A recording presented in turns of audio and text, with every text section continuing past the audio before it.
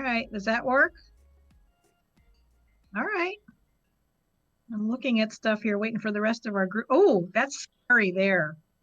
Behind, oh my. Seeing myself and then Sheena. You made it. That whatever that thing is that James has is awesome. It's what a is screen that? printing machine. Oh, really? Yeah. I was like, can we just spin that around? I was like, I don't know. Let's try it. That's awesome. Oh, really? Yeah. That's It's funny. been fun trying different things. There's a lot of feedback there. Yeah, there is. All right.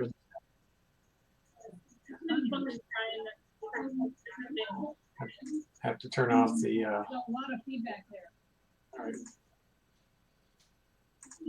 Echo. It's actually echoing from the YouTube back into the Meet.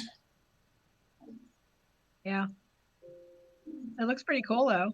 Echoing from the YouTube back. It does look cool. To the Meet. Yeah. All right. Yeah, we're all like, oh, look, we're on TV.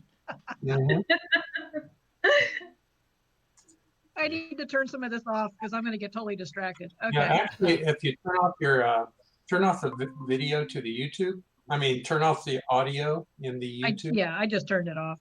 It'll Hello. stop. Yay. Larshay's Okay. still. There she goes.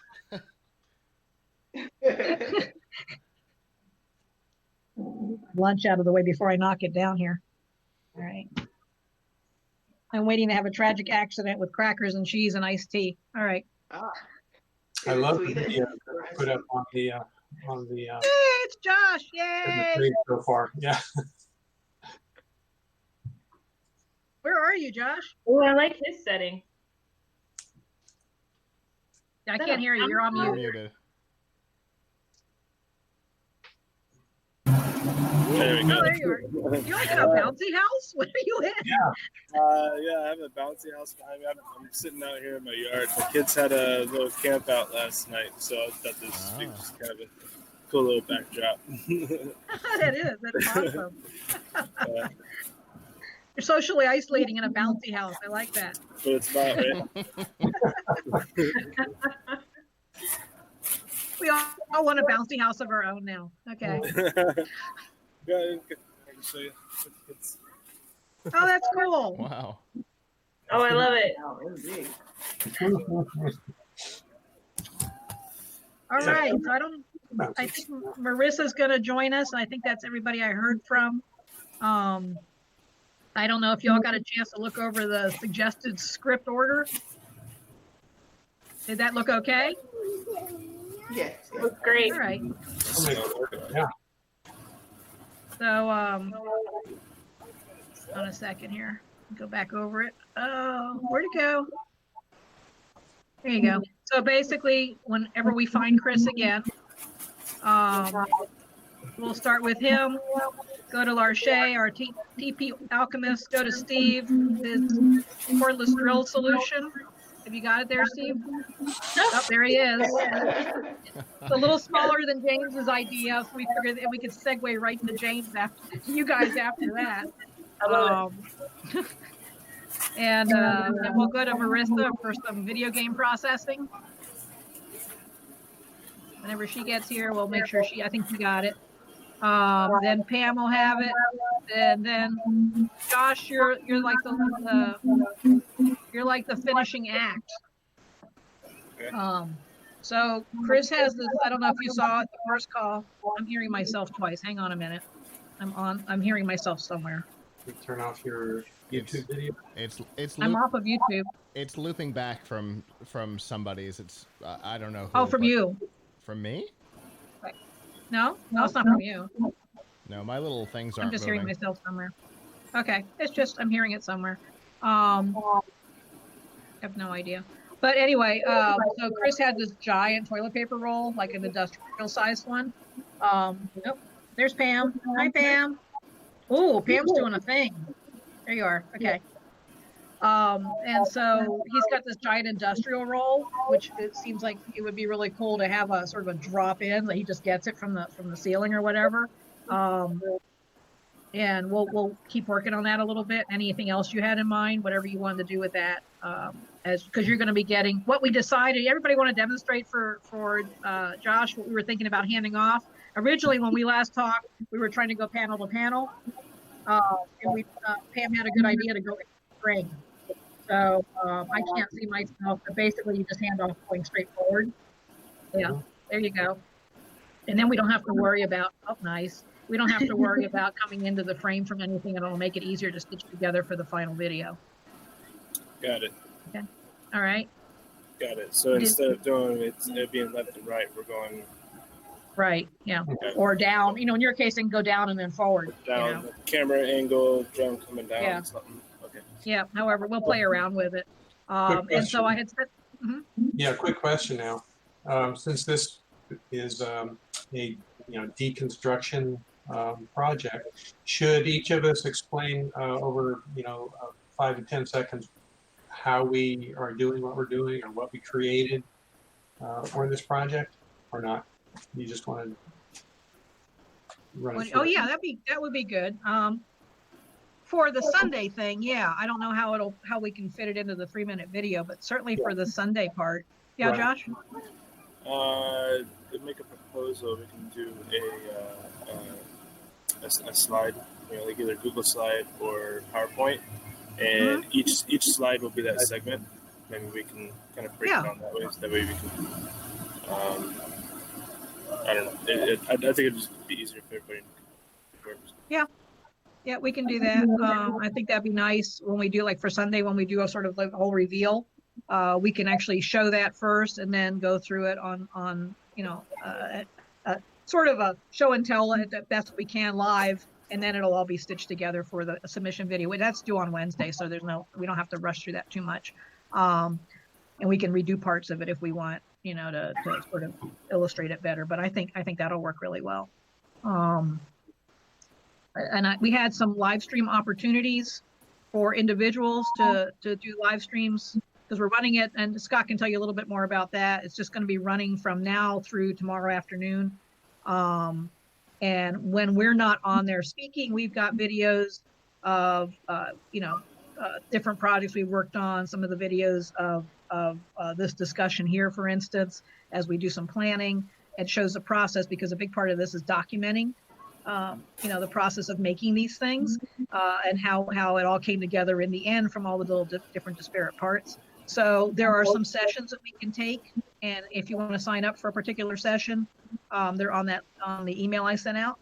And I think if anybody wanted to do a spontaneous live stream, Scott, can they just get in touch with you? Absolutely. Yeah. No worries. Okay. Just let me know. Okay. Oh, here's Marissa. Hello. There she is. We can see you. We can't hear you. Hey, okay. There you go. There she is. There we go. Hi. All right. So for our live viewers, and I'm sort of looking on Scott's screen to see what kind of order we're in up there. Can you shift your camera a little bit, Scott? I can sort of see it on there because I turned off the other views. You can see 2/3 of it. Yeah, I see 2/3 of it. I can go live on the other one. I can actually go on YouTube and just turn off the sound. I can do that. I will do that. Hang on. There we go. Okay, turning off sound. Well, all right. So I can actually see everybody. Theoretically, the TV should be in the shot now. Scott disappeared now on the YouTube version. Oh no. Oh yeah, that's because I'm hosting. You don't show up. Yeah. Yeah. I'm in the top. I'm in the top right corner in tiny. Oh, I see him up there. So Scott's up in the corner. Scott is the Plug Hits Live, and we're going to let everybody do a short intro while we're on here. So I don't know that anybody's watching. Oh, hey. Yeah. Go for it. So go ahead, Scott. Kick it off. All right. So I'm Scott. I'm the editor-in-chief of Plug Hits Live. I've been a program partner with FCDI and AMRoC since, well, before either of those organizations existed. We do all the media for Roboticon and MakerCon and basically anything that happens at AMRoC, including this, which I guess technically isn't happening at AMRoC, but is close enough. Yes, it's happening with AMRoC. Right. And so AMRoC is where we are. I'm using this as an opportunity to do a product review on this piece of equipment that's right here in front of me. If you can see in the top little corner. So I'm taking advantage of this to do a product review. Cool. All right. So I'm gonna Steve and I are on the side, so in the YouTube view. So I'm on the far left there, and Steve's on the far right, and we are the founders of the Foundation for Community-Driven Innovation and of AMRoC Fab Lab. And I am the executive director for the nonprofit FCDI, and Steve is the chair. And so we do a variety of things, and you'll be seeing some of it on the live stream throughout the next few hours. When we are not doing this, we actually are doing this as sort of a break. We've actually been working with a community partner to produce protective face shields for our healthcare workers. And we've done, through our community partner, he's created over 18,000 and distributed 18,000 protective face shields. And we're really excited about that. And I'm going to hand off now to Sheena, who's in the middle there. And tell us who you are, what you do. My name is Sheena, and my family has been fortunate enough to be recipients of all of Terry and Steve's hard work. My daughter has participated in First Lego League Junior and First Lego League this year, and I was able to actually volunteer with one of the teams this year, which was a great experience. Oh, thank you. Awesome. And you also do Pasco Agents for Change, right? Yes, so I'm actually the executive director of Pasco Agents for Change. We are a diversity, equity, inclusion advocacy group where we work here in Pasco County Schools. And we're working to basically bring cultural bias and cultural sensitivity training to our Pasco County administrators and teachers. Awesome. That's really fantastic. Thank you. Steve, you're there. You want to say a few words? Well, yeah, I was going to thank you for doing the wonderful introduction for me already. So I'm the chairman of STDI. I'm also the chief financial officer, which actually carries a pretty big burden. I've never done a CFO level or accounting level for such an organization before, but it's actually a lot of fun and I enjoy it. So that's coming off of the engineering background that I have. So I've got to pivot a little bit when you get involved with an organization like this. But yeah, excited about the project, looking forward to it. I think this is going to be kind of a lot of fun, really, for a lot of people. So looking forward. Thank you. All right, and down underneath me there is Larshay Johnson, one of our first community partners at AMRoC Fab Lab. You want to tell folks a little bit about yourself and your work, Larshay? Yep, unmute, and then we can hear you. You're still muted. Your microphone is muted. So get it in a minute. Yes, so sorry, yes, I'm Larshay Johnson, CEO and founder of Bits for Bots, a startup that does hardware with printed circuit boards, more designed for kids, so we do fun shapes.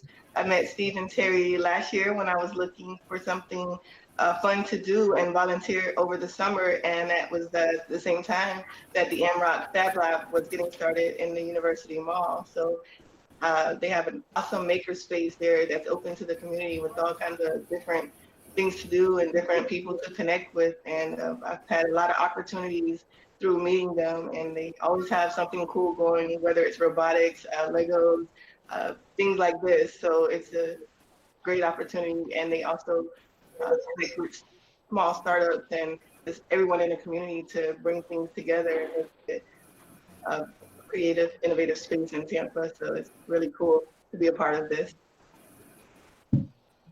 Awesome, thank you. We're excited you're here. I can't wait to see your portion of this. I just noticed that All right, actually Josh is right in the middle there with Tampa Drones. Want to introduce yourself? Yeah, hey, my name's Josh. I started Tampa Drones in 2014. I was single and bored, and I found a new passion and had nobody to share it with.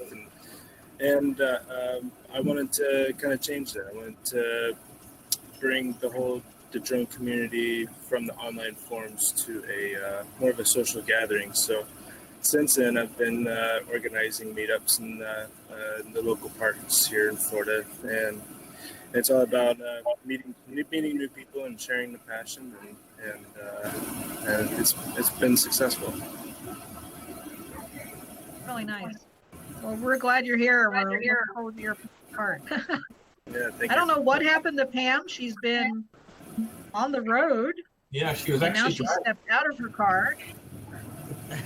and she appears to have fallen over. I don't know what happened. Well, actually, I hope she's out of it. Okay, there we go. Oh, There there she you go. is. Then we're happy. Yeah. What's happening?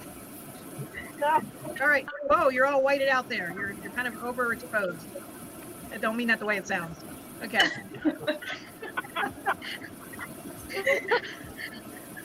No, I had to go pick up driving Miss Baby here.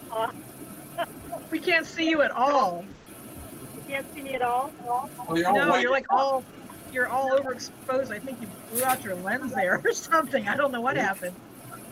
Well, you know, I better- We'll come back to Pam. come back to me.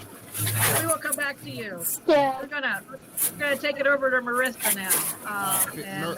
Marissa, you want to go ahead and introduce yourself? Marissa, before you talk, Josh, you're really loud. If we can get you to mute, we can get you in the background. Sorry. The Shows that bouncy I'm house muted. ambience. There we go. There you go. Awesome. Hi, I'm Marissa Sherrick. I'm right now currently a AMRoC Vista for FIRST, which is a worldwide robotics competition.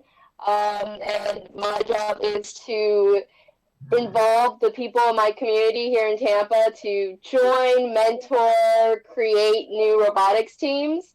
I've been working with Terry since ever since I graduated high school, but I knew her even before then because she was my mentor when I was on the robotics team. And I'm just so happy to still be working with her and be part of this project. Super glad you're here, and I know you're going to tell us a little bit more about FIRST as we go through this over the weekend. That'll be really fun. Are we still missing Pam? Is that better? Yeah, I don't know what happened though. You're all overexposed still. We can't really see you. We can hear you though. From the sun coming through. Yeah. My name is Pam Oaks. I'm a ASE master, automotive engineer, and trainer for a couple of international companies.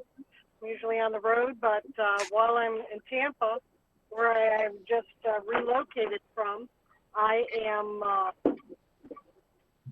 training for AMRoC. We're very fortunate to meet up with Steve and Terry at Synapsis last year, and they asked me to go ahead and provide them with some training materials for adult education, ASC prep courses down to ADIS. And we're more than thrilled to be invited to do this as long as being with this program. I mean, AMRoC, it's phenomenal. It really is. They have every age group in there. It's such a boon for the community. I can't wait to really see what AMRoC looks like in 5 years, 10 years from now. They're just going to be a staple in the USF Fowler area, the university area. Can't be more pleased to be with them, and I appreciate it. Thank you. We're excited about all of you. I look at this like virtual room when we talk about keeping distance, and I feel like I'm in the same room with you, which is really, really nice. I prefer being in the same room with you, actually. And I miss hugging everybody and all of that, and I think we all do. And I really hope that the fun little piece we're doing will bring some happiness to folks and maybe tell a really good story. The little pieces I've shared on on the group Discord for the deconstruction. I don't think people really get which direction we're heading with this. I posted a picture of the video of James with his test thing there, and you can't really tell where the story's going to go. So I think it'll be a nice surprise for folks, and I'm pretty excited about it. And I really appreciate everybody's time, doing this. And I think unless anybody have any questions for Scott on the technical end of this, or doing the live streams or any of that? Oh, can we each take our time and just explain what we're going to do, and then we'll ask Scott or anybody else if they have any suggestions, if we're having any problems with. Okay. Okay. Right. We don't have Chris, so he's just going to be basically calling for help to start it off. So we're actually going to start and end at with the same person. So and then who was next? Roll, right? What's that? Chris is going to start off with an empty roll. Yep, we're pretty darn close to it. And then we're going to Larche. What were you working on, Larche? So she's got a prop. I'm here. So as Chris hands me his empty roll in despair, I'm gonna improv with things around the house on how we can help friends create our own rolls, so that we don't have to go out for toilet paper and deal with the masses. So I've come up with this master chemist plan to create your own toilet paper at home so that you can survive the COVID-19 pandemic. And so kind of do some fun backgrounds and pull out my old lab coat from engineering school and do a little fun improv bit about saving the day and helping friends help each other. Awesome. To, we're going to get to see our Krabby. Is Krabby going to make an appearance anywhere? Maybe I'll have some cool things that make an appearance. Have lots of good stuff around. Awesome. And then after that, we're going to go to Steve. And what are you doing, Steve? Okay, I have it's a deconstruction project, right? So I deconstructed or reconstructed. I took a screwdriver and reversed it and put it into the back of my drill, put the toilet paper on top of that, and then I would show how we're going to talk to the piece that Larsha hands off to me, and we'll add more paper to it, like so. However, I do have a question. What I'd like to do is film this in reverse, the same way that Sheena's family did there, because when you do that, when I do it this way, if I start here, everything is lined up on the roll, and then I can unroll, and then when I reverse it, it'll look like I'm rolling in, and it's rolling in perfectly. Excellent. However, I don't have the video editing software to do a reverse. No, that's video. fine. So There's an app. Yeah, just there's an app for that. Send me just send me the video as it is for the final version. Okay. That's reversing's just part of Premiere. It's no big deal. Okay, we'll do that. Thank you. And then next we had, I'm sorry, a cat came to visit me. Then we're handing off to Sheena. I have a snack on the desk next to me. He really wants it. And he's like, oh, you have crackers and hummus and I see sausage. Okay. So we're Steve's handing off the Sheena. Oh, there's the other one. Okay. Yeah, there we go. The 2-cat family. So then we're handing off to you. And what are you guys doing? I know there's a few things going on at the Lofton Hughes household. Yeah, so the kids are gonna take the roll from Steve, and then they're working on like a little Lego robot that's gonna put it onto the screen press and hold the paper, and then James and I will spin it, and it'll feed onto the roll to make the roll look like it's getting bigger. Nice. Very good. And then we're going to Marissa. What have you got, Marissa? Oh, we lost Marissa. We'll never know. It'll be a mystery. She's frozen in time. Marissa's mystery. Yeah, mystery roll. I'm working right now getting like the sizing right. What? There you go. What happened? You've disappeared for a while. No, am I? Yeah. You're good. You're back, but you're frozen in time. There you go. It's very. Yeah, you can see me? Yeah. You're freezing, but we can see you. Right? Am I good now? Can you see me? Okay. Your internet connection seems to be iffy. Yeah, my network is really bad, but yeah, it's happened. We have like 6 people in the house. So when it's time to do your part, you have to get them all offline. I will try my hardest. Yeah. Okay, so what are you doing? I don't know if you can see behind me.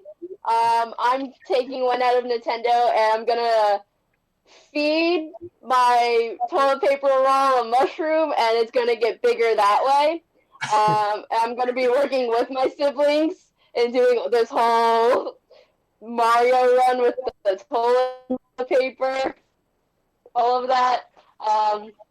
So it's gonna be a lot of fun. We're still like in the middle trying to get the sizing right. I think we got like the mushroom size kind of right, but we're working on it. So it's gonna happen. We might have like an almost finished project by tonight. So hopefully. All right.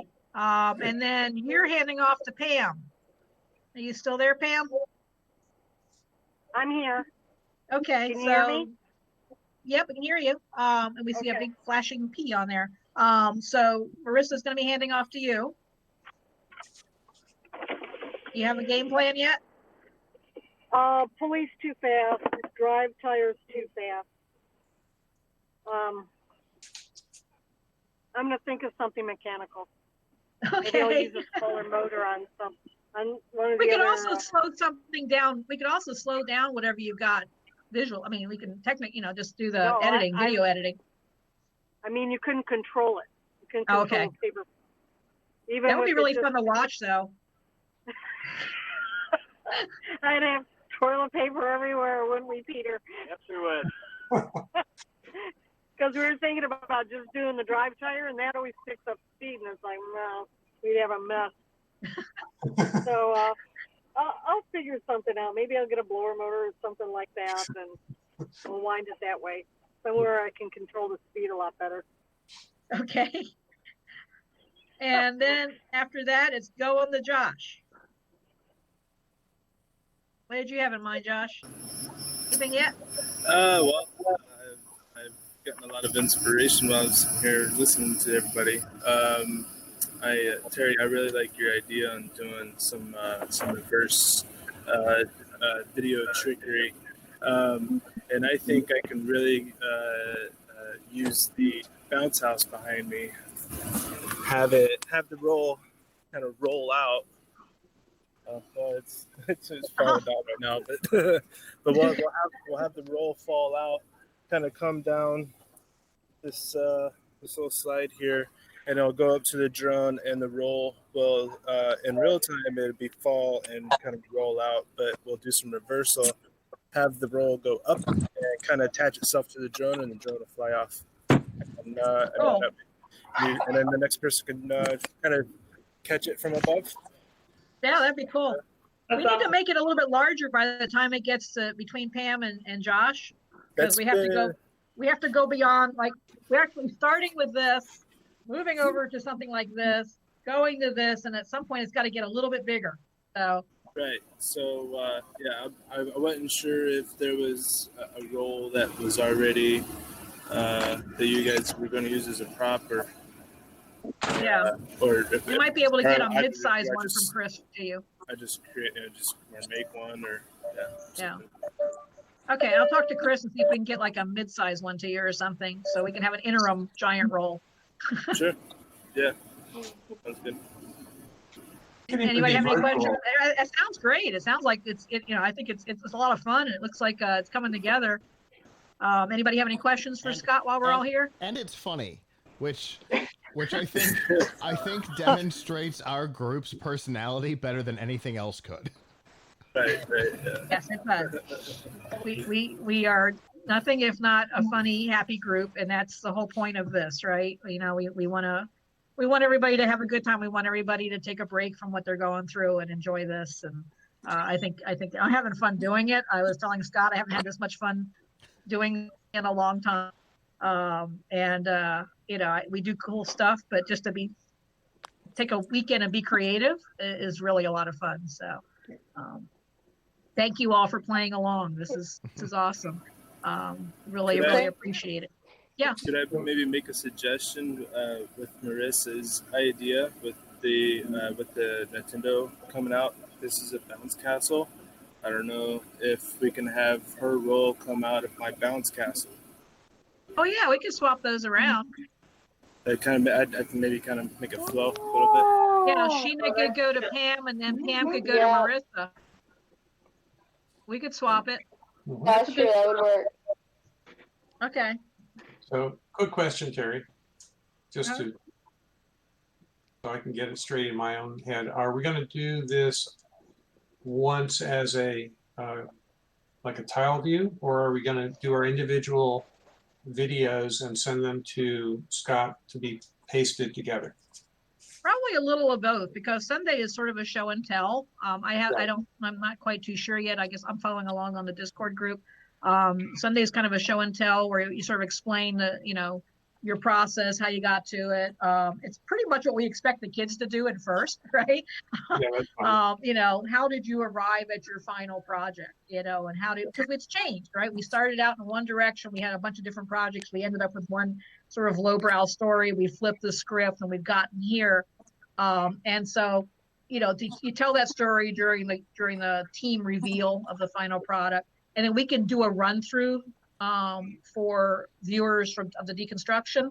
And then later on, I think we can do our own, where we're a little bit more careful to make sure we get it all visually right. For the final result that we're going to turn in by Wednesday, right? Right. Okay. So we might film those individually. I don't know. We'll talk Scott and see what works best on that, because it'd be nice if they were all sort of filmed the same way. So we can use the grid view kind of like a dress rehearsal. Mm-hmm. Right. Makes sense. Yeah. And for the show and tell on Sunday. Yeah, that's what I mean. The show and tell version, we can kind of use it almost as a dress rehearsal for the recorded final version, and be able to, so if it's a little off as part of the show and tell, it gets the job done, and then the final version can be properly recorded, and we can put it all together. Mm-hmm. Yep, that sounds good. Okay. So what are these? Anybody have any questions for Scott? Yes, real quick. You were talking about having live times. Yes. Yeah. What are those going to be used for then? So those are different times, because this runs 24 hours, or 48, something like that, somewhere in between 24 and 48. And you want to have some content for viewers to see throughout that time period. Some of it, which you don't want it all to be recorded. Live is cool for people watching this process of building things. Not, if you don't want to be on it, that's fine. We have, I think we've got a sort of a balance here of different, time slots. So Steve and I can take a 4 p.m. and they're short. We're talking maybe 20, 30 minutes. So we can do a 4 p.m. to talk about where we are and how we're putting this together. If somebody can take a 6 p.m. and maybe show, you can either talk about your business or what you're doing or your work, or show your build process. I think, Sheena, you've got some cool stuff going on over there with the kids and the Legos and James's stuff in the garage. I actually, Terry, I actually think the thing that will make the live segments the most engaging and, tie everything together is if you talk about a little bit about who you are, so that people can tie together the thing you're doing with who you are, right? Why is Pam talking about doing something mechanical? Why is Marissa doing something Nintendo related? Why is Larche a chemist? What is it about your personality and your background that led to this weird 18-second thing that you're doing in the video? I think that'll be the most engaging, so people can get to know our team who don't already know us. Right. Yeah. That's fun. And this is storytelling. It's storytelling from the beginning to the end, right? I think if you've never done anything like this before, I think this is a really cool intro to it. Normally, these kinds of things are done in person. We've done these projects before. Everybody meets somewhere and you work on your design or your project. This is a totally different way to do something. And the fact that we're making it all into one single thing is really cool. I don't know if you've had a chance to look at some of the other teams, but they're doing, one of them is doing a group collage, sort of like this, but it's an art collage, right? And everybody's contributing a different piece to it. And there's a musical one too, where people are contributing sound and rhythm to it. Okay. So it's going to be really interesting to see all these when they're done. And they were clear last night that this is not a competition. It's basically a performance art showcase. And we're all going to vote on each other's presentations, and a couple or three winners will be able to have money to donate to a COVID charity, which is really cool. So you look at that like for what they're trying to do here, and what Scott's saying is about the storytelling portion is really important. What are you bringing to it, and it makes it personal and meaningful. So we had 2 spots tonight. Steve and I will take the 4 o'clock one. Or 3 spots, and then I'd like to do one at 6 and one at 8. If we can't, we can't. But those are some suggested times. And then tomorrow we had 11, 1, 3, and 5. We might be done by 5. I'm not really sure on that one, but at least 11, 1, and 3. We might just 3. We might all do together to show where we are with everything. So Terry, we can do tomorrow at 1. Okay, thank you. Cool. I can do one of tonight's. Okay. Which one do you want? I can do 6. Okay. We'll take the 8. Okay. What's that? Peter and I will take the 8 o'clock. Pam's back. All right, so that takes care of today. All right. And then we've got at least 1 and what did you say? Oh, we have 11 a.m. and 3 p.m. tomorrow. Possibly one more. You want to do 3, Larche? Yes, I can take 3 p.m. Okay. And are we starting tomorrow with a group like this? We can do that for our 11. Yeah, that would work. And then that leaves us open at 5 to do whatever, wherever they are. Okay, so we'll do a group of meet up at 11. Okay. Wow. Is there a general meeting with all of our group and the deconstruction team? There probably is. I haven't looked. I don't know if it's on there yet, but they typically do. And at some point, they're going to do group interviews or interviews for the teams, and I'll let you know how they want to do it. Okay. I can see everybody. This is nice. We're glad you're back, Pam. We missed you. Sorry, I had to pick Peter up. Where's Peter? Hey, Peter. Show me foot. There's his foot. I like that instinctually we just all started waving. Oh yeah. I was busy trying to take a screenshot, so I'm not paying attention. So we're sitting now with Peter out in the porch while he has his lunch because of everything in the shop and all the people he's exposed to. Yeah. We have this program when he comes home for the evening that goes through the garage, changes his clothes, hits the showers, and repeats. Smart move. So Yeah, I think we're all doing that. It's that's what I do when I come home, and it's a weird thing that you can't just come home and hug everybody, We already yeah. live in Florida. Getting dry doesn't happen. Yeah. That's true. well, I think you're still the only one wearing a mask, right? Yeah, he's been the only one wearing a mask in there. And all Oh my those people- gosh. all those people coming in. I mean, Wear your we're mask. like If you're 20 watching, wear your people. mask out in public. Be nice to other people. That's how we roll. Yeah. So therefore, the protocol going into the house. Mhm. Makes sense. Yeah. Good idea. All right, so we good? We good for the so- afternoon here? So that Yeah. so that everybody knows, for doing the live segments, the URL went out. Yes, phones do work. I tested from my Samsung, so if you need to use a phone, not a problem. So Pam, if you still don't have internet by 8, They still haven't shown up yet. No. I forgot to tell you. no worries. So if you need to use the phone, it's no problem. I tested it. It works just as well as TV. The computer does. Just make sure that you're using if you've got a Samsung, make sure you're using the Chrome browser, not the Samsung browser, because that one tells you no. Okay. It says this browser is not supported, but the Chrome one fired up, no problem. Where's the link that we go into? There's an email that went to everybody. I sent it out. It has it on there. I'll send it to you. I'll text it to you. Okay. You got it. For the length of the portions when you go live, is it a suggested length of time? 20 to 30. Got it. Okay. And if anybody... And again, if you have videos you want to put in there, I think we already have a few ready to go. If you've got videos, like Bits for Bots videos or any US auto training stuff, anything about anything that's just talking about what you do, Pasco Agents for Change, the Vista stuff, it doesn't matter. Tampa drones. If you've got some videos, put them in that Dropbox link, and then Scott can put them into the feed. Okay? So when we're not on, we're still on. Yeah. All right. As it stands right now, I've got our first and second meetings, so yesterday and this morning, in the mix. I've got stuff from Roboticon and Gulf Coast MakerCon, because that represents the weirdness that we are pretty well, I think. Yeah, we had to cancel it this year, so yep. I'm so sad about that. I know. We are too.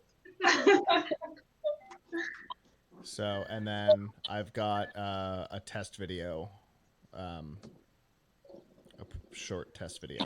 So that's what I've got so far. So if you've got other content, because we're going to run this on a loop overnight. So, whatever content we have, we'll just keep playing and playing overnight until we run out of stuff. We start up again. Yeah. Yep. So if you've got stuff, definitely put it in that Dropbox, and we'll have it on the live stream. All right. Sounds good. All right. We're high five. Oh, I'm knocking lamps around. Bye-bye. Bye. Bye. Love you all. See you again soon. See you. Take care. Bye. Bye. All right. We'll see our viewers in a little while.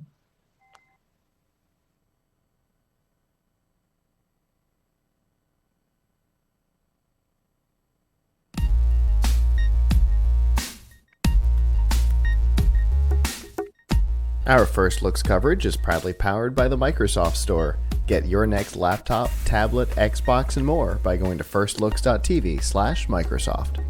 And with that, our first guest is here. Hello. Hi. How are you doing? Good. My name's Cooper. I'm the vice chair of IEEE here at USF, which is the Institute of Electrical and Electronics Engineers at the University of South Florida. So we're basically the college version and version of what all these students are going to be doing when they get there. We also have a robotics team as well that participate in conferences and also just for hobbyists and stuff like that. Nice. We also have our Electrothon car here as well, which is basically it's more of an endurance race where you have a limited battery capacity, and it's how fast you can go and how many laps you can do in one battery charge. So it's a lot of fun. We love our Electrothon people. Yes, absolutely. Oh, okay. Yeah. So we've had lots of opportunities to talk to Electrothon. And we love learning more about that too. It's such a cool organization. Yeah, so it's a lot of fun, and we have a lot. We go all around the country to do it. So. And IEEE itself is actually a professional organization first, the largest in the world, and that trickled down into the student organizations as well. So it's a great opportunity for students to get more involved and network with professionals that are going to be in this industry, as well as teach them technical stuff that they need to know in the engineering world. So it's a lot of fun. So are you a student or Yes, okay. yeah, I'm a fourth-year electrical engineering student here at USF. At USF, okay. Yeah, exactly. Very cool. So were you involved in stuff like in high school, and that's how you got into IEEE, No. or did you get here and you're like, hey, there's this thing? No, yeah. So I actually became an electrical engineer because I did I replaced the sound system on my car, and from scratch, and so that kind of pushed me towards electrical, and Yeah, I didn't know any of this existed when I was in high school. I was talking to a high schooler earlier who said he was in electronics 4. And I was like, I haven't taken electronics 2, These guys are amazing, So the fact that they have this opportunity to get so involved is incredible. So, it can only help them. When did you discover FIRST and this whole world that's behind us? So when I came in my freshman year, I was still unsure whether or not I wanted to do an electrical and mechanical engineering, and I saw IEEE come and present to one of our freshman classes, and they kind of showed some of the robotics that they had been building and the projects that they were working on, and so I started going to some of their meetings and kind of got a little bit more involved, and then everything picked up from there. So. I've done stuff. I mean, heck, some of these kids are probably better than me, but I've built a couple of Bluetooth-controlled RC cars as well, and things like that. Because it's fun, Isn't it? Yeah. So yeah, these kids are way ahead of me though. They got a head start. Yeah. So when did you start getting more involved in IEEE and decided you wanted to become the role you are now? Yeah. So we actually had a conference. Southeast Conference at IEEE USF. So one of the people who was going to be the project lead of a hackathon that they were having had to step down, and I saw it as an opportunity to get a little bit more involved and take on a little bit more leadership. And so I ended up planning the hackathon, getting the venue, getting the companies, the sponsorships, and everything like that. Nice. And it was a really fun and successful event. And through that, I then applied to become the vice chair and ended up getting it that way. So yeah, now I've been really heavily involved, and it gives you the opportunity to, work on fun projects. We have we do a lot of funding for people if they have an idea in mind that they want to build. It's a great for fostering growth and creativity in engineering. It's interesting. I also hosted a hackathon through USF. Oh, really? Oh, that's awesome. With the help of IEEE a number of years ago. So it's actually an interesting connection. Yeah. So they're a lot of fun too. So yeah, for sure. What kind of responsibilities do you oversee being the vice chair? Yeah. So the president and I basically coordinate all the workshops that we have and all the industry presentations that we have throughout the year. So we have workshop chairs and more technical chairs that we have throughout the year, and we just basically oversee and make sure that everyone's organized, everyone's scheduled, and make sure that event dates aren't interfering with other IEEE dates. And, make sure that everyone for the Electrothon racing team has their funding and everything that they need. But yeah, we oversee things, and I get CC'd in a lot of emails, so that's always fun. But yeah. Cool. How long have you been involved in the organization? In IEEE? Yeah. Officially 3 years. Okay. Just through signing up as a student member. But then I really started to become more involved these last 2 years, and that's when I did the hackathon, and I started running for vice chair and things like that. Okay. So. Very cool. So you mentioned that there's a robotics aspect of it. There's the Electrothon. Yeah. What other kind of outreach things does IEEE do? Because I know you guys do all kinds of. Yeah. It's a pretty wide organization. Yeah, exactly.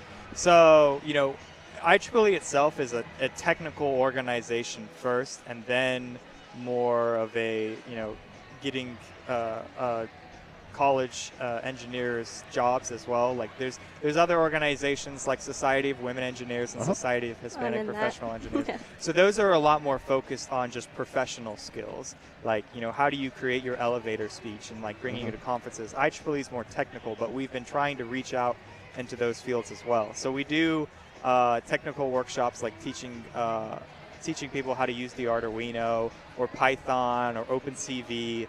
And then we also get in contact with companies in the area like Lockheed Martin and Mosaic and Burns & McDonnell, and they'll come in and they'll talk a little bit about their company and what opportunities that electrical engineers usually specifically, but other engineers could have in their company. So In what ways do you think IEEE better prepared you for your life after college? Yeah, so if you just go through the regular engineering curriculum, there's probably only one project that you'll actually be working on, and the rest of it's just classwork. And when you go in and you talk to an interviewer, they don't care about, you know, your electrical systems 1 class that you took, because everyone took electrical systems, Right. you know? So they want to hear, what kind of projects have you been working on? What are you interested in? Yeah. And IEEE allows you the opportunity to do that, you know? I had only been in IEEE for a couple months before I built the RC car, and I started working on the hackathon, and I put that on my resume, and the very next interviews I went to, that's all they wanted to talk about. That's all they cared about, because it's something different, Right. and it shows that you're actually passionate about the electrical engineering field, and that you're not just going to get a job and you know, go through the normal routine. For sure. In my software company, when we hired people, I was never interested in their schoolwork or any of that. It was always, what are you doing in your spare time? Yeah. What interesting things have you decided to do yourself? Yeah, exactly. Because, I mean, you know, you can have a high GPA and you can do the coursework, but unless you're passionate about what you're doing, you know, if it doesn't really interest you, you know, you're not going to have fun doing it, because it's, you know, what you're going to be doing the rest of your life.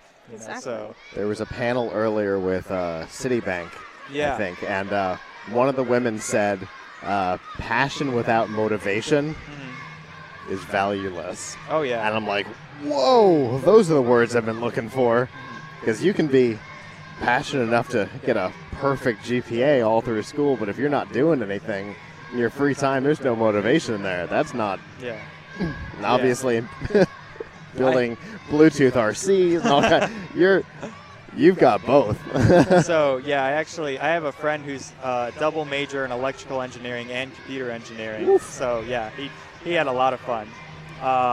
And he actually just accepted a job offer at Citibank as well. Nice. And, you know, he had a high GPA, but when he talked to me why they hired him, it wasn't because of that. He actually posted on his LinkedIn profile that he was reading a C++ book for fun, and that was it. And that started a conversation with one of the employers, like, you know, you're actually interested in this. And it sparked interest in exactly. their eyes. That's and he awesome. was interested in what he was doing. So that's right. It's interesting. We've been through the organization that puts on Roboticon. We've actually been talking about putting together reading lists, like the things that each of us are either currently reading or things that inspired us to go in the direction that we're going, for that reason, to show you gotta be. Yeah, and you gotta, especially with you know, with these kids, you have to break the disconnect between, you know, a lot of people think that computer science and electrical engineering is just too hard, or if it wasn't meant for them. You know, if they look at it, they see and they're like, oh, I can't do that. So, but we have to open those doors to them and show that, like, you know, like, it's possible. This is possible. Yeah. And it starts off really simple, and it's a lot of fun. So once you start breaking down those barriers, you know, that's when people can get really interested and involved with it. Exactly. And IEEE is, you said it's a global organization. Okay. Yeah. So it's over 100 years old now. Wow. It started as just a professional organization, and now has just kind of become, for the professional side, it helps professionals stay up to date with continuing education. You know, because especially in electrical engineering, technology's constantly evolving. So it's very important for engineers to be up to date with what's new. Yeah, for sure.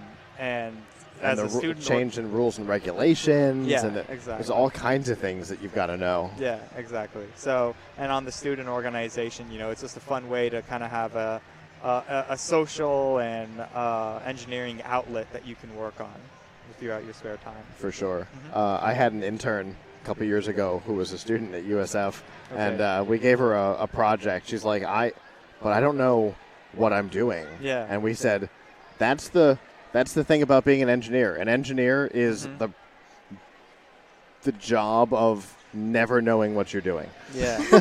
Yeah. Because you're not going to get a syllabus out there. Yeah. Because if you did know what you were doing, it's not engineering. Yeah, it's then just, anyone could do it. Yeah, exactly. Yeah. You're not building something, you know, you're just replicating something. That's not. You're just That's going not through the motions. and That's not yeah. engineering. That's Exactly. Yeah. that's rote work. Yeah. Engineering is the process of never quite knowing what you're doing. Yeah, I know, and so that can be part of the disconnect between the industry and the academia world. For sure. You know, when I got into my internship, they gave me a project and they said, "Have fun." You know, and they just leave you off to like that. So you know, you definitely have to be, you know, self-structured, self-organized, and you know, you have to be able to think outside of the box. You know. Is that what we did to you? Did we give you a project and just send you off on your own?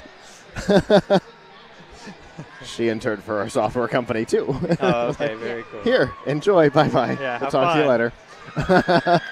Well, if people want to find out more about IEEE or IEEE at USF, how can they do that? Yeah, so definitely the first place to look would be on Facebook. Okay. You just type in IEEE USF. If you just type in IEEE on Google, you know, that'll bring you to the main organization website. And then through that website, it'll lead you to the different student chapters you have or the different professional chapters that will be in your area. Awesome. And they're all across the United States and the world. So if you live in the U.S. or, you know, anywhere in Europe or Asia, you know, there's bound to be an organization near you you could be a part of. Very cool. Well, thank you so much for coming and talking to us today. Yeah, thank you for your time. Absolutely. Yeah, definitely. And have a good rest of the event. Yeah, appreciate it. Absolutely.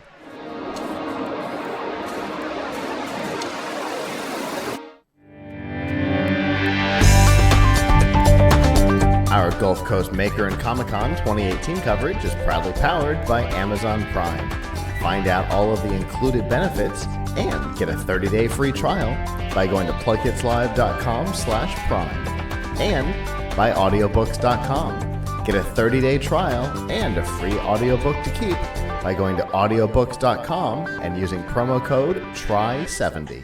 All right. Well, we've got our next guest here. Hello. Hi. Go ahead and introduce yourself for us. I am Starlight Darling Cosplay. I am a local cosplayer here to the Seminole area, and I am actually one of our cosplay panelists and one of the costume judges today at Gulf Coast Maker and Comic-Con. That's awesome. That is I apologize that you're obviously having to hold the headset, but it's perfectly fine.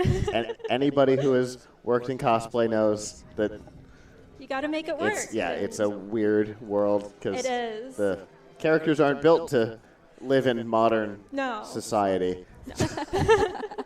So before we get into your cosplay experience, let's talk about your costume.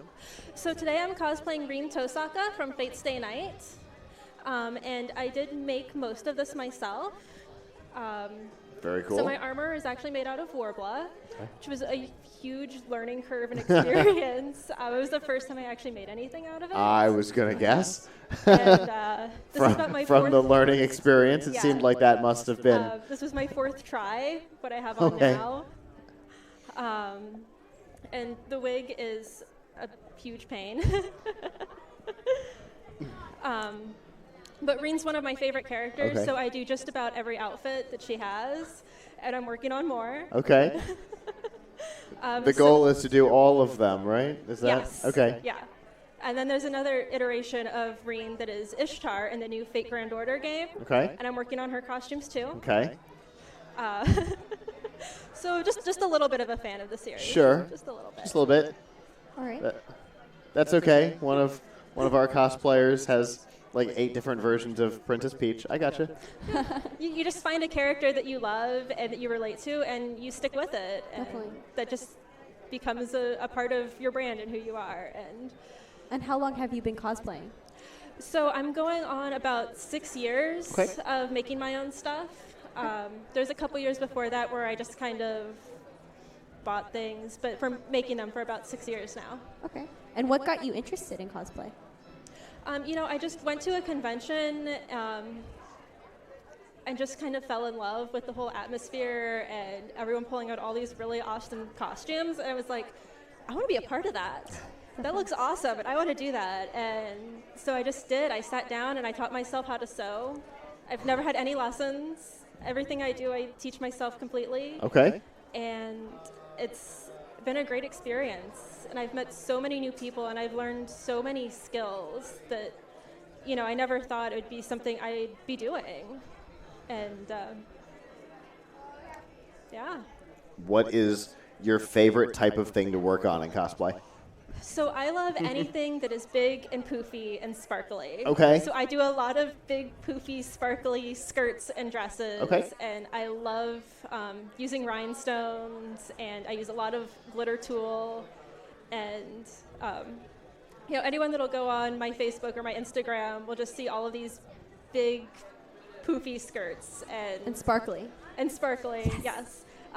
One of the costumes that I just finished is actually the Valentine's Day outfit for Rain. Oh. And the skirt is sequin fabric, so it is Okay. super sparkly. There's rhinestones on everything, and you know, go big or go home. The more sparkles, the better. The bigger the skirt, the better. I love it. I love it.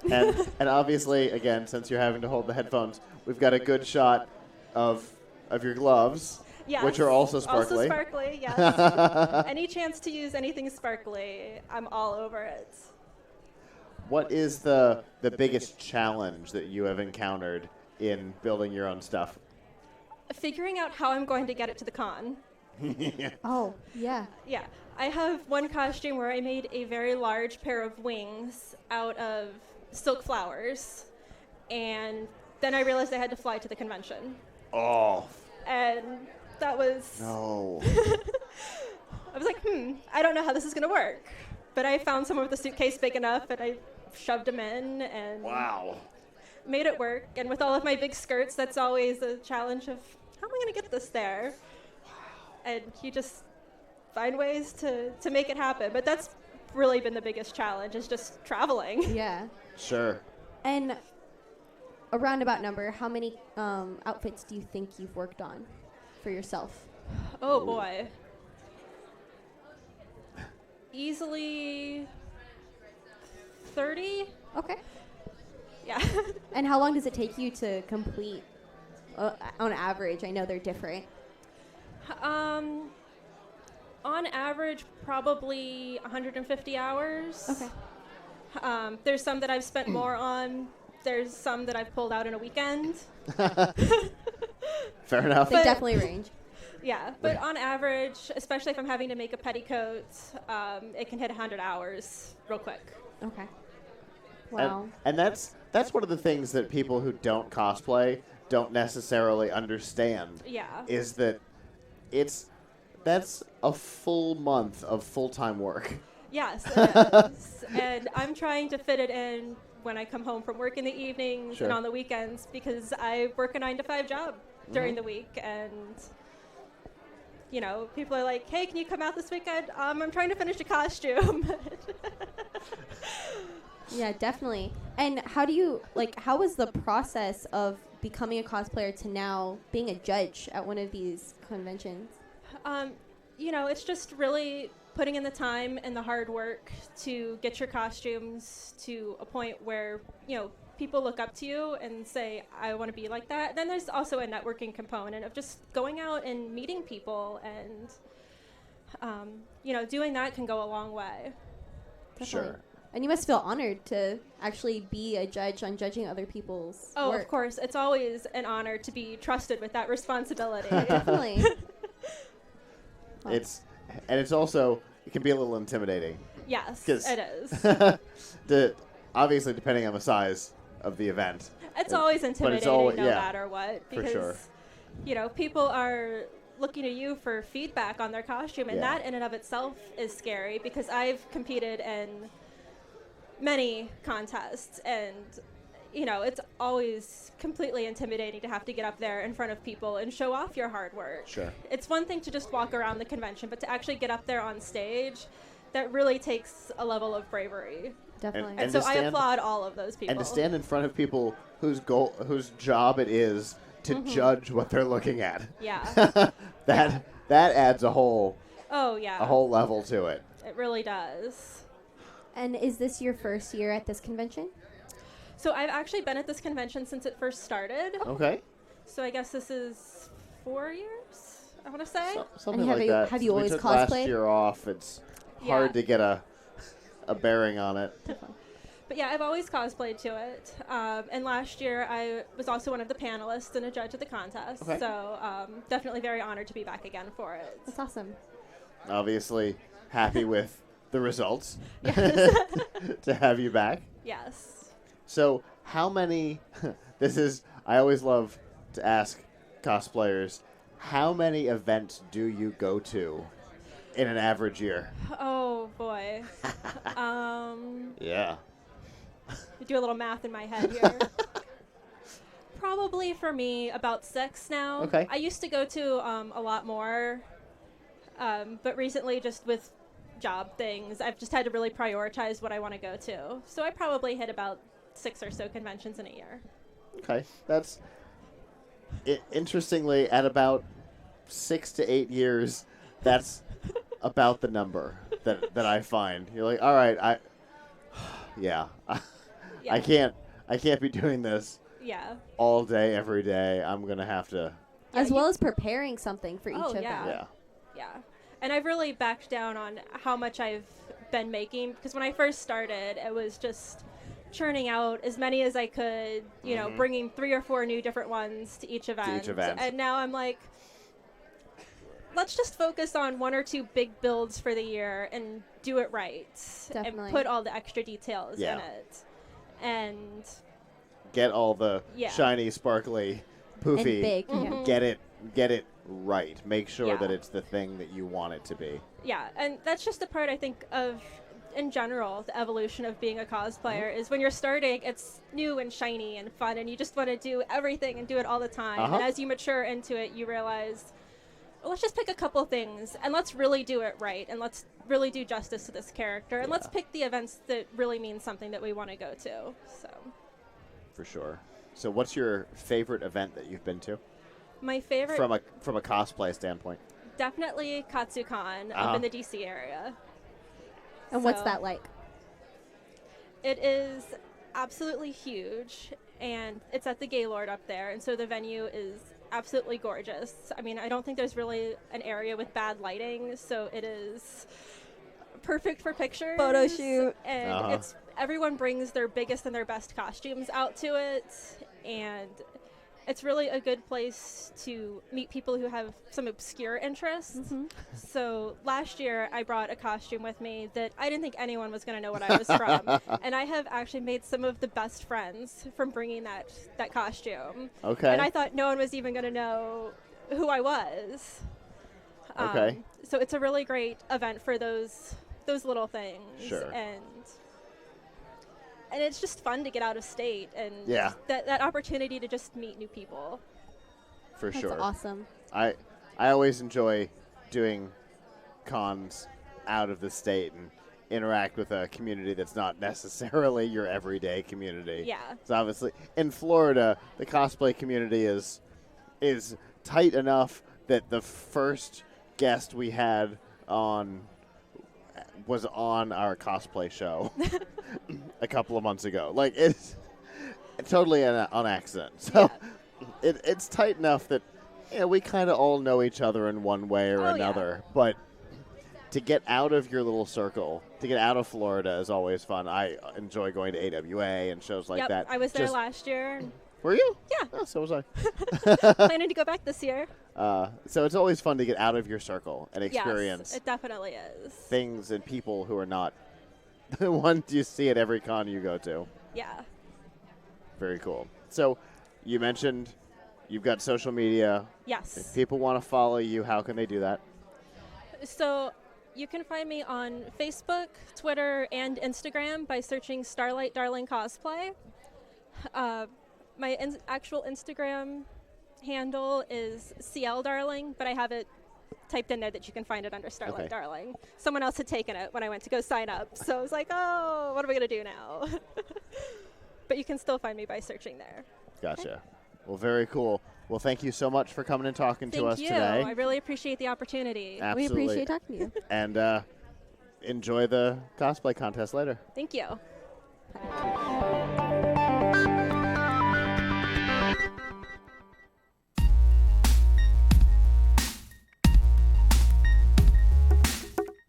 Our First Looks coverage is proudly powered by the Microsoft Store. Get your next laptop, tablet, Xbox, and more by going to firstlooks.tv/Microsoft. All right. Well, we have our next guest here. Hello. Hello. How are you? Quite well. How are you? Fantastic. Go ahead and introduce yourself for us. Sure. My name is Amira Muhammad. I'm a third-year chemical engineering student here at the wonderful University of South Florida, and I am this year's program coordinator for the Bullseye program, which is Bull's Engineering Youth Experience. And what exactly does that entail? So, Bullseye is actually a summer camp program that we host here at USF. It's a 6-week program we do every single summer. It's completely free for Tampa-based students and local students. We even have people from as far as Sarasota drive up every single morning to our summer camp. We teach middle school students engineering disciplines, so we have a plethora amount of 3D printers. They make 3D printers and they attach them to battle bots. And we teach them about motors and servos and how to build robots, and to just be our next generation of engineers. What? See, now I'm mad. That's unfair. I want to participate. I agree. That's awesome. Wow. How long has this been running? I believe we just had our 4th cohort, so we'll be our 5th year next year. And we're actually an NSF-granted program, so we've been really growing in these last few years, catching a lot of attention, and we love what we do. Wow. I don't blame you. It's a cool thing that you get to do. Absolutely. How did you get involved? So I knew when I was coming into college I wanted to be involved in pretty much everything. That's my entire attitude through in high school. So I was just like, everyone, I need to join everything. I like to stay busy. I hate being idle because I feel like there's so much for me to do for my community especially. So I'm like, I'm in college. There's so many people who got me through college or to get me into college. So what better way to give back than to be the little girl who was once in middle school and help inspire someone else just like me.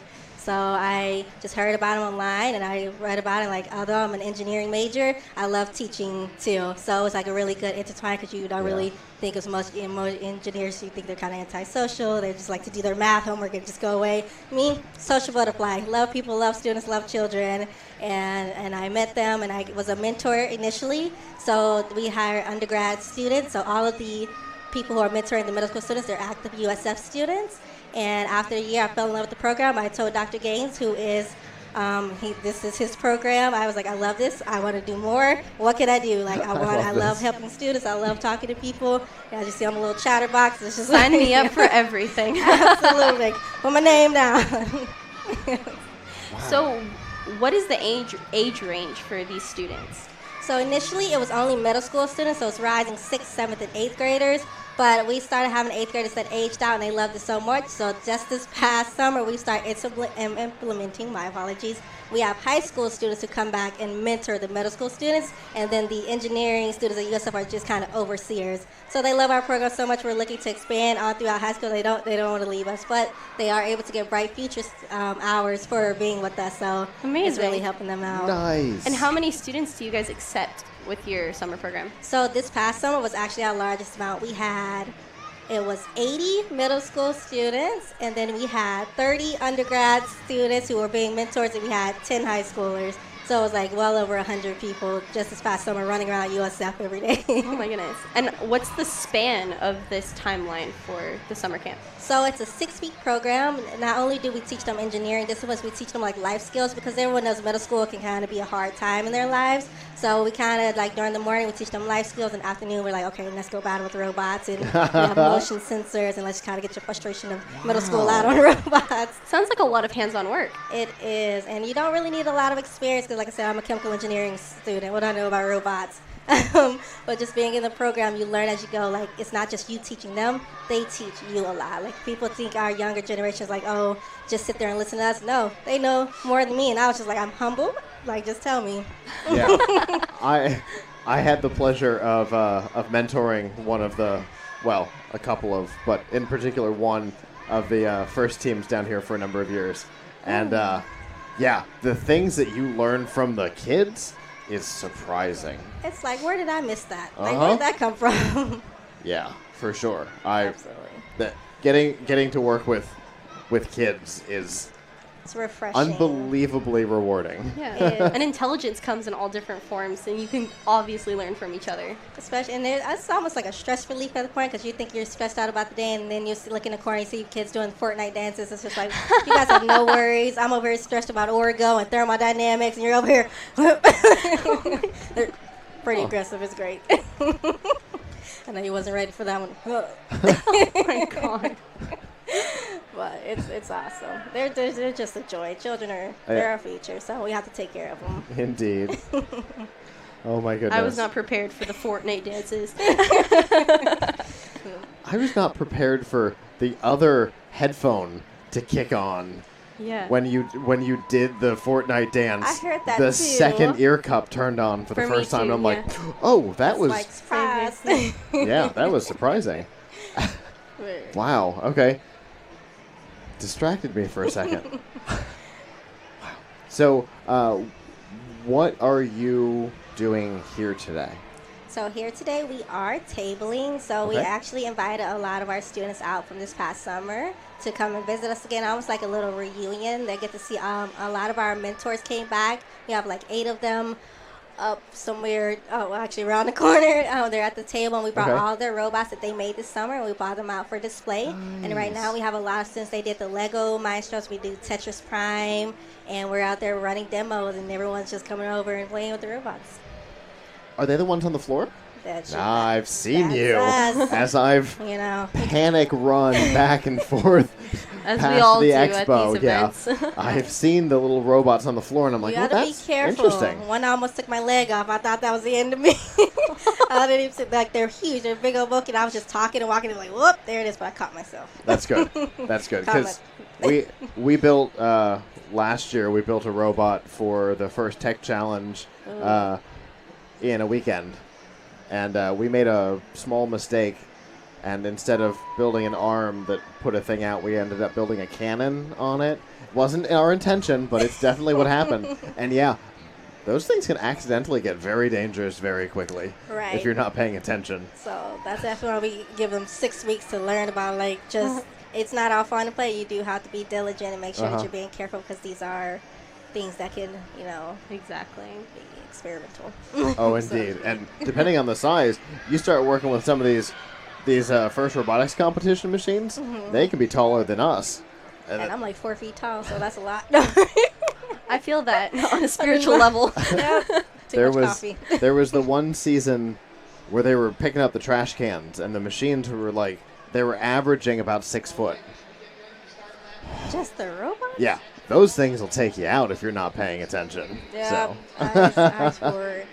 At what point did you find out about all of this craziness behind us? It's so funny. Maybe about 2 weeks ago, and my professor, Dr. Gates, was like, "Hey, there's a robotics competition. We're a robotics summer camp. Let's go." And I'm like, "Let's do it." So you've never heard of First before then? I haven't, and now that I'm here, I'm like, "You guys got me for life." Sign Every me year. up. Put my name down. Put my name down. Good, because we need mentors. And if you talk to First Tech Challenge, they need judges in January. Oh, yeah. Sign me up right now. That's her motto. That's her motto. Put my Sign name me down. up. I like that.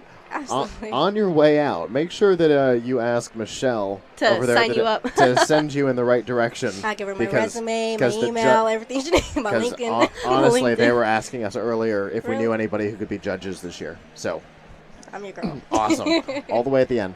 That's where you're looking for, the little field at the end over there. And that's for everyone too. Yeah, if anyone is ever absolutely. interested in being involved with First or any of this stuff, Firstinspires.org is the website. honestly, it's awesome. Yeah, Being a 'cause- part of this is very fulfilling. Yeah, it's the energy you put in, you more than get back. And even though, you and I may be grumpy by the end of tomorrow, by and next week, And she definitely understands that because she works with kids every summer. right? 90 And of that them. has to be as fulfilling as like volunteering here as well. Absolutely. And doing a summer class and working at Chick-fil-A. It's Oh, wow. It's a great thing. She likes You've got- being busy. You Sign her got up. lots of things. Oh, I love it. There's no time for idleness. I'm with you. Too much to do. If people want to find out more about Bullseye, how can they do that? Well, just go to our good friend Google, and then we just type in Bullseye Engineer, or just say Bullseye USF. We'll get you there. We also have our website, bullseyementoring.org. We are on Facebook. We're on Twitter. We're on YouTube. We got a bunch of cool websites everywhere. So Bullseye USF, they're only one. There's only us. And if you're in the Fantastic. Tampa Bay area, that's where they can get involved? Yes, ma'am. So Very when you cool. go to either of those websites, and we keep them pretty current, and we'll open up a application usually about May or April. And like I said, it's completely free. Parents don't pay for anything. We have free lunch every single day. Just drop off your children. We'll take care of them. And they'll be little wizards by the time they come back home. That's Little crazy wizards. cool. I love that. I love that. We actually have a lot of students from our program in these competitions. That's They come cool. by in their little school. They're like, we taught you. That's so cool. That's the biggest reward, honestly, seeing they're actually taking what we're learning, and every child, And they want to implementing be it. there. Yeah, that's awesome. Well, thanks so much for coming by and talking to us Thank you today. for having Thank me. you so much. And enjoy the rest of the event. All right, thank you. Absolutely. All right, have a great one.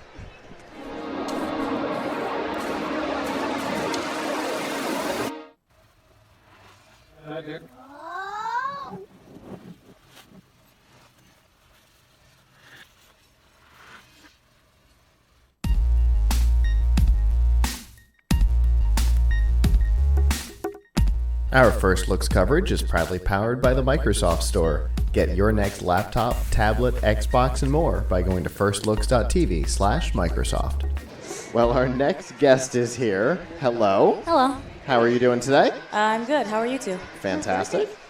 Go ahead and introduce yourself for us. My name's Anaya, and I'm a first-year FTC member for the Pink Team. Awesome. So you're your first year member. Yeah. All right. Season has just gotten started for you guys. We're 2 weeks in, right? Yeah. How is that experience? 2 weeks into Your the first season. year. How is Yeah. that? It's actually a lot of fun. The teams are very friendly with each other. Though I do have a little experience of being just around this type of stuff because Okay. my brother was on the team before I was. Oh, okay. And the pink team's been around for a very long time. Yeah. So they're established, which is a good starting point. Well, I was gonna ask where you found out about the Pink Team and about First, but I'm guessing that's your brother. Yeah. Can you tell us a little bit about your experience learning about First? I did know a lot of it at first, just coming into it from my brother there, because I was around that from a very young age. So you're always a part of the team even before you joined the team? Yeah. All right. Were you a part of like the meets and stuff as well? Yeah, because my brother would have to take me to them. Okay. So you were always exposed to the stuff going around. What made you decide to join the team yourself? I feel like just being around this type of stuff got me really attached to things like this. Sure. And also my brother and dad like to build things just around the house too.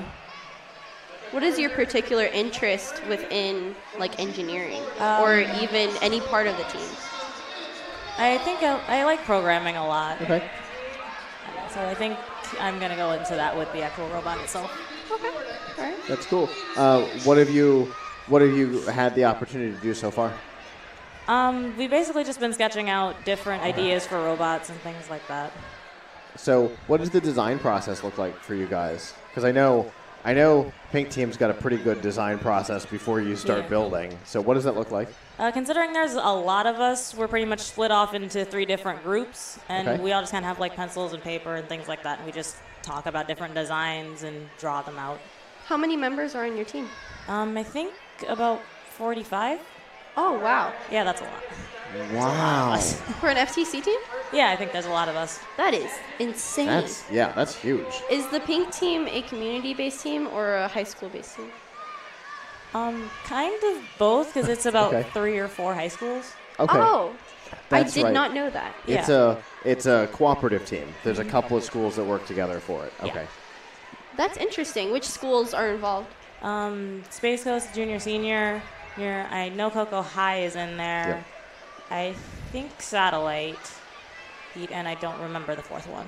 I remember that from the engineering notebooks in the past. Now that I used to do judging for First Tech Challenge. So, interesting. Okay. what is your favorite aspect of the game this year? Because the game is very interesting. And maybe if you can explain a little bit of the game, Oh, since yeah. you're our first FTC interview of today. Yeah, since the field has started.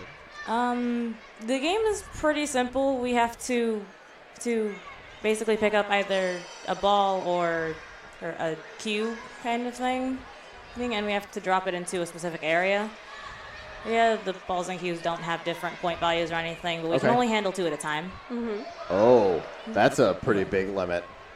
But differentiating between the balls and the cubes has been the biggest hurdle so far. Okay. And we just haven't got around that quite yet. Because the balls and cubes have to be in different locations? Yes. Okay. That's to score them correctly. So that has been the largest thing we have to get past. And we're not quite there yet, but I feel like this experience is going to kind of launch us forward just into the fray. Yeah, definitely. So, talking with other teams today at this event, because there are a lot of teams that show up at Roboticon. Yeah. Have you learned anything else that you guys might want to look into to implement in your robot? Yeah, like different drivetrains and bases and things like that. And there's also different collection systems, because that has been the holy grail so far. What kind of collection system are you using right now? What we're looking at is conveyor belt to pull the balls in, and Okay. then there'd be spikes at the bottom that wouldn't touch the ball but would pull the cubes in. Okay. Oh, so you don't have one implemented right now, but you're No. looking to implement. Yeah, we're okay. looking at them. Still in the drawing phase. Yes. Okay. So I know on the 2 corners there's like a rocky ledge. Yeah.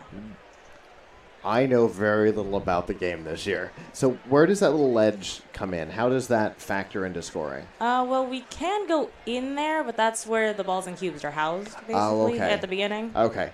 So we can go in there, but we're looking not to. Okay. Basically just for the sake of not flipping the robot over in Yeah. the middle of the game. Since it's like unpredictable, it's Yeah. very strange. Yeah, I wouldn't try and go over that either. Because the edge itself is curved, and what they make the ledge out of isn't even either. There's a very high chance of flipping the robot with that. Yeah, we were looking at that last night or this morning, and yeah, it's very interesting. So the center, the rover in the middle, right, has the ability to hang for all 4 robots to hang. Did I see that? There's hooks for all Yes. 4. Wow. Have you seen 4 robots actually hanging yet? Yes. Oh, you have? Okay. As we have seen that. We've seen that in the practices, actually, just Okay. trying to get the balls and cubes in there and then having enough time to hang afterwards, Right. because it does take a while. Are you guys still implementing your hanging system? Yeah, because we're working on a 2-pulley system.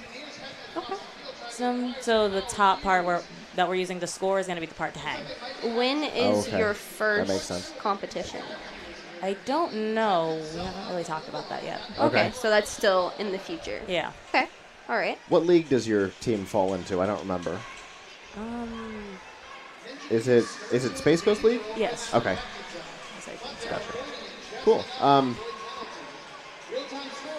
What was I going to ask? I have absolutely no idea. I had What if a I could question. tell you what you were thinking? I would not be surprised even a little bit at this point. Oh my goodness. This year, that's it. This year there's a weight limit on the robots. Did I hear that? 42 pounds? Yeah. Has that ever been a thing? They had to implement a scale. Why? Because they're too heavy? Because hanging 4 robots on that thing in the middle, And they don't want to... they don't want it to just collapse in the interesting. middle of a match. So, are you guys worried about the weight? We might be in the future because the 2 pulleys will be quite hefty, Right. especially the one on the top for scoring, because that's the one to hang. That's what I was thinking. Yeah. But so far we're looking at about 30 pounds, because that's pretty easy Okay. for all of us to lift. Okay, fair enough. Because I know in the past we've seen some surprisingly heavy robots. Oh, yeah. There's at, some like, been made out of wood. The Middleton teams have done some pretty heavy robots. I Oh, think yeah. Hydra 2 one year had a really heavy robot. So, that This has can... never really been an issue. Yeah, for we've never weight. considered a weight limit before, so it's been an interesting addition to the limitations. So, are you looking forward to to getting out there and seeing the thing that you've been involved in on the field? Yeah, very much so. Do you know about how long before you're going to have a thing started? Possibly next week, because Okay. I do know a good portion of the team have 3D printers already. Okay. How often does your team meet? About twice a week. Twice a week. Okay, so it's very involved. All right. Does all 40-something members attend every meeting? So far they have, but that's probably going to stop once we start spreading out into different groups and things Yeah, like into that. different areas, and then Yeah. you guys can meet up on your own. That definitely makes sense. And is it now? The pink team has a first tech challenge team, or is there No. also a FRC team? There's an FRC team as Okay. well. And so is there an intermingling of team members that Yes. work on both? Okay. Yes, a lot. That's awesome. So you'll get the opportunity to see both games in action this Yes. year. That's cool. I can't wait to see what they do with space and the big machines. Because the themes have been great this year. Oh, yeah. I feel like the games get better and better as time goes on. So I can't wait to see what they do. Now that Disney's involved in the game design team. They are? Yeah. Last 2 seasons. This will be season 3. It's why Right? it's why the first robotics competition games have been so heavily themed the last couple of years, is because Disney's been involved. That's very cool. So if people want to find out more about your team, how can they do that? I believe there is a website, but you have to go through it through the Facebook page, which is thepinkteam.net, I believe. Okay.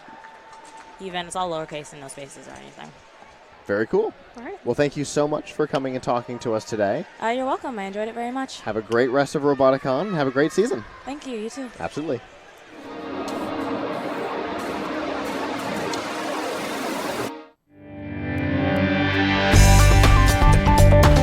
Our Gulf Coast Maker and Comic-Con 2018 coverage is proudly powered by Amazon Prime. Find out all of the included benefits and get a 30-day free trial by going to plugkitslive.com/prime and by audiobooks.com.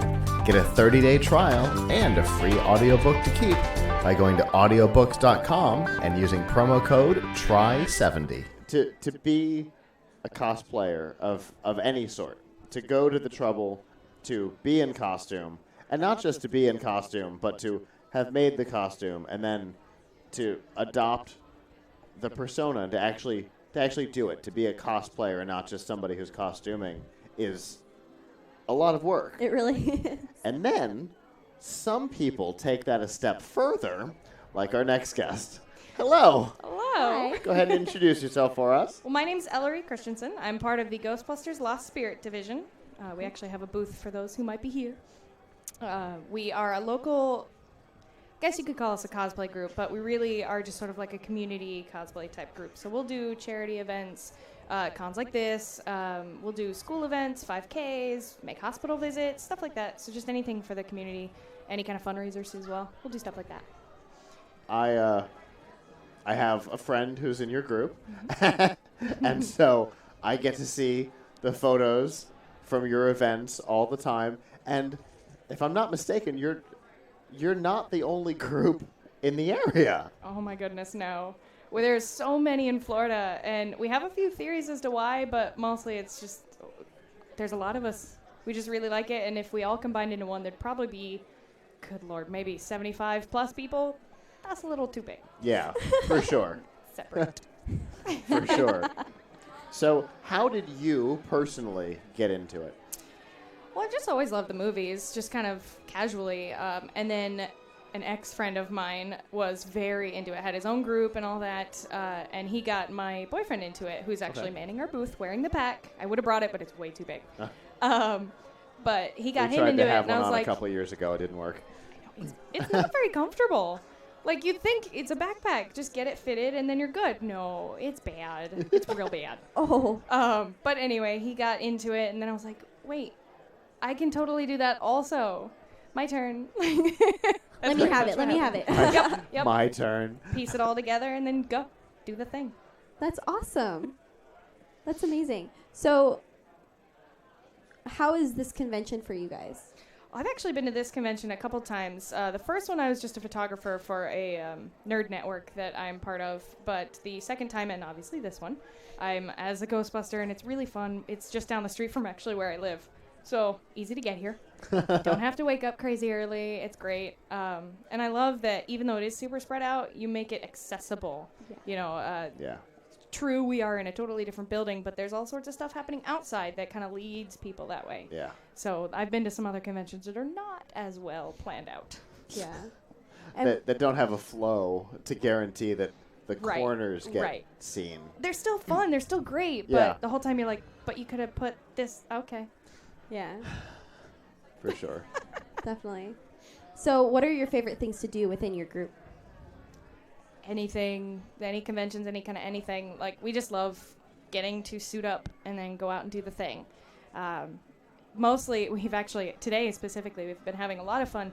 We got those cards that have, like, the different shades abilities. Sure, sure. We have mini versions of those, and we've been playing with kids to see if they have psychic abilities. And we figured out a way to actually, from the backside, to tell what's on it.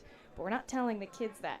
So we'll have them hold it up. We're like, scrunch the nose, do all sorts of thinking faces, and then all of a sudden we're like, it's bacon. That's the wavy lines. We call it bacon. We're like, it's bacon. They're like, how did you do that? It's very cute. I'm psychic. Yeah. It's like, we just practice a lot. My No God. big deal.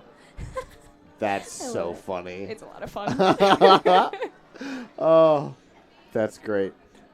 So you said that you do not just conventions, but you do a lot of like charity type stuff. Tell us about that.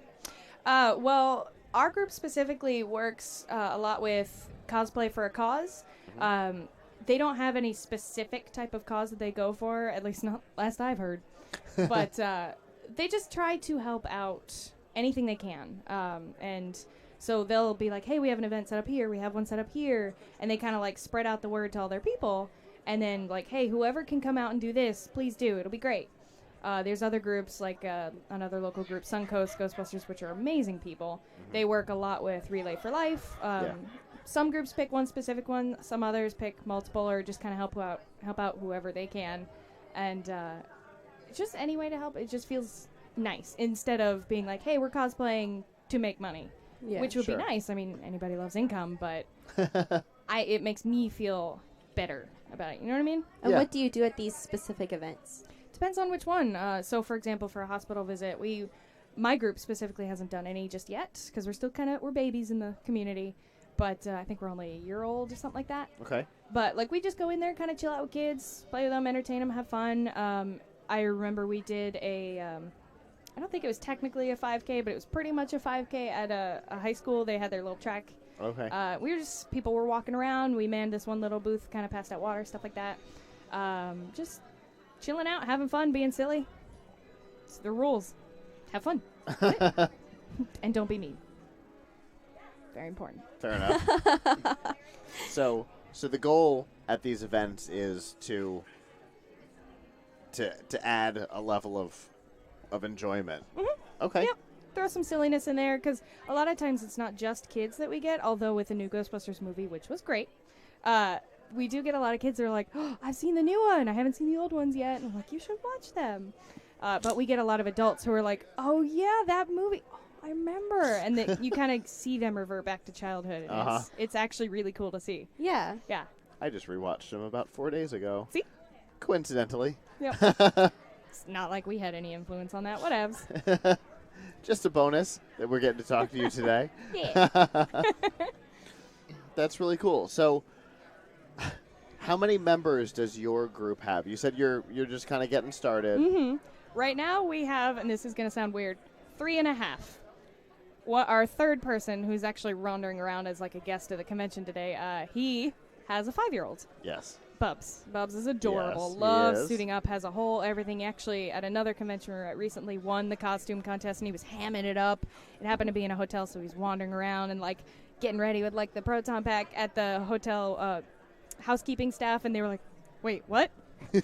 There's a very cute photo where this poor woman is just coming out of a room, and she's like total terror on her face because it took her by surprise, and he's like ready to go. And a lot of the local groups actually Photoshop that picture to have like a ghost behind her or have it going after her. And there were some other photos that they had fun with too. But so 3.5 is our count right now. But I'm working on my friend actually. So you're expanding. I'm gonna convert him. Oh yeah. Okay. Come to the dark side. Yes, that's right. I love that kid. He's so cute. Oh, and he's so nice too. Yeah. It's like weird how nice he is. Cool it, Bubs. She's suspicious. Yeah. Just a little bit. Steve and I did a convention together 6 or so years ago. He was Artist Alley, and Yep. couple of artists needed somebody. When I need to walk away from the booth, will you man it? So we went up as a group. Yep. So. Yep. And I've known him Bubs for a and his while. wife Steph, they'll man the booth all the time, and she's actually expecting. So yeah. Yes, she is. So you're gonna have another half. A little girl. Yeah. I'm so excited. Gotta cosplay her up too. Immediate Stay Puffed and Slimer onesies. Oh Like, yeah. it's That's the mandatory. first step. Yeah. If they don't, I'll be upset. It's your job then. Right. Yeah. Oh, we're gonna have to make sure he sees this. Oh yeah, he'll be sharing it all over the place. Yeah. I got this. That's so great. So, how many events has your group done? Not that many, because there was a little while we were trying to get stuff set up, like trying to Sure. actually have a booth display instead of us just behind an awkwardly bare table. Sure. But now we've got lots of stuff. Swit made all of our graphics, including the ones on our cards. And so we've got like a nice display now. It's starting to pick up. Like we were last week at Clearwater Comic Con, which was a lot of fun. Very crowded, but a lot of fun. We were actually paired with Suncoast for that one. So we kind of like shared space. It was really cool. I think maybe no more than 5 actually. Okay. We're still a little new. Baby. That's okay. And in what ways do you benefit from these events? Well, sheer just like word of mouth and public knowledge of our existence is always nice. But getting to see our Ghostbusters brethren, that's always fun because it's like an excuse to chill out together and have fun. And then just the sheer enjoyment of it all. You know, we'll go through periods of time where we don't do an event for a little while. Right. And then all of a sudden we'll be like, I miss it. And then, to be totally honest, sometimes we put on the jumpsuits at home and just like chill out. They're basically onesies. Yeah. Sure. Pretty Definitely. much. They're decked out onesies, but onesies nonetheless. So you're comfortable. Yeah. Oh yeah. Oh, yeah. Unless you put the backpack on. Right. Yeah. Yeah. Okay. We get packed got shoulders this. and you kind of like hunch over for a day. Sorry. So you're saying you don't hang out with the packs on at home? Just the. Well, it weighs like 40 pounds, so no. Yeah. It was also handmade. I mean, we did order some parts, but like the actual construction of it was all done by hand. I think the full pack cost like $1,700, including like labor and all that. Yeah. So it's the precious. Yeah. We take care of that one. I've got all the parts coming in for mine, and it's sort of like a rite of passage. Right? The longer I thought about it. There's like a rite of passage for all Ghostbusters who have a pack. However it goes when you're building it is how it gets its name. For example, his is called Princess because she didn't want to be put together the way he wanted. So she's a little princess. Okay. I know someone else.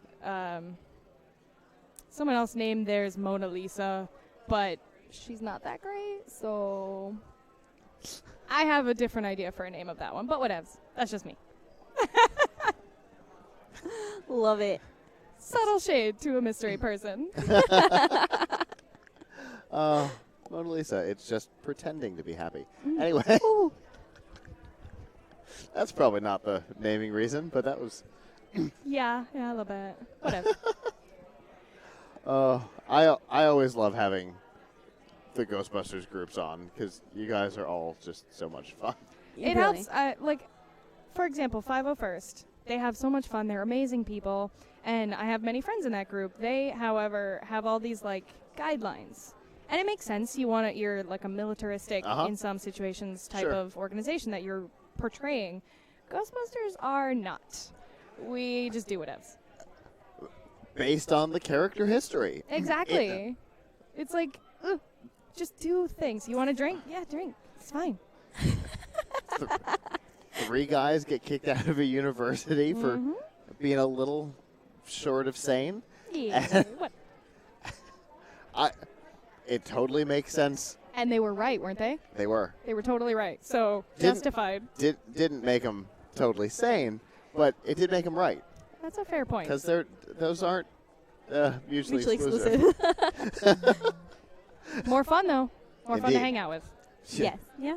Yeah. Yeah. Yeah. I mean, are any of us sane? I was to say it describes our group perfectly. I already like you. You're already my favorite people. Yes. Success. Definitely.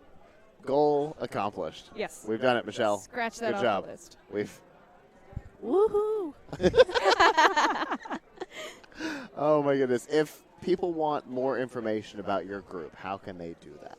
We actually have our Facebook page. It's under Ghostbusters Lost Spirits Division. We also have Instagram. We have Twitter.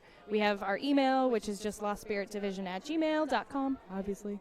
I have some cards here if you wanted to attach that somehow to this. It also, the number that's on there goes straight to me, so for any kind of booking, the email or the phone number works just fine. Okay. But yeah, all sorts of information. Fantastic. Well, we appreciate you coming and taking the time to talk to us today and provide for an interview of fun. That was humor and silliness. Absolutely. How I roll. Thank you so much. Have a great rest of your day. Yeah, you too. Oh my goodness! We've had the Ghostbusters on before, but the other group, Jason Raleigh's group, and just as much fun. Both sides, just as much fun. And the fact that they like to collab, like they like to work together, they like to see each other. They're not competitors. Yeah. They both have the same goal to make an event more fun.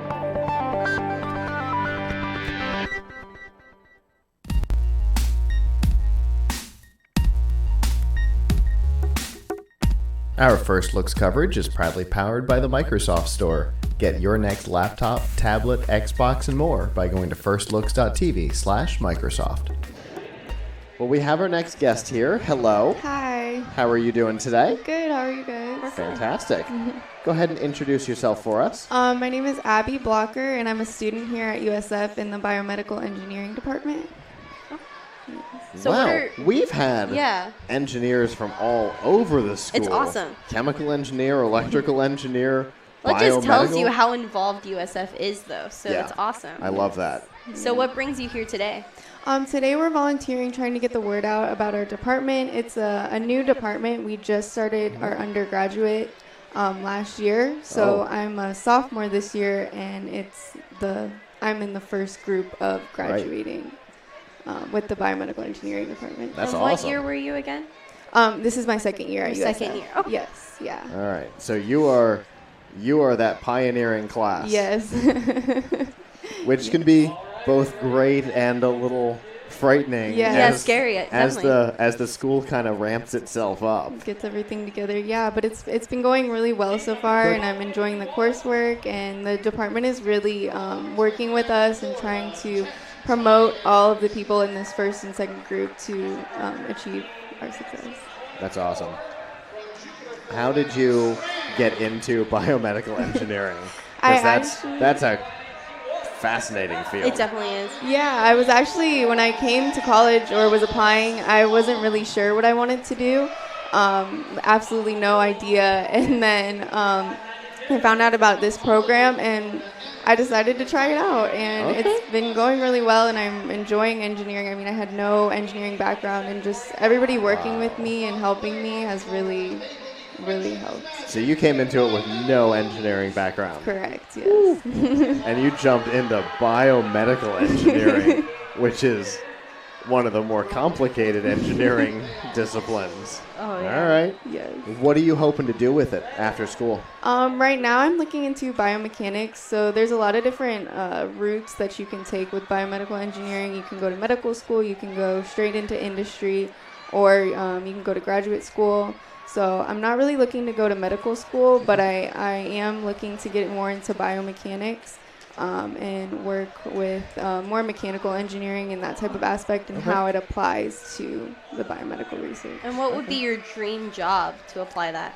My dream job, I would really want to work for like a space corporation or NASA, that type of thing, and doing bio research for them. Wow. That sounds like it would be an awesome paint job.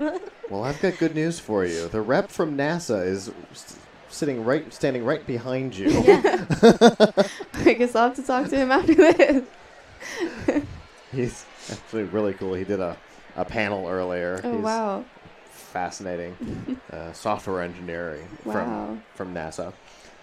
So you'd like to work with NASA in a biomedical engineering, biomechanics aspect. Correct. Where does that meet for you? Where do those cross over for you?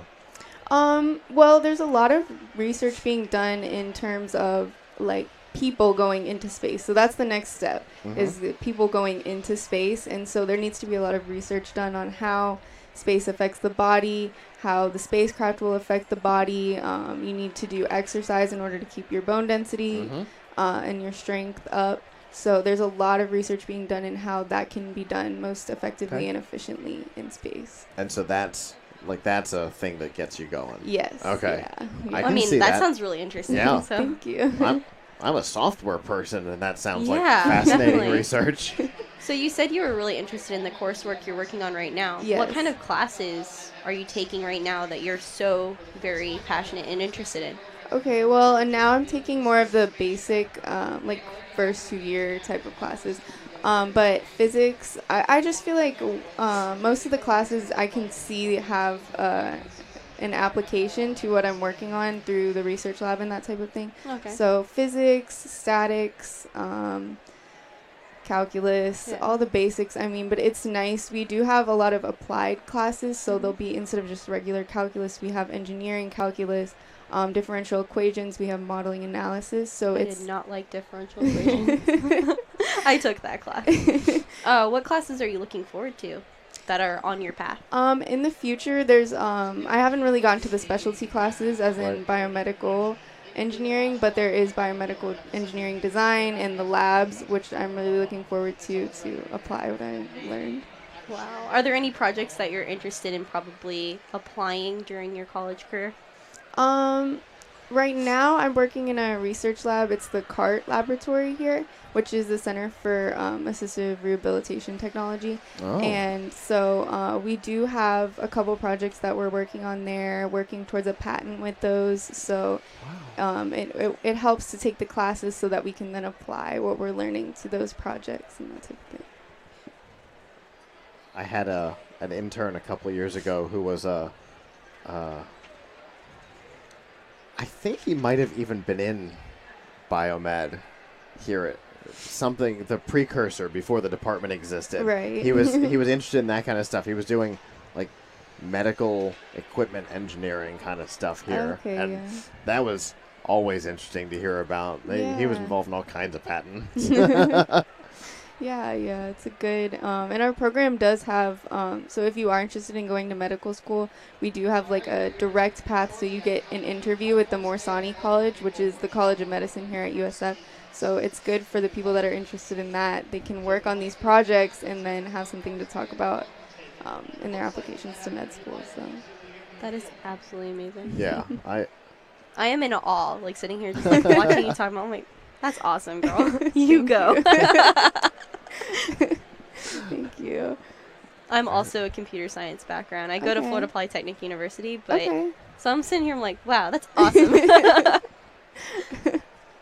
'Cause it's a complicated discipline. Oh yeah, definitely. So We it's- definitely take from all branches of engineering, so computer science and software engineering, electrical engineering. Everybody can kind of work their way into biomedical engineering somehow, Yeah. no matter what discipline. So. Of course. Yeah. Might have to look into that because that's awesome. Yeah, it sounds like interesting stuff coming your way. Thank you. So, were you local or did you come here for USF? I came here for USF. I live in Florida, or I used to live in Florida, but not too far from here. So, Okay. but USF definitely seemed like the best choice. So, came here. Was that your first choice school? It wasn't, but the other 2 schools that I applied to, I didn't get into. So it was either here or UF, and I really liked the atmosphere here and just. You seem very passionate about what you're doing in your program here, so. Yes, yeah. Seems like a good fit. Yeah, and I enjoyed the atmosphere of USF, the diversity, the encouragement for everyone, every major, every type of person, just encouragement and support. You've got that, big school capability, but more of a small school feel here. Right, exactly. Oh, yeah. Yes, yeah. Definitely. Which is something that I've always liked about USF. Yeah. And then venues like this, facilities like this. Right. Which, obviously, a beautiful facility. And you're and right a lot of funding, too. Yeah. For, all of the different aspects. Yeah, and we're right in the center of Tampa, which to me seems like better job opportunities, at least for what I was looking into. There's a lot of hospitals around the area and a lot of medical opportunities. So yeah, there's a couple of medical research organizations actually right in the area. I think there's one just down the street. 4 labs, I think. Oh, they might be on West Shore now. I think they used to be down the street. But yeah, there's all kinds of organizations like that are like medical research and medical technology research. I was involved in a gate analysis thing to see, which was with a Connect, which was a lot of fun to build. Yeah, there's all kinds of stuff in this area, so it's a good place to be for what you're looking for. And being a second-year student, are you looking to have an internship anytime soon?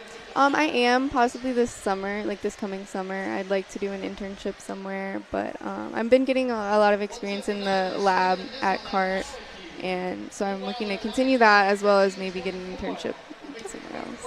Right. Very cool. Yeah. Well, we definitely appreciate you coming and talking to us today. I appreciate you guys. Thank you.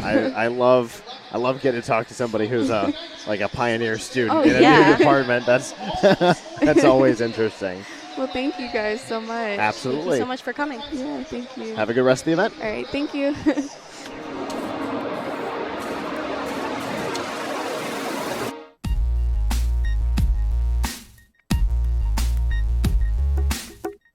Our First Looks coverage is proudly powered by the Microsoft Store. Get your next laptop, tablet, Xbox, and more by going to firstlooks.tv/Microsoft.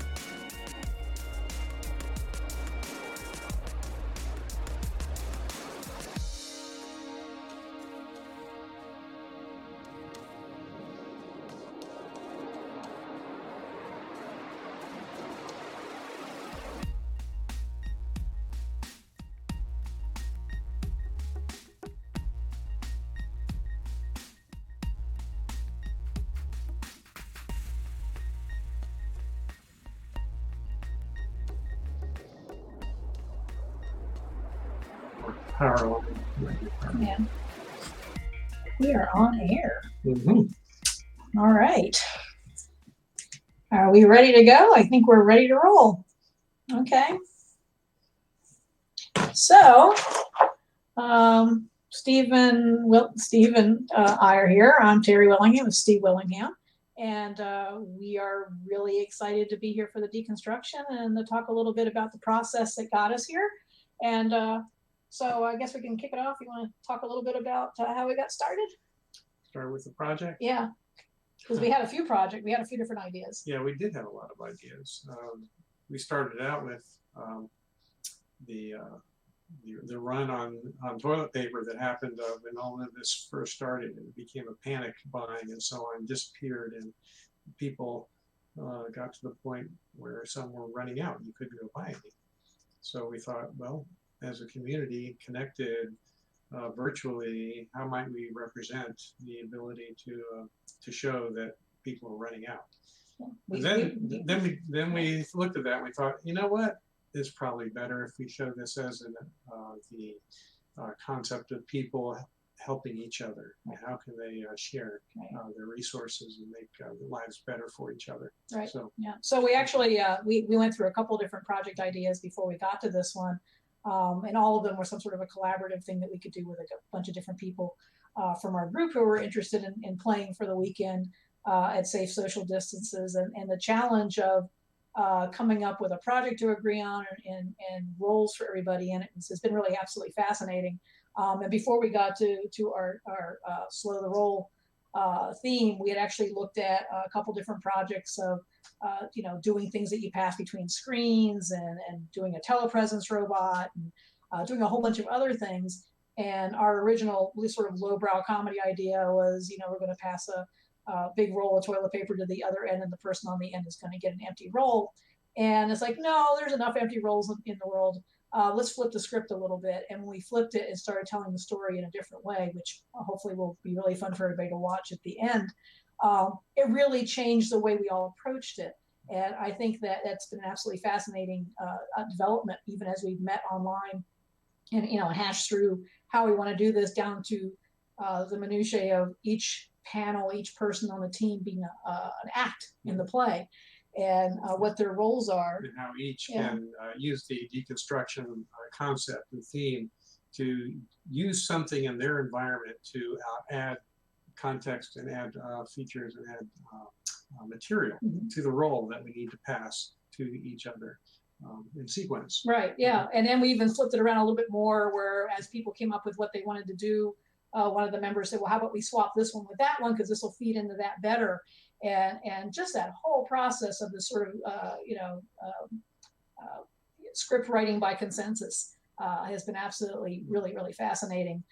In between, before we were doing this, we've been working with a community project called AMRoC 3D in Tampa to manufacture protective face shields. And so that's all we've been doing for like the last 4 weeks. This is one version of it that Steve's got here. That's actually, lift it up a little bit more. This version here is actually a University of Wisconsin, what they call Badger Shield from the University of Wisconsin. This one does not require any 3D printing.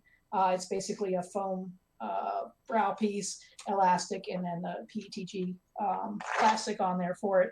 The others that we've been doing have been supporting the 3D printing project that has distributed 18,000 face shields to Tampa Bay and Central Florida hospitals and healthcare workers through AMRoC 3D, which is a collaborative partner of ours, Department of Defense engineer who did this on his own. And it's been absolutely remarkable. It's been another collaborative project, right, where we pulled together this 3D printing brigade from the community, and everybody pitches in to help out this main goal, and everybody's doing their part at the level that they're able, and we're able to contribute 150 to 200 3D printed face shields every week just through this collaborative volunteer network.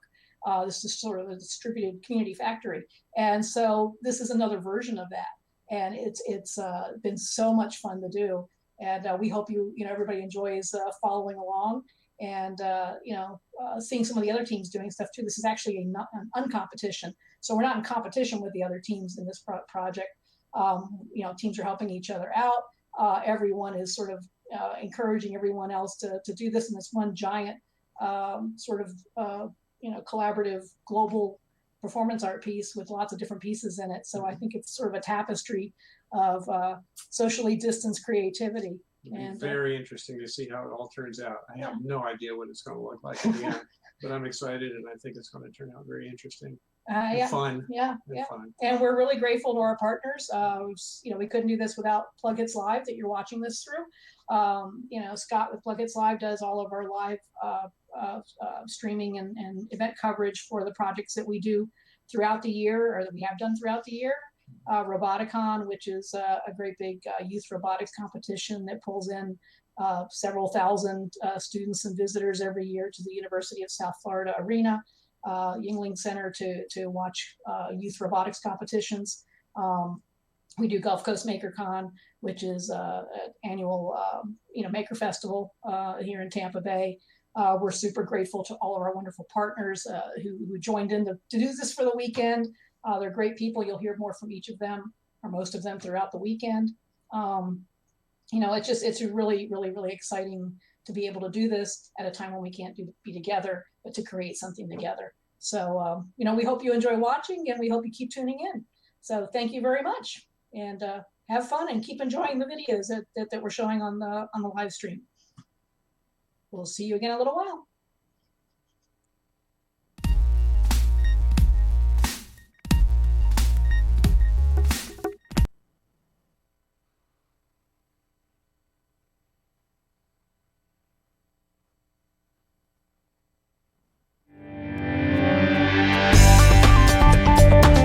Our Gulf Coast Maker and Comic-Con 2018 coverage is proudly powered by Amazon Prime. Find out all of the included benefits and get a 30-day free trial by going to plughitslive.com/prime and by audiobooks.com. Get a 30-day trial and a free audiobook to keep by going to audiobooks.com and using promo code TRY70. All right. Well, we've got our next guest here. Hello. Hello. How are you guys? Fantastic. How are you? Fantabulous. It's always good when you have to make up a word. Absolutely. Go ahead and introduce yourself for us. Hi, I'm Mark Muncy, the author of Erie, Florida, Spooky Tales from the Sunshine State, and the dark history behind them. I ran a haunted house here in St. Petersburg for 20 years called Hellevue Cemetery, which we interviewed about. Yes, we talked about that 2 years ago. Many moons ago. It was so infamous that it was shut down by the city. So for the last couple of years, which is pretty impressive. It's pretty crazy when your haunted house gets that big. So especially when it's just in your backyard. And it, but anyway, just in time for me to not be able to go too. I'm which so sorry. Wasn't your fault. That was actually the reason we shut down. We were like, hey, so I couldn't go. Cut it. Cut the production. Everyone go home. We've done the interview. He seems too interested. Yeah, this is scary, like stalker level stuff. No, but, anyway, so we spent the last, we based it all on local legends and lore for 20 plus years. So we had all this great stuff, stocked up. So that's when we had originally published a thing called 31 Tales of Hellevue Cemetery, which was stories from our website, the Tales from the Crypt, creepypasta versions of the stories, if you will. Sure. And so then we decided, well, we've got to do something else with that. And so people were like, well, you say this is based on this legend, and this is based on that legend. What's the real legend? And that's where this came from. 3,000 miles, drove around, never left the state. Okay. That's a lot of driving. Yeah, it is. And we went everywhere from Gulf Breeze in the Panhandle with the UFOs down to Robert the Haunted Doll down in Key West and everything in between. So you did your research on each topic. Oh yeah, we went everywhere. We hit every historical archive, every library, and of course the places and people themselves. We did a lot of interviews. Plus we were traveling roads well traveled by other paranormal hunters and cryptid hunters and UFO enthusiasts, but then we also found a few that they didn't know.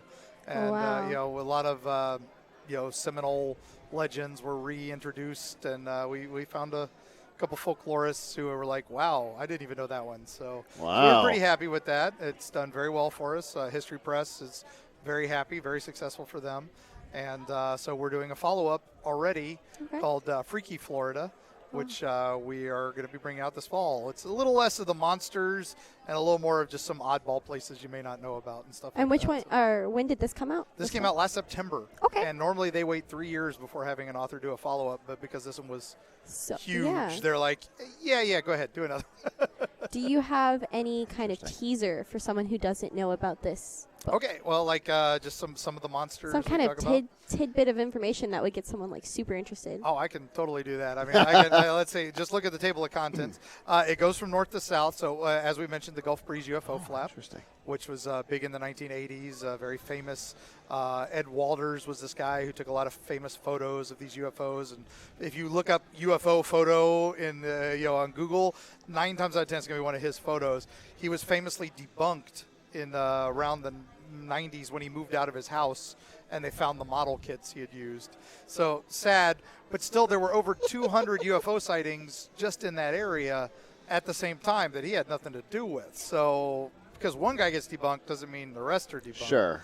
So doesn't mean the concept is. Exactly. And so one of the wonderful fishermen we got to talk to up there was talking about a new phenomenon. It's actually not a new phenomenon, it's an old one, but called USOs, which are unidentified submerged objects. And they tend to be grouped with UFOs because one tends to become the other. And the ones that are common up there now are the black triangles. And there are these big black shapes. And this guy was, this one fisherman was talking about, he was out in the waters about 400 feet deep. And suddenly his depth finder starts going crazy because he's suddenly in 12 feet of water. He thought he's going to drift or maybe a whale was coming up. He runs outside and he sees the dark shape. That would be unfortunate. He sees the dark shape coming up. He's like, what the heck is going on? And he sees it, and it comes up out of the water and just hovers above him, this big, giant black triangle with lights on the corners, little red lights. Okay. And doesn't make a sound, just a little hum. And, barely breaks the water. And the guy's telling us this, and his hairs on his arm are standing on end. I mean, it's, obviously he saw something. And we're like, so did you take pictures? He's like, of course I took pictures. But it's a black ship on a black sky. This is the picture. It's just black. And I was like, yeah, try to take a picture of your nightstand at night right by your bed. Your phone's not going to get it's that. Not gonna work. It's going to be a big black shape. Fair enough. Yeah, so I'm like, yeah, understood. But, he's obviously he saw something. Of course I did. Yeah, of course I did. And I was like, did you have any drinks? Yeah, of course I had a couple drinks. But, so it's one of those, but that's just one of the stories. There's Robert the Doll, probably the most famous resident of Key West. Those that don't know, Robert is the inspiration for Chucky. He's a doll with a life of his own down in Key West. Lives in the Fort East Martello Museum. He's very infamous. He's had a lot of fame on the internet and other things. But what we kind of took off from was his curse. What most people don't know about Robert is you have to be very respectful of Robert the Doll. You have to be very nice to Robert the Doll, or bad things happen to you. And there's this wall of letters behind him. It's actually not there anymore because we just found out they had to take the letters down because Hurricane Irma wiped them out. No. But they have them all digitally saved, and he does get new letters every day, but now they just have them flashing up on a screen behind him. But anyway, you can spend a day just reading these letters because they're hysterical. Like my favorite was, Dear Sir Robert. I like that they called him Sir Robert because they were being nice to him. I'm sorry I made fun of your stupid leather face. Leather is actually nice for a face, and I'm sorry I took your photo without permission. Please remove your curse. We get the message. Oh. Please fix my eye, my Xbox, and my marriage. And I love that was the order he put them in. Yeah. So, wow. So be respectful of Robert. We love Robert. Robert's in the book, and we asked his permission to use the picture, and he was very gracious. People were like, well, how do you know he give you permission? It's like, it's kind of, you just know. And a lot of people, their cameras don't work. I mean, you're not cursed or anything right now, Not so far. Well, we did have Irma, and a few other things. That could have been someone else, though. That could have been who knows what. Yeah. But it affected him too, so it. Yep. Yeah. So we've got Tampa Bay legends. We've got Mary Reeser from St. Petersburg. Very famous case in the 50s. She was in her apartment, little old lady. She had dinner with her son. He goes home. Next day, they bring a package for her. They can't get in. They test the door. Fire. It's hot. So they call the police. Police bust down the door. She's gone. There's just a puddle of goo on the ground and a foot. And a very shrunken thing that they think is her head. And she had melted. and she's called the Cinder Lady. And one of the first cases investigated by the FBI of possible spontaneous human combustion. Oh. They have her file is at the St. Pete History Museum downtown, which signed by J. Edgar Hoover, which was fascinating to see. Yeah. And, pictures in the book. So there you go. Does the book have? I want to know the point of view of the stories. Every one of them, we try to go from the history behind it. This is for History Press, after all, which they normally do. Like, you'll see a lot of their books are like the history of Gulfport, the history of this battle, the history of Jacksonville. So we went from that aspect on all the stories. It was not just there's this, the skunk apes in Ocala. Well, why is he in Ocala? Yeah. Well, why is he suddenly turning up on roads, and how long ago were these things? Robert's story, as we go back to the original story of Robert's owner, Robert Eugene, and all that, and so we get to throw in a little Key West history. Pinky the sea monster up in St. John's River. He's our Loch Ness monster, folks who don't know Florida. He has the legends from dating back to the Seminole tribes and even the earlier Paleo-Indian tribes and such, of a giant beast that lived in the St. John's River that swam the waters and was of a bright color. And, in the 80s, or late 70s, he was seen, and he was noted for his pink skin, and it looked like a boiled shrimp. And that's where the name Pinky stuck. So, so that's, that was Nessie mania and all that. So Sure. And do you normally include interviews in the stories? The ones that had living witnesses that we could still do interviews, and some. Sure. We have one story that was one not many people knew before this came out. It was a story that had been sent to me at the Old Haunted House website. A lady had a story about a strange encounter. She lived in the Shadow of Bach Tower out near Lake Wales, which is a big, beautiful bell tower, and it's the highest point in Florida, a whole whopping 223 feet above sea level. It's called Iron Mountain. And, out of Florida, that's like, what? That's a speed bump. That facial expression did it all. Yeah, exactly. Sums it up perfectly. Sums it up right there. Yeah, so anyway, it's like, oh my gosh, 223 feet. But anyway, they lived and that whole area is a little weird. There's Spook Hill, famous there, a gravity well that, there's a school where Casper the Friendly Ghost is their mascot because it's so famous. So the whole town embraces this weirdness. But this was a legend there we didn't know. This lady emails me, and she had this encounter. She lived on her grandparents' farm, a little orange grove out there. And when she was a child, they were losing all their fruit. And they couldn't figure out what was going on. There were just massive amounts of fruits. They thought tree rats or something. So they actually thought maybe neighbors were stealing it. So they put out traps. They put out some wires. And what they caught was a little guy, maybe about 6-8 inches tall. I remember at the time she pointed out it was like the size of a water bottle, and that I had with me, and naked, hairy man. So knew it wasn't a baby. Naked, full hair. Yeah, okay, I love that expression. That was perfect. Thank you. Anyway, so they call the police. Police come out. They don't know what he's speaking in a language they don't understand. They don't know what to do with him. So they're like, just let him go. Is it a leprechaun? That's just it. They're like, we don't know what this is. Let it go. It's obviously not stealing all your fruit. It can't be. It's just this one little guy. So, and now they were familiar with Ripley's. They were familiar with Ringling. So circus acts are not uncommon in the area, but not super common. And yes, they thought maybe it was just some circus performer and out in the wild. Yeah, and something. They were trying to place his language. One of the police thought it might have been Indonesian or something. But anyway, they let him loose. The next day, they're still losing stuff. They're still losing fruit. So a couple weeks pass, they put up more traps. They catch the guy again. This time he's injured. So they put him in an orange crate, and they call the cops again. The cops come out. This time they take him away in the orange crate because they can't put handcuffs on him. He's too small. Now, this lady's telling us this story, and I'm just sitting there going, this is crazy. There's Cracker no Jack finger way. cuffs, maybe. Yeah, exactly. So, but I guess what happened is that you think that'd be the end of the story. No. The next night, all hell breaks loose. Rocks are being thrown at their house. Tree branches are. There's an army of them outside their house, swarming their house. And so they call the cops again. And this time the cops come out. They're like, they're done with this guy. They can't figure out what to do. They let him loose again, and they all flee out into the woods. And they go, All right, that's it. That's it. We're done. We don't. You guys have to deal with this. I would Sorry. move. So I'd move.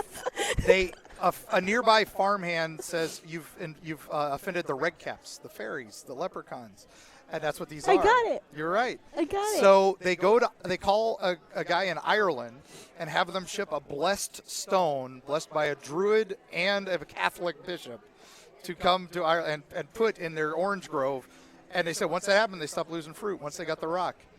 Now, we're like, so this can't be real. There's no way I can verify this. When we were doing the book, Weekly World News used to always be if they had one witness is real, we can run it. Modern journalism likes 3 or 4 sources. Of course, modern journalism, one source is fine again. But no, we went with 2. We wanted at least 2 verifications.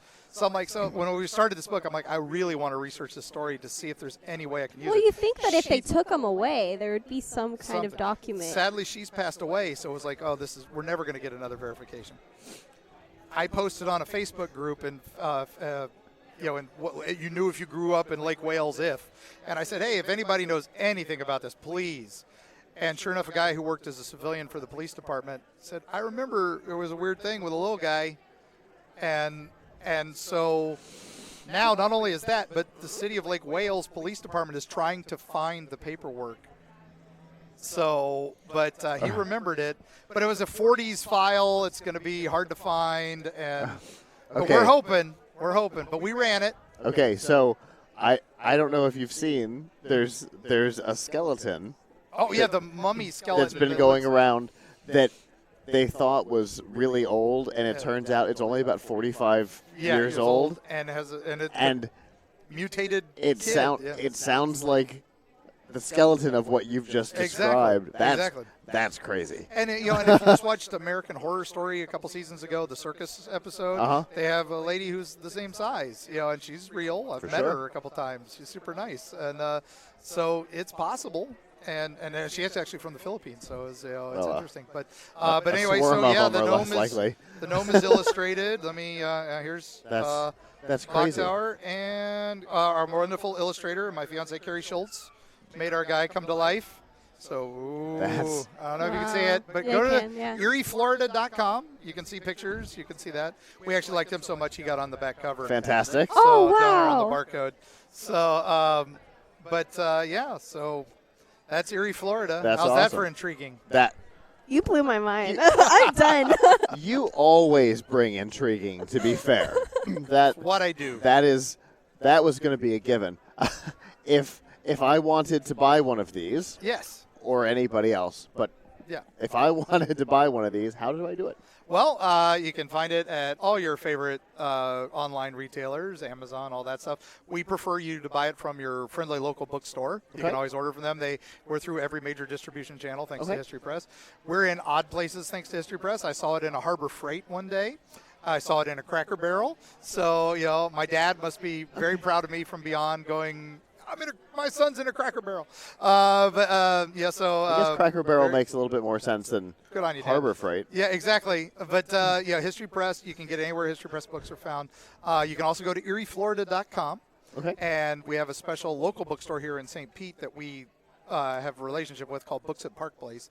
And we will actually have for a small fee, our talented illustrator will actually illustrate in your copy and send it to you. That's awesome. Whoa. Yeah, so that's, a one of a kind you can get. That's really cool. So, but it's a lot of fun. So that you can find us anywhere. And keep an eye out. The follow-up book looks like it's going to be called Freaky Florida. Okay. It's not going to be as many spooky. It's still got some monsters. It's still got some myths. It's still got some murders. But it's also got some just oddball places you may not know that are right around the corner. Solomon's Castle. If you've never been there, fantastic. We're the day trip here from St. Pete. That's a giant castle made of aluminum, built by an artist like no other, and filled with puns. And, so it's definitely worth a trip. And we'll have lots of those, and that'll be coming out this fall as well. So. I have to respond to something that just happened off camera. What happened? What was that look for, Michelle? She's intrigued. It's very intriguing. There's a whole lot of creepy going on. Creepy. And then you throw punny in there, and what am I going to do? Yeah, okay. I'm going to look. He has Solomon's Castle. I'll just tell you one of the best parts about Solomon's Castle is he builds everything out of recycled materials. He did. He just passed away last year. It's a shame, but his family's still running the place. Okay. The castle has 2 suits of armor out front. One's black and one's white. And one is the night and one is day. That's pretty bad. That's how it starts. And then it gets from there. Inside they have a board. Goodness. They have a board filled with dinosaurs. And they're like, we were too poor to build Jurassic Park, so we built Jurassic Plank. And there's a band made out of tuna cans. And he's totally made it out of tuna cans and tuna keys. It's all wired and stuff. And they're playing Flight of the Bumblebee because it's Bumblebee tuna. Oh, okay. Yeah. All right, this is a trip that we're going to make as a group. You guys, that's what I'm hearing. Oh man, totally live stream from there. I mean, they don't have cell phone, but they do have Wi-Fi. So, and you can actually stay in the castle. So Ed Solomon made it. It's amazing. It's awesome. It's 3 stories. He's like, when we talked to him, it was like, it's all made out of aluminum siding. That was the aluminum siding is built out of the tinnatype stuff from the local paper, and they were just throwing it all away. And he wound up buying it, and he's like, sooner or later you build 2 or 3, stories, and suddenly you got a couple turrets, and next thing you know you got a castle. Yeah, that sounds like the way you end up with a That's how I got mine. There's a pirate ship next to it. There's a pirate ship next to it called the Boat in the Moat, and that's his boat that he built. Okay. And he didn't build anything small, so it's a 30-foot Spanish galleon. That's of course it is. That's a restaurant. That's a restaurant of that you course can eat at because there's nothing else to do out there because it's Ona, Florida. It's in the middle of nowhere. Fair enough. And it's a blast. It's a great place to visit. Totally worth a day trip. Very cool. Well, that sounds like something our group's going to have to do. Yes. Well, as always, thank you for taking the time to come and talk to us. Thank you so much, and thank you all for watching. So, and we will see you soon. Absolutely. See you on the other side. Oh shoot. I Thank you. I think he may have just cursed you. That's what I heard. Chucky? Either that or threatened you. It's Chucky? it's one or the other. Oh, I love that everything went wrong for their group and they lost their haunted house due to But they are benefiting unfortunate from this. circumstances. And yet he managed to turn that and keep going with the weird things that he's already passionate about to turn it into a book. And, all right, so I can't have my haunted house in my backyard anymore. Fine. How about I write a book about all the things the haunted house was based on? This is the kind of book that you're going to read in front of a campfire. You're just going to sit there, you're going to tell your friends all these stories, and you're just going to go at it, Like, you're just going to be freaked out for the rest of the night. A great way to screw up a camping night. In the best way. Yeah. Like, I've got an idea. How about we go camping and not sleep because we're all afraid of the leprechauns. the 8-inch tall swarm. Oh my goodness.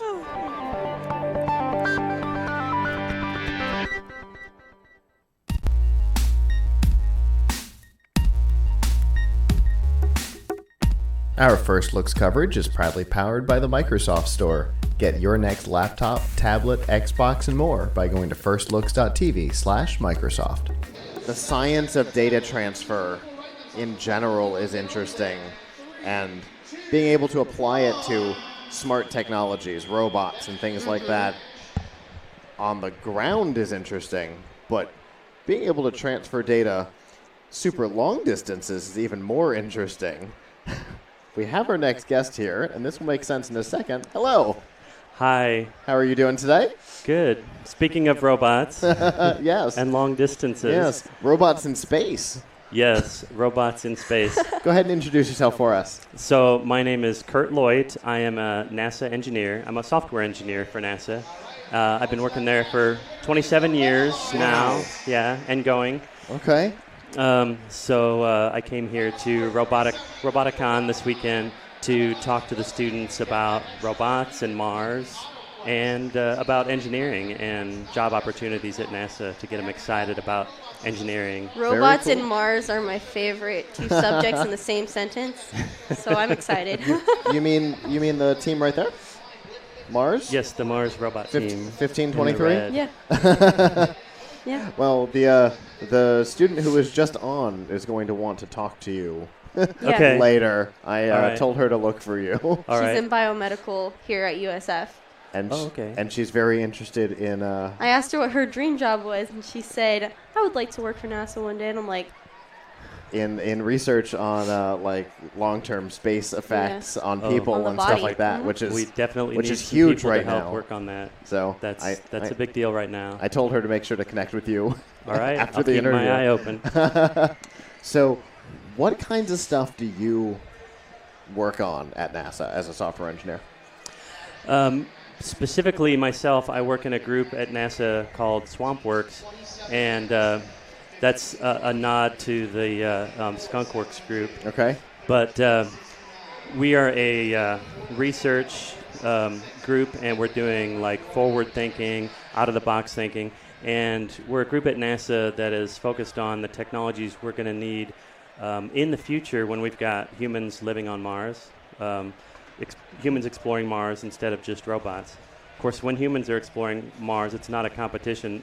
It's not humans or robots. It'll be humans Cooperative. and robots. Yeah. We'll need a lot of help from the robots when we're on Mars, just like we need help from robots "So here you on got to Earth. be nice to them, so that Yeah, they can be help nice you." be nice to the robots. That's the lesson, kids. So we're not Gotta work we're with not them. talking about some sort of a Skynet scenario. No, where we that's- get there and the robots revolt. They're like, "This is our planet. Get off." Yeah, the idea is not to do that. Okay. The exact Got it. opposite of that. Fantastic. Because that seems like a bad idea. Oh, It is. yeah. So It's a totally bad cooperative behavior seems way more useful. I appreciate all the sci-fi telling us what not to do, you know. So that and way we don't have to think about it. We're like, Yeah. that, we're not going to do that. Not going to do it. Sci- science fiction is just stories of what not to What do. not to do. Yeah. Basically. Very, very few of them have, you know, happy, pleasant. You know, Absolutely. there's always something bad happening. It's always they want a utopia, but it turns into a dystopia. And then you're like, Well. let's not do that. It's entertaining, I guess. Indeed. It's that conflict that makes a TV show or a movie interesting, but not so much trying to build an actual colony on Mars. Mhm. Probably you don't want that. Well, our first cruise that'll go to Mars will probably be a very small crew of like 4, maybe 6 astronauts. Okay.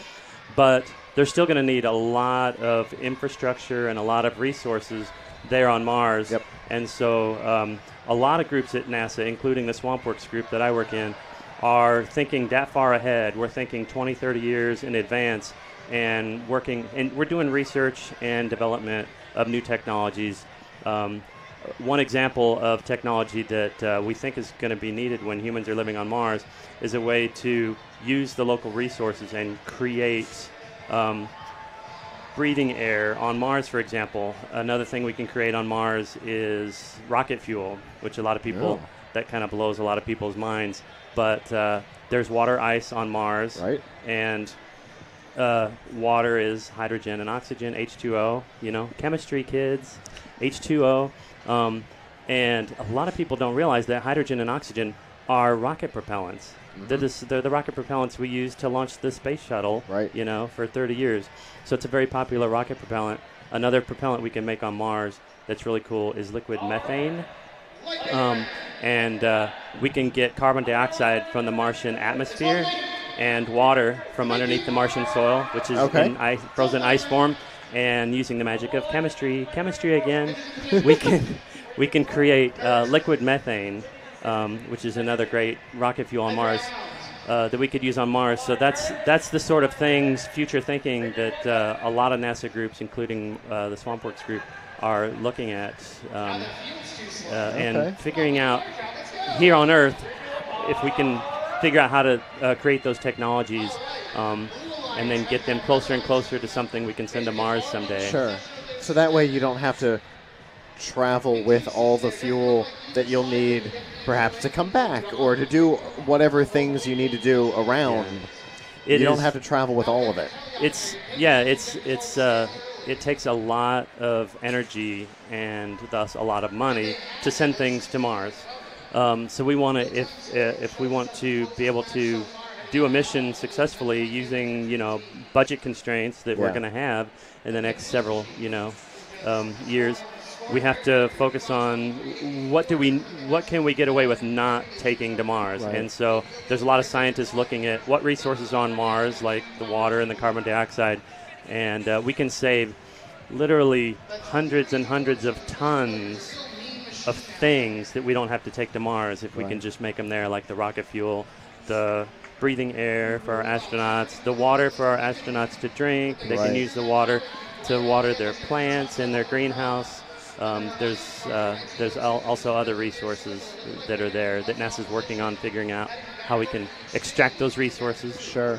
Find them, find the resources, collect the resources, extract the resources, and then use the resources. So it's an entire chain of events that has to happen. And there's a lot of people at NASA that are working on little pieces of that, little links in that chain. So like the ability to mine without having to bring the big thing that was in Armageddon, for example. Yes, yeah. And I'll be talking about science fiction. That's one of the talks I'll be giving while I'm here this weekend. Is I'm talking about robots on Mars, basically. But in that talk, I describe different technologies that NASA's working on to find, collect, excavate, transport, process, and store and use resources that are on Mars. So it's a pretty interesting talk. It really opens up a lot of people's eyes when they find out all the things that NASA's researching that we can use on Mars someday. Yeah. Because it's not, we kind of think we think of these other planets as kind of like just a thing. Not that they're complex like Earth is. We don't think about them as being complex. It's Mars. It's just a thing, right? Yeah. It's just like floating out there. Because it was also unattainable. Right. And if you look at the pictures from Mars, from our robots, it looks like a barren desert, with just so rocks much and dust. But a lot of our sensors have found that there's frozen ice, frozen water underneath the surface, and the top layer, the top several feet of the rocks and the dust actually act as an insulative layer and kind of keep that ice frozen underneath there and keeps it safe so that we can come use it later on. That's amazing. That's our plan. Crazy. And you did briefly mention that having a greenhouse on Mars. What is the science behind actually growing food and well, there are other resources that you would need. Probably not Biodome with Pauly Shore, since we're going to keep bringing up movies. Probably yes. not that idea. Speaking of science fiction, they showed us what not to do, right? Indeed. So let's not do that. Don't include Pauly Shore in kind of anything. Poor Hollywood. They're getting a bad rap out of this interview, aren't they? We're sorry, Hollywood. We love you. You make good stories and warnings. You get us excited about space and science fiction. Absolutely. Our idea in NASA is to try and make science fiction science fact, except for the bad stuff, obviously. But there's a lot of different researchers and at NASA at various centers working on how to grow plants in space, how to grow fruits and vegetables, things that can actually be ingested by the astronauts, eaten, and to give them a little extra versus the dried food that'll come with their spacecraft, and give them a little freeze-dried extra, ice cream. Oh, it'll be there. Oh, no, we're gonna grow ice cream. Huh. Somebody might invent it before we get there. There's a lot of maybe we still got some time. Yeah. But they're working on do you need soil or can you grow plants in just a liquid? And just have the right nutrients in that liquid. And that's a whole nother science, having it on a different planet with different environment. It is, and there are large groups at NASA that are working on that, biochemists and things like that, people like that. Okay. So that first team that you said 4 to 6 people, what is the timeline for that idea? Well, it's hard to get NASA to give strict dates that far out because our budgets come 1 year at a time. But a theoretical. But we do have some groups that think far out and do far out planning. And so the current plan is to go to the moon first, to go back to the moon. Because that's been a long time. It's been a while, and some people think, well, we've been there. Why go back? But there's a lot of reasons to go back. When we went to the moon back in the 60s, they were very, very short trips. They only spent a few days on the surface and only landed in a couple of different locations on the surface, mostly near the equator. But once we have a large rocket again, like the Space Launch System rocket that you may have heard about in the news, and a spacecraft that can support astronaut crews for long duration space flight, like our Orion spacecraft, you may have also heard about in the news. We've got a good friend who's involved in it. Very Once those are developed and working, we'll be able to use those to build a smallish space station, but it won't be just in Earth orbit like the current space station. It'll be in an orbit around the Earth and the moon, and it'll be called the Gateway because it'll be a gateway to the moon. And so from there, we can kind of hop off and create a small lunar colony, and we'll be able to try a lot of these technologies that we want to eventually use on Mars someday on the moon, where there's less risk and it's closer, and so communication, less time for travel, less time to travel, and communication is quicker, because communicating to Mars is about 20 minutes one way and 20 minutes back. So just getting a hello, are you there? It's yes, like I'm there. That's like 40 minutes round trip. So if we can practice all these technologies on the moon and work the bugs out, then and we need to give the astronauts technology to help them be self-sustaining and not be dependent on mission control back on Earth, at least not for real-time things. And if we can practice that all on the moon, and then the next step is to go to Mars. So the idea is that we'll probably be able to get to the Mars in the 2030s, like maybe the late 2030s or maybe early 2040s. But we'll see. That's kind of a gray area. It's kind of not really set in stone. Until we get closer, we've got some moon missions to try out first. I mean, when you really think about it, that time's not that far away. In the grand scheme of things, yeah, that's it's really not that far. And when I talk to students, like the students that are competing here this weekend, I tell them, and I'm not joking when I tell them that they are the right age, that when they graduate and get a real job, they're going to be the age that will be actually landing and living on Mars. Or being back here on Earth, being the engineers and the support staff and the mission controllers that are supporting the Mars mission crew. So they get really excited when I tell them that. And that was an aspect I hadn't considered. And it's people who would be going on that trip would be children today. Yeah, they're our future. Crazy. They're our future, which is why an event like this is so awesome. I didn't have something like this when I was their age. I mean, not even close. You know, we had science fair, which is great. Love science fair. And yet you're here helping build the minds of the people that are probably going to be working. I get really excited about events like this because they're already excited about robotics, obviously. But I can get them excited about you really can work for NASA someday or one of our contractors. You really can be an engineer.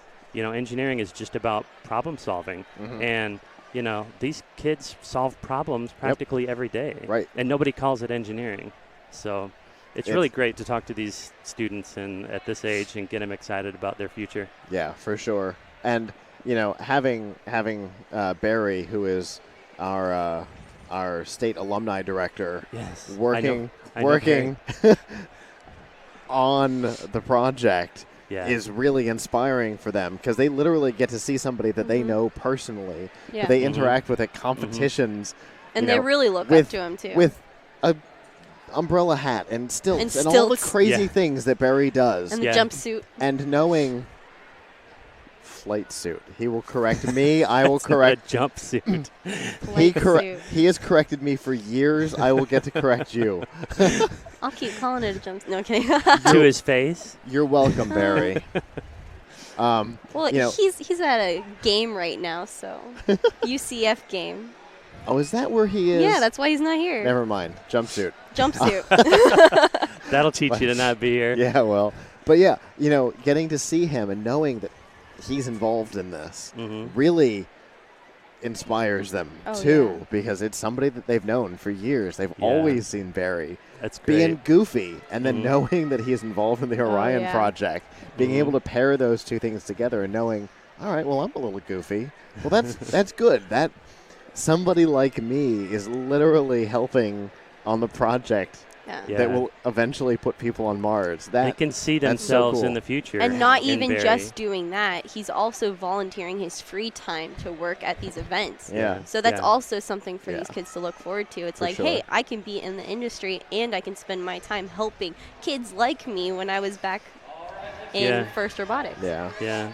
You may have noticed that all three, the First LEGO League, the First Tech Challenge, and the First Robotics Competition all have a space theme this year. Yes. And that's no accident. The First Robotics Competition will, when the season starts in January. When their season starts this year. They've all got a space theme, and that's no accident. And Barry had a hand in that. I had a hand in that. Several of my coworkers basically pitched what NASA was doing, including, Barry told him about the Orion spacecraft. I told him about living off the land on Mars and using the resources on Mars. And, we had a lot of different people telling the FIRST organizers about all these different space aspects. And they were able to compile that and create a season for all of the different age groups that is focused around space, and that's really exciting. It's got the students all excited about space and engineering, and more exposed to what NASA's plans are for Mars, for example. So it's really exciting. That's very cool. So obviously, your being here today and your interest in participating in a Roboticon is multi-tier. You get to talk and get them excited about the things that you're working on, and you get to inspire them that they could work for NASA. That's true. And they could go to Mars. Yeah, the things that they're doing are literally the things that NASA needs. That's true. Not only am I talking to them about NASA's plans for Mars and living off the land, I've also got some of my sessions are specifically talking about NASA internships and ways that they could, how can you get a job at NASA? And so I'm actually logging on my computer and showing them how to apply for a NASA internship. So the website is intern.nasa.gov, by the way, in case you missed my talk. And then I'm just, hanging out in the lobby and meeting them. There's a meet a NASA engineer session in a little bit, and they're going to just be able to just ask me any question they want to in the world. So I'm really excited to be here, and it's we're really excited great to event. have you here, though. Yeah, for sure. I know Thank that they're you. excited. Thank you. Yeah, I think they are. We always like having people from NASA come join us. Yeah. Because the conversations are always interesting. Getting to hear what you guys are working on is And that's always stuff fascinating. we have always been wanting. Growing up, we're always like, what if? And now the what ifs are being actually implemented, considered for real. And NASA, as a government, as a federal agency, we don't have like an advertising budget. We can't create radio ads or TV ads, like a Boeing or a Lockheed Martin, these private companies can do. And so, but what NASA can do, our workforce we can go out and do outreach, which is what I'm doing here this weekend. And all of the NASA employees are allowed or encouraged. If a lot of them are really encouraged, especially the ones that show an aptitude for public speaking. And so that's really how we get the word out, is just grassroots, word of mouth. So that's how we do it at NASA. Well, we appreciate you coming out to the event and talking to the kids and getting them excited. Sure. And we appreciate you coming and talking to us today. It's my pleasure. Thank you for having me on your show. It's been a pleasure. Absolutely. Thank you. And Thanks enjoy the rest of the event. I will. Bye-bye.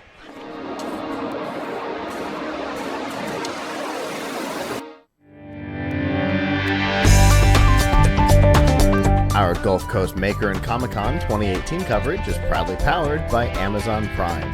Find out all of the included benefits and get a 30-day free trial by going to plugkitslive.com/prime and by audiobooks.com. Get a 30-day trial and a free audiobook to keep by going to audiobooks.com and using promo code TRY70. Well, we have our next guest here. Hello. Hi, how's it going? Fantastic. How are you?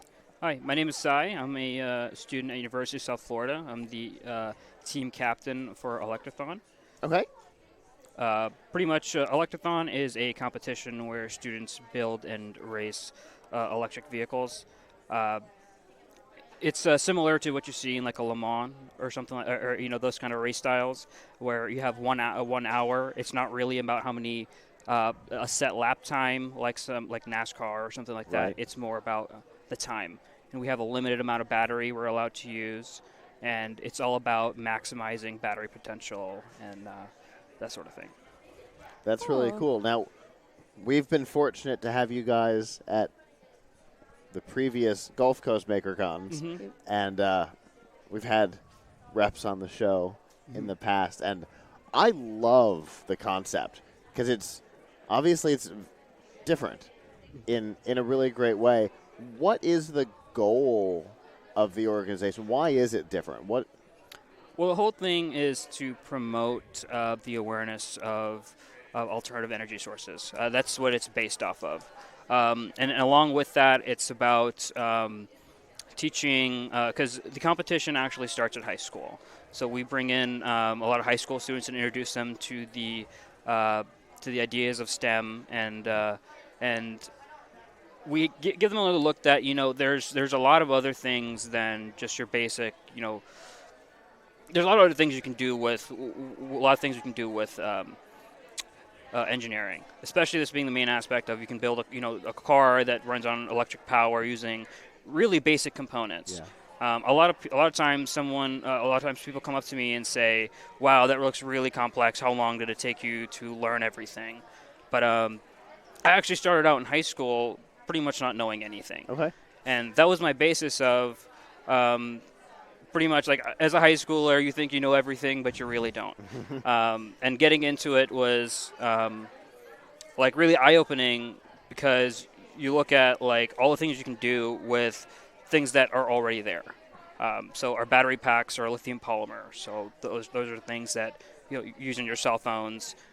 We use a lot of bike parts, golf cart parts. And along with that, I've learned trade skills like welding and that sort of thing. Very cool. So how did you get involved?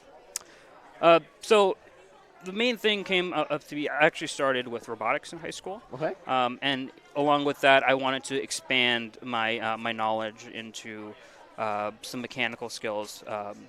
As I'm a computer engineer, but I wanted to diversify myself into the things that I know. And my mechanical knowledge of like cars and things like that at that time was very poor, and I knew that. Okay. And this, for me, was a stepping stone to say that could be something I can learn to look at the future products that are coming out today with the electric vehicles and things like that. So I thought that would be a great stepping stone into learning about that and getting my foot in the door with those technologies. Very cool. So how big is the organization? Like, how many teams? So the Electrothon is actually a national competition. Okay. So locally, I believe there's 25 teams. Okay. That includes high schools. Then it actually goes into what we call open class. We have colleges. We have a Hillsborough Community College ourselves, University of Central Florida. And then the Seminole campus is actually bringing on their own car. Wow. Yeah. And then we have enthusiasts who come in. Okay. We have old-time hot rodders that come in, as well as just people who love, there's a lot of people who don't actually have a car history, which is really interesting. They're just electrical engineers or just general people who has interest and it builds on that just because it's simple, so and it's really cool, so it attracts a lot of people. But it's all over the country. Like one of our races we're actually going to next month is Barber Motorsports, which is an official IndyCar track. That's a full about 2.38 miles, and Oof. It's full with hills and all that. So you can tell as to, I mean, the organization in Belize started out over 10 years, 15 years ago. Okay. And again, that was just running on car batteries, and that started off really small. But now we're going into full racetracks, onto AMRoC Park, and we're going to Barber Motorsports, Okay. Portland Speedway, and things like that. But it's a rapidly growing competition. That's cool. And what are you doing here today? So today we came out. We have 9 races here locally in Tampa. Today was one of them. We had a race out in the back. Very new course, very challenging today. We definitely tested our car, but yeah, today was the day we competed on campus. So obviously competing on different and not necessarily predictable courses, how big of a challenge is the variable of track setup? Yeah, so we generally the tracks are set up, and then they are they're configured a couple weeks before the actual race day, so we Okay. know what the tracks will look like. The big thing is that the battery aspect of it, because in the sense that we're not about top speed, we're an endurance competition. We're of limited battery power. And with that, we have to go the maximum distance. Okay. So we're not really riding our cars on the the edge of breaking things, or on going like 100 miles an hour. Sure. Our race speeds are more like 35 miles an hour. Okay. Something like that. So with that, the biggest challenge is on how you're going to use that battery. And I'm a driver for my team, so it's all about working with your team to find out. Okay, you do a practice lap. How many amps did you draw? How many volts did you draw? What finding out all the information and then applying that, saying, okay, I need to do this for 1 hour. It took me a minute and a half to do one lap. I need to do this for 1 hour. Calculate that, then go that on with. Okay, now I need to add traffic, and then general racecraft, which is, again, the really cool part of the competition is that I'm learning so much, but at the same time, I love racing. I'm a racer, so that's one thing I get to add on to that. So that's like battery management. I think is the biggest challenge of the competition. Okay, Sure. and for people getting involved, is that like a scary aspect for a lot of like newcomers when you say that to them? It was definitely something that I was worried of. Like I said, when I started, it was actually in my third year of high school, and like I said, I didn't know. I thought I knew everything, and then I looked at what I was doing, and I'm like, okay, I don't really know anything. So then when you go out and look at everything, then it was a frightening task, but then it was just about working at it. The reason why they introduce it in high schools is that there are all the components are very simple. All this stuff has already been worked on before. So it's more about taking that, at least when I started in high school, is it's taking that, learning the basics and the principles, and then that in college I can expand upon that. Sure. You're not trying to break new territory and technology. You're trying to figure out how to use what exists in the most efficient way possible. Well, we do a combination of both. We try Okay. to create some stuff, as well as we use both. So for one example, we're trying to work out a system where it would automatically manage our throttle or our speed throughout the entire competition through a computer. So we do one practice lap, and the computer learns what the best solution or Okay. best throttle will be. That. Whoa. So it's about. So you start off with the simple things, but it's really there are many things you can do to advance on that. That's fascinating. So you said there's 9 races in the Tampa area? There's 9 races here locally. They're all pretty much open to spectators. What that gives That us was is gonna that be my next question. Yep. So all of it's open. We have a variety of tracks. Most of them are just done on parking lots. So we have some of them are like a track and field. Some of them are really technical courses. We had one today. Today was the race here was very technical. Okay. Interesting. And so if, say, I was interested in finding out where the races were going to be, how might I do that? So you'd go to our website. It's www.electrothonoftampabay.org/www. and on there is our full list of our races. Pretty much in August, we have our entire race year planned out. Okay. So it's really easy to plan to come to any of our races, and all of our races are local. So you can be there within a 30-minute drive. And the big thing is that, unlike some of some competitions that I've been to previously, they don't let you come and talk to the drivers, or everyone's toiling away so hard that they're too busy to talk to anyone. Although we are busy, during times that we're not racing, the pits are open, so anybody can come in and they can come talk to us, and they can ask us questions. We're very happy to answer any questions, and I think.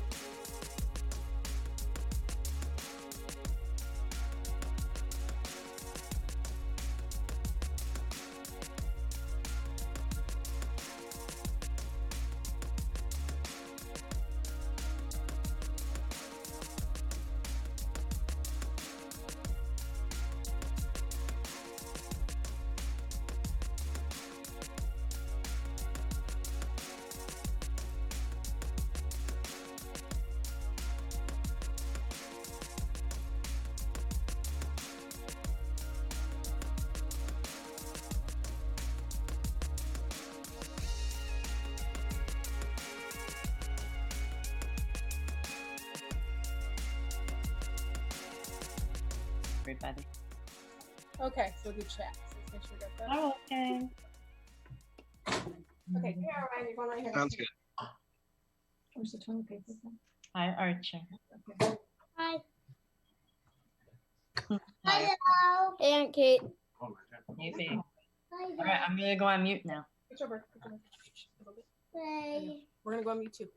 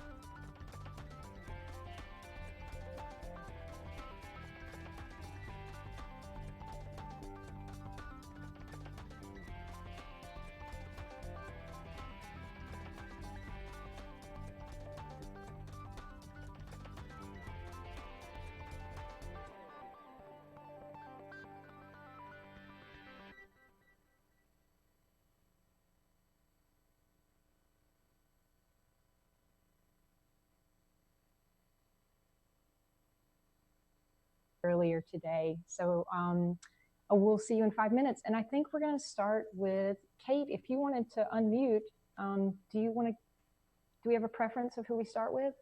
Yeah.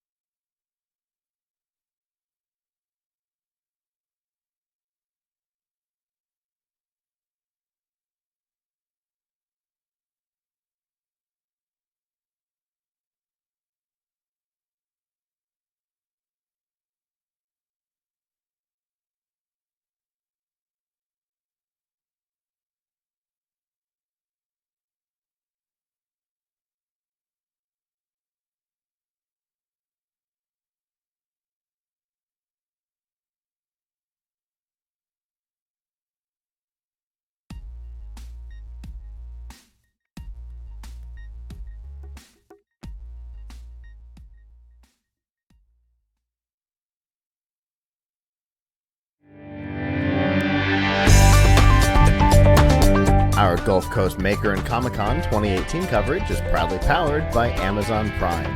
Find out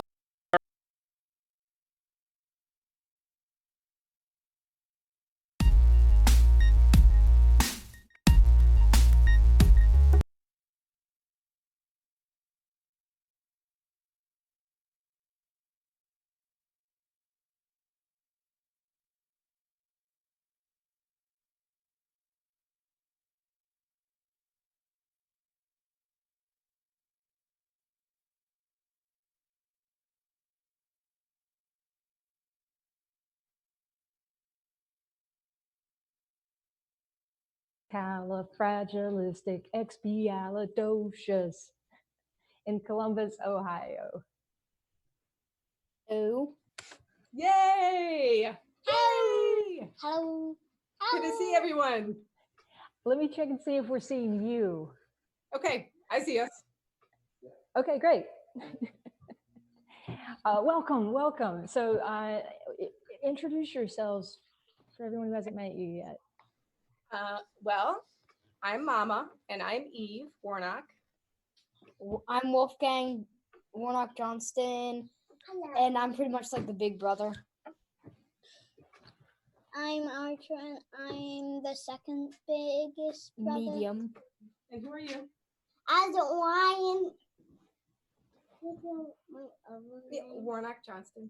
You're Me right. too. Johnston. Yeah. Ninja Isles. Know how to make nice toys. Yeah. Nice two cars. Mm-hmm. Yep. Oh, lovely. Now I can really see you. Oh, thanks everybody for joining us. Welcome to the Deconstruction. What have y'all been up to? Well, we've been working a little bit with light. So we posted some pictures on Discord about a projection test we did. Yeah. With paint. Yeah. Well, we did paint too. We can show that next. So let me pick up the computer. I'll show you a few elements that we're going to do. And Oh, great. Sharing the screen. So I'm going to pick up the computer and we're going to move through the space a little bit. Oh, great. Okay. Virtual tour. Love those earrings. They kind of go with the theme. So the first thing we're going to show is, we're not going to show that yet. So we set up a projector here and a fog machine. Okay, so projector and fog machine. We have the sun coming through here, which we're waiting. My favorite things. Yes, to capture here. So we're going to capture it here. And Archer, can you grab that mirror behind you? Yep, the one, it's on the desk. It's a diamond. Do you see it over there? Or Wolfie, can you grab it? All right, give it to Archer. Okay. So then we're going to use this mirror to bounce it over to this mirror over here. Yes, you are. Easy. And then this mirror is going to go into our space. And so our goal is we're going to bounce the light around our house. So we don't have the sun ready yet because the sun works on its own. And it's close. We're almost there. 7 o'clock is a good time to do this. Magic hour. But the other part I want to show is this part. Yep. So Can you see this? Okay. I can. Okay, so this is a planet we created. I'm going to have each of the boys talk about their parts. So Archer, will you come down here? Hey, Archer. So what is it that we made? Premise is a spaceship. Mm-hmm. And these are the little pods that go over to this battle. Yep. That Wolfgang made. Nice and loud. That Wolfgang made. Mm-hmm. And Orion made this. Yep. It's kind of abstract art. It's kind of abstract art right now. We kind of started first to make it a planet, and then it kind of turned out abstract because we started having fun. And yeah. And Orion, what part did you do? Here, Archer, move out of the way. Mm-hmm. And I made all this stuff. I just need to get this. They painted all this. I painted all of this whale, and this is a good whale. That was a bad six. Okay. Oh, it looks super cool, guys. Yeah. Do you have any questions? Do I have any questions? I mean, how do you ask magic questions? Yes, so our goal today with the sun is we're gonna put this on the wall that I showed you, and we're gonna try to get our sun here to shine on our planet that we made. So we're gonna reflect it, and then we're gonna shine it on this. So the planet will finally see light. Yep. Oh, so the planet will finally see light. Yep, like Archer is doing right now. See, Archer's doing it right now. Oh, I love your universe. And who inspired the idea of using space? Where are the idea of outer space, bringing outer space inside? Well, it was actually my childhood because I was always interested in the sun and the light. The amount of time it took to get the light from the sun was amazing for me as a child. And so when we talked about distance, that was something that really struck me as like the distance from the sun, but the light is so close in ways. And so then we started thinking about other life forms. And for kids, that's really a fantasy space. So then they started kind of taking it on their own and how we can maybe meet other life forms through light. That's beautiful. And now will any of you appear as humans or other life forms in this experience? I don't know yet. Tonight we're going to work with the projection, and we're going to see what the media brings. And so tonight we're going to work with the two older beings, Pelham and I, are going to work with projection and try to create these beautiful spaces. And we're going to. Older being. Oh yeah, maybe this one will too. Yay! Yeah. Yay! And then tomorrow, then we'll keep working with the sunlight. Rock on. And I don't know where it's going to go from there. Each time, we're just kind of letting their creativity take it too. That's all we hope for. Well, y'all keep having fun, and we will hopefully check in with you, obviously on Discord, and maybe we'll see you tomorrow. Yay! Thank you. I'm going to put us on mute. Yeah. Good luck. All right. Bye. Bye. Bye, guys. Bye. Bye. So now we're going to check in with another team. Let's hop back to the Zoom room. Hey, yeah. No, what's up, Jay? Oh, what team are we talking Oh, yeah, Jay wants to know what team we're talking to. We're going to talk to Team Five Skins. Arvin. Arf is the Zoom name. We're going to spotlight you. Hey. I see you. Arvin, what's going on? All right. I was getting a coffee refill. Oh. How's your first 12 hours been? Hey, it's been interesting. I don't know how much by way of a show and tell that I have for this interview, but that's okay. This is a lot of people's first time meeting you. So why not tell us how you're deconstructing distance? Yes, there's definitely something in the shape of a mind dump that's possible. So we would just deconstruct the basic concept is collaborative rhythm making. And where that stemmed from was some mind maps that we shared between each other. Quay is not on the call right now. He's up in beautiful Shasta, out and about. That's right. And where are you located?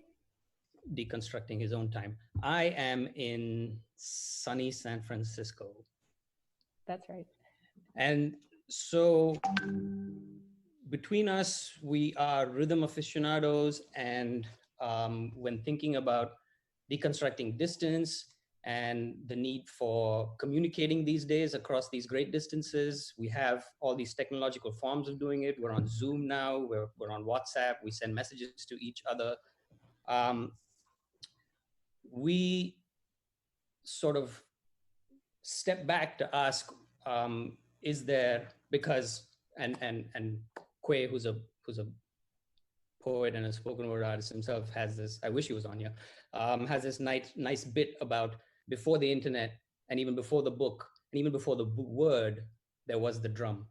And so we started looking at drum language as a way of communication across great distances and transposing that to the way that we communicate today.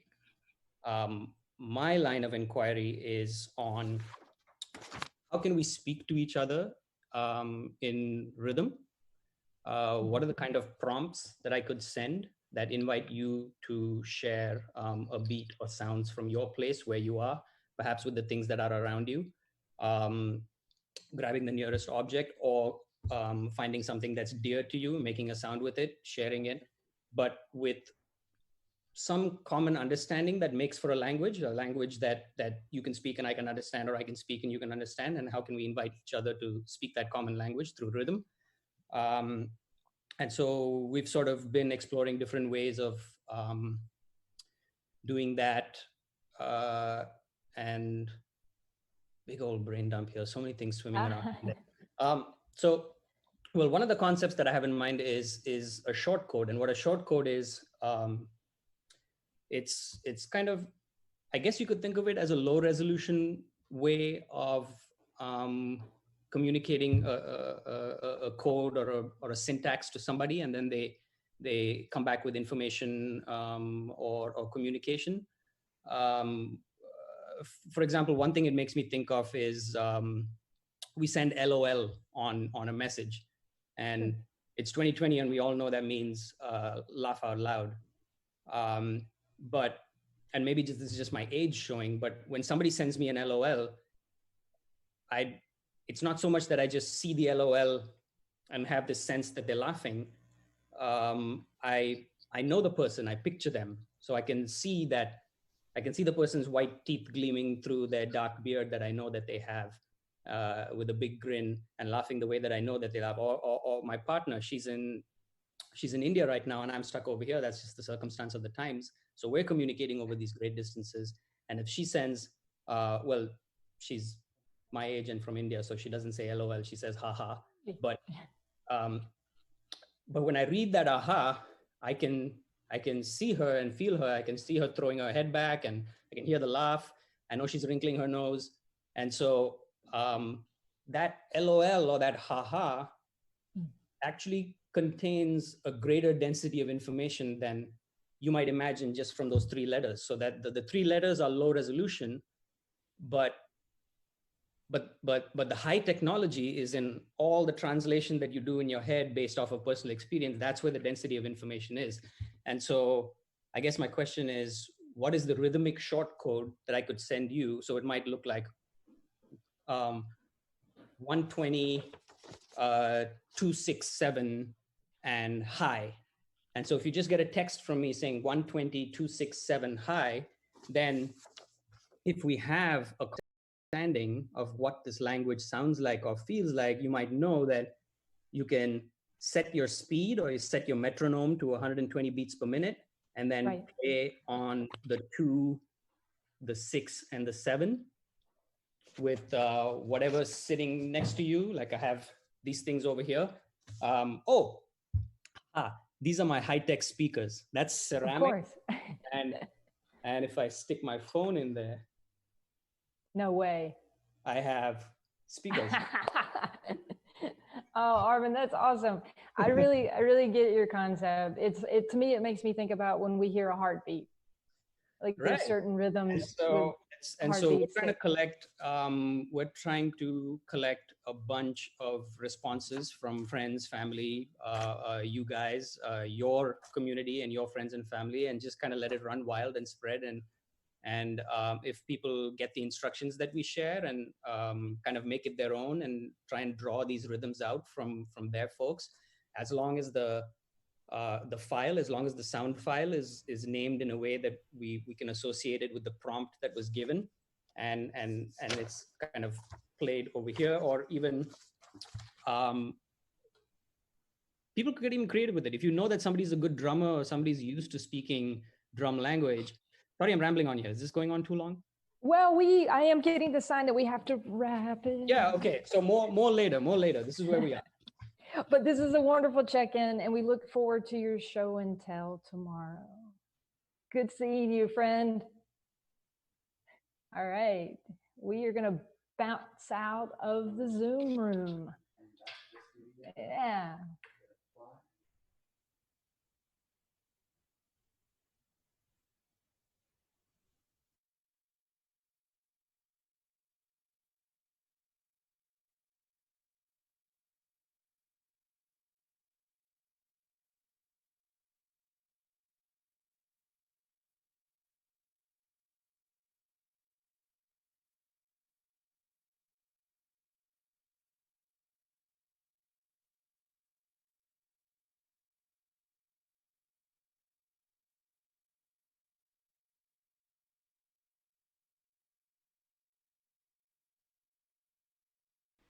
Oh, that's so great seeing the teams, and thank you all for two more teams after this amazing interview. Let's go to a friend of the show. What a wonderful activist and artist that we have here. I love checking in with them, and let's meet Vanessa Rochelle Lewis. Let's put a call into her, Jay.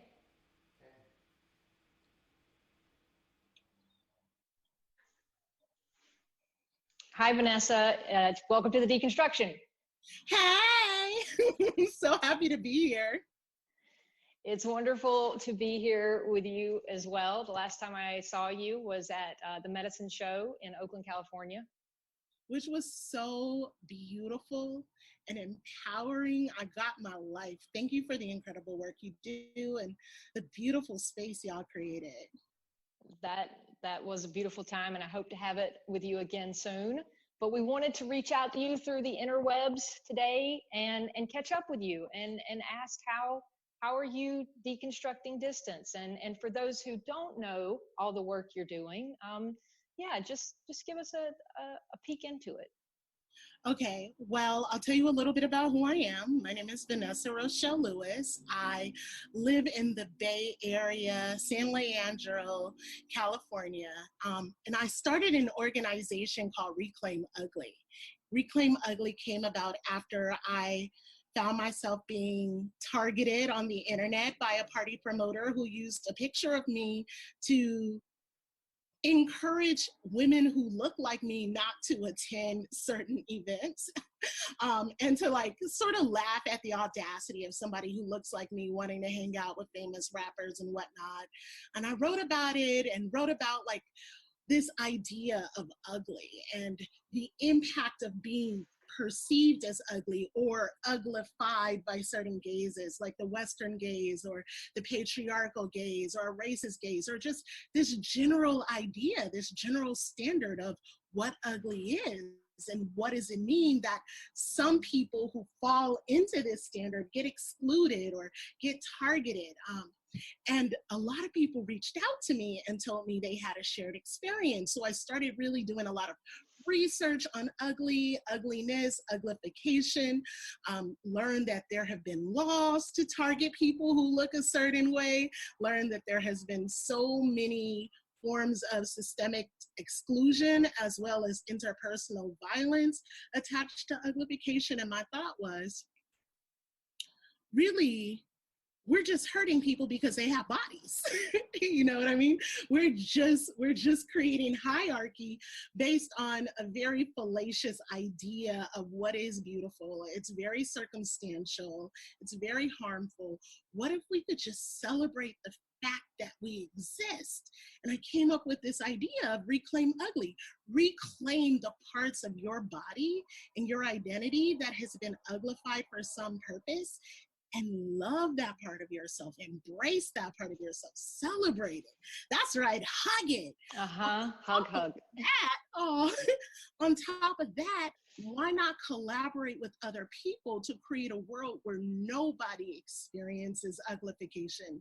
Nobody is excluded or encouraged to change a part of themselves so that they can fit in with other people or fit in with the dominant culture. So our like little tagline is uplift, glorify, love yourself, and create a world where everyone can as well.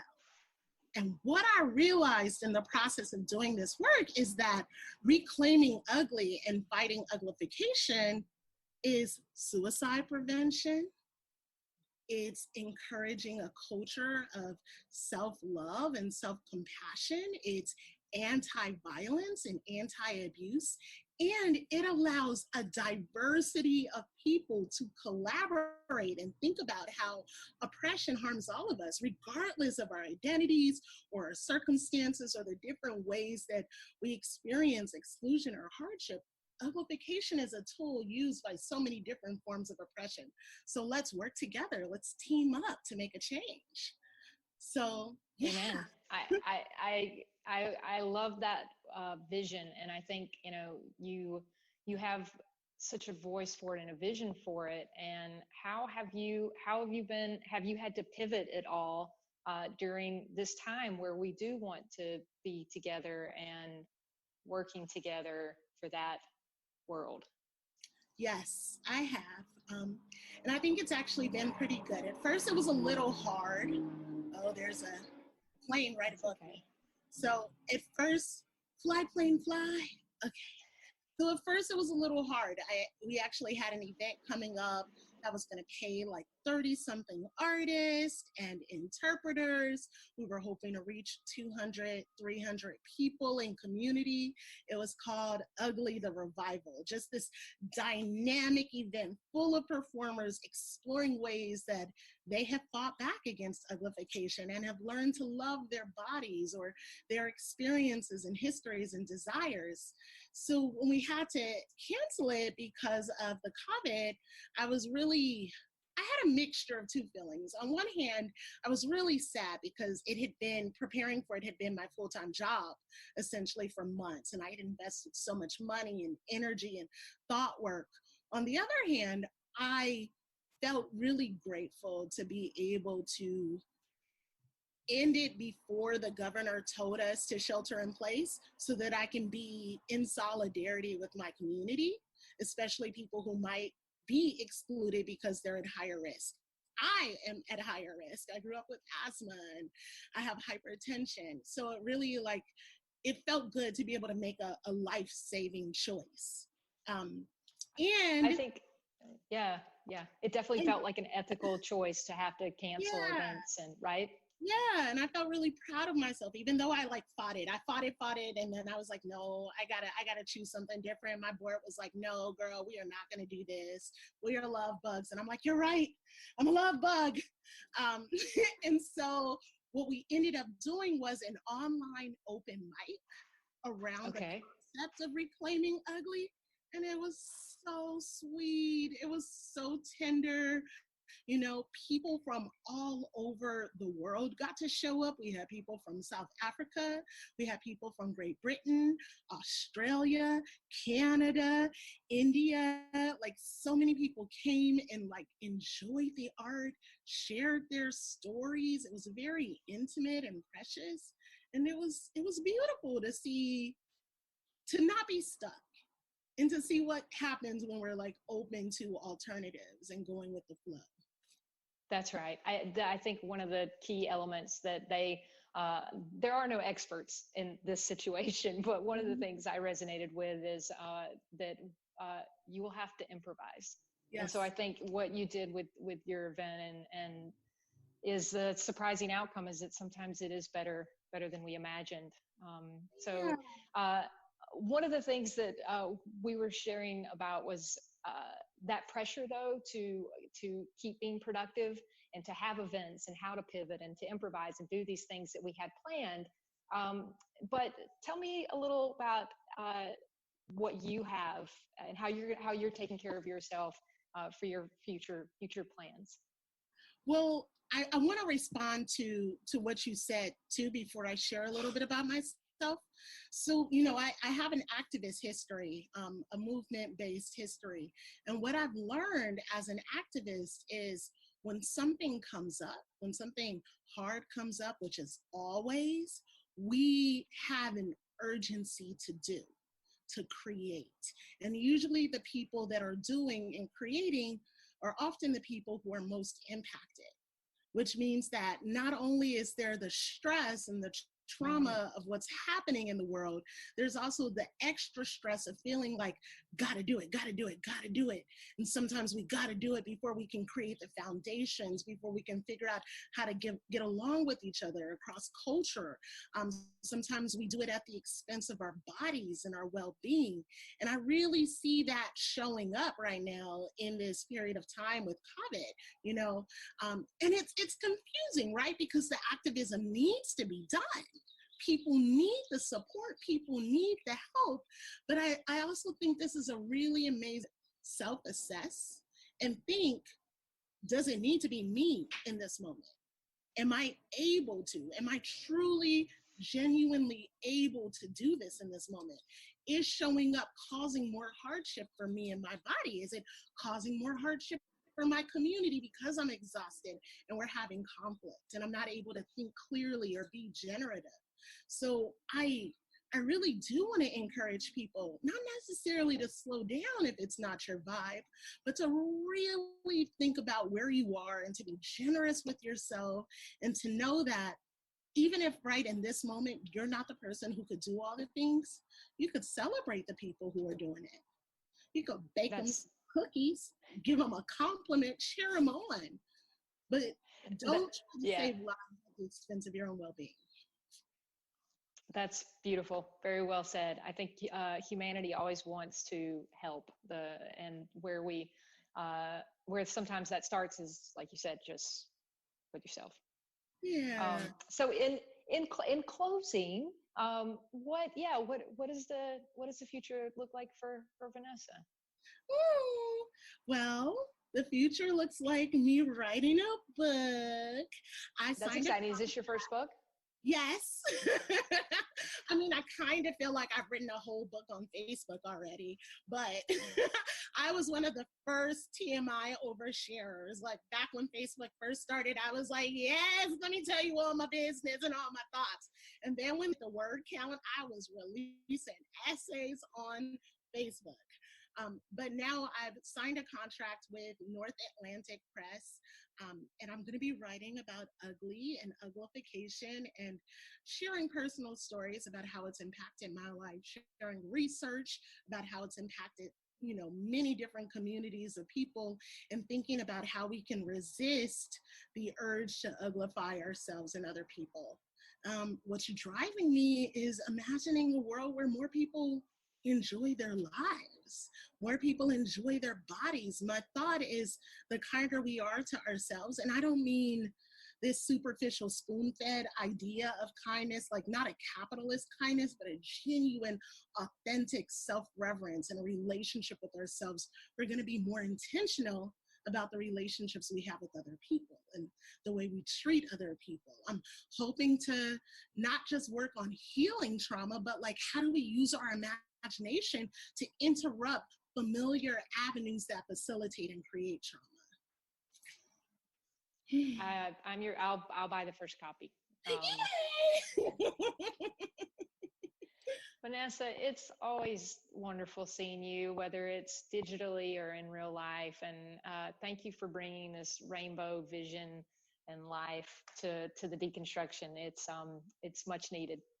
Thank you, Dana. I really love talking to you. I love your whole team, and I'm just, I feel grateful to be included.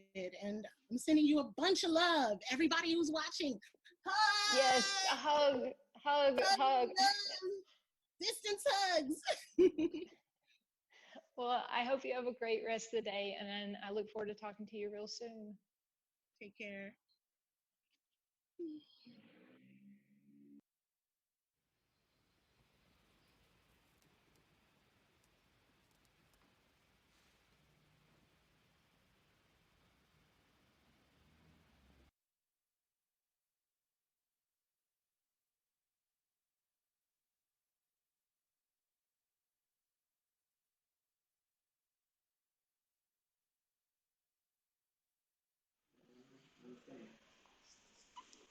Hi, and we're back in the Zoom room checking in with our teams.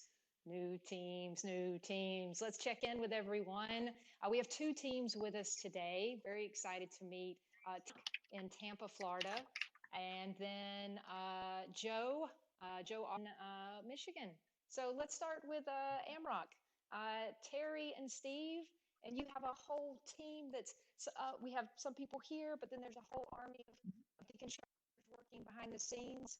But let's start here. And why don't you introduce, Terry, why don't you introduce the rest of your team and tell us what you're deconstructing? You sure will. So I'm Terry Wellingham with my husband and Steve. He and I are celebrating our 40th anniversary this year. We made it this far through 3 deconstructions and a whole bunch of other adventures. And we're really excited to be here for this year's event. With us for this session is Larshay Johnson, and we work with her at AMRoC Fab Lab. AMRoC stands for the Advanced Manufacturing and Robotics Center Fab Lab. that's run by our nonprofit, the Foundation for Community Driven Innovation. I'm the executive director for the nonprofit. Steve is the chair. And, we've got a great board, some of which are on the project with us, and a lot of great community partners. Our part of the story, we're actually doing a project called Slow Your Roll. And it went through a few iterations. It started out as lowbrow humor. It's still kind of lowbrow. And so we went from a story that told a pretty mundane tale of a poor sap looking for toilet paper, flipped the script, and it's become an opportunity to tell an 8-part parable of sharing and rolling with kindness. And we're really excited about it. We've had a wonderful fun time. I'm watching this blow around here. We've had a wonderful fun time, coming up with this collaborative story, and each of our 8-act members is doing their own part of the story. So it progresses through this. So some of them are working as we speak on our live stream. We're doing sessions every couple hours with different members who are sharing the process of what they're doing. And also in between those, we're sharing video of the different events and programs that we do and that our partners do. I'm going to turn it over to Lachey, and I think she can tell you a little bit about her portion. And we're really excited to be here and very grateful for the opportunity to be able to share in deconstructing distance together. So. I couldn't have said it better myself. Oh wait, Steve wants to get a word in edgewise. We'll allow the chair to speak. We recognize the chair. Thank you so much.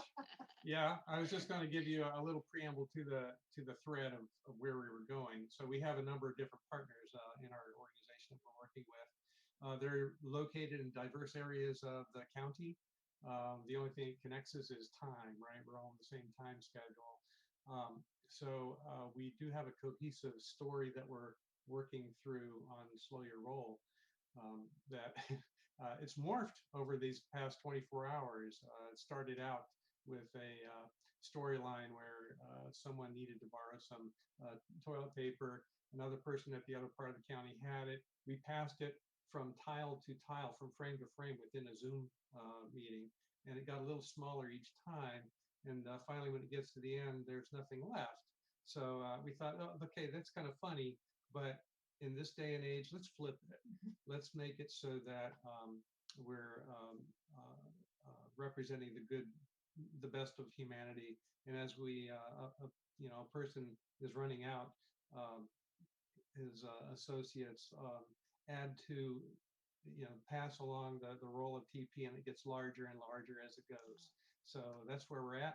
Now, what we've done that connects it to deconstruction is that each of our members is working in their own little mini project to deconstruct whatever they have and make a method, a process, or a machine to add to that role and pass it to the next person.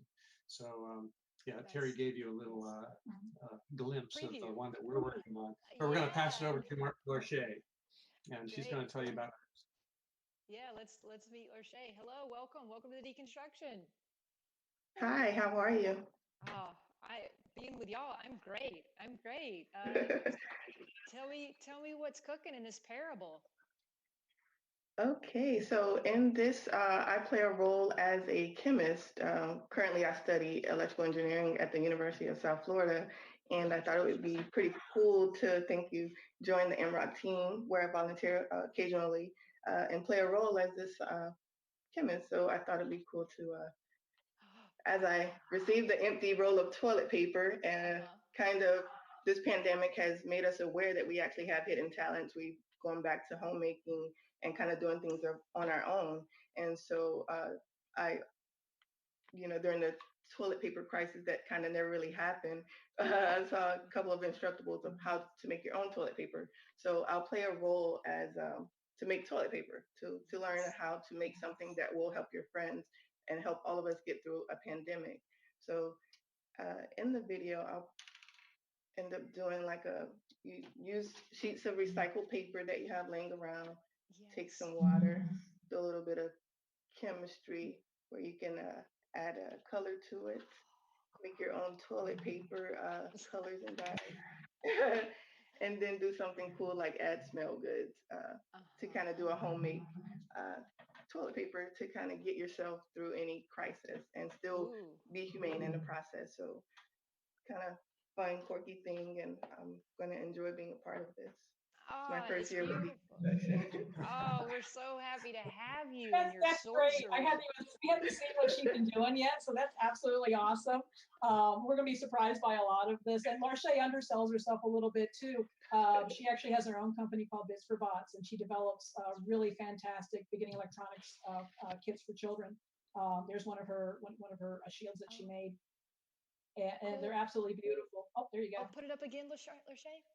Let's see it in close up. Uh, Oh, hey. So, yeah, they're designed to work with a popular open source Arduinos that help kids get introduced to electronics. We're just trying to make some fun shapes to get them introduced sooner and hopefully promote the next generation of STEM careers. And so she has our kids that are at the facility, and we always love working with Marche and the other students at the University of South Florida. So we're really, really grateful she agreed to spend the weekend with us. It's so great to see just part of your team, and we'll be meeting the rest of the team tomorrow during the show and tell. How many folks are collaborating on your team? We've got about 15, I think. 15. 12 to 15, because the brothers and sisters and the siblings get involved, and that's right. Before you know it, there's a lot of other people we didn't even know. So, and that's the whole goal. That's what we want. We're having a lot of fun, collaborating on Discord as well. We shared out Five Skins call for more collaborators on our Gulf Coast Makers site. It's just really fun. I can't wait to see them all come together. We are so excited to see it too. Thank you for sharing your parable with us, and we look forward to seeing more the rest of the weekend. We're gonna go check in with our second team. I love this robo roll. You may have something that more folks are going to use this weekend. Let's switch over to Joe Awesome. Thank you guys. Thanks everyone. Team AMRoC. Hi, Joe. Hi, my face is really big because I've got this whole hands-free situation going on. Here, I'll take it off so you can kind of see. Hi. Yes. Hi. We'll see whatever you show us. Tell us. Yeah, welcome. Tell us what has inspired you this weekend. So this weekend, well, it's a long trip. We're here deconstructing distance, which I can't think about without thinking of time. Like, how long does it take to get somewhere? How far is it? Those are kind of the same questions, but I think distance has this funny way of appearing simpler than it is. Like, I put on my on the Twitch stream that I'm doing, I put under it, distance is as one of the headings. The distance is the name of everything that's not here, or the distance between, it's the name of the space between the boundary between here and not here. Here and there. I'm gonna put y'all back on for a second while I do some walking around. So, one of those, and that can be kind of a tricky thing to make accessible. The way, clothing seems kind of weird until you think about it as a composition of a bunch of threads. Weaving is kind of some of the original knot tying. Fabric as, clothing as an evolution of armor for not only the environment, but also for some sort of where we are now interior situation, emotional armor of a sense. We have currently deconstructing 3 things. I'm going to switch my camera on so you can see my whiteboard. Sounds good. And Joe, are you deconstructing solo on this one? Are you team Joe? I am. Okay. I'm Team Joe. Loop It's Not a Time is the name of the Loose project, I guess. Well, so that's the thing. If I have a collaborator that's not here, in both a physical sense and also a very technical sense, I chuckled a lot receiving some of our. I'm gonna take y'all with me as a tour as I walk and talk. A tour of the work kind of space here at my house. What was your whiteboard? We didn't get to see it for very long. What's the plan? The whiteboard. So you can see the whiteboard is live streaming at facebook.com/Neapolitan Ice Cream the show. Good. You can catch all the processing stuff and kind of chewing and digesting live on Twitch, on Instagram. My third, you'll notice threes, braiding, weaving, kind of a theme. Yes. Instagram, you'll see some more surreptitious moments of out in the world,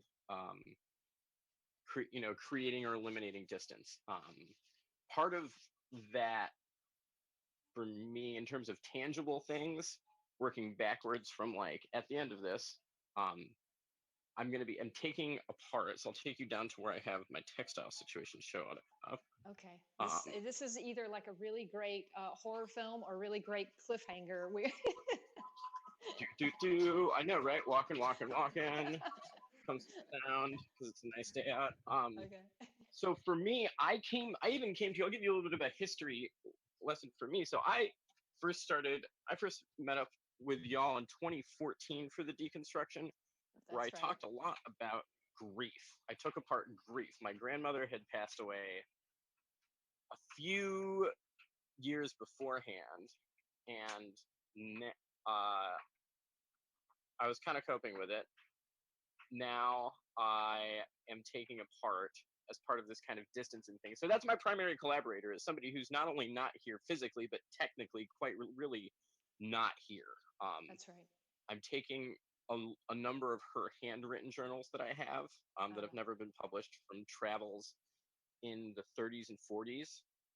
I also have a birding journal from northern Michigan, from Benzie County in northern Michigan, where her father, grandfather, I still have yet to really identify the handwriting on it because it's from a day and age that's just lost to us. That's right. But there's distance, right? Like if there's distance, like you're technically not here, but also like my grandmother, a collaborator, technically not here.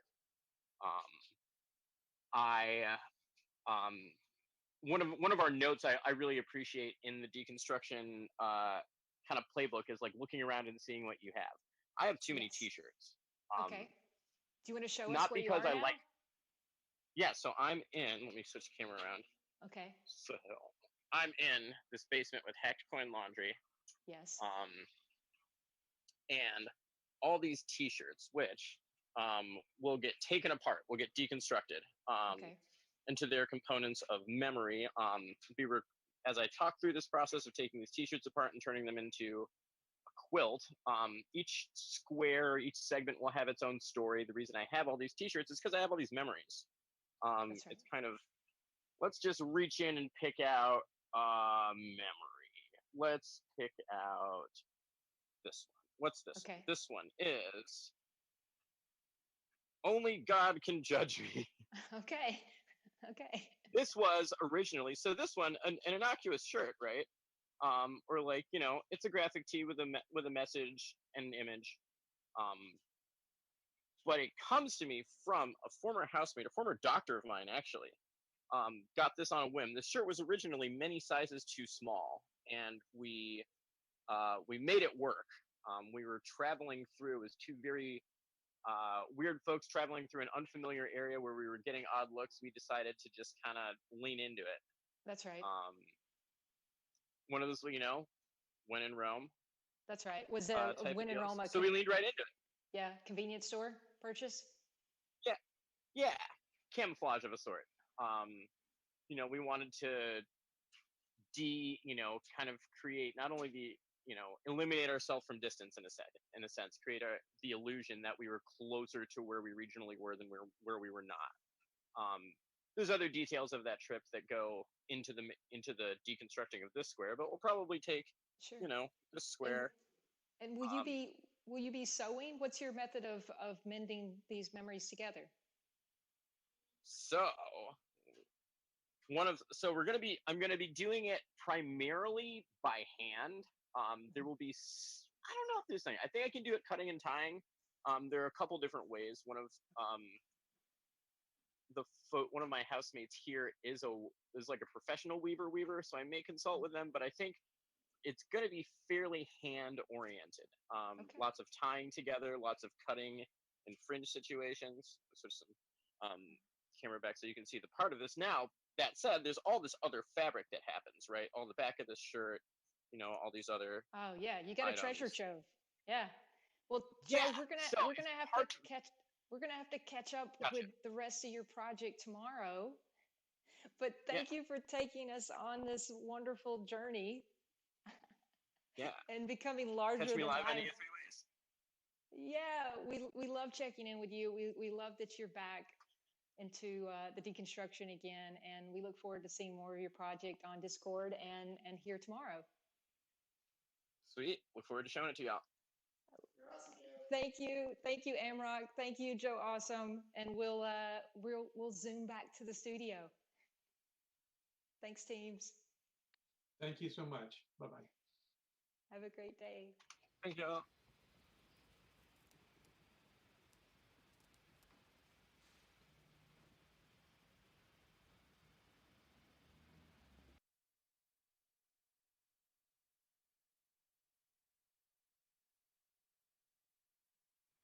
Okay, wow.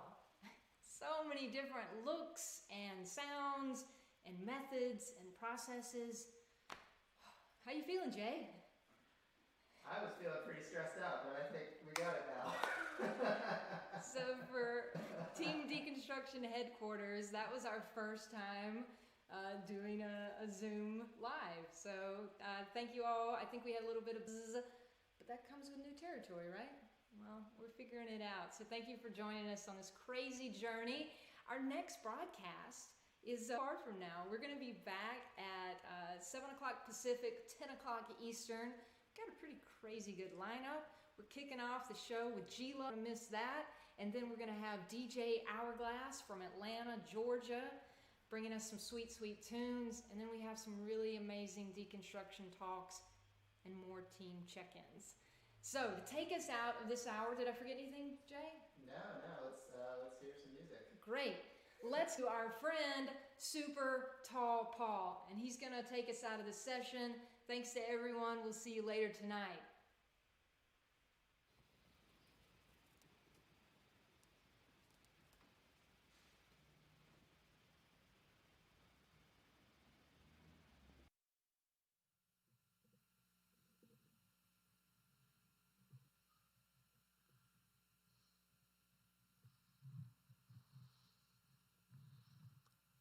Hello out there in internet land. Well, welcome to a live stream. I promise you, ladies and gentlemen, I am your host for this Deconstruct. Super Tall Paul is my name. I got the sign that proves it right there.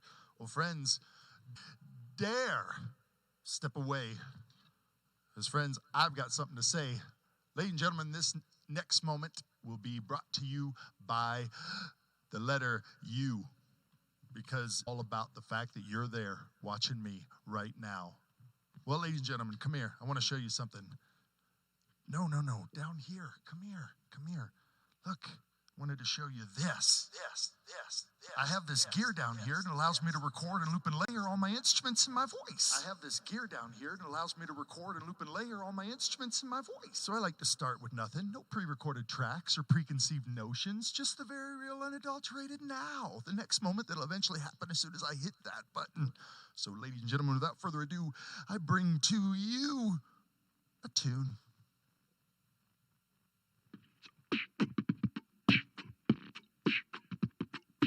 I have this gear down here that allows me to record and loop and layer all my instruments in my voice. I have this gear.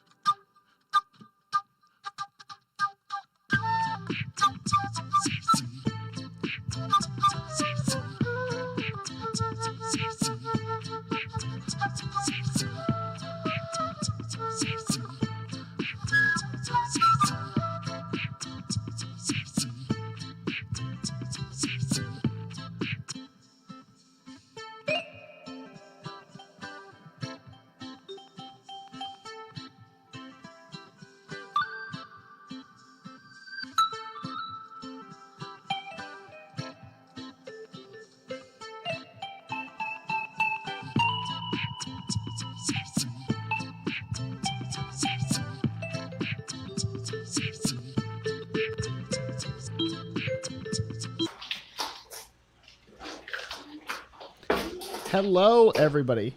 We are here with our next group presentation for the deconstruction. Go ahead and introduce yourself. Awesome. Hi, I'm Marissa Sherrick. And yeah, I'm part of the AMRoC group for the Deconstruction 2020. A little bit about me is I currently work at AMRoC, but not for AMRoC. So I'm actually a AMRoC Vista for FIRST. And basically my job is trying to build and grow the FIRST community, which is a global organization that is promoting STEM education through robotics competition. So it's a lot of fun. You can go see more of what they do and see a team near you on the firstinspires.org website. A little bit how I got onto this team for AMRoC. I have known Terry like half my life almost. So she was a mentor when I first started on a robotics team in high school. And I've known her forever. She's been such a great inspiration and mentor. And after I graduated high school, I started helping out mentoring the new robotics team. And then when she started AMRoC, the Fab Lab, I was there to help get the shop ready. I was there for volunteer coordination. And that reminds me, I also help her with RoboticCon as a volunteer coordinator last 2 years. So I've very close friendship with Terry. So I was very happy to join the team. Moves into what my part of the project is. So if you know what a project is, we're moving toilet paper from one side of a page to another video. And my idea was to do a kind of Mario themed one, like the Mario game. I love video games. I'm doing this with my family, who you'll see in a little bit working right now. I might make them do most of the project for me. It's okay. But my family loves video games. We've played them all throughout our whole lives. Definitely being a robotics kid, I love technology, and video games is such a creative inspiration about robotics. And with the Mario, I've always played Mario, always will. So when we first thought, oh, we have to make this toilet paper roll bigger, I'm like, the mushroom, yes, you gotta super up. So that's what we're working on, and we're gonna how many hours are left? I don't know. I've been working on it all day already and last night. I think our presentation is in about 24 hours. Whoa, okay, that's already a lot. Well, I have like half of it done. So right now we've gotten the correct sizing for how it's going is I'm turning the toilet paper roll into Mario. The paper Mario? No, that's a paper roll's already a thing. The Mario toilet paper is going to go through the game, get the super mushroom, and then leave through a pipe. So right now we've gotten all the blocks and the world going on right now and being built. And then we're going to create a background, and I still have to work on that background right now. So we're still in the beginning, but it's going to be really fun, transition to grow the toilet paper roll, which that's going to be the hardest part of the trick is real time making the toilet paper roll but interesting. Yeah, I would imagine that's a problem. Yep. Oh, we have a plan though. I don't know if I want to say it right now, but there is going to be a little magic going on. I figured you had a plan. You always do. Oh yeah. Oh, as soon as it came in, I was to everyone, and I'm like, how do I solve this one problem that this is the biggest part of the project? So my family they actually did come together, and we started talking about oh, how would you do it? That's really cool. I look forward to seeing how you solve it. Definitely. Oh, it's gonna be so much fun. So Yeah, but so I was gonna say let's talk about you know how these two things connect, how your work with AMRoC connects with the video game stuff. I would imagine Game On is a good Definitely. starting point, right? Yeah. Game On. The FRC game. We literally just like 2 seasons ago had an FRC game about video games. 2 seasons ago. My mind is broken from finals. But yes, with robotics, it's a competition, and it was 2 seasons ago. The theme was video games, and I think it goes together. Geeky, nerdy robot kids and video games. So it just does go together. I know at like AMRoC, we've actually had a speaker talk about the theory of game. So it's still people who are like creative, even with like technical creative, you're still like, you look at video games for inspiration, and most of the time those people played video games as a children, and it's just like something you never want to leave behind, is that just enjoyment of like something that changed the world significantly. An interesting way of looking at it. Yeah, because a lot of us, no matter the situation, I've been rearranging my desk while we've been talking so that it doesn't look insane like it did this morning. Oh, I can't see you, so I know. That's why I want to be able to go full screen, but the room still looks insane, like it did during the conference call this morning. For those who are watching live and missed my Facebook Live video a few minutes ago, we pulled apart the Plug Hits Live studio to be able to do all this, and so the room's still a little bit of a mess. But yeah, it's the reason why the game theme being video games 2 seasons ago was such a great idea, because it's such a natural pairing, because engineers tend to play games, whether they be video games or board games or whatever. Engineers tend to play games because game theory is a big part of engineering, whether people realize it or not. Yeah, and even with like going back to first robotics, and just it is kids. So this program runs from now preschoolers all the way up to seniors in high school, and that's the main demographic for a lot of games. So these children do play games, and them being able to like connect their love for games to this love of robotics competition is a big factor, especially for that game season. It was really trying to get like the kids like really engaged, because they're like, this is exactly what you guys love to do in your spare time, and now you're going to use your spare time to work on your STEM skills and build robots doing what you love. So it's really interesting. Like like if you see throughout all of like main media, video games are a big talk, and even now with COVID going on, it's just like, what are you doing? Oh, I'm beating like this game I've had in my library for years. It's definitely what I've done for a little bit, is trying to catch up. Like, oh, I have all these video games I've never finished. Let me finish them because I have the time. That's actually pretty funny. I have accomplished my goal, by the way. Look at that. Oh, right, because that's going to go insane. That's fun. I guess that's not going to work. Anyway, yeah, so yeah, it totally makes sense.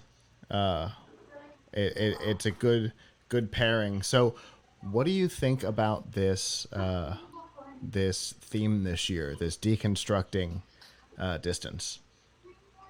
So I liked it. I've actually never competed in a deconstruction before, so this is really cool for me, is seeing like all these other teams. Like there's more than 50 other teams, and some showed a little bit what they were doing last night. So it's interesting to see like how different people are trying to solve, like how do you interact, how do you do how do you complete a challenge from a distance, because they're like, they don't want to force anyone to be like, oh, you have to meet up to complete the challenge. It's all about, can you do it away from each other, which has been the challenge in almost every, I guess, professional field right now, is trying to be like, oh, how do we still have our conference calls secure? How do we still get like physical manufacturing plants producing? It's been a really weird to see like some solutions of just people are like, yeah, okay, we're all going to be on the same Google Doc working at the same time because we have to talk while we do this. And I think the challenge is special for this year for just having fun, because it's became a necessity for everyone to work from a distance. And this challenge is like, no, have fun working from a distance, enjoy it, try to see like what's fun about it. And I mean, for me, at least, with one of our group calls, we had a team member, they did like the virtual background, which was really fun. So it definitely can be fun.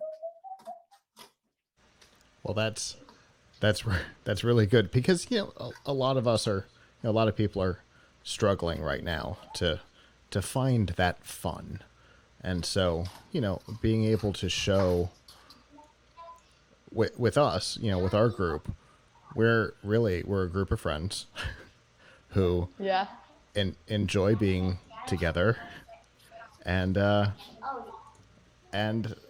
doing weird things, right? That's kind of the theme of AMRoC, is a bunch of friends who enjoy doing weird stuff, which is why the live stream that we just did, where we got to show off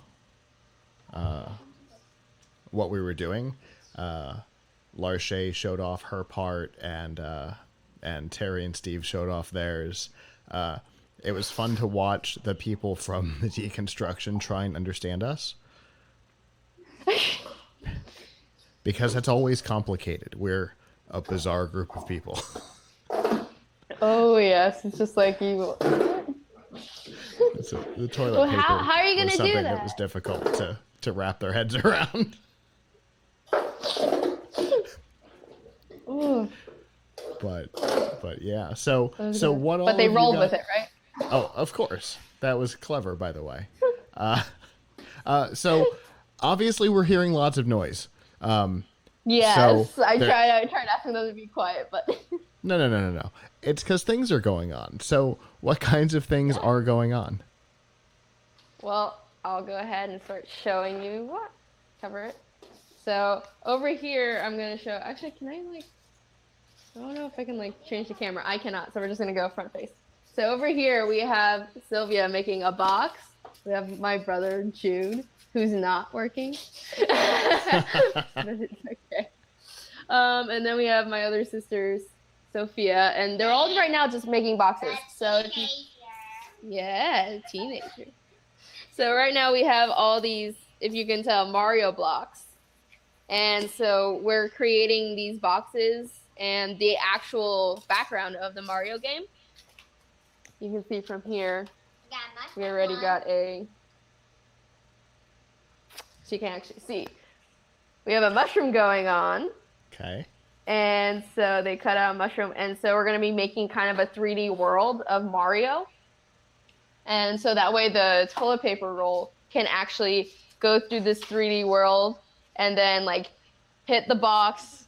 The mushroom's going to come out, and then it will just be able to be in this 3D world and then go through the pipe. So we will have like the toilet paper like on a pole, and we'll be controlling it from the background. And it's just going to go whoop, whoop. So That's definitely unique. yeah, it's which of course like, is our goal, right? That's the whole goal here, is to be unique, and that you've definitely accomplished that. Yep. The only challenge is just getting the timing right, because it's like, okay, guys, you got 10 to 20 seconds to do this, and I'm like, okay, it's gonna be a really fast Mario. Indeed. And yep, and possibly I might like have things going on even when the toilet paper's gone, because like Mario, that world never sleeps. There's always something going on. So. True. Well, very cool.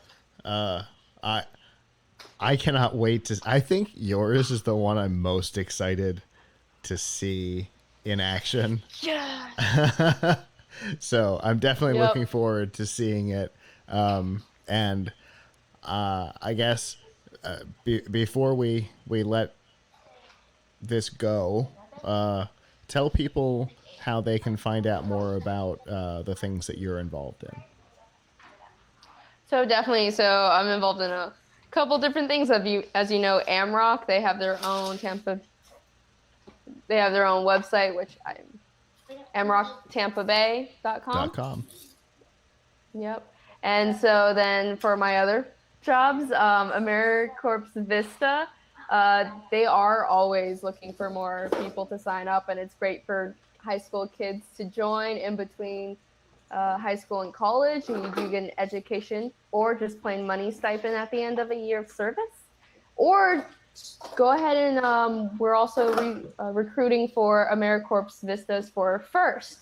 So if you want to help kids get, especially kids in underprivileged areas, be able to build their STEM skills, to have these amazing opportunities to create robots across the state and compete to even go to the world, definitely look up at firstinspires.org, where they have a Vista section. And yeah, those are the 3 main things that I'm working with. I do a lot, so. Yes, you do. As you and I like to say when we're at CES and things like that, we don't like to sleep. So exactly. That is how we end up in these situations. Well, Marissa, I cannot wait to see your final thing tomorrow, because it sure sounds like it's totally you, and should be a tremendous amount of fun. For those of you who are watching us live, tomorrow evening there will be, through the Deconstruction, will be the official reveals for the teams, and you can follow all of the live stuff from them at thedeconstruction.org. And we're not entirely sure when we're going to be on tomorrow, but obviously as we figure it out, we will let you know. But for now, I guess we're going to get back to some of our pre-recorded stuff. We're going to cut over to a video from last night's meeting, which should be a lot of fun. I understand there was toilet paper on people's heads, so that should be fun.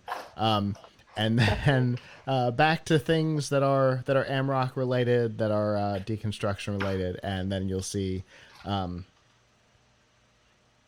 at 8 o'clock Pam is on. So we'll do this again with one of our other groups, and then we'll be to videos for the night, and then we'll be back tomorrow morning with another group chat. So a lot of stuff going on. And so I guess for right now, we will see you guys in a little bit. And Marissa, I cannot wait to see yours in action.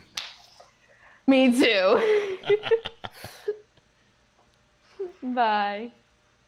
Somebody there can balance it on their head. Wait a minute. I see it. Right, Tina, right behind you. We should do a screenshot. Everybody do the paper on their head. Oh, yeah, there we go. I didn't bring toilet paper. I have wet wipes though.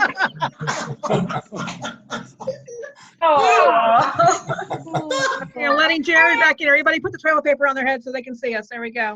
Things changed while they were gone. There. All right.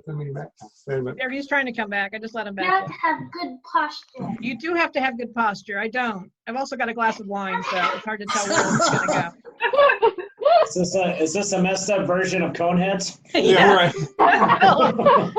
We dressed up so for much you. has changed since you've been gone. Now you're down at the bottom now. Different now. We're in the same place. We're in the same place on ours, yeah. Really? Now you moved from my perspective. Yeah, you went to the bottom. Chris is here. Everybody dress up for Chris. I see them down bottom row. Yes. Yeah. Okay, and Marissa was the last one to join prior to us. Chris is here now. Chris, Yeah. is he on the He bottom? doesn't know what he's getting into. Right. He's on the bottom, yeah. What was? I guess I ought to take this off now. Oh, it's really good. My problem is I've got too much hair and nothing stays there right now. Chris. Right. We're all playing with toilet paper on There you our go. heads. Hey, Chris. We're all Welcome to the balanced meeting. See, see how we're looking at it right now is like, for an example. Okay. I think we lost. So work with me with this, okay? Yep. So, you know, no offense, Steve, but you'd be like where Jan Brady would be. Okay.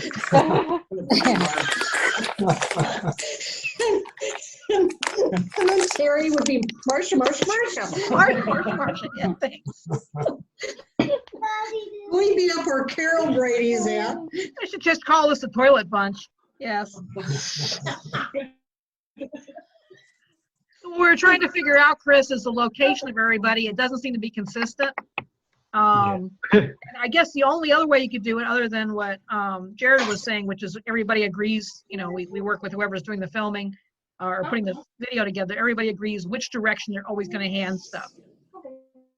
The other one is when we go to do our final version of it, we all just figure out where we're, but it's never going to be the same though. That's what we're finding out, right? Doesn't matter. Right. If you're going to film it, you know, make a video that they'll then play back at the final, then it's got to be handed off to various frames.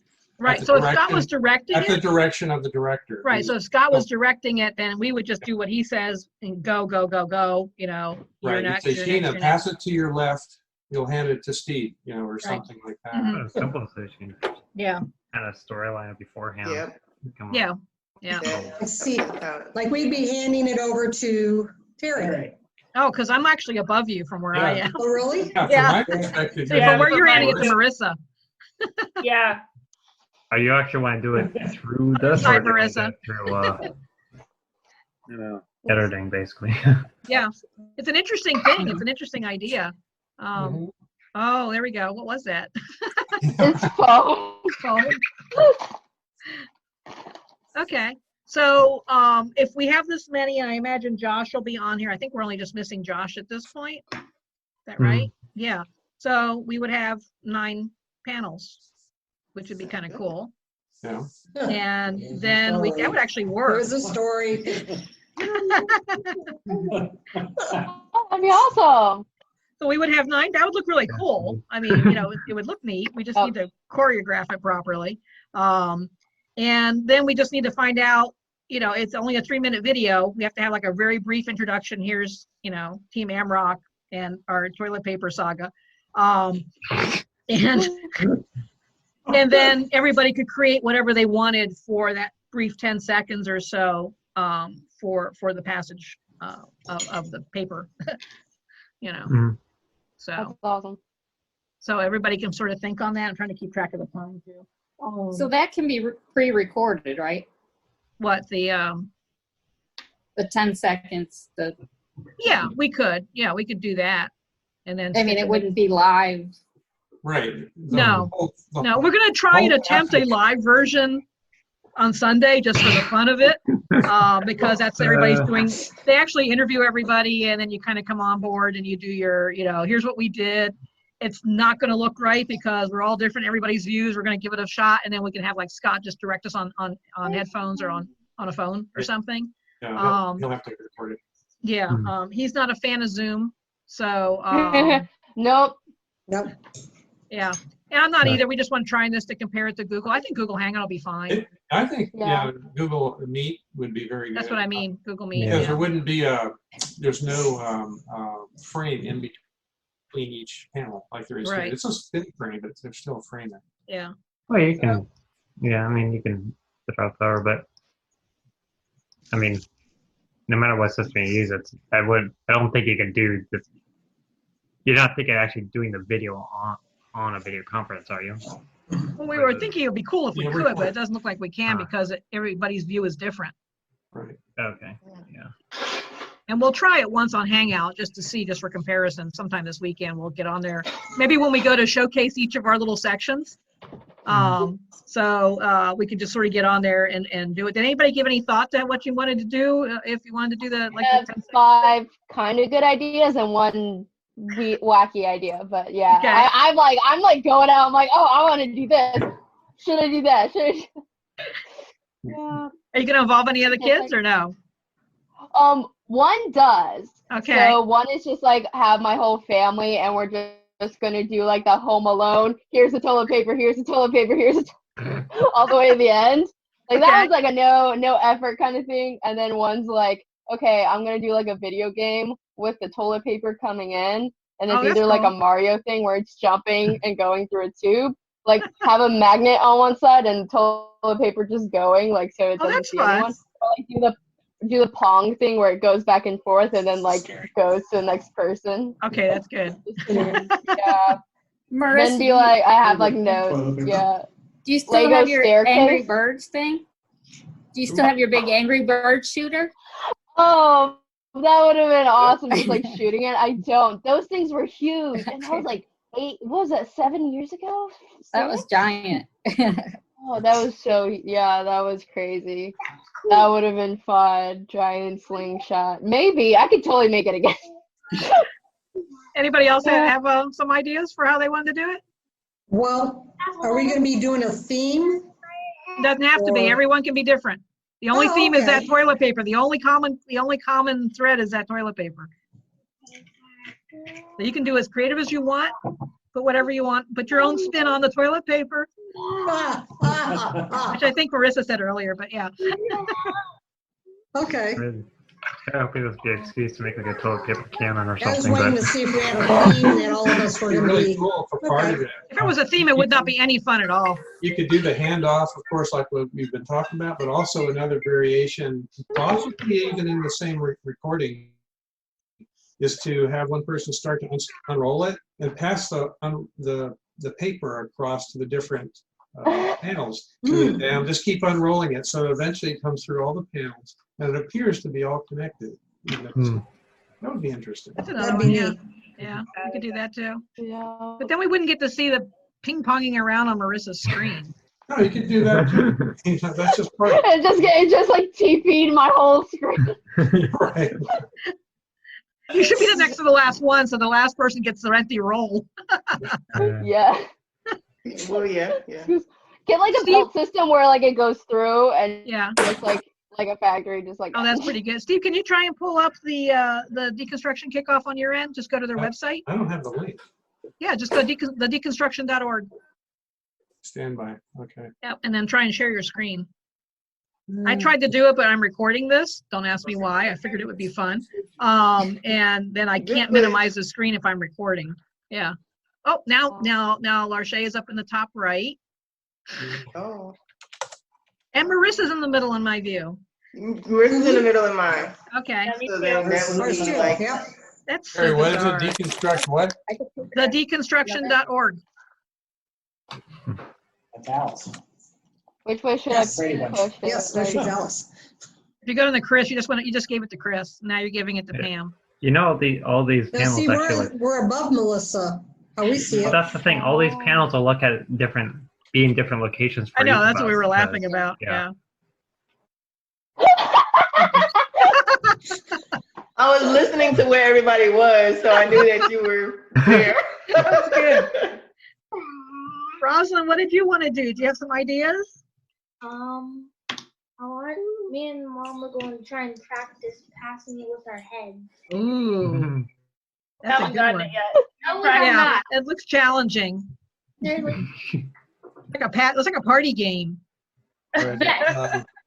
Deconstruction.org takes me to GoDaddy, so that's not correct. No, thedeconstruction.org. Okay. Is it an app? No, it's just a website. They're streaming it on the website. Oh, okay. Because it took me over to an app for it on my phone. come on. The Deconstruction podcast? Maybe, probably. No, that's not it. Oh. All right. Okay. So now I got it. Let me see if I can share it. Oh, they're saying go to their Zoom meeting. They decided to do a Zoom meeting. Oh, Well, is that different? You sure? No, it says live. They have a different Zoom Okay, are they live? They must have had a Zoom meeting going earlier. Yeah, hold on there. We're gonna get We're gonna have a Zoom meeting inside of a Zoom meeting. That would be cool. Conception. Because I got the deconstruction kickoff thing. Oh, I guess that was ours. Okay. Yeah. And that's it. I hear pretty birds somewhere. Cool. There we go. Not us. Hey, there you go. Is that working? Cool. Yeah. Yeah. Okay. Yep. The birds are pretty. They are. Yeah. Is that from their website? Yeah. All right. Okay. We'll see what happens. Yeah.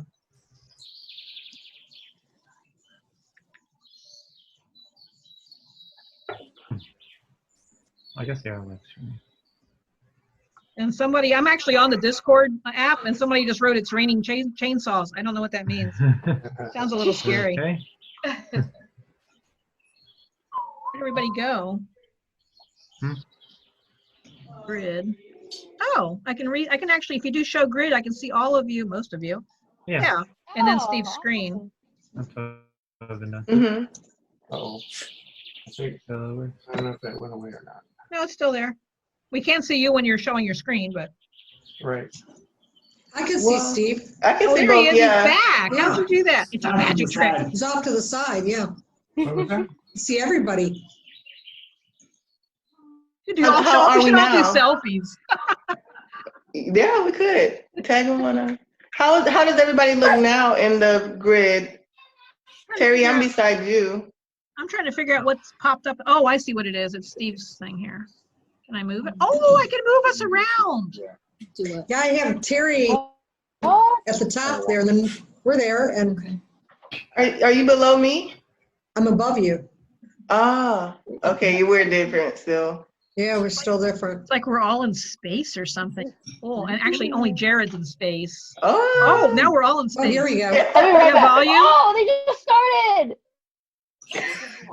Ding dongs.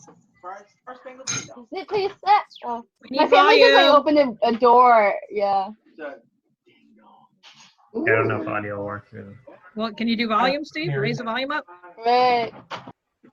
There you go. I can't hear it though. You don't hear it? Nope. Could just watch from the. Well, you heard the birds before. Yeah, but I don't hear anything now. There's music. There's like low music playing. That's from our next door neighbor. Invite them over. Every Friday night. Oh, they have the. Wonder if they'll show our tree of technology. Ooh. This is their teaser. Yeah, I guess so.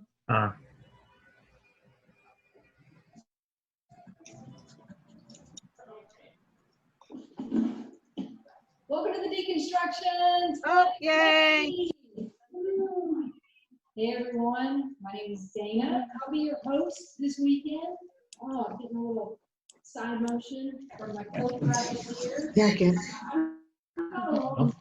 Trying to turn it up. You have it up all the way, Steve? Yeah. Well, it's just echoing through your computer. I think you'd have to, I mean, through your microphone, but I think you'd have to tell it to stream your computer audio somehow. I could turn off my audio. Nah, I don't think that'll work. You can change your audio to same as system. Yeah.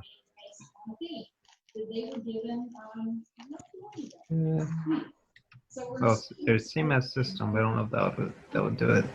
Right. But we'd like to kick off. The deconstruction has existed for many, many years. It's a long tradition of deconstructions. If you're just joining us, but there's also a huge community who participated in this crazy internet adventure in a time before we were really all living on the internet. But I'm getting ahead of myself. We have this epic journey ahead of us this weekend. But let's start with the countdown. All of the teams that are going to participate in this weekend were given the challenge to deconstruct the theme of distance in 48 hours. So the clock, we're going to count down. Like every good event, and every good marathon has a clock. So I'm not alone in this endeavor. In the past, these deconstructions that I talked about, we used to have a room full of people. I mean, dozens of people operating all kinds of gadgets and on their phones and on their things. And this year, in the studio, you have me, and then you have the creator of the event, Mr. Jason AMRoC. Hey, Jason, here comes, here comes. He's been there since the very beginning. Digital applause to Jason. So Jason's running the show, everything behind this beautiful city that we built for you. We built this city for deconstruction. You'll hear me. We want you all to grab your digits, or grab your forks and your spoons, whatever you want to do for this starship. Countdown.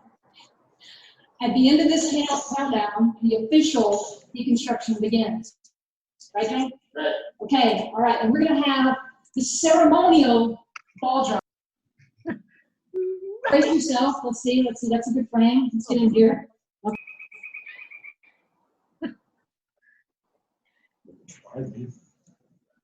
Oh. And now we also lost it. Where's she at? No, if we lost it, or she did. I have. 8. What do you think comes next? 8. It's hard to do a selfie like this. The kids count. 7 3/4. 7, 6. 6 and 7/8. All right, here we go. Slow. Time has stopped. Okay. Oh, thank you. 2. There we go. Yay! Just like Times Square on New Year's Eve. That's weird. Do we get any more info, or are we on our own now? She's saying things, and we have to interpret what she's saying. Looks like she was praying. Yeah, she might be. You're messed up. Can you not hear? No? We could just do Mystery Science Theater. It's kind of fun. I love Mystery Science Theater. And you guys are in the perfect setting for it up there, so. He's got something. I haven't seen that in years. Is it even on TV anymore? He has a clock made out of kazoos. That's awesome. And maybe Daddy can kazoos join me. Deconstruction. One Christmas I gave my nieces kazoos. Okay. Now. Did you ever do that again? You're not running to go make your projects. Right? No. No, we tortured my sister in other ways. But how are you here? I remember that one. What is run by the teams. And how many teams are there? Well, we had 58 teams signed. Wow. Oh, that's good. Interesting. So you are sure. And all weekend. We have also an Instagram, and for all our participants, they're using hashtag Deconstruction2020. Did you see the team page, Jay? Oh, we did a little flash to the team page. So on our website, you can find all of the teams that are participating from all over the world. 11 countries. Jay. Wow, that's cool. That's a lot of countries. There's, let's see, I'm looking at my hot list. There's Brazil, Germany, Guatemala, Belgium, Canada, United Kingdom, Spain, Colombia, hello, Japan, Antarctica. Oh, cool. Oh, wow, that's kind of neat. Province. I think How are they comparing to Antarctica?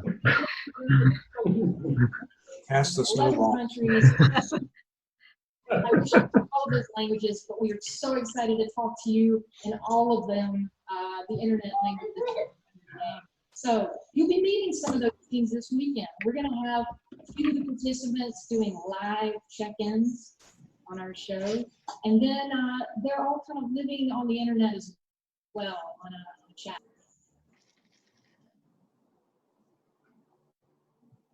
He's gone again. Yes. Is she going slow on your view, Steve, or is it just transmitting slow on ours? Might be transmitting slow on yours. Okay. Yeah. I'm just streaming on my computer. Synchronized with yours. Dogs, cats, students. It says from Chris to everyone on the bottom. Oh, I was just putting the link to that YouTube Okay. video. Beautiful website. Shout out to Ryan. Beautiful website. And Jess. So I mentioned that it's me and Jay in the studio, but we have a team across the country working behind the scenes. We have Baltimore, Oakland, Minnesota, and Los Angeles. So they are all, you'll meet them all face to face. So thank you all. They have TV in Minnesota? Let's take a cruise over to visit dancers. I thought they just had snow, no more. And they are so far the biggest team. That means the team with the most participants. Well, those are the awards. Measure of joy or enthusiasm. Although they'd be a strong contender for it. This is a group based in Baltimore, and I'm just looking at my notes. So it's a group based in Baltimore. They describe themselves as creative artists. So that's cool. I can't wait to see what you come up with. They're neighbors, friends, collaborators, music listeners, tool librarians, makers, community builders. This is a beautiful deconstruction makeup. We love this. One of the things about those guys from today. Distance is it's a pretty bold thing. Fast play. Like none other. Yeah. One of our teams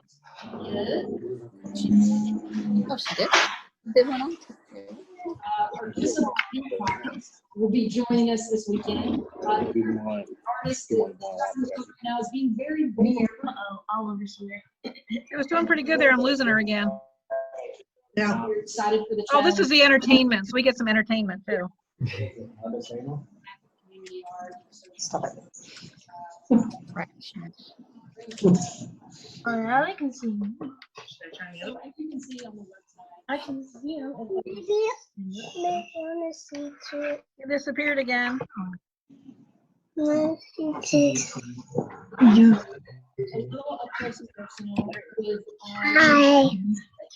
Hi. Isn't a new face. John Oliver's had to say hi. Several times in many different capacities. So Where'd Marissa go? And see what he's got planned. All right, one else so she could see the darn thing. John Gleason's in Georgia. I'm here. I'm just not talking. Hi, John. Welcome to the Deconstruction 2020. Oh, Steve. Is it great? Good to see you. Glad to be here. It's great to have you on.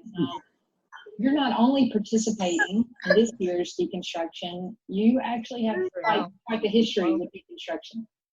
Yeah, a little bit of deconstruction pedigree, I guess.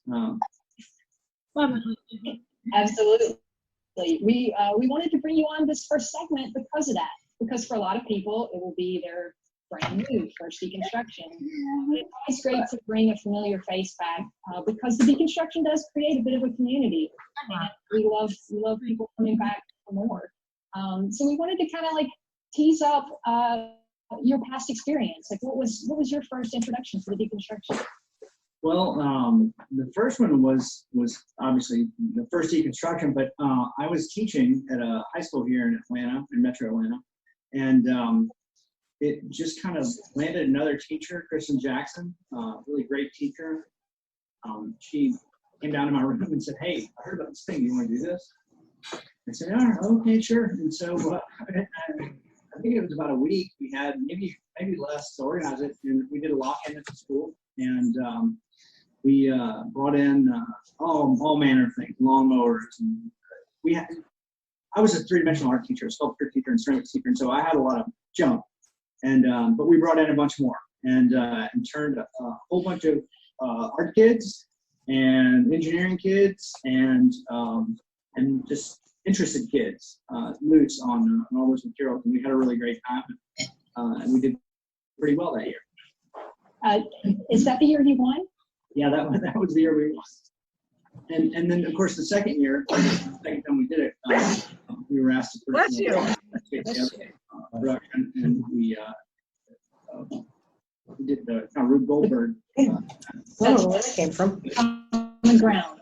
So yeah, in 2016, your school was a part of a nationwide Rube Goldberg, where each device set off another project and another project from California to Arizona to Georgia to Detroit to Michigan and then back.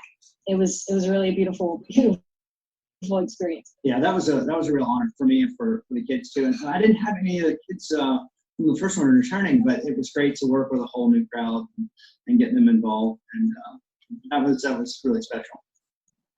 And now, so this is your third tour.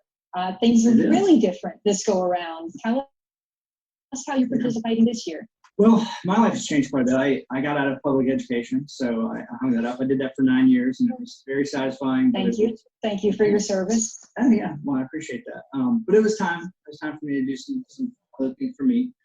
And so I know that I'm meant to be a teacher, and so I'm still doing it. I'm teaching them continuing education. I'm teaching ceramics and sculpture still at a couple art centers here in Atlanta. One is the Squirrel Art Center, and the other is a little one in my neighborhood called Tucker Ray. And we have Tucker Water there. But that's what I'm doing. And the other piece of my occupation has been, I need to develop a body of work to sell. And because I really think that in addition to teaching, I'm meant to be an artist. So with that in mind, I thought, wow, it popped up, and this is a really amazing opportunity for me to do it myself. And I was always kind of a little jealous of the kids when they got to have all the fun. I was giving all the direction, and then I really, really wanted to be in there making. So, but you don't want to. It was about them. I didn't want to hijack the project. That's right. So anyway, now the tables have turned a little. That's right. Yeah.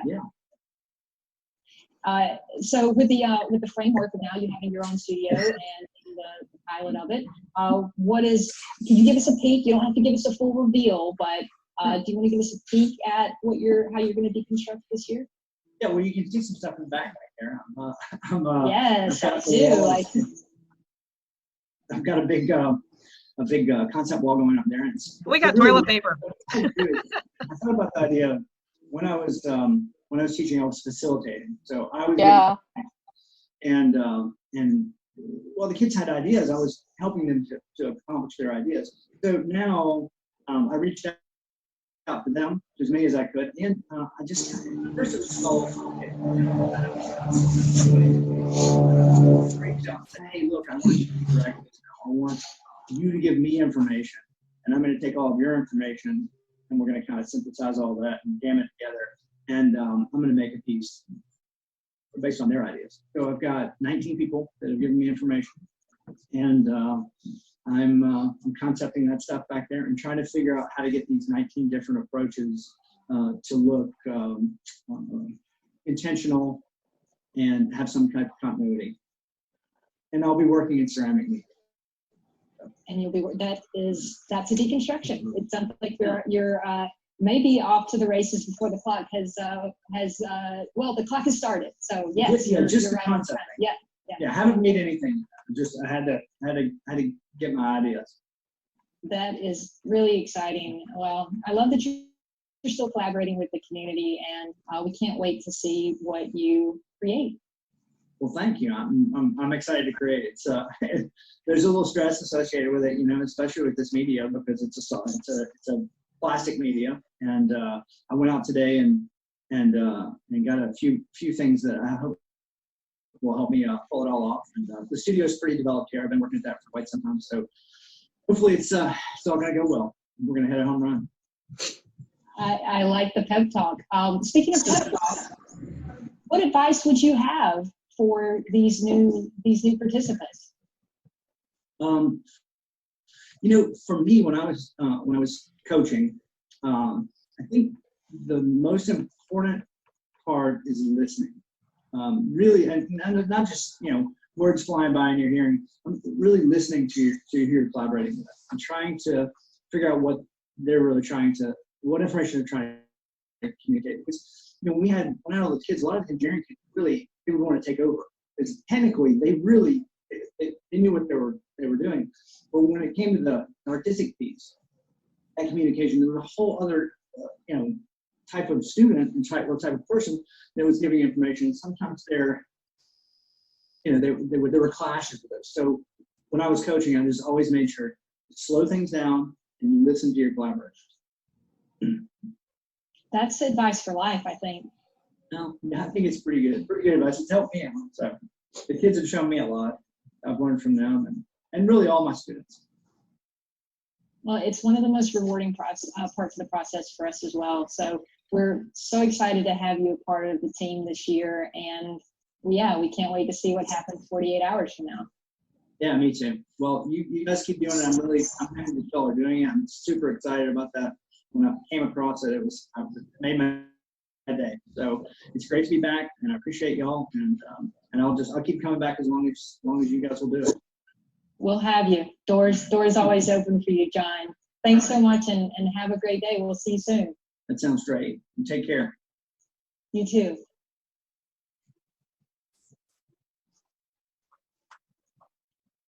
John is such a joy to talk to.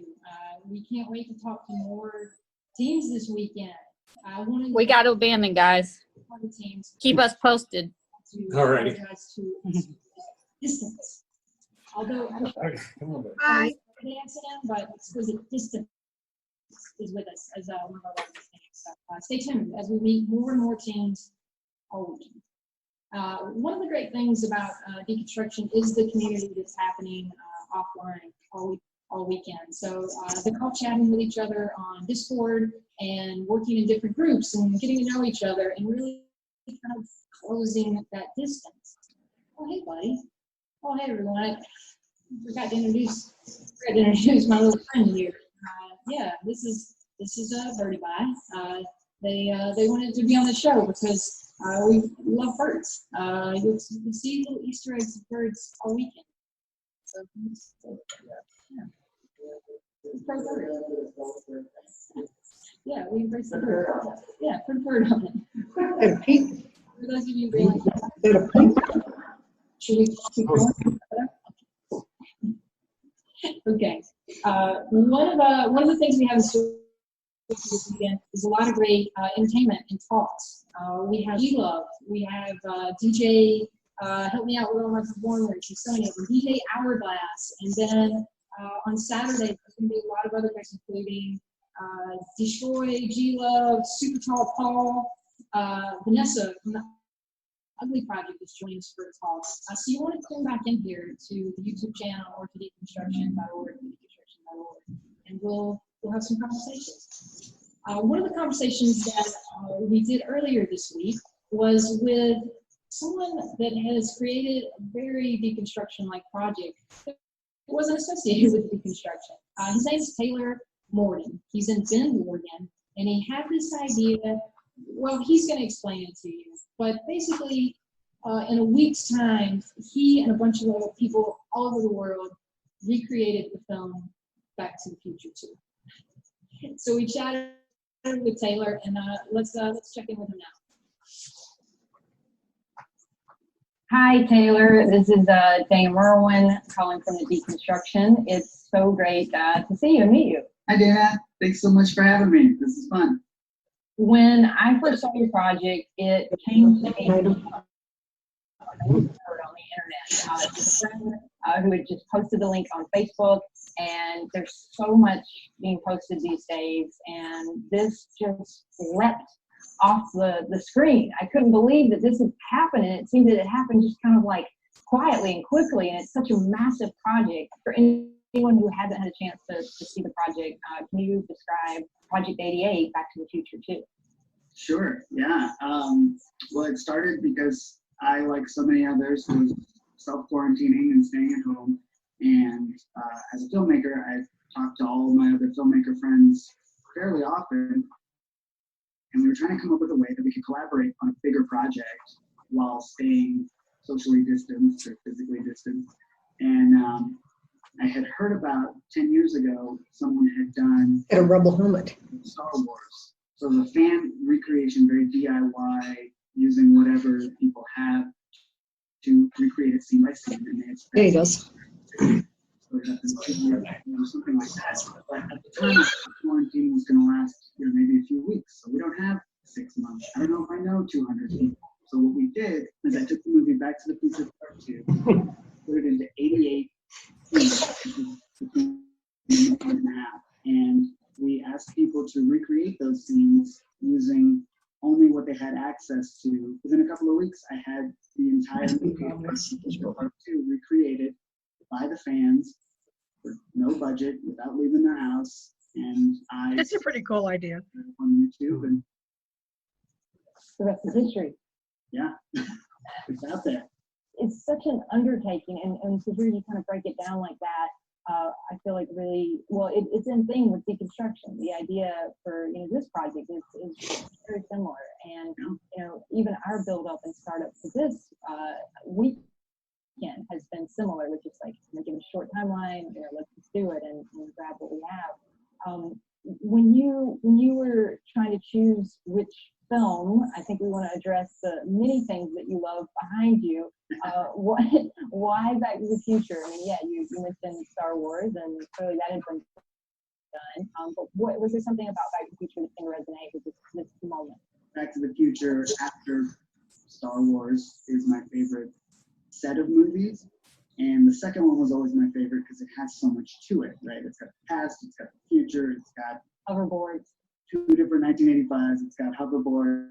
It seemed to me to be an obvious choice, and I honestly didn't put any more thought into it than this would be fun. After getting off the phone with my friend and having the idea in my head, I think it was 2 hours before I had the website. We've got the Millennium Falcon up there. So I didn't sit down and weigh the pros and cons of doing Wayne's World or the Wayne's World 2. Wayne's World 2. Right. No. But a lot of people ask why Back to the Future 2 and not 1, and that's hoverboards. Obviously. Of course, I agree.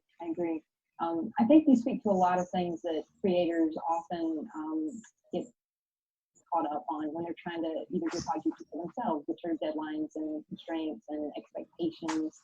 And so I think that just hearing these elements of a project that seems so massive and so well constructed are really inspiring to hear. And that's kind of what I wanted to hear about your background as a filmmaker, and how did those skills lend themselves to coordinating such a ginormous project?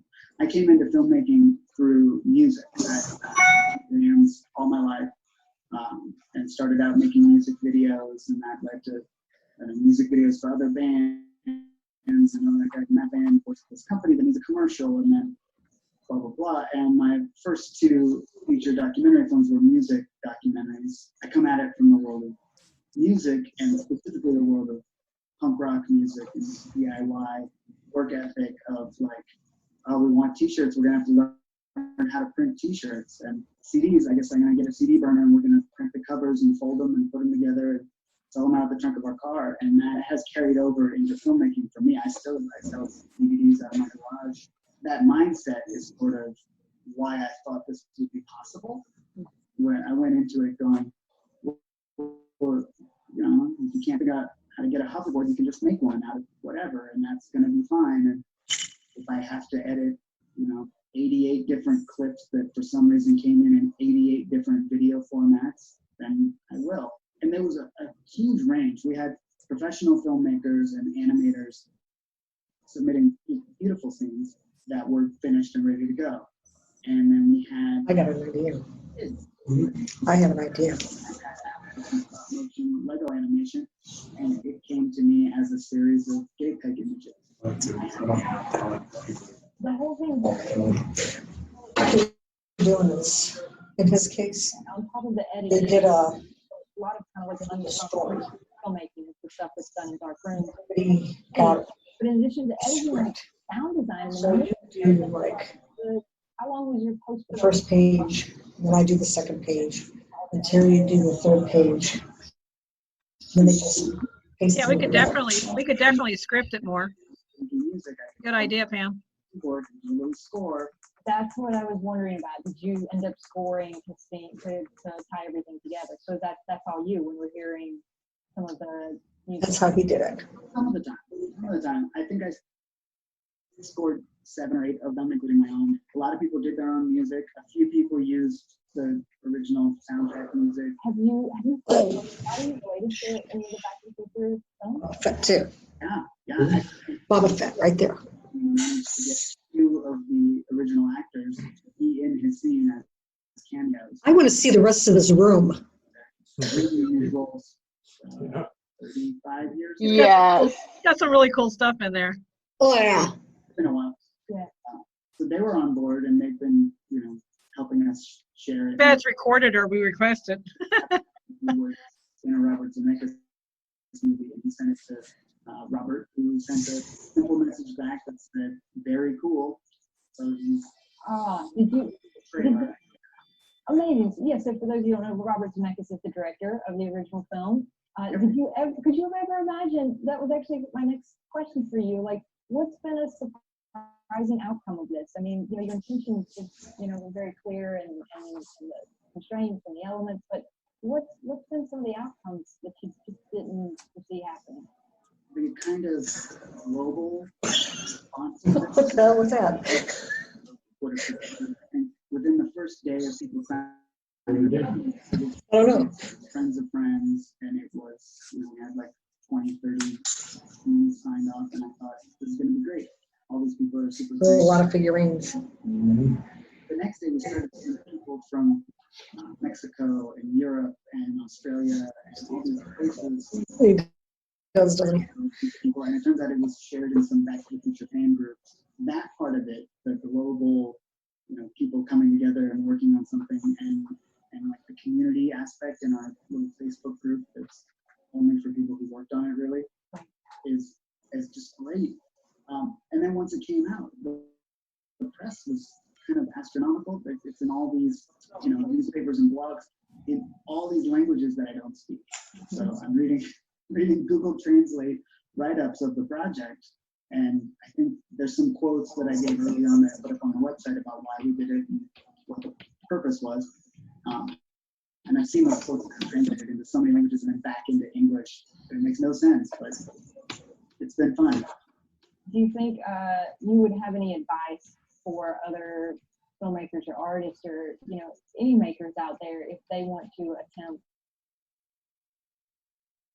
Don't try to. I wonder if you could just stop motion. To help organize it so that it's not overwhelming. Right. Well, it turned out amazingly, and I was so thrilled to come by it. And it was just, it's one of those Easter eggs that during this time has just really blown me away, and I've been so excited to share it with friends. So I think we're all wondering, how do you follow up this? I was actually, a lot of people ask if we're going to do Back to the Future Part 3, and I'm more than happy to watch someone else do Back to the Future Part 3, and I'll even do a scene from it, but I'm not eager to another one of these anytime soon. And actually, I have a feature film, a documentary that I've been working on for 3 years that was supposed to premiere next week, and it is not. A lot of things have been delayed, and that's fine. I consider myself lucky that that's the worst of it for me is delaying this project. That is a feature documentary about the last blockbuster video in the world, which is here in Bend, Oregon. Do that. Which is still open, even right now. It's an essential service. They're doing curbside pickup, and you can still get a copy of Wayne's World 2 on DVD. So I'm in post on that. We're actually recording, color grading and sound mixing, music licensing, and things like that have been kind of stretched out now that we're delayed for our premiere. But that's the next big thing, hopefully. Congratulations! That I can't wait to see that. I mean, I have so many fun memories of my Blockbuster days. So that's exciting. Congratulations. Well, it's been really wonderful to hear your process, and thank you for sharing the story behind a really epic, wonderful collaborative project. And yeah, I can't wait to hopefully one day meet you in the real world. Yeah, that sounds great. Thank you so much for having me on this internet talk. Thanks, Taylor. Have a great day. You too. That was a really great internet. We were really happy. Hi. We had quite a few of those this weekend that we're really excited about.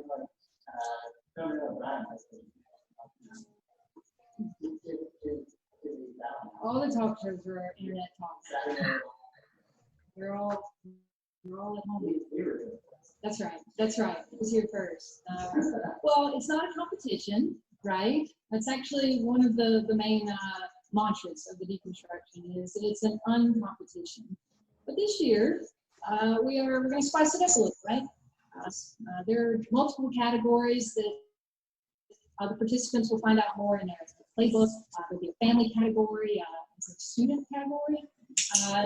More can be, we'll talk about more of that in our Zoom chat that we're having with the participants later this evening. You can find all of that in the Discord channel. So we would reiterate the prizes. Well, the jurors and the judges of the competition are the teams and the participants. So you will choose the awards for your fellow participants. And the outcomes of those, we are going to make a donation choice towards a COVID-19 related relief organization. So we look forward to meeting you later in the Zoom. Right now, we want to remind everyone that you can come back here, this channel, tomorrow, Saturday at 5 o'clock Eastern and 10 o'clock Eastern. We have 2 show times for you. We've got some amazing talks, some amazing performers. I can't wait to see them and share them with you. And watch out, teams, we've got your number. So I can't wait to also chat with y'all, and let's do it. Let's deconstruct distance together, right? Okay. We are going to say goodnight and see you in the Zoom chat, everybody. Apparently there's a Zoom chat. Okay, another one. You should have thrown it at the camera. Yeah. I don't know where Steve went. He probably went to eat dinner and left me alone in here, and we have to watch his screen until he turns it off. Right now or later on? I don't know. I don't. I'm going to go check Discord and see what time that was supposed to be. I didn't I missed that somewhere. So I have a double feature tomorrow, huh? Yeah. So our theme is going to be toilet paper. Well, we can give it a storyline, but yeah. A friend in need. How about a friend in need? You know what we should do? We should do like the claymation stop action. Mm-hmm. Okay? And have the toilet paper actually replenish itself on the toilet paper roll. So it looks like this? We can draw a little face. I honestly don't know where my roommates found this, but we got 2 of them. Okay, we got to start with that. We got to start with that one, Chris. Not sure it. Or end with it. Yeah. The one that's empty. You guys are set. We're all coming to Chris's house. I think that's serious if any of our actually low. We have a lot. Yeah, I see that. You need to have a wall of toilet paper behind you and just prove that you're not going to get the toilet paper up. You're taking someone else. We don't have quite that much. But we have a lot. I don't see any mention of the Zoom meeting for the group. Trying to find out. Any kind of stuff. Are you being pestered by a cat? Yeah. Aww. Cute. Just get meat. Yeah. I don't see it in the team update. I didn't notice it in the. Was it in the handbook thing? I didn't see it. I didn't see it. Let me ask on here while I'm there. I mean, until a Zoom meeting, except for the one you were on.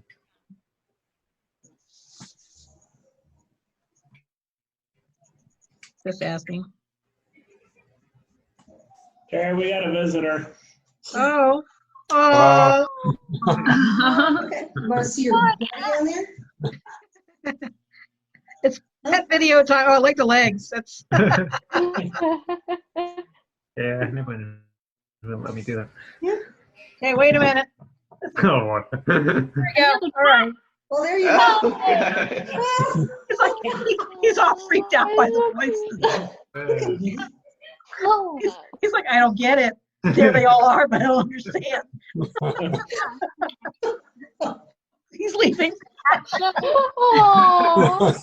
He's like, ah! I don't understand at all. I hear all these voices, but I don't see the people, and I can't smell them. I don't know what's wrong.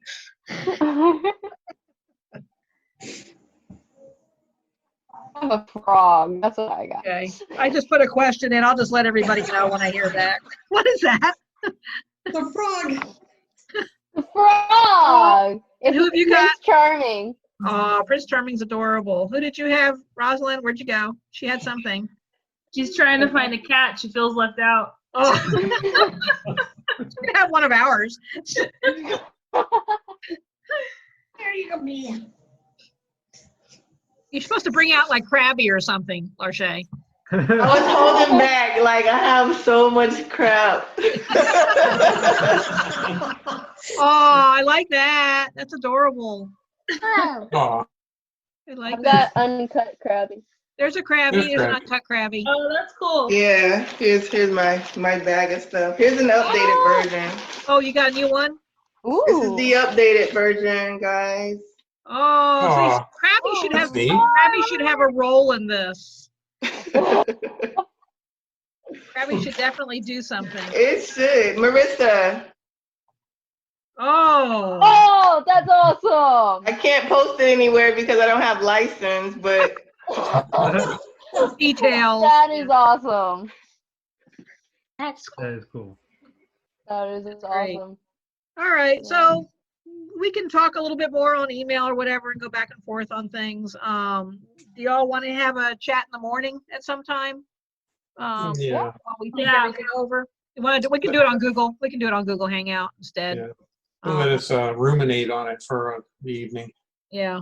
If I find out what time the participant Zoom thing is, I'll let everybody know. I don't think we all have to be on it. I think it's just basic, rules and what time. What they've done before is they give you like assigned times for interviews. And we can figure out how to handle that as a group. And I like Pam's idea with having a script while we're doing the toilet paper so that it's something more more of a storyline, I guess. Yep. All right. And I think what was the fellow who did the Star Wars thing doing? He's like he gave everybody or was it the teacher? One of them gave everybody a portion of the script. Mm-hmm. That was Star Wars kid. Yeah. So, maybe we want to, start out with, the end in mind. We gotta choose a film from that has the apocalypse going on. Just a zombie thing or something. So did you know, I meant to tell you guys, Sheena and Rosalind, there's actually a project like that going on right now. That's the world's biggest zombie film. And it's being done by filmmakers. That's a good look there, Rosalind. That would work for the film. So it's the world's biggest zombie film, and they're giving portions of a script to different school groups. And it's a K through 12 project. And at the end, it's going on for like a few weeks. And at the end, they're going to string it all together as a single movie. I love that. So I'll send you the link to it. It looks really cool. But that was a good idea.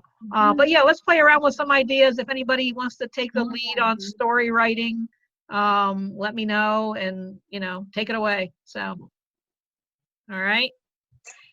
Pam has ideas. I know everybody does it. I know what we should do, and then everybody gets quiet. Brainstorm. All right. Honestly, I was hoping this would be an excuse to make like a toilet paper cannon or something, but You can do a toilet paper cannon in your part of the story.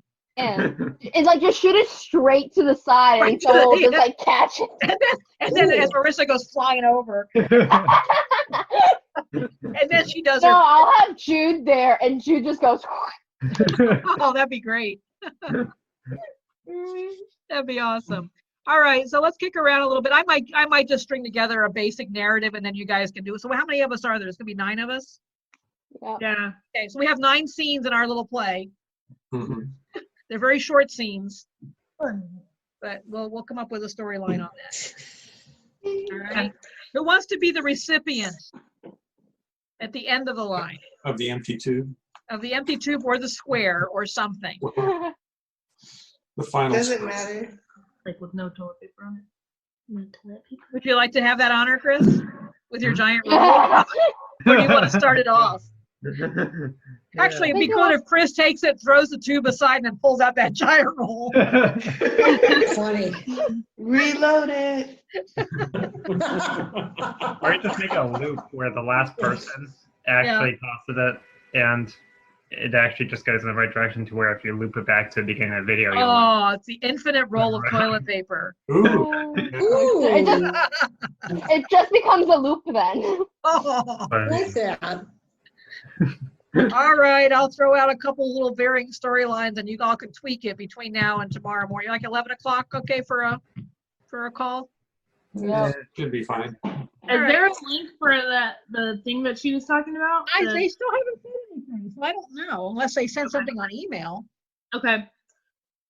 Yeah, check and see if I do have some other things I have to get done this week. That's fine. I do it between that. Yeah. but- Yeah, I'll check it out. If I find anything out, I'll let you know. Being it's California time, they'll probably be at 9 or something. So, all right. Yeah. Okay. Thank you guys. That was fun. Thank you. Are you going to send us the Google link? Yeah. Well, I'll send that out in a few minutes. Okay. All right. Thank you guys. Thank you. Thank you. Bye. Bye. Bye-bye. Bye-bye.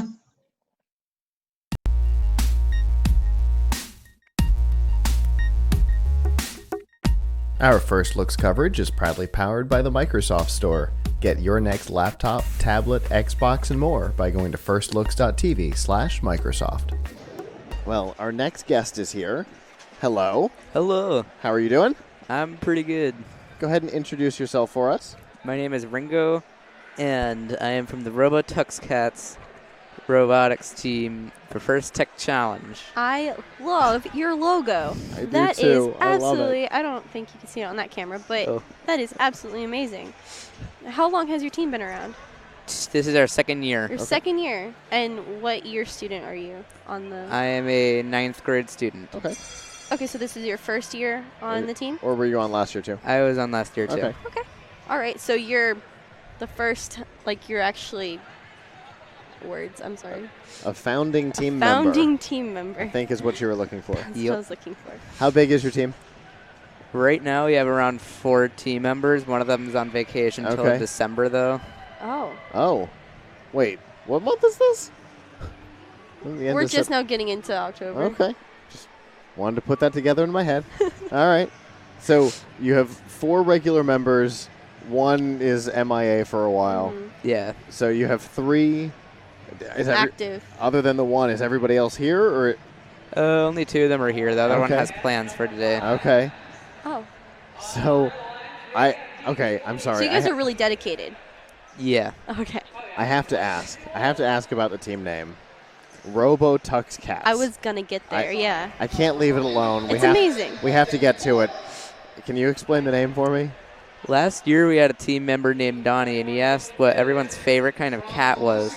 And he took a letter from every single cat name and put them together and got RoboTuxCats. And that's how we got our name. Whoa. And it actually Kinda love worked out that way? Yeah. I want to see this on paper. Yeah, that's really cool. I love that the shirts are shiny. And I like his That's- monocle and his mustache. Who did the graphic? It's just a stock image. Don't say that. It's a stock image. Who made that as a stock image? I don't know. All right. What's your role on we the like team? it. I am the main programmer. The main programmer. Okay. And how did you get involved with First? Just Since you're a founding member, were you a part of the planning process of actually implementing the team? Nice. Just one day I wanted to do robotics, and then the coach just made the team. And Did you already know about First before No. No. Okay. You're just So like, in the- I'd like to build a robot, and somebody's like, I know how we can do that. Yeah. There's And- this and the awesome t- thing called First and that you the can team join was, right now. And the team was created just like that. Yep. Okay. Awesome. I actually love that founding story. Yeah. How do you like the game this year so far? It's pretty good. I don't like the weight limit though. That's kind of. Yeah, we were just talking about that earlier. Yeah. So 42 pounds. Are you worried about Yeah. staying under that? Nah. No. Not worried. Okay. You just don't like Being limited. The new Yeah. limitation. Yeah. Well, you don't want that rover to collapse in the middle of the field during That's a true. match. So, there's ups and downs there, I guess. How does this year's game compare to last year's game? Last year's game was pretty simple, but this one's kind of more unique and Yeah. complex. What kind of Which game was last year? Relic Recovery. Oh, yeah. That's the one that we accidentally made the cannon. We built a robot and tried to make an arm, but we turned it into a cannon because our gearing was wrong. It Anyway. was dangerous. Don't try it at home. Dented drywall. Anyway, so last year's had the out of field aspect with the little mats. Yeah. Which was very unique. And this game doesn't have anything like that, right? Everything's within the field. Yeah. Okay. So what aspects does this game have? I know we've got the wiffle balls and the honeycomb blocks are back. And gold and silver, right? Yeah. And then there's the rover in the middle, Yes. which I assume is where we're putting the gold and silver. Well, there's another place, which is the depot in the Okay. other corner. Each team has another depot, and you put the stuff in your own depot, and the other team can take things out of your depot and take your points. Okay. So I know two of the corners are kind of delineated with that weird. Yeah, that's the crater. Okay. And And- that's where they start, right? That's where This- the pieces start in Yeah. there. And so you pick them up from there and try and get them into the other corners or Yes. into the rover, like into the sides, right? There's a little Yeah. gap in the sides. There's a gap on the top. Okay, is that where it is? Yeah. Okay. I haven't looked at it that closely. And being one of the main programmers, what does the autonomous look like? And Yeah. tell me about the autonomous on your point of view. It's really complex. 'Cause you gotta have. So what do you have to do? So you have to first have all the different things told of what these different parts are and what their names are, because you have to name every part that is an electrical part, and then Sure. after that you have to put in what you want each part to do. And you can't just go put forward. You have to say this wheel has to go this much forward, while the other one also goes that Sure. much forward. And then What are the actual goals during autonomous? Yeah. Like what is the goal of the robot? Do you have to pick something up? Can you already have it? Are you putting it into the rover? What's the Well, the main goal is to get off of the lander, because Okay. what we're doing this year is we could get 80 points from the lander just by going off the lander and then back on the lander. Oh. And so we're working on the hook. Okay. So there's a lot of hanging involved in this. Yes. In this game. Okay. So is the starting position hanging? You can either have it hanging or you can be on the ground, but you won't get bonus points if you're on the ground. Oh. So autonomous would be like going up there and hanging yourself. No, you would start hanging. start hanging, It's okay. an option. The starting position is hanging, not against the wall. And you could get points for that too? Crazy. As long as you can get down? Yeah. So I'm just going to hang Wow. my robot there and leave it the whole game. That's crazy. Okay, so in autonomous, if you start hanging and you get down and disconnect, I imagine, not just get down, but physically disconnect from it, Yeah. you get bonus points. Yes, you get 50 points from that. Wow. Okay. And then is the bonus points for rehanging in the end game? Yes. Okay. And then in the middle you're collecting like normal. Yeah. Okay.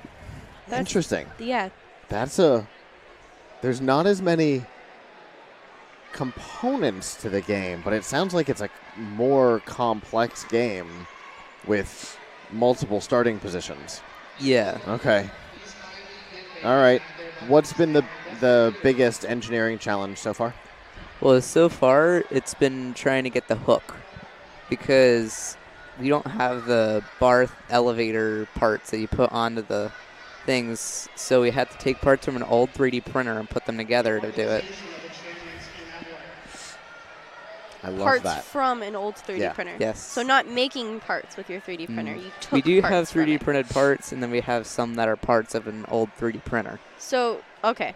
I was going to say, do you take the parts from your robot, put it back in the printer, print something, and then put it back in the robot? No. All right. Once they're sacrificed, they're sacrificed. Yeah. Okay. Is that included in your engineering notebook? No, not yet. I'm going to put it in soon. That's an interesting thing to be able to reverse engineer. Yeah. To be able to pull parts out of a yeah. 3D printer and stuff like that. That's something Yeah. that, having judged the engineering notebooks for a number of years, that's something that would be interesting to read about. It would be. So definitely get that in there. Yeah. So in addition to programming, what other aspects of the team are you participating in? With a team of 4, I imagine you've got your hands in more than one thing. I do the engineering notebook. I do the photography for the team. Nice. And sometimes I give parts to the builders. Okay. Yeah, I would imagine with a small amount of team members that each member would have a lot of responsibilities. Yeah. Yeah, okay.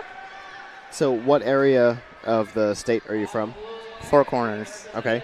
And when is your first competition? Do you know? Your first competition. Your initial competition. I did, but I already forgot it.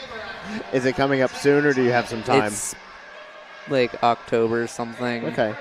So you might have a little bit of time. Yeah. Okay. Are you worried about being ready for it? Or Yeah. Okay. How often does the team meet? We meet every Tuesday from 12 to 3. Okay. I can see with once a week meeting, I can see that being a little challenging. Yeah. Are you gonna try and meet more frequently as you get closer to the competition, or? Yeah. Makes sense.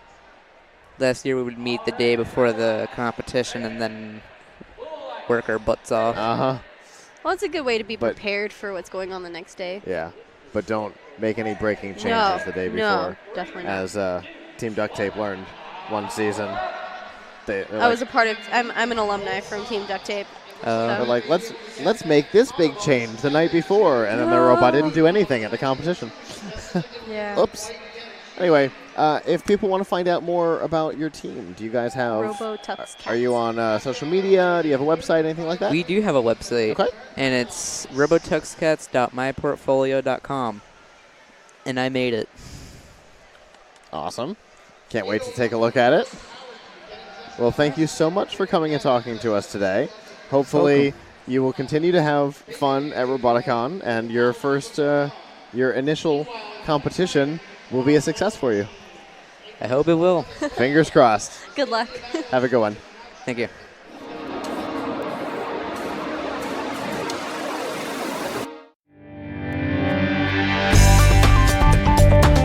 Our Gulf Coast Maker and Comic-Con 2018 coverage is proudly powered by Amazon Prime.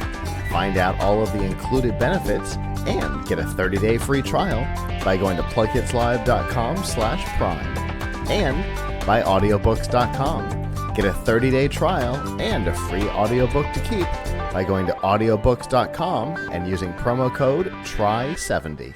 Well, we have our next guest here. Hello. Hi. Go ahead and introduce yourself for us. I'm Deborah Gibson, and I'm the owner of All About the Stitches. I'm from Clearwater. Very cool. And so what is it that you do? You've got all kinds of interesting stuff here in front of What me. is all about the stitches? It's all about any kind of stitch. Okay. I crochet, I knit, embroidery, cross stitch, and a little bit of sewing, as some of those are sewn on. So anything. I'm trying to incorporate some macrame and Interesting. dream catchers. So Oh, okay. So basically you're just making whatever you want? I make a lot of Afghans, Okay. a lot of purses, Okay. a lot of hats, dishcloths, scrubbies, rugs, baskets.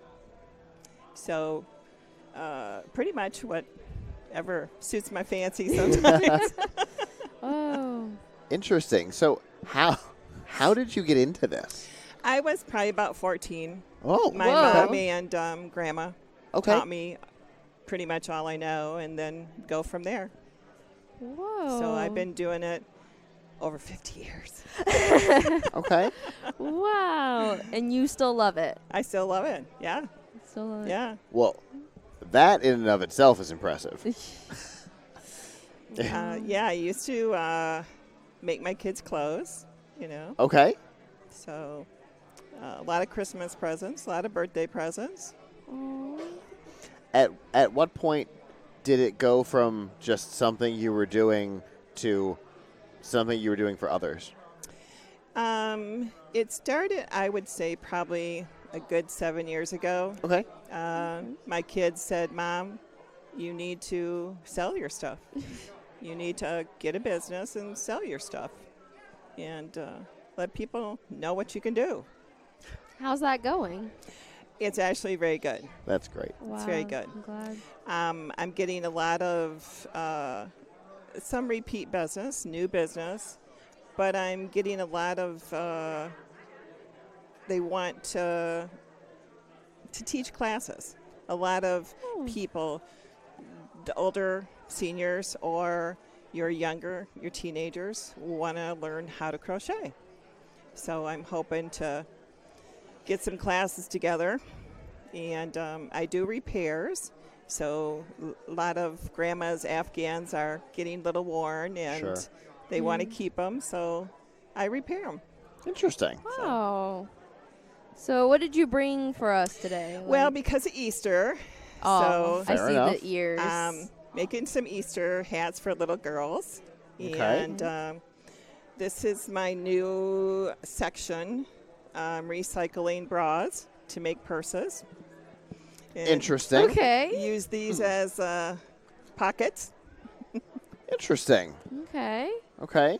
So let's do this. Let's do one at a time, and we'll show I love the hat. we'll show the audience. I adore this hat. I love the egg here on the side, and the little bunny, and the ears in the back. There's flowers. Oh. Oh. man.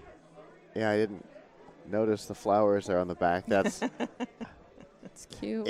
it was positioned such that I didn't see them. I love that. And then this you've got here, right? Yes. You've probably got a better angle at it than I do. Here, I can move it back. Yeah. I was probably too close. So, Oh. where does your inspiration to do something new come from?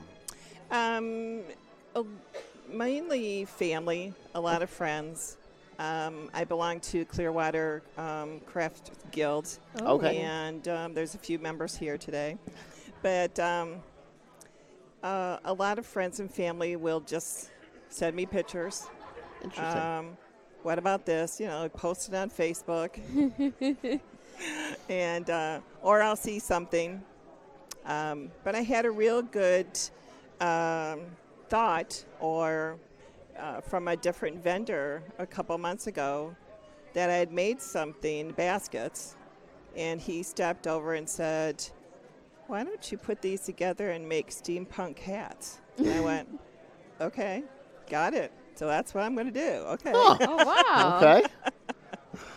So I started off making some top hats and decorating them. Okay. Nice. Interesting. So, how much time would you say you dedicate to this? Mornings and at night. Okay. So about 3 hours in the morning, and I would say 4 hours at night. Okay. Weekends. So this particular hat took about 10 hours. Wow. Along with probably that too, about 10 hours. Afghans will take me about 2 to 3 weeks. Okay. And Sure. so it's depending on what I do. Okay. Fair enough. Wow.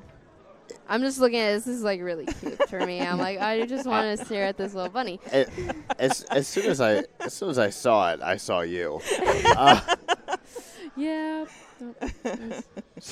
So I have a collectible on my shelf that is a crocheted piece from a video game. Cool. And so I know the artist well, and I know what went into it. And so, yeah, I can totally understand looking at this. 10 hours? All right, you've even got some speed to you. It takes 8 hours to actually make the body of the hat, and then encompassing how you're going to decorate it takes up the 2 hours at least. Well, that's It is pretty It's awesome. so cute. It is, right? Like, you're getting distracted. I have to stop looking at it. Okay, we'll turn it around. Oh. So how do people find out like more about your business? Do you have your own website or? I have a website. I have a Facebook store. I have Twitter and Etsy, eBay. I'm trying to get on Amazon. So I'm out there. Getting on Amazon nowadays is more complex than it used to be. It's easy, except you have to retake all your pictures because they want a white background. So you have to redo all your pictures. That's the only real difficulty. Okay. Well, then it's gotten easier again. Well, they set up what's because called... it was super complex for a while. It was easy and then super complex, and well, maybe they that set up complexity what's is coming called back. Amazon Handmade. Yes. Strictly for handmade, situation. So. Well, that's good. But They- I'm out there. They saw a way to compete against Etsy. Oh, yeah. Makes sense. So, if we were on one of these platforms, what would I search for to find your stuff? Search for All About the Stitches. Okay. I'm on Instagram too, so there's your little hashtags and all that good stuff. I live on that. Yep. So pretty much I try and incorporate that when I'm on Facebook on my store. Okay. I'll put in all the hashtags, whatever people can find me. So Sure. So, do you sell mainly online or more in person? What has been it's a combination. pretty even back and forth? Yeah, I have more face-to-face because I'm in shows probably from September through April. Okay. So I have at least 1 to 3 shows a month. Okay. How do you like the shows versus like someone just ordering offline? Shows are good because you meet so many people. Yes. Yeah. And you get the conversations that are really incredible. I used to crochet. My grandma, I have tons of grandmas crochet, Afghans. I want to learn. Do you do this? It's interesting to meet the people and listen to their stories. And other crocheters or knitters. Sure. They're coming in going, I'm stuck on this kind of stitch. Can you help me, figure it out? Or I'm not quite sure how to do this, or how much do you charge? Things like that. So we help one another. You did mention that you were in a guild, right? Correct. Yeah. We meet once a month from January. Let's see. We take off a couple months because of the shows. Yeah. So we take off a couple months. That makes sense. Yeah. Because sometimes this takes up the majority of your It off does. time. Yeah. Yeah, Fair fair enough. Making things for the shows, yeah. Yeah.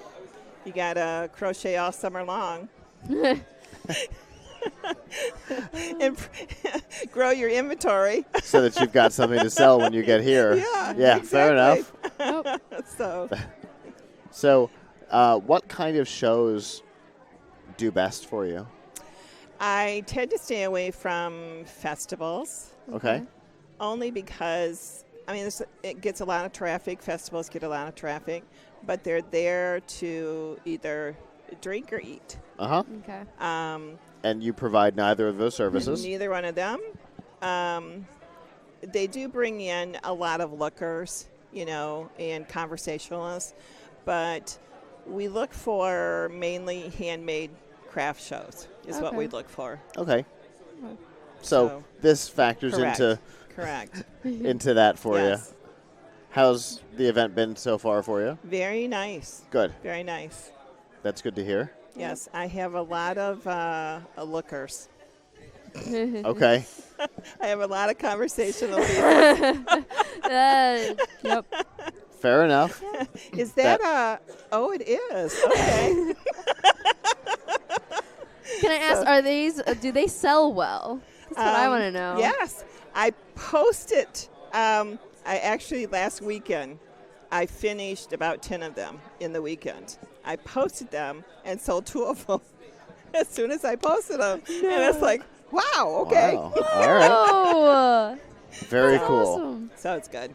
So this is a new fashion. People have to be carrying this Exactly. around. And that's what I want to see I'm, that. I'm telling the women and the guys out there, it's like, come on, you want to start a trend in your neighborhood. You do. Come on.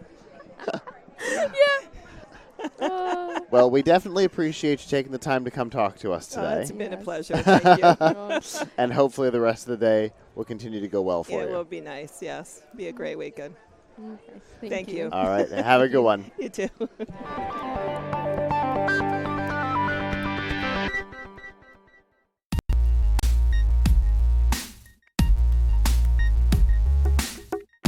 Our First Looks coverage is proudly powered by the Microsoft Store. Get your next laptop, tablet, Xbox, and more by going to firstlooks.tv/Microsoft.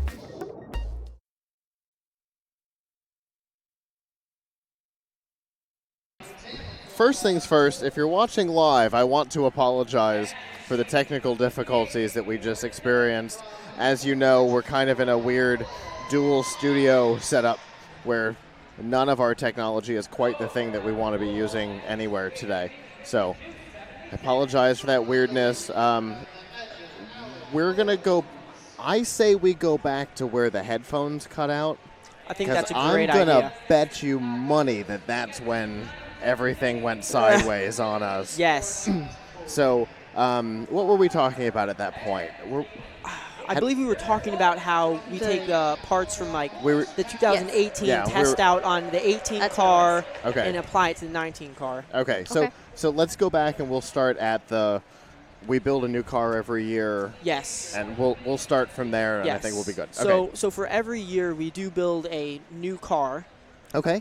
We base it off of the chassis possibly from the year before. Okay. If it was worked well.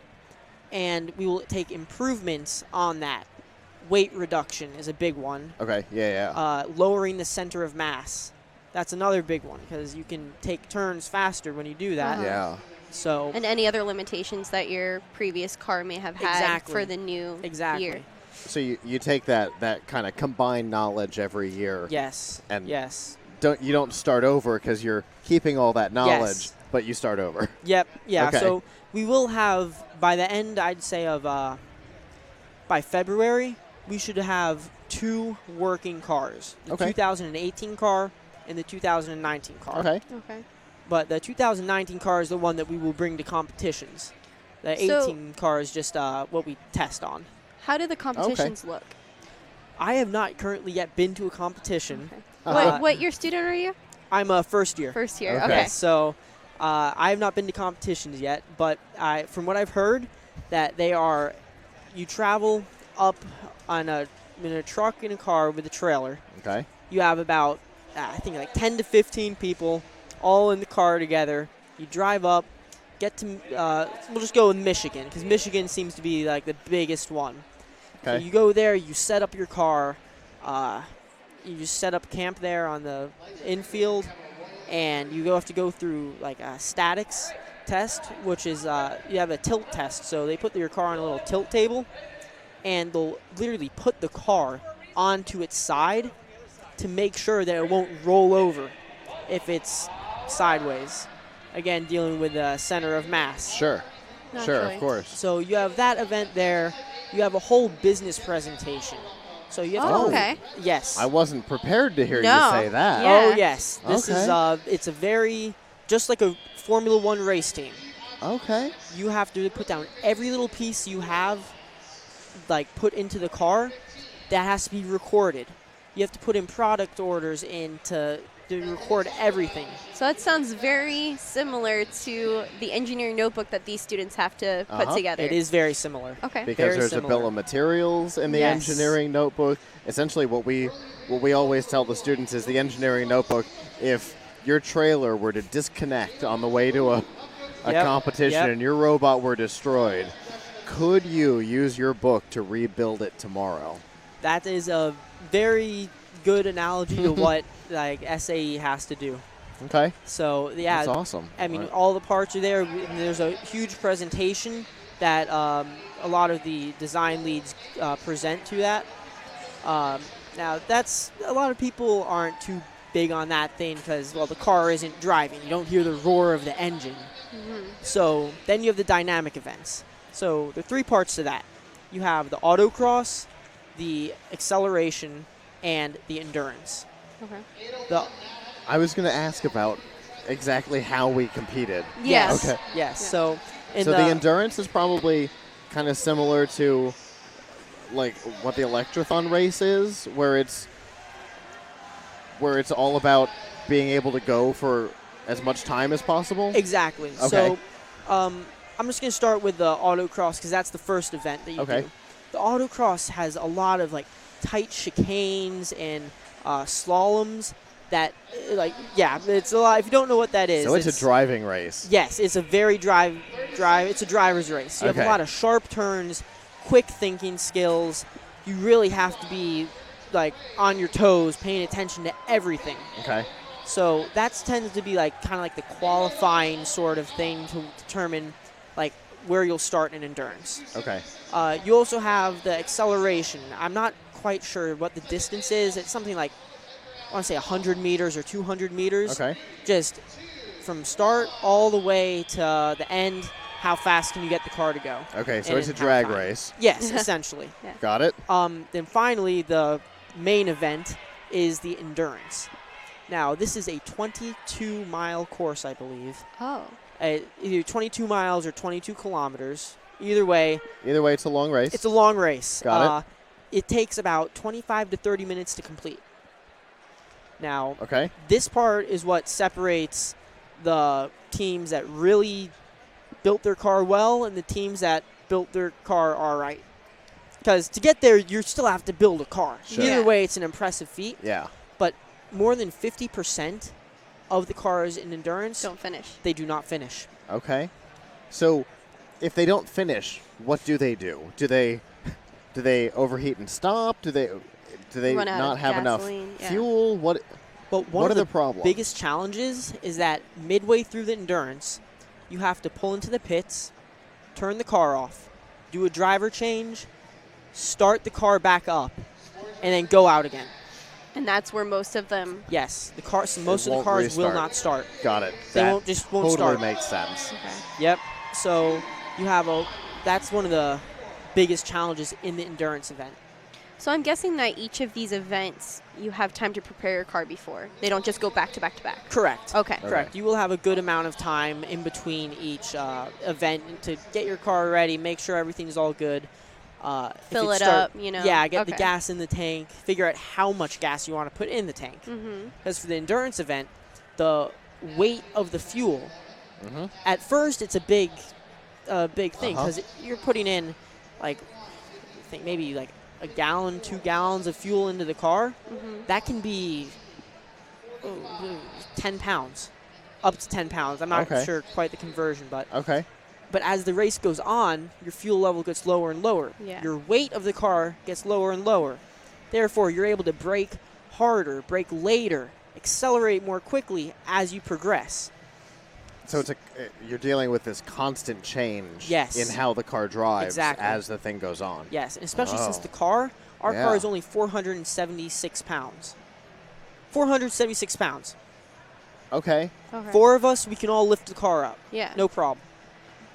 So that 10-pound difference, 7-pound difference, that has a major effect on the way that the car drives. What, 2.5%? Give or take? Something sounds about It's like 2.5% of the vehicle's weight. That's Yes. a huge change. Huge change. To happen like in the Yeah. middle of a thing. Yep. Is the endurance also a timed race where it's like if you finish first, you get like Yes, so Okay. if you do make it through, like if there are 2 cars, which for is example, a huge yes, if. That is a if. huge. But if, Yes. for example, if there are 2 cars that are able to make it to the end, is it yes. timed? Yes, based it is on timed. Who, okay. So whoever has the fastest time with the least amount of penalty points, They get most. they Oh. will win. Because Okay. penalties, if you miss, say you hit a cone, that docks your points. You Yeah. get seconds added to your time. Another question of mine is you said this was a 20-something mile endurance race. Either kilometer or miles. Yes. Okay. So who monitors throughout the entire course each car? So like if you hit a cone, who monitors you hit that cone? Well, That's a good question. 'Cause Yeah. it's a That very is long, a very good question. It's a very long race. I have not actually been to one Fair of them enough. yet, but in my experiences with actual autocrosses, you do have corner workers who will be looking out for that. Okay. So they'll see you. They have radios. If this car hit a cone, hey, let's just Number go. 24. Yeah, UCF just hit a cone. Okay. So they put that over the radio, then they mark that down. That makes sense. Okay. But the timing and the times is all electronic. So you will have very, very accurate times. Yeah. When is So- your first race? First race is the very end of May. Okay. So you have enough time to prepare. Yes. Or at least, so, yeah. Yeah, we're planning to have our design done, which is all done in SolidWorks, which is a CAD system. Mm-hmm. We're planning to have that all completed by the mid-November. Okay. So that way we can start building the car from December through February. Gives us about 3 months. I have vacations here and there just because you have Christmas coming around the corner and all that. Yeah. So once in New Year's, of course. So that'll give us 3 months to put everything together, to get all the parts milled using CNC machines. Yeah. 3D printing some of the plastic parts that we Okay. do use. So once the car gets together, we'll have about 2 months of testing.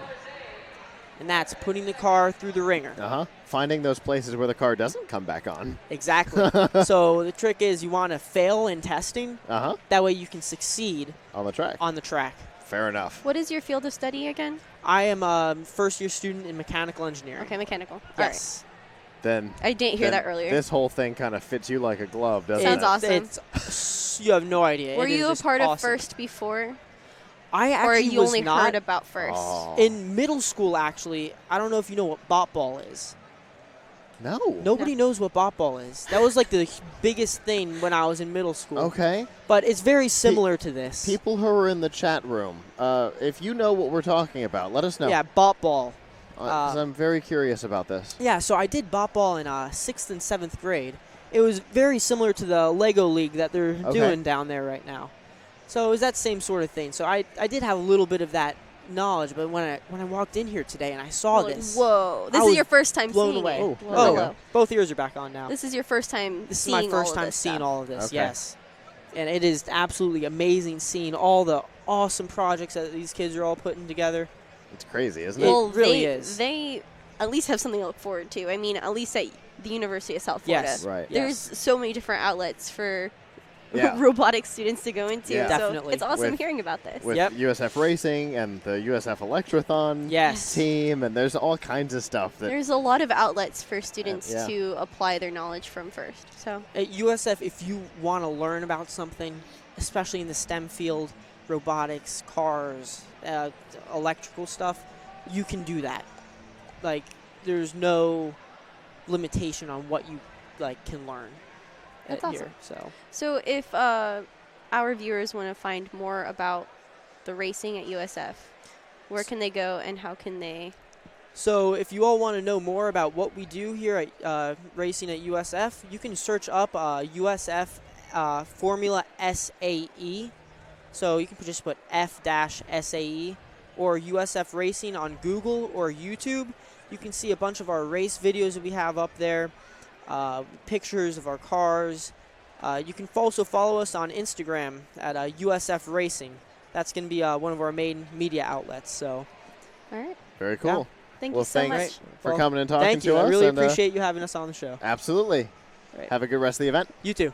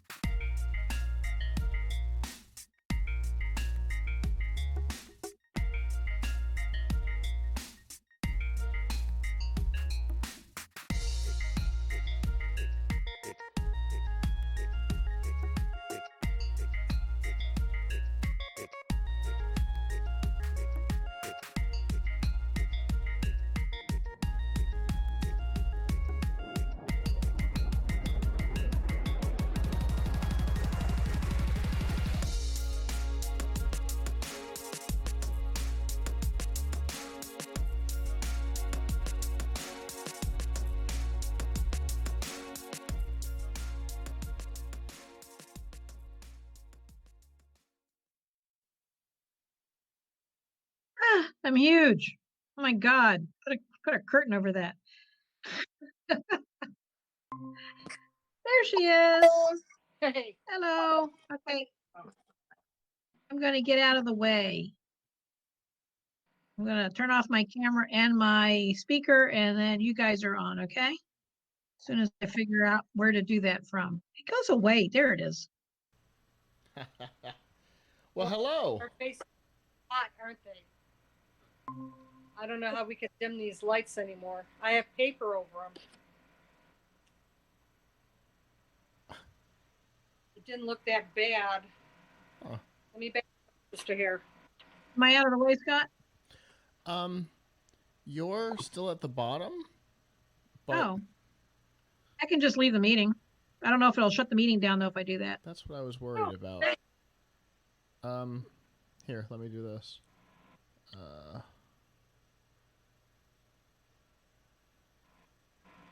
Oh, well, that scaled it, not cropped it. That's what I wanted to do. Alright, if I do that. I do that. You're too tall. You're way too tall. Alright. I will have this operational momentarily. There. All right. Hi, Pam. Can you see us okay? We can see you fine. How are you? Good. How you doing? Can't see the bunny ears, though, huh? You're a little too short to pull that off, Pam. No, she's not short. I'm just too tall. I told him he's too tall. She's Okay. even in my shoes trying to be taller. Try to get taller, yeah. All right, then let's go with that. All right. Sorry about So you guys go ahead and introduce yourselves and what it is that you guys do.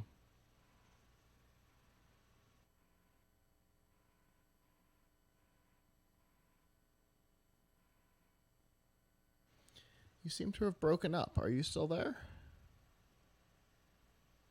Uh-oh.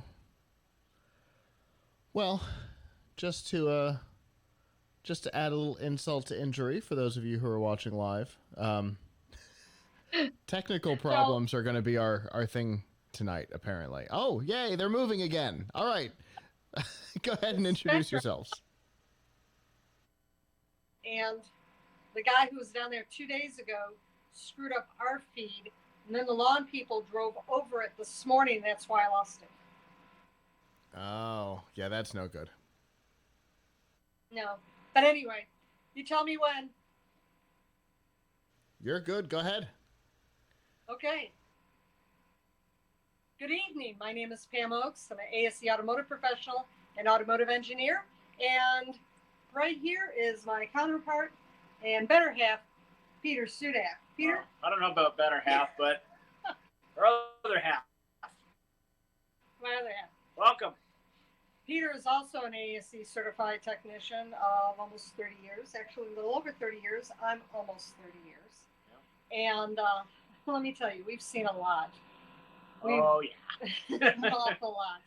And we were very, very fortunate to run into Terry and Steve at the Tampa Bay Synapsis last year, back in 2019. And they saw that on the side, professionally, I train automotive technicians, up and coming technology. And I also do this on the side for those up and coming, those tire techs, those lube techs. Yes. Yeah. So they can get their foot in the door. You know, the ones that really have the passion about it. Yeah. So they stay when we're teaching. When yeah. We're teaching. Yes. Yeah. You can tell when they don't want to do it. Oh, definitely. But Terry and Steve, they're kind enough to bring us on board at AMRoC. We're very, very fortunate and very blessed. And we're glad to be aboard. We just got done with our first ASE G1 prep.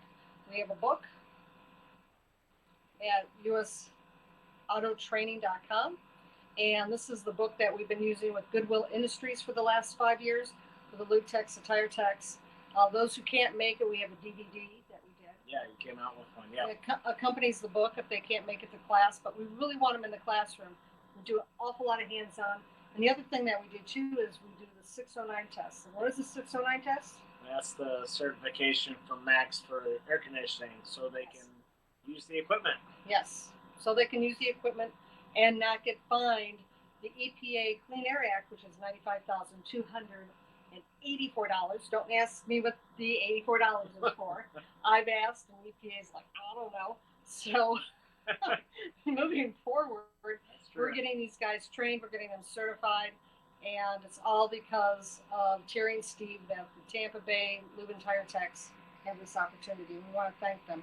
Absolutely. Thank you, Terry and Steve. Thank you, guys. Moving on, we also have the consumer side that I've been doing for years. It started out about 11 years ago. It's called Car Care for the Clueless.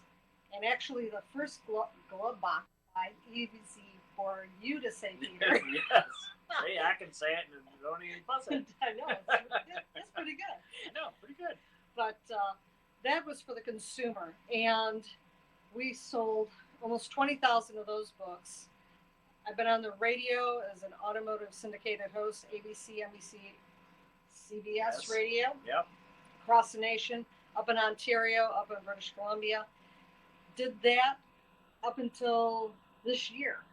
Yeah. And I had to back off a little bit because of my schedule, my training schedule, because they have me anywhere from Anchorage, Alaska to Maguas, Puerto Rico. Yeah. So everywhere in between. That's right. But we have the consumer side, and we came up with Find Me Auto Help. Find Me Auto Help is actually a layman's book, not for a tech, but for the consumer to go out and find out what the tech's telling you and seeing if you're getting bamboozled or not, because we could tell you horror stories that we have not only seen, but we've heard from people in the community driving their vehicles and say, hey, did you ever hear of this before? And we're like, stop, no, wait. Yeah, we had our shop. We had plenty of people saying they need a whole bunch of work coming to our shop. They may need maybe a tenth of it, maybe. That's right. That's what gives the industry a bad name, unfortunately. It's a few rotten apples. Yeah, that aren't trained. So see, one helps the other. We also have an interactive website. So let me make sure I understand. So the idea here is that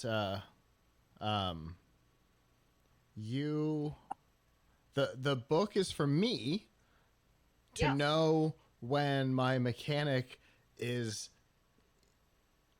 saying something odd or maybe recommending something that doesn't exist, the type of thing that is common enough that it's a sitcom trope, right? That's true. Exactly. Okay. And not only do we have that book, but we created an interactive website for findmeautohelp.com, and that if the consumer has a question, they can go on that website and ask us. And in fact, we have a couple of the questions we brought with us tonight that we can read for people to see how it actually works. Yes. And then on the site, we have like ASC Blue Seal shops. So if somebody's out on the road, they can click on that. They can find an ASC Blue Seal shop, or even in their own neighborhood. Yeah, somewhere fairly close for them. Yeah, Yeah, somebody somewhere they close. can trust and their people know what Parts they're doing. stores, tires, dealerships, manufacturers, RV repair. Oh, towing. Towing. Yeah, motorcycles coming up. Yeah, we Yeah. even got towing. For an example, if somebody gets stuck, they just pull up their state, and there you go. You have a list of approved, somebody who knows what they're doing, towing companies, not just a fly-by-night that you might get caught up in or whatever. These are actually, they're BBB A+ approved businesses. And that's the important thing. That's what consumers need to get hooked up with. It's the good people, the good stuff. So Yep, she did a lot of I was going to say, digging in, so trying to get I was going to say, so what does the process look like for getting a company on that list? Well, the process is they have to qualify. They have to show that they're proficient. And for example, repairing a vehicle. They have to be ASC Blue Seal shop companies. We want them BBB A+ approved. We want quality people on there. So anybody is welcome. If they, they have a good shop, they have a good business, by all means, come on board. We want you on board. Yeah, we got good high standards that we just don't let anybody in because we want people to have trust and satisfaction in their car repairs, so we refer them to them. $40 billion. Think of this. $40 billion was wasted 1 year in repairs that were not needed. And that was 40 years ago. Literally $40 billion. Okay? And that was 40 years ago. And it's getting worse because the up and coming techs, we retired out. We aged out. We had the shop for 20 years. We were one of the first ASC Blue Seal shops. Yes, we were. And we got best auto repair 16, 17 years. Best of Southwest Florida and Fort Myers. Yeah, including our last year. Yeah. And then we got 2 national awards. We were runner-up top shop nationally and semifinalist top shop. So, I mean, we strove to help the consumer. And it showed because all the cars we had, and we had 9,600 a year come through there. It was a big production. Yeah. A lot of word of mouth got us going, and the trust factor. Yeah, there's hardly trust. any advertising at all. Exactly. So, like I said, we got a little older, got that great thing going on here. And sold the shop, retired, and one of the international companies in automotive, they picked me up right away. And they said, hey, teach for us. Teach the technicians the information that they need. And then it just swings back over to U.S. Auto Training again. I'm also international Class 8, which is the big semis. I teach those as well. I've done those Diesels, as well. yeah. Diesels, yeah. So we have a real solid foundation. So when the technician comes in, they have an excellent grasp of what's going on. So when they go and they take their ASC test, the Automotive Service Excellence test, that they're going to pass it. They know why they passed it. It's not because they memorize things. They understand the hows and the whys. Right. Instead of just trying to pass the test and fluff properly. Because there's a lot going on because, we teach these guys everything from, the general technician to ADAS, which is automotive driver assist systems. This is where you see the car come to a complete stop, panic stop by itself, AEB, automatic emergency braking. All this stuff has to be calibrated and everything, and all these techs need to know about this, and we're out there teaching them. From ADAS to Zener diodes, that we say. And everything in between. Everything in between. But let's get back. We have a couple of questions. I have them right here. Okay. We have Dear Find Me Auto Help. I was told that I needed a brake fluid flush. So I did it. And then 6 months later, now with my next oil change, they said I need it again. Do I need to have this done so often? And to answer your question, it needs to be done periodically, but my manufacturers, but not every oil change, no. Always buy your manufacturer. Your manufacturer, your make model, has a specific set of services. And they'll have severe duty and normal duty. Now, severe duty is where you have stop and go traffic, mountainous terrain, you pull a trailer or a boat. A lot of strain on the vehicle. Yeah, hot temperatures, extreme colds, that's severe duty. That's most of us. Right. Then you have normal duty, where you drive in one direction more than 10 miles, or you... a lot of highway driving. Yeah, a lot of highway driving, little stop and go, that's more normal. So there's 2 categories that this technician or the shop has to ask you about. And within this, they have a specific list of maintenance, and they should be able to tell you up to about 150,000 what is due when, at what mileage for that particular year, make, and model. Right. And that's what you go off of. You don't go off of a dealer list.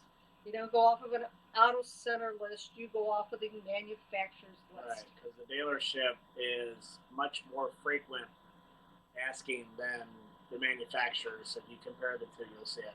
Oh, definitely, yeah. Been there, done that. Yeah, you've seen a lot of that. You know, one time I was taking your vehicle in for a recall, and we just sold the shop and sold one of our old customers because he had a recall as well. And they came up to him and they were trying to sell him a fuel flush. The vehicle had maybe 15,000 on the clock.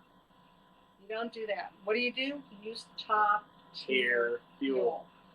top-tier.com fuel. And that was developed back in 2000, 2001. GM, Honda, BMW, Audi, VW, and Mercedes. No. The other one is Toyota, Honda, Toyota. They got together and the petroleum companies, and they said, "Hey, we need a fuel less carbon, more MPG, keep everything clean. Who's up?" And a handful came back, and now they're deemed top tier. It's not the octane. It's not the octane, it's the quality. So we want to do that. As a matter of fact, it's spread out across the board. If you look in your owner's manual, you'll see it says use top tier fuel.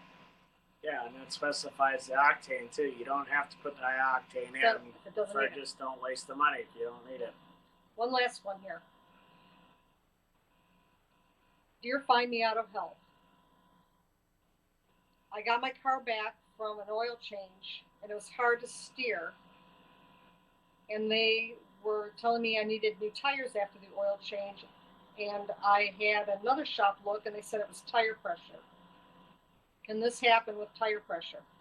Absolutely. Yeah. A lot of extra strain on the tires, more friction, and it's harder to physically turn the wheel. So, or if it's overinflated. Overinflated will make you can't keep it on the road. Basically, the term we like to use is squirrely. Very squirrely. And dealerships, rent-a-car agencies, and sometimes you can accidentally do it yourself. But you don't go off the sidewall of the tire. You go off the little sticker in the door jamb. In everybody's door jamb there, the driver's door jamb, you'll have a little yellow sticker. It'll tell you the tire size, and it's going to tell you the PSI. That's what you put in each tire. Don't go off the sidewall of the tire because that tire can fit other year, make, model vehicles, which may require. Correct. And also go to an automotive repair shop that has an actual tire gauge. Don't go to a gas station that's got one of those pay pumps. Those are never accurate. I can't even tell you how many times I've seen that. They come in, oh, my low tire light's on. The tires are way overinflated because the machine is completely inaccurate. Just stop at a shop and they'll put air in your tires. Nobody should be charging you anything. Yeah, it should be a free service. Right. Definitely. They're going to charge you, run. Yes, definitely run. Oh, thank you again. That makes sense that those machines wouldn't be terribly accurate because, that's not what they do, right? Go to a place that's the thing that they do to get something done. That's always been my philosophy. You don't get your, you don't get a sandwich at a Scott, we stop. At the place I forget, a customer come in, had a low tire light on. He said, I just put some air in down at Wawa, the gas station. And he was supposed to have about 34, 35 PSI in his tires. And we got it in the garage. He had 50 in one, 48 in another, 45 in another, and 37 in another. And he had the dial set for 35. So, yeah. He was wondering why the tire light was on. I was like, gee, can't imagine why. Well, it's not Wawa's fault. It's just the machine. The machine is abuse of it, yeah. So that's why, again, just go to where actual people are that can actually put their in your tires for you and check them once a month in between oil changes. And not charge. And they should not be charging you. Makes sense. Now, thank you again. Well, let's talk about the deconstruction because it is why we're here, right? So let's talk about the deconstruction and what your plans are for your section. Our plans for our section is we're actually going to have an ICE engine, which is an internal combustion ICE, actually produce toilet paper. Okay. Okay. So the connection between who you are and what you do and your section of the video is pretty obvious, I think. It's all automotive. Yeah, you got automotive toilet paper. Well, that's an interesting collection of words that I don't know has ever gone in that order before. Hey, something new every day. That's right. Never stop learning. And you know, if you're going to get something new in a particular day, this group of people is going to come up with it. Oh, yes. Oh, you know, everybody's so much fun to work with. You know, when we go down to AMRoC, it's hard to tear yourself away to go back home. It really is. It's such a pleasure to talk with everyone and work with everyone. Yeah, very fortunate. I don't get to get up there very often, but I enjoy the time that I have up with you guys too, just sitting, talking about this, that, and everything else, and it's very nice. And what you do for the community, what AMRoC does for the community, Yeah. they do for the students, even the adults, especially the students, you know, just getting them fully immersed in tomorrow's technology. I mean, you can see the love right there. Yep. And the devotion they have to teaching those students how to work that stuff and letting them go, and that's awesome. It is. And you know, having you on the board of directors, Pam, for FCDI is really exciting. I was very humbled and I'm very honored to be on there to help all I can, wherever I can. It was very nice. Very nice to be asked. Yes. Well, I think you're going to be a Looking great forward addition to the group. Thank you. Well, we shouldn't take up any more of your time because I know we've got an ice toilet paper machine producer thing to put together in time for our demonstration tomorrow. I cannot wait to see exactly what that ends up looking like. It's so much fun. I believe It's that. going to be so much fun. I definitely believe that. Well, definitely. So thank you again. Absolutely, and thanks for being part of it and talking about. We lost you, Scott. Did you? Uh-oh. Can you hear me now? Uh-oh. Well, I don't know what to do about that, but thank you. No, actually, actually, you're sounding like Elvin and the Chipmunks now. But Oh, we're good. So Google must be catching up. I don't know what that is, but it's awesome. Interesting. Isn't that great? Sound like Elvin and the Chipmunks. Let's just do the rest of the live stream like that. Oh. I wish I could hear it. Okay. The best part is only you two can hear it. Singing. Oh, that's so funny. Number two. We can do that. Let's hit Amazing. the Crown Royal and we'll go do it. Oh my goodness. Oh my God. Thank you for having fun. Thank you, guys. Thanks for deconstructing the evening. That was awesome. Thank you. It was a lot of fun. Yeah, I got a heater now. And I just think I heard the Spectrum guy hit the door chime. Hit the door I think chime, he yeah. fixed it. Yeah, what they did was when they were fixing it a couple of days ago, 2 doors down, our feed, hold on.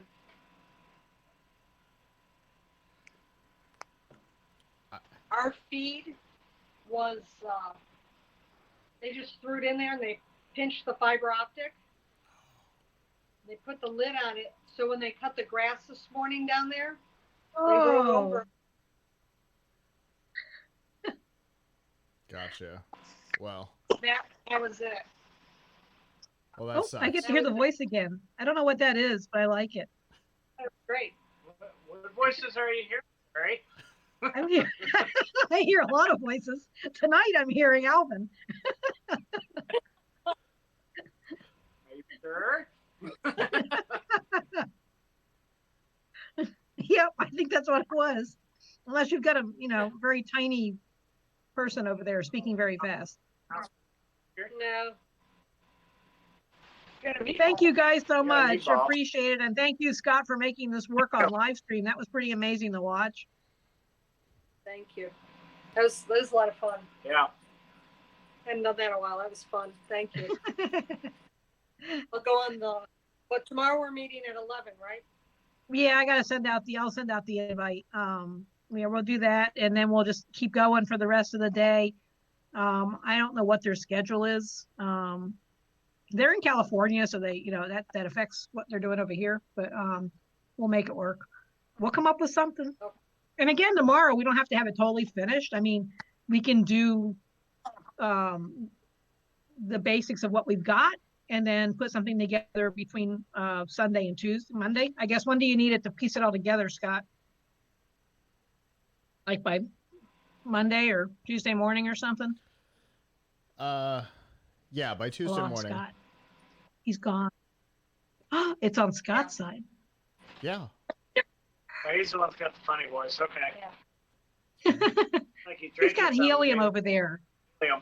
Sure. He's got a helium tank under the desk.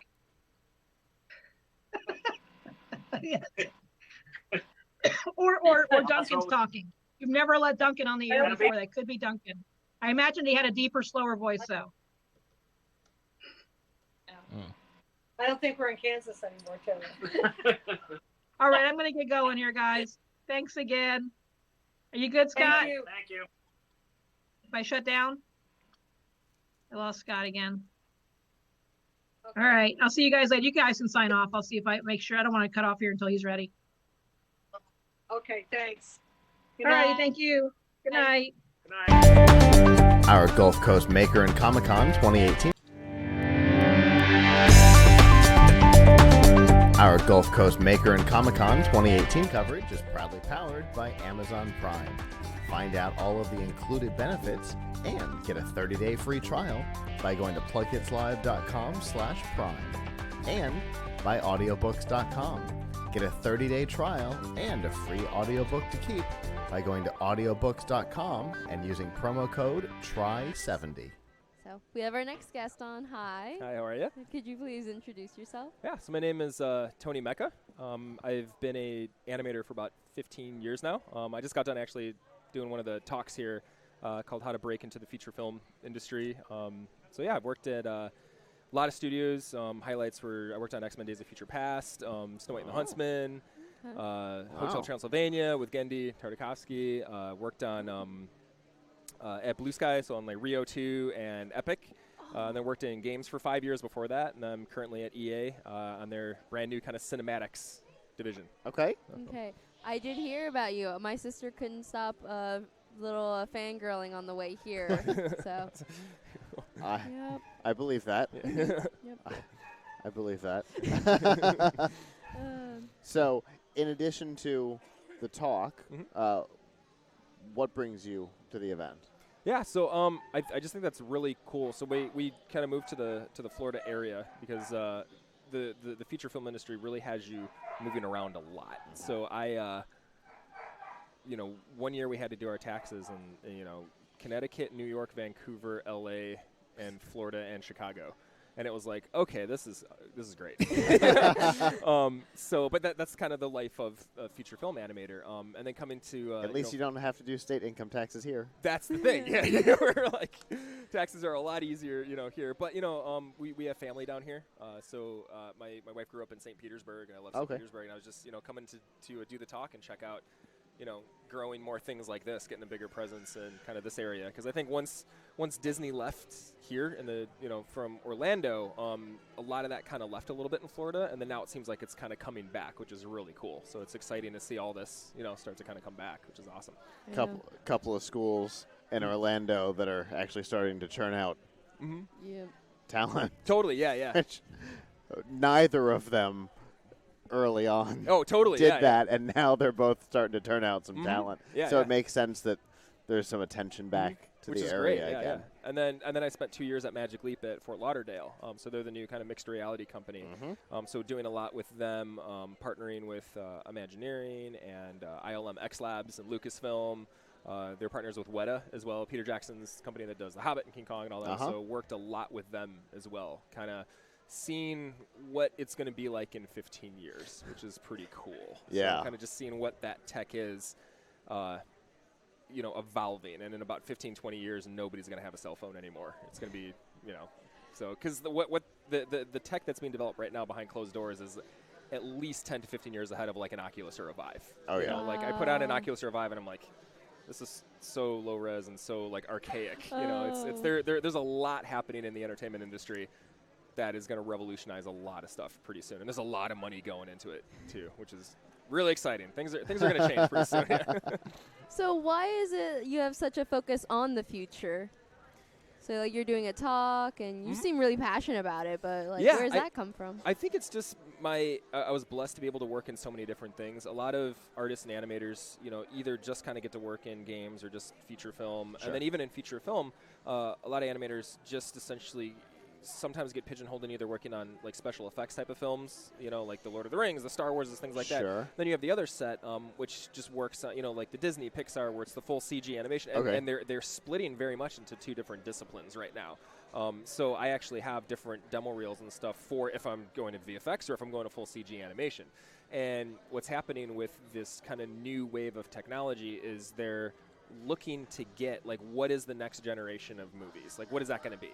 Movies, they tried the whole 3D thing, kind of, it was all right, didn't quite stick 100%, but they really are now trying to find out what the next evolution is, because theater attendance is down right now than it has been, but it's really trying to evolve what the entertainment is going to be, and investing a lot of money in these AR and VR and MR companies, and just really trying to get the being at the edge of that technology curve is something that I'm really interested in, and hopefully have a grasp on that, because it's gotten to the point where technology can only take you so far, right? And you need artistry inside of that. You really need to have that, and we've gotten to the point where engineering and rendering and graphics and all this have just really got there, and it's like, okay, cool, now what can I do with this? Like, this is fun for 10 minutes, but now what?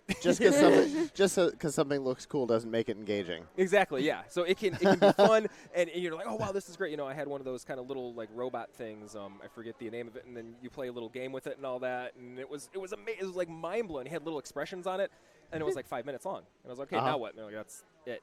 Well, imagine if you like involve more artists in this. The cool things that can happen, and that's what is happening right now, is getting into what this next generation of all this brand new awesome technology and merging it with art, and that's why they're bringing in a lot more kind of animators and art that worked in games and features and VFX. They kind of have all that to move in with it. And people who have experience with making engaging things and being able to take a cool concept and turn it into something that people want to watch or interact with or things like that. Totally, yeah. And interaction is becoming huge now. As we all know, games are getting much more popular. And I mean, the game industry makes a lot more than the film industry does. Yeah. Like a ridiculous amount. So now it's, okay, how do you make a movie where you can sit at the table with the cast of characters, and they can tell a story with you right there? How does that work? How do we get people inside the movie? You look at amusement parks, which is essentially they put you inside the movie.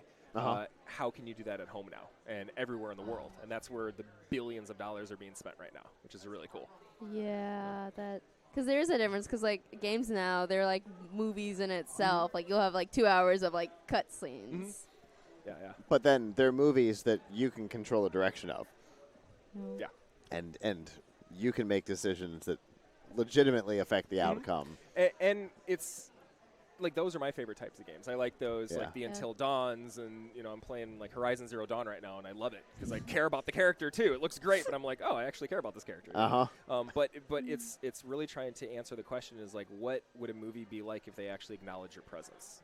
What would happen if you're not only did they break the fourth wall, but used it. Oh, used it. Yeah, there is no walls. Yeah. It's like the walls that they're using are the ones that are in your house. Yeah, Those are exactly. the walls. Yeah. So, imagine, having something where you want to fire up an experience of like a zombie game. They would literally, it would scan your house and they would have, going around your house. Imagine having an RTS where you can go hide your base somewhere upstairs, and then whoever you're playing with can go hide it in the basement. You have to go around your house and try to find it and really see these things happening. So, yeah, these are the type of things that are in full swing right now. Yeah. Why did I not think of that? I've got a HoloLens. Why am I not?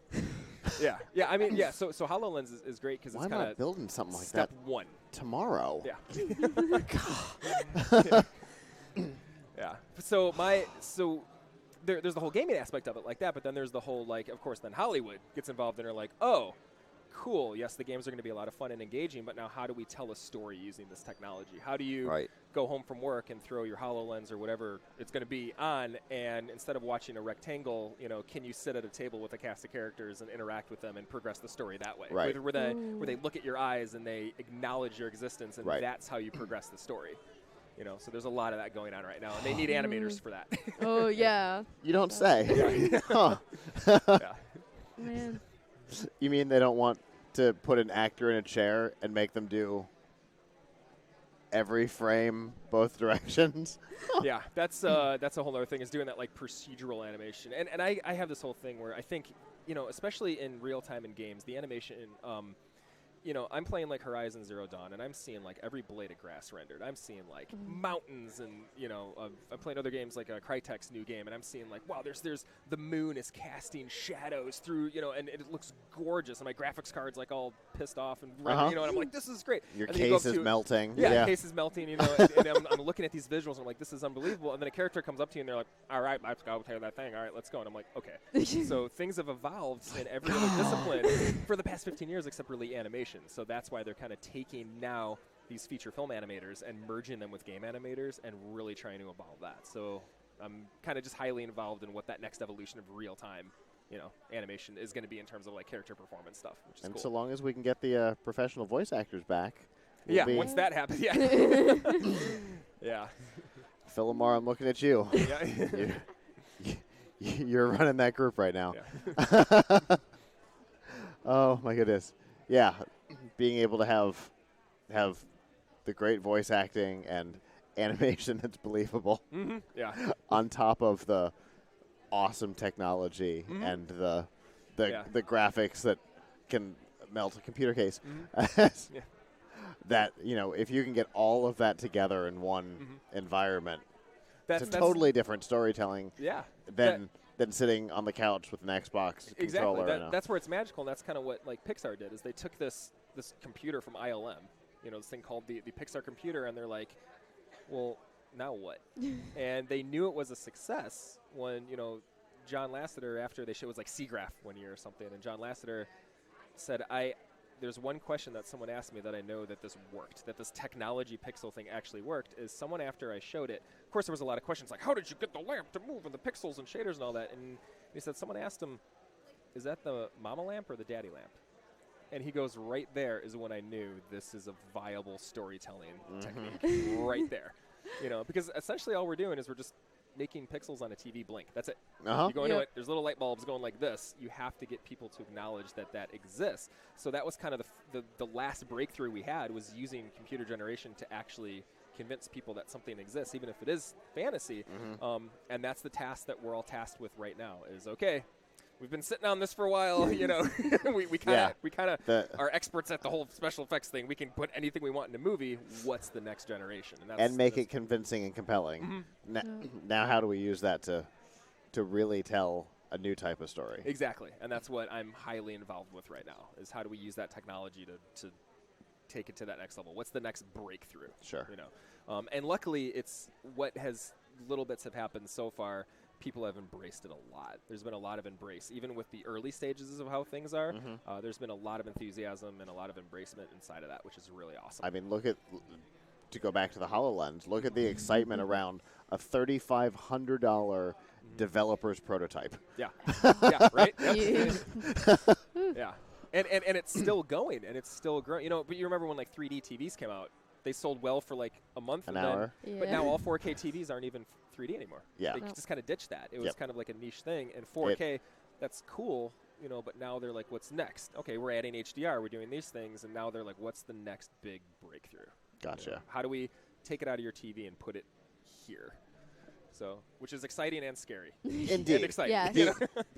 Being on that cutting edge, that bleeding edge, not even just the cutting edge, is always a scary place to be. As a software engineer, all of my projects tend to be on that edge, which is always frightening for you and your client.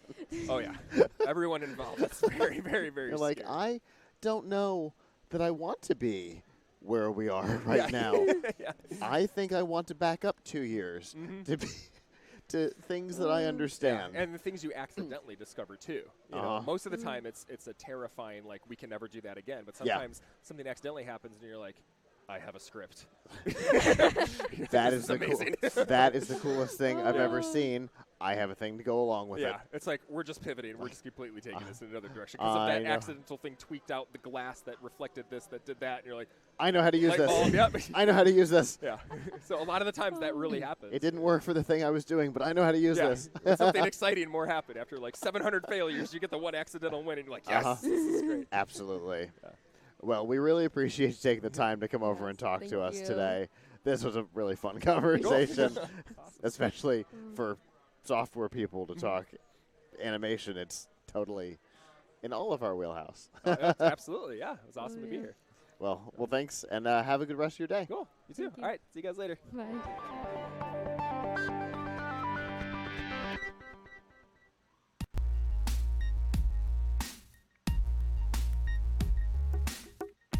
Our First Looks coverage is proudly powered by the Microsoft Store. Get your next laptop, tablet, Xbox, and more by going to firstlooks.tv/Microsoft. Well, we have our next guest here. Hello. Hey, how are you? Fantastic. How are you? I'm doing fine. Go ahead and introduce yourself for us. I am Sampadacharya. My name is still hard on tongue, so I go by Sam. Okay. I am second year PhD student at Electrical Engineering Department and minoring on Computer Science. So I am here as a part of IEEE USF, and also I am helping and guiding all the volunteers here for exhibition of engineering, College of Engineering. I'm a teacher, like teaching assistant, but we teach a lab, so I get the teacher. Like Here at USF? Yes, Okay. Electrical Engineering Department, and the subject that I teach is Fundamental of Logics and Designs, and I'm a researcher in Nanocomputing Research Group. Yeah. And your PhD is also within USF? Yes. Okay. Okay. So you're a student and a teaching assistant, all. And a researcher. Oh, and a researcher. Yeah. All right. So you're all over the place, and you're doing volunteer coordinating for the expo. No, like here for like Roboticon, and IEEE USF, I'm workshop chair. So you're busy, I guess, is Pretty the much. takeaway from this. Yes. Okay. He's got a lot on his plate. For sure. And he's studying for his PhD. Right? Yeah. That is a lot of things going on. Yeah, I guess so. What's your timeline before you get your PhD? Like when I have to graduate with my PhD, I think in next 3 years. Okay. So like by 2021 December, I'm trying to graduate. Okay. That's awesome.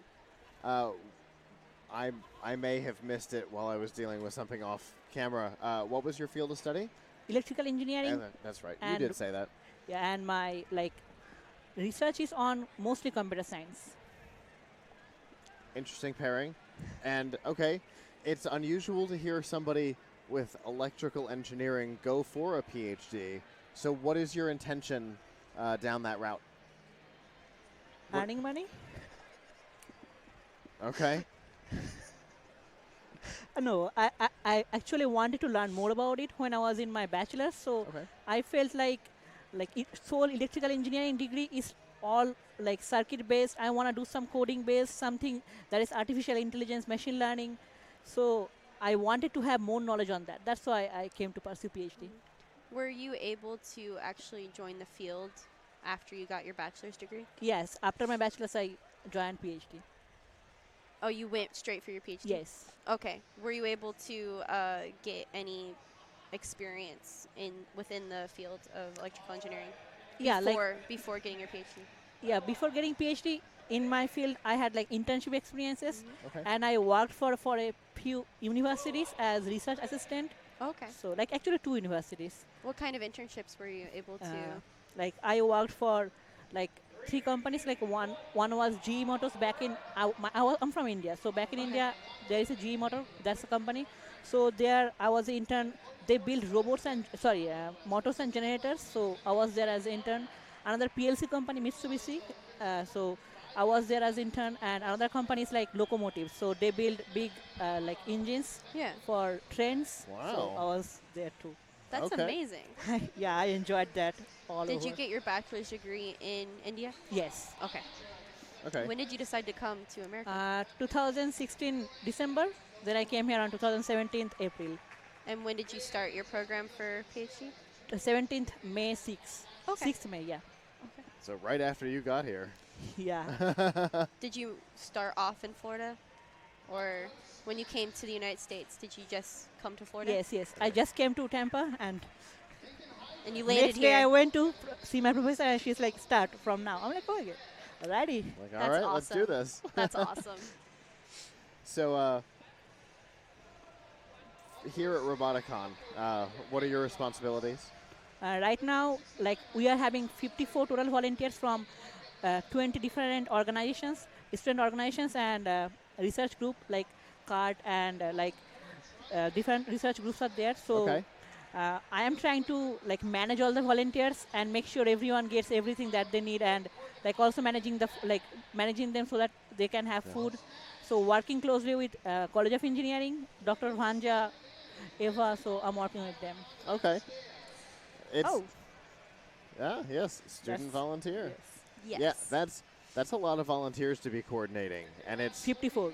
And it's not an easy task. Everybody always thinks, oh, but just organizing the volunteers. Oh, no. That is one of the most complicated parts of an event like this. Yeah, there's a lot of intricacies Yes. within that. So 'Cause nobody ever thinks, well, at 3 o'clock somebody's going to want water, but they can't leave their table because there's only 1 or 2 people Yes. there. Yeah. So somebody's got to be available to run and do all that stuff. All the stuff. It's a complicated position. Yeah, but I like it. Well, that's good. have you had any issues today?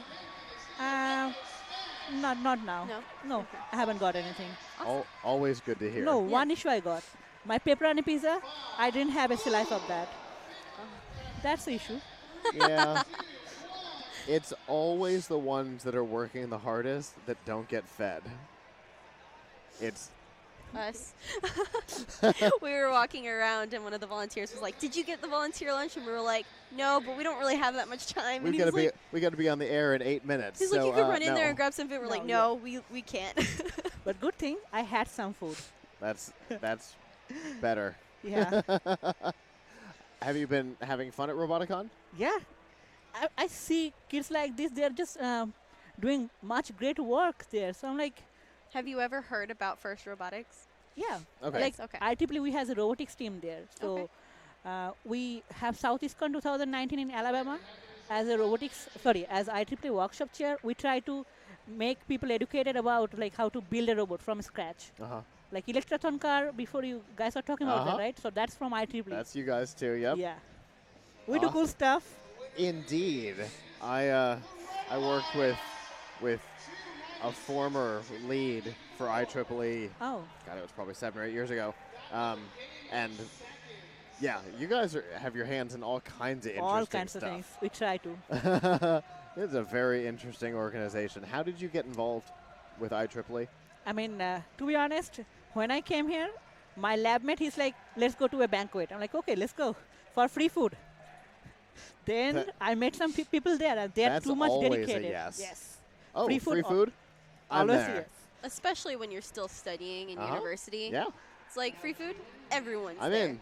Everyone's there. I don't care what the banquet's about. If it's free food, let's I'm go. Let's go. And that's good quality free food. I'm like, not pizza. Let's go. Right. Banquets are Our so, bomb. so you were there, and I met lots of like people, the energy professors. level. Yes. Yeah. I saw them so dedicated towards their work, and like professional people out there. I'm like, I'm gonna do that. Very cool. That sounds really awesome, though. Yeah. I don't blame you. Having interacted over the last couple of years with different people from IEEE for the show and with Roboticon, it is an energetic group. We keep it that way. Well, that's good. If people want to find out more about IEEE and some of the other things that you're involved in, how can they do that? If they want to find more about me, I mean, I have my own website. I try to keep it updated. So if you search on Google by my name, Sampadacharya, you'll get my Google citation, you'll get my Facebook ID, you'll get my web page. I also write like in few times, like if I get times I write on Quora, Medium. So I do a little bit of So writing. you're all over. Yeah. So Very cool. Well, we definitely appreciate you coming and talking to us today. Thank you. And hope you have a good rest of the day, and hope we stay with no issues. Alrighty. Thank you, Have a guys. good one. Thank you.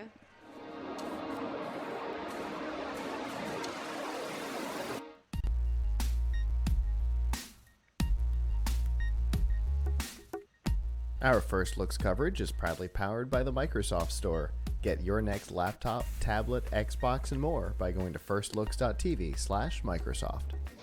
Well, our next interview is here. Hi. Hi. Can you Nice to meet please, you guys. Nice to meet you too. Can you please introduce yourself for us? Yeah, my name is Manu Gumaraju, and I'm the president of Middleton Robotics, which is a high school. And we have 5 robotics teams. We have 1 FRC team, which is actually competing right now, 1369 Minotaur, 2 FTC teams, 4997 Masquerade, and 3846 Maelstrom. And then we have 2 Vex teams, 6062A and X, Minerva, and Mercury. And we have already talked to you guys a bunch. Yes, you guys have been on the know show all the time. Every time that we see you guys, we try to get you guys on the show. Which Middleton team are you? So the past. Are you most focused Yeah, on? are I you guess because most- I know Yeah. you guys kind of bounce around between teams. Which one is like your passion team? So the past 3 years, I've been on 3846 Maelstrom, and last year I actually got the opportunity to be the captain. And then this year, the way our seniors work is that because FRC offers the most scholarships, we put most of our seniors onto our FRC team in order to let them take advantage of that. Okay. So that is why team members on the FTC teams, we see them kind of vanish after 2 or 3 seasons. We have never heard that before. Yeah. That's actually brilliant. So is this your first time joining the FRC? Yeah, this is actually my first competition with FRC, and it's really fun. What year student are you? I'm a senior now. Okay, you're a senior. Okay. So you were on the FTC team for 2 or 3 years? For 3 years, since For my 3 years. freshman Okay. year. Okay. I didn't really have any robotics experience before I came into Middleton. Okay. But I heard that they were a world championship club, Yep. and that's kind of what made me go to Middleton, and I haven't regretted my Wow. decision before, up to this point. So- Definitely a first powerhouse. Yeah. What's the transition from FTC to FRC? Because we get a lot of transitions from like FLL to FTC, but sometimes when you go into FTC, you kind of just stay there. Yeah. So what is the difference between First Tech Challenge and First Robotics Competition? Well, I think overall Middleton Robotics is a family in general, so I'm already really close with all the members that are already on FRC as well. But in terms of building, especially this past week we've been getting for this competition, there's a lot of similarities because we're trying to get a lot of stuff done. Of course, we're kids, we procrastinate and leave things to the last moment. So there's a lot of panic build at the end. Exactly. But everything is obviously on a larger scale. With FTC, there's like these small parts, and a couple people will be working on the robot. With FRC, there's so many different components, and so many different people specialize in parts. So you'll see different groups, like let's say pneumatics or electronics, or someone that's working specifically on the drivetrain. They'll be trying to work with each other and also trying to work on the robot together.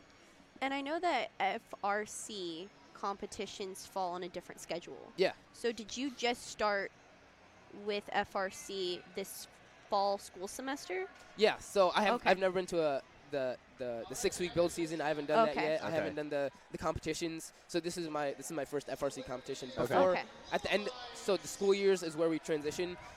So kind of at the end of both of the FTC and the FRC seasons is where we switch our leadership and then who our team captains are, what members are on each team. So you're catching that tail end of the last year's season for Yep. FRC, and you're going to be starting up with your new season of FRC. Which is the thing that's weird about first robotics competition is that schedule makes it so that it's like very the first half of your year you're still messing around with the old game. Yeah, exactly.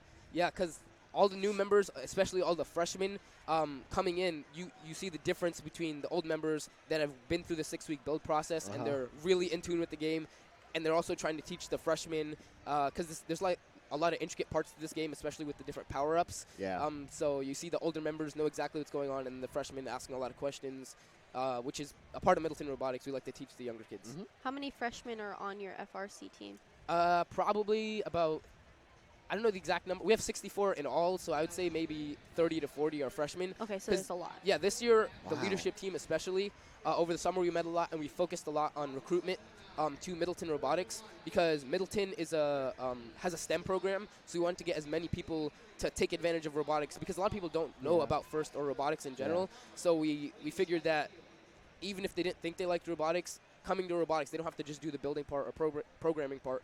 Being a part of FIRST is already a benefit to them in general, so we try to recruit as many people as possible, which is why we have such a big jump of freshmen this year. That makes sense. Hashtag more than robots. Yeah. Exactly. Yes. That's true. If you want to see some of the interesting other things that FIRST students are involved in, hashtag more than robots. Yeah.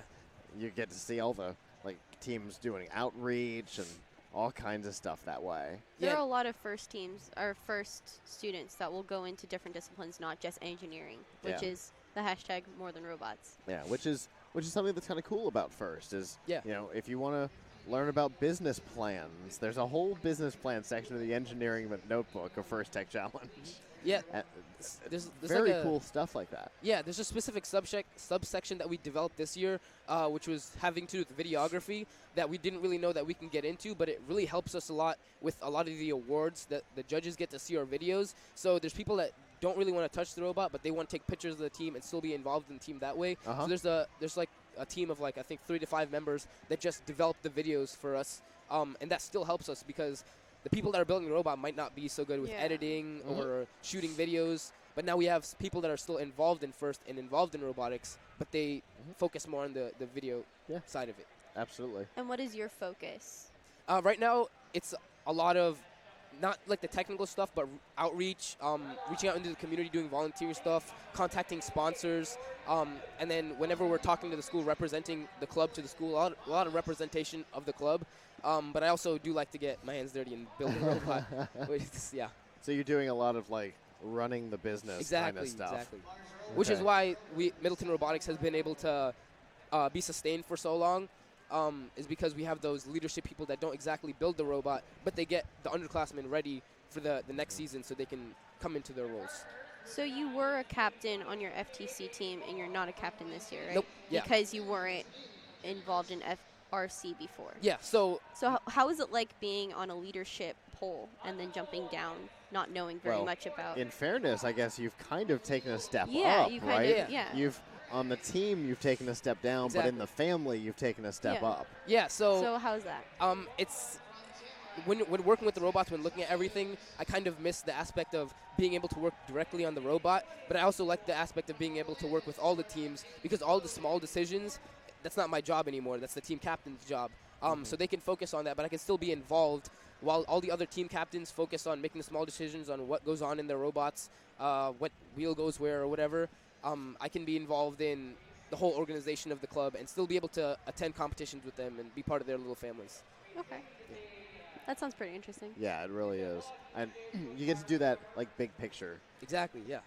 Thought ideas and not just the minutia of dealing with just the robot. Yeah. Very cool. What kind of things do you want to do, since you're a senior now, what kind of things do you want to do after high school? I want to become an aerospace engineer. When I was little, I wanted to fly fighter jets, but I don't have that good of eyesight. So I still want to work with the airplanes and that side of it, but Middleton helped me because it has an engineering program, so I'm already 4 years into engineering. So yeah, I want to go to college to become an aerospace engineer and then do that as a career. Do you have any aspects in college, like which colleges you're looking at? I'm for in-state, probably like UCF. They have a good aerospace program, and I think UF does. But yeah, the college applications are coming in soon, and I should probably get working on that. Are you wanting to work on, like, standard aircraft or spacecraft, or what kind of? No, aeronautical. Yeah, or in the atmosphere. Okay. So planes. Yeah. Gotcha. Very cool. Yeah. Well, we definitely appreciate you coming and talking to us today. If people want to find out more about Middleton Robotics, maybe if they're a student or maybe a middle school thinking about what school to go to, how can they find out more? You guys can find us at middletonrobotics.com, and then all our social medias are in our website.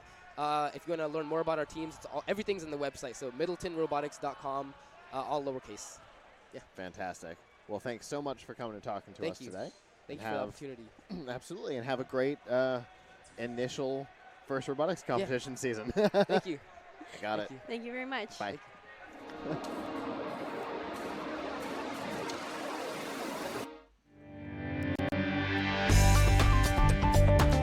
Our Gulf Coast Maker and Comic-Con 2018 coverage is proudly powered by Amazon Prime. Find out all of the included benefits and get a 30-day free trial by going to plugkitslive.com/prime and by audiobooks.com. Get a 30-day trial and a free audiobook to keep by going to audiobooks.com and using promo code TRY70. We have our next guest. Hello. How you guys doing? Fantastic. How are you? Good. Go ahead and introduce yourself for us. I'm Vishal Velity. I'm a former team member and now mentor of the FRC team 5276, Edgar Allan Holmes. A team that we've had the pleasure of seeing from inception through now, which is a lot of fun. How long were you on the team?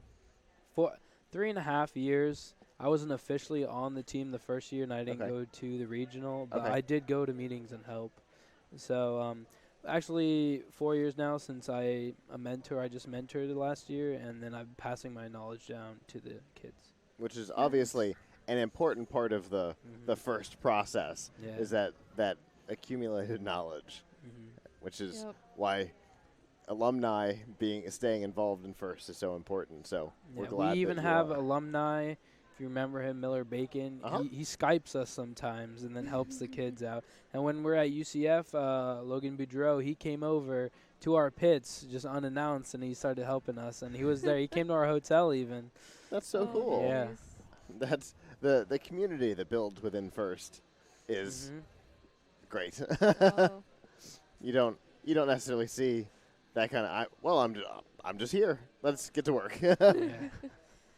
And then you can still very apply the knowledge. Yeah, absolutely, and everybody's like, yeah, come help. Great, come. Yeah, and I really wanted to do that because me, Logan, and Miller were the three main engineers, and we did the CADing and most of the building. Okay. And then we would tell the kids, the other students, what to do. So then we left, and there was just a skill gap. So I had to provide them with the knowledge. Well, that's great. What have you done? Other than obviously mentoring the team, what else are you doing post? So actually, I'm an intern now at the library, and I help manage the workshop in the library. It's mainly a wood workshop now, and then we also have sewing, crocheting, and all the knitting, all that on one side also. Okay. And it's all free to the community. Anyone can come do it. And I'm there a lot of the times to help people come in and do whatever projects they want. Our one policy is you can make whatever you want as long as it fits through the door. Yeah.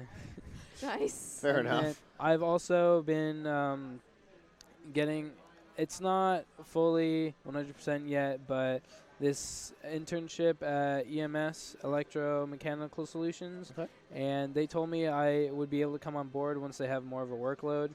And Jay Johnson, he's hopefully my new boss, and he shows promise, and I really hope that I can work there. It's a CNC shop, and they also have laser cutting, and they also have manual tools, manual mills and all that, because to be a good machine shop, you have manual tools because people mess up. Fair enough. So So you mentioned that you work in the library. That library is in Pasco County. Yeah, Pasco County, Land O'Lakes. Land O'Lakes? Okay. And that's where the team is based? Yes. Then we were actually hoping with EMS, we've kind of made plans, they're not solid yet, that we might be able to move in there, a dedicated space in EMS. Oh, wow. And then we'd start working with them. We'd still be involved with the library. Sure. We'd do classes, teach people about 3D printers, Arduinos and stuff, and have meetings there. But we'd do most of our manufacturing and keep our tools there. And then we'd have more engineers that help us with the process. Yeah, it would give you a wider, like, mentor skill set. Yeah, because Joel's leaving us. Is he? Yeah. Okay. He's still going to help us and stuff, but he'll be a bit away. Okay. So, one of the originators. Yeah. And then, yeah, it would be good to move into a place with at least some mentor stability, to have those engineers from the company available to help out. And I know that said that when you were a student that you wanted to continue and be a mentor. What do you think you've learned from being a mentor than from being a student? Well, what I've definitely learned, this is the most important thing I've learned, is keep it simple. We always try to complicate it, do everything, whatever we see, like the big teams like Spam and Pink, and we're like, we want to do that. And I'm like, wait a minute, let's take baby steps. All the time when we're on the whiteboards and everything, writing everything out, we have all these big ideas. And then I'm over here on my little whiteboard, I'm just like, just do this. And then everyone's like, no, go big or go home. Oh, it's such human nature to be like, no, let's do it. If we're going to do it, let's do it. But then we go home with nothing. But, we learned and we had fun. That is the best thing about FIRST. So what you're saying is that go big or go home are not mutually exclusive. You can go big and go home. But I've learned a lot. What I've been trying to do as a mentor is I want all the students, most of the mechanical engineers, but anyone that's willing, is to get a SolidWorks associate's degree, the certification before they leave the team. And also with EMS, we've got this down. We want to do CNC training there, and we want to teach the kids how to use CNC and all the machines over there. And I've learned that through YouTube and just dedication, staying up all night doing that. And I've gone machine shops like Paul Markin. Yeah. He's taught me mostly everything I know, and that's a great shop to learn in. Yeah, it is, because he's the kind of guy who is going to let you do something, unless it's like completely out of hand. He's the kind of guy who's going to let you do something when you're done, and it doesn't work. So what did we learn? No, he let me and Miller and Logan make our whole cat upside down. We kept sending him parts, and then at the end he's like, "You guys know this is upside down, right?" See? So what did you learn? You got through the whole thing, and it's still not right. Let's talk about what went wrong here. Yeah. Yeah, he's a great mentor. Yep. I've also learned a lot of social skills, how to talk to people, especially going in front of cameras, doing the interviews, talking to businesses and everything, and also cooperation, and then gracious professionalism. Yeah. I think you can be a very intelligent person, and you won't be able to apply it without going into the real world, working with other people, because a lot of engineers work on projects and everything, and you won't be able to fully use all your skills without being able to work with a team and being, having gracious professionalism and all that. Sure, for sure. I'm still stuck on the upside down cat. It's true, because he will let you. We've done it before. It's so fun. We've all been there. Yep. It is really that one thing. So how is the team this year? The team, they're kind of learning now, but they have more of an advantage than I did because it was our first year. Yeah. And they were with us while we're doing everything. So then now I feel like juniors and stuff will take their place as leads as seniors and all of them go. And they're doing pretty good. And they're also at Sun Lake in the Robotics Academy, and they're learning from there. That's awesome. And I just want to take all the mistakes that we did and stuff and tell them about it so they don't make it, so then we keep improving. Yeah, for sure. Because there's no sense in continually making the same mistakes over and over again if there's the ability to pass that knowledge down without having to go through the annoyance of, nope, that will never work. Yeah. Well, very cool. Well, we appreciate you coming and talking to us. You didn't get the opportunity to at the Orlando Regional because you ended up with my team. Yeah. Having to mentor. Yeah, I was just stuck in the pit. Doing the thing that you were there for. So I'm glad that we were able to make this work today. All right, see you later, guys. Absolutely. Have a good rest of your day.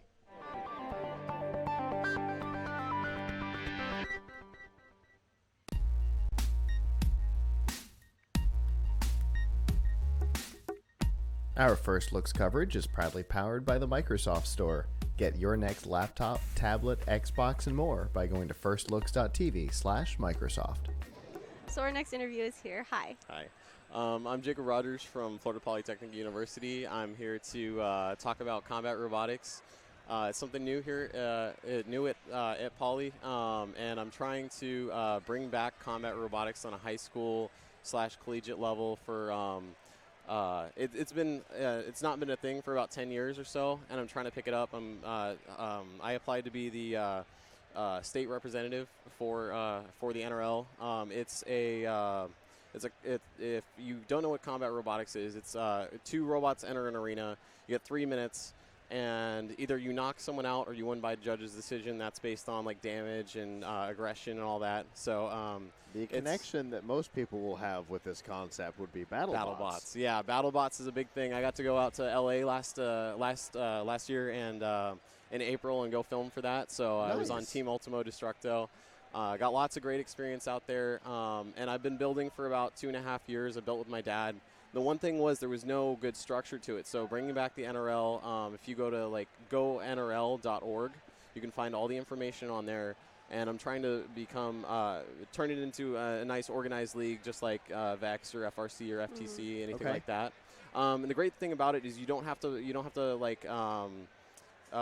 There's not as many rules. It's kind of open. You can build pretty much anything you want. Sure. These are going to be 15-pound robots, and we're hoping to hold an event in at Poly and sometime in March. We're going to try to work around the first schedule and all that, so that there's no conflicts.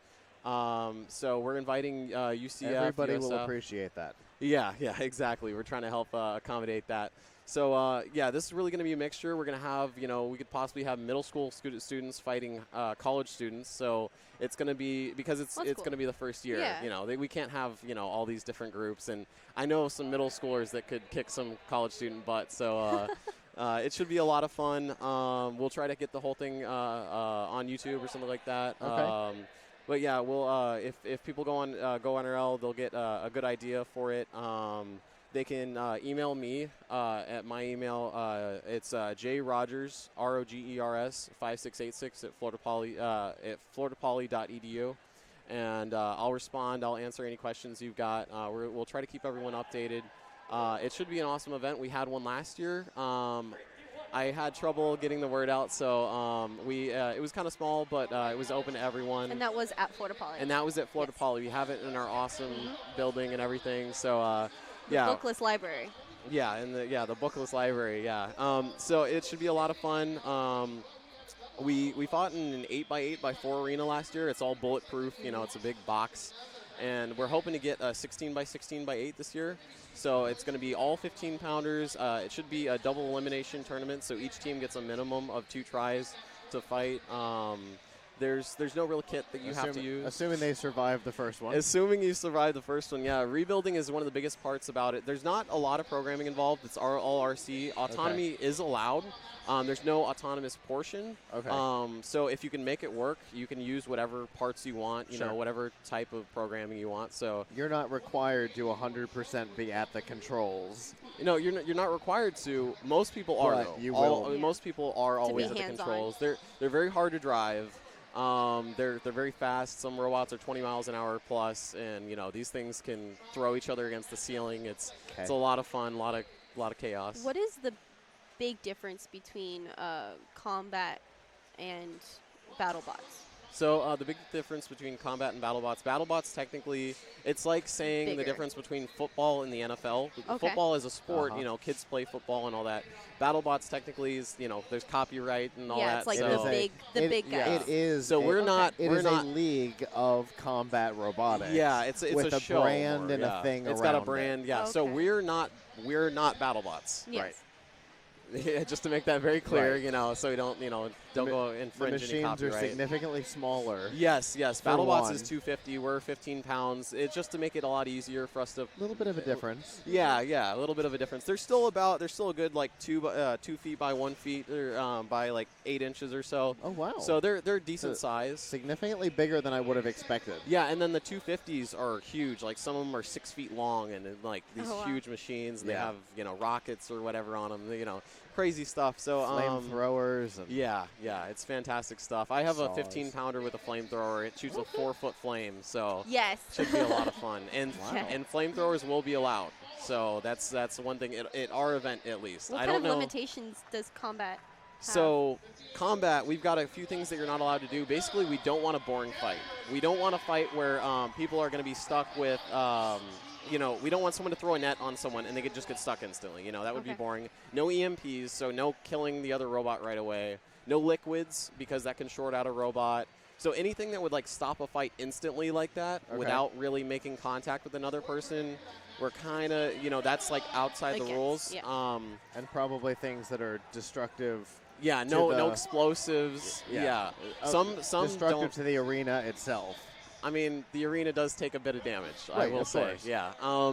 I Yes. remember having that big case Yeah. on campus. Yeah, we had a big that big arena. Probably similar to the one that we had at Gulf Coast MakerCon a couple of years ago, where they were Yes. having the combat Very robot. similar. And the best place I'd say for anyone watching who's wondering is Orlando Maker Faire. It was a great event. That's a lot of the same people who are going to be competing there are going to be at Orlando Maker Faire. You'll get a good idea for it. So, yeah. But I'm really glad to be out here today. It's a really awesome experience. Last year I tried to make it out, didn't quite make it out, but you know, coming out and seeing all this, it's great to see everyone excited about combat robotics. No, sorry. I'm so used to saying About combat robotics in About general. robotics in general. Yeah. Yeah. Sorry, my bad. I know in the past we've had Purple Fire. Is combat robotics under Purple Fire? So combat robotics is also under Purple Fire. We've had a couple of tournaments. We got 3rd place last year at Orlando Maker Faire, and then over the summer we got 2nd place at another event. So we've been doing pretty good. I'm getting a lot better personally as a driver. We have 3 15-pounders that will be entering at our event and at Orlando Maker Faire, so you can get a good idea of that. Okay. I have about 22 students who are doing that. And when is the Florida Poly event? So the Florida Poly event's going to be sometime in March. So we're gonna work with. I want team leaders to contact me and say like, hey, we have an event going on now, and so that we can plan ahead for all that, so that we can have we're gonna have a moving date up until after Christmas, and then we'll try to set a solid date for that, and then possibly have a couple BattleBots teams out there as well too. So to help promote the event. So, have a lot of fun, maybe sign some stuff. So Sure. Yeah, it's going to be fantastic. Okay. What is because obviously this is kind of new to the show. We haven't interacted with a whole lot of the combat robotics, save for the one interview we did at Gulf Coast MakerCon 3 or 4 years ago. Oh, yeah. What's the cost look like on something like this? So typically, for a 250-pound robot, you're looking in the cost range of somewhere between $10,000 to $65,000. They can get crazy expensive, but that's the reason why we're going with 15-pounders, is because I know I built my own personal first 15-pounder out of a pair of cordless drills and some RC equipment. I did it for under $300. Okay. So we're talking. What materials you already had? Actually, no. Those were all materials I bought. Okay. So a lot of stuff I just found. On Amazon or whatever. There's this UHMW material that's like a really strong plastic, and it works just like wood. It was super easy. You just repurposed it. Yeah, and I built this all in my garage with my dad. I had no experience prior to robotics, and I was trying to get an FRC FTC. There was no. How long ago was this? This was about 2-3 years ago, and there was no team at my school. So, and they said it would take a while to establish a team because it's a big deal. It's a process. Yeah, it's a process. And it's, super rewarding. And I wanted to be part of something, so I decided I went on YouTube, looked up videos how to do this on my own. So it kind of it was really out of nowhere, and I had a great group. Renaissance Jacks helped me out. They're a big part, and you guys first has that event up there. So yes, indeed. What year student are you at Poly? So I'm a sophomore student at Poly. I decided to go to Poly because I liked the atmosphere, the engineering atmosphere, and all that, and it's great to be down here. And your field of study? And my field of study right now is mechanical engineering. I'm considering moving over to supply chain management, but so I love what I do. Did you start combat robotics in your freshman year? So yeah, I started combat robotics at Poly my freshman year. So you just jumped right into it. Yeah, I was in a room full of 23 people who were ready for fire and destruction and all that, and I was a freshman and I never really led anything on my own. Because there's been a lot of talk about yes, we want to do combat robotics, we want to do battle bots, and but not battle bots. We are attempting battle bots though. I'm speaking with President Avent on Monday, having a meeting with him. We'll see how that goes. That's awesome. Good luck. Yeah, hopefully that goes well. So Dr. Avent is our president for our university, in case anyone was curious. Wow. So all right. Yeah, making moves. That's awesome. I looked into BattleBots in its first incarnation back in Comedy Central days. When it was on Comedy Central. Yeah. That's how I got into it, watching with my dad when I was 2. I got to meet a lot of the guys that I used to watch as a kid, and now I had a friend of mine out there. He also does he does a lot of he did high school robotics as well. Okay. And his name's Matthew Vasquez, and he was out there with Whiplash this year. They're doing great so far. Can't say how they do, obviously, but. So you've always been passionate about this. Yeah. I've been really passionate, and there's kind of a new wave of combat robotics guys. It was weird. There was a big gap because of the time it was off the air. Yep. So just trying to get back in the groove of things, and this will be kind of a feeder program, possibly for that. And then it's just great skills because some of the fabrication it's a bit more intense than first, but first has the programming aspect. So if you do both, then it makes you really well-rounded as an engineer. So both are very important for the field. So really excited for both of these events, and the more robots the better. And yours has that added bonus of possibly helping us get some aggression out. Yeah. So I feel like that we build up trying to put these together. Yeah. And I will say, you get a little bit of that aggression, but it's a really fantastic community.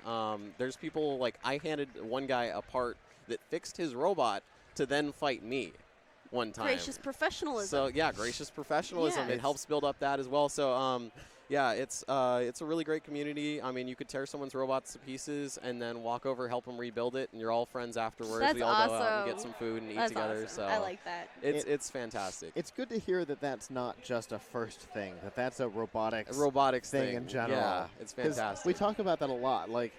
It's not a common scenario to see a football player sacrifice their on-field performance to go help their competitor get better. But in robotics and engineering stuff, they just want to make engineering better. If I'm going to beat you, I want to beat you at your best. Yes, exactly. That's the best part about it. Yeah. So you want your design going against their design and your idea going against their idea, and really seeing that. And when those little technical problems get in the way, you like to help them out and, make sure you're both operating at 100%. Yeah. So, definitely. If I don't beat you at your best, I don't care What's about the win. I don't care about the win. Yeah, I'd rather, I'd rather beat someone at their best than not fight them at all. So, I'll make that sacrifice any day. So. When is the competition in Orlando?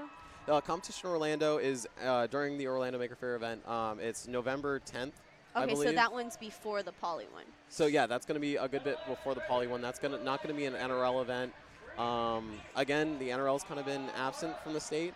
I'm trying to bring it back. It's been a bit of a process, a bit of an uphill climb, and it's it's so fantastic to see all the opportunities that have come my way through doing this, and in the way of like that have come the way of anyone who's like I've surrounded myself with. So many opportunities for this, and it's a growing sport, and it's a great opportunity for universities, tech universities to get in there.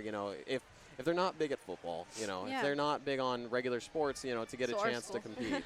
Yeah, I was gonna say, so like Perfect for poly. an Perfect for engineering poly, yeah. school who's Yeah. probably never gonna have an award-winning football team. Is what you're saying? No, We have an ultimate frisbee team. I believe you. Maybe we get a frisbee playing robot or something. Yeah. 5 years ago, the first robotics competition team game had frisbees. Was frisbees. Yes. Awesome. I think it have was a frisbee I think it from was that, 5. even though I wasn't a part of the game at all. I do too. Yeah. I got to Roboticon that year, and I'm like, hey, can somebody explain the game? Because I haven't been around FRC for like 16 years. Can somebody explain the game to me? I have no idea how I got the frisbee, but I have one. Terry had a box of them, and at our picnic at her house one time, she started handing them out. Oh, okay. I know That makes exactly sense. how you got That's it, because probably it's how how I I got got it too. But yeah. So with all the build up for all these like fighting events and stuff, like those can, obviously it's not great for your body, being in the UFC or MMA or anything like that. So this is kind of like the robotic version of like that. You Don't can hurt kinda, me. Yeah. See, But I was hurt the thing I made. exactly. I was the kid whose like mom was like, "No, you're not going into that no matter what." And then I was like, "Well, I'll find a way to get into Fetal position. combat sports." So it's Avatar MMA. Yeah. Fire. Yeah. You're doing MMA indirectly. Yeah, indirectly. Yeah. Through the robots. So with all the hype for like combat sports in general, and then with robotics growing as well, it's kind of like the perfect time for to start something for high schools and middle schools and stuff. It's going great up north. I know Pennsylvania, and I think Pennsylvania is the world championship for combat robotics, but it's pretty much just isolated to up there. So I'm trying to make it grow and spread. So it should be a really great opportunity for students to meet a lot of other young builders and to get that opportunity to make that like camaraderie and tear each other's robots apart and help them fix them, and it's a lot of fun, and it's fantastic to watch too. Yeah, it's a lot of fun to watch. It's definitely a lot of fun to watch. Yeah, it's almost more of a spectator sport because like it's like the spectators have as much fun or more than the actual builders, because we're sitting there going, "Oh wow, I'm gonna have to fix that gearbox." Yeah, and the spectators are like, "Yeah, destroy oh, it!" yeah, kill it. And oh my God, that is a table saw. Yeah, and what's Use it. What's so interesting is like it's really it's like a process of rapid evolution. Like it's like animals evolved to become dominant over other animals, and it's like. This is like machines evolving to become constantly. top of the constantly. Like we're talking like every other event you'll see somebody's robot change, and there's a like a meta shift like in video games sometimes, and then you've got so it's like rapid evolution. People can look at it and say it's just violence, when in reality it's like we're figuring out how to make stuff not break. Yeah, that is it's such a more big problem thing. solving. Yeah. For everybody who has ever dropped their phone and it has shattered into 1,000 pieces, we're literally working on engineering on how to not break things. Yeah. You're welcome. Exactly. So that's the biggest thing. If people want more information about what you're up to, how can they do it? And how to get involved with combat robotics and possibly go against you. That too. Okay. So if you want more information, go NRL.org. GONRL.org. If you check out that website, you'll see plenty of information on there. There's a Florida Combat Robot Builders group on Facebook you can join as well. Ask any number of questions.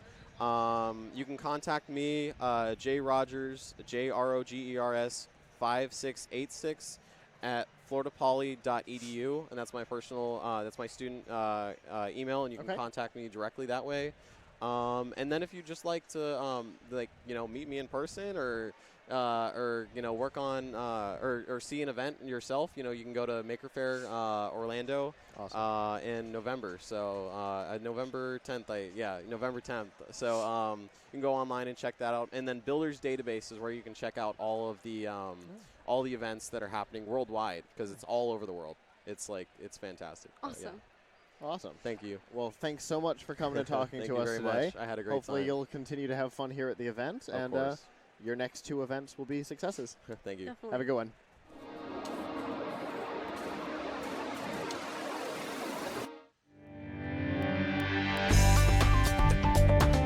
Our Gulf Coast Maker and Comic-Con 2018 coverage is proudly powered by Amazon Prime. Find out all of the included benefits and get a 30-day free trial by going to plughitslive.com/prime and by audiobooks.com. Get a 30-day trial and a free audiobook to keep by going to audiobooks.com and using promo code TRY70. We have our next guest here. Hello. Hello. How are you? Doing great. And you guys? You're good. Not too bad. Go ahead and introduce yourself for us. Mo Epley with Tangible Labs. I'm a long-time guest, I guess. Yes, indeed. A long-timer. At the Orlando Regional, Chuck said that he should get a frequent guest card. He might be the leading guest, I would say. Yeah. Terry Willingham. True. Sorry. Hands down. By far, Terry Willingham. Between first events and all of these things, Oh, right. Yep. she's had way more opportunities than anybody else. Anyway, so you have got all kinds of interesting new Yeah, stuff. I brought lots of show and tell today. Yay. I've heard this got a plug You earlier. always bring Yeah. show and tell stuff, which is my favorite. Well, I guess we named our business the right name, Tangible Labs. Yes, we indeed. have tangible things to show everybody. Absolutely. I wish more people would bring things to show. So, what fascinating things have you got in front of us? Well, as Tangible Labs, we are a 3D printing and prototyping company, but we do a lot of client work, and we can't really show off items that we create for them. It's their inventions, and they sign NDAs. So this is sort of our creative outlet, and mostly my husband, but I'm also a Harry Potter fan. So we've decided to 3D print our own creations inspired by Harry Potter. And it is a fun way to then bring the printer to a show and show people, they see it in person if they've never seen a printer before. So this is a snitch for folks who don't know. It is 3D printed in 2 pieces, so it's like 2 cones, half cones, and then glued together. Okay. And then the wings are printed separately, and they're designed to come out. But they're super thin. It's hard to believe this is 3D printing. It's like semi-translucent, but it's a good way to show that you can print things in different pieces and in different parts, and then the body is spray painted. So it looks has a gold fleck to it a little bit, but it's just gold spray paint. But the big thing that we started introducing this past year, as my wing flies off, are Harry Potter inspired wands. Okay. So this is a 3D printed wand that looks like it's a piece of reed or something. So you can see the styling on the inside It and really the different does. colors. So Lance, It's like it's not even like perfectly straight. Like there's bends. oh yeah, there's like a reed, like a cigar, the paper that you wrap cigars in. Or this one is a new style one that we have sort of I think a bone wood is what we call this one. But so when they're printed, it is a polyester. BW, thank you. I remember it's one of our new products. So it's printed in a black polyester that's a flexible plastic, and it's printed in 4 different pieces. So it would be 2 pieces for the stem and then 2 pieces for the handle, and then all glued together, and then use Bondo to then have a better base for the acrylic paint to stick to. And then my husband does, this is his true art therapy, let me tell you. Okay. So he's a computer programmer and then, designing complicated 3D designs and needs a break from the computer. So now he can actually have some hands-on, to take a break and sometimes problem solving, get the juices flowing kind of thing. So the 4 a.m. miracle. Yes. Shower principle, that kind of pretty thing. Pretty much, yeah. So so he has a really fun time working on these and creating the designs, and then also doing the different painting techniques. So he's been trying dry brushing and some other techniques to give it a real wood look with the wood grain and stuff. Yeah. So we have what we've now calling our own products the Wizarding Wonders collection. Okay. I have to be careful not to use too many certain terms that might get us in trouble. Yes. So, so I'm curious on this real quick. Yep. So you said it's done in 4 parts. Yep. Is it this or is it this? It's actually 2 pieces for the stem, and it's printed flat. So that it has a better thing to adhere to. So it's 2 pieces flat, and then the handle 2 pieces flat. And then we glue. Then the two. Yep.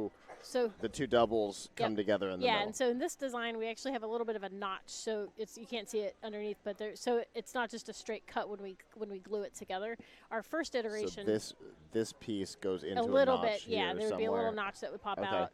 I should have brought one of the raw ones, but and I think on our website we haven't posted much yet, but we want to do some progress pictures to let people kind of see the process that we have when we make them. But so our first iteration was actually my nieces and nephews for Christmas 2 years ago received Harry Potter wands, and they were our beta testers. I feel like I saw a picture of those. And you probably did, yeah. We're like, because for several, we were like, we want to. Cat's out of the bag. We want to talk about this. So with the first ones we did was just a straight cut, and of course they then had a weak spot that could break pretty easily. Sure. So we're experimenting now with putting a little, like when you have surveyors go out and have the little survey flags, that little metal rod. Basically, we're experimenting putting the metal rod in to give it still a little bit more strength. Okay. Because we have had a couple customers and usually Lance, because when he'll take it out.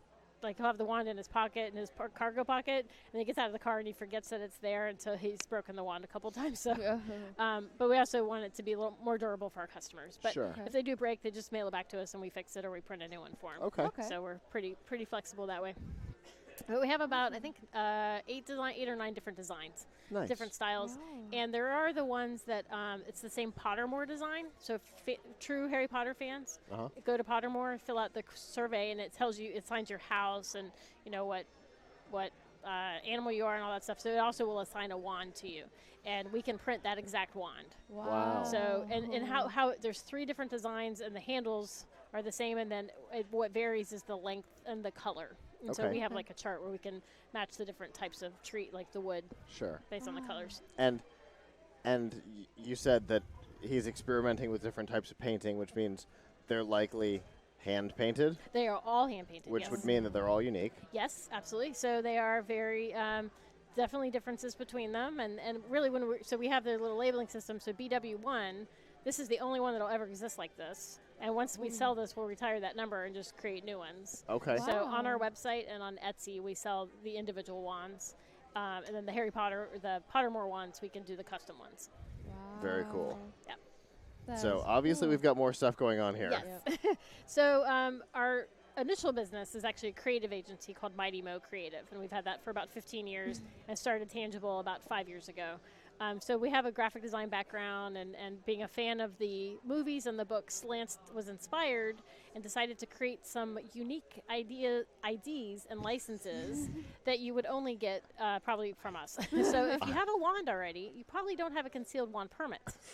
So we can when I laughed a second ago, I had just read the text at the top of the card for the first time. So this is a Harry's concealed wand permit. Okay. And so we can personalize any of these.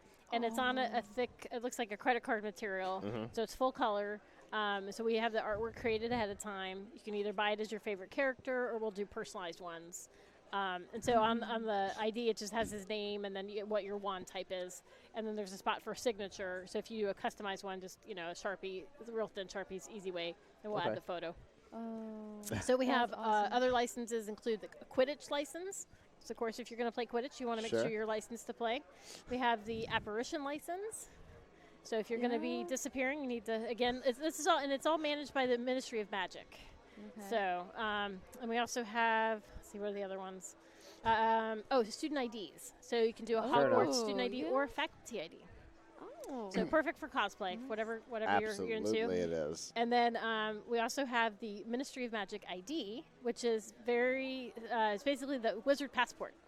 So this is one for Tonks, which is actually our best seller, surprisingly enough, on Etsy.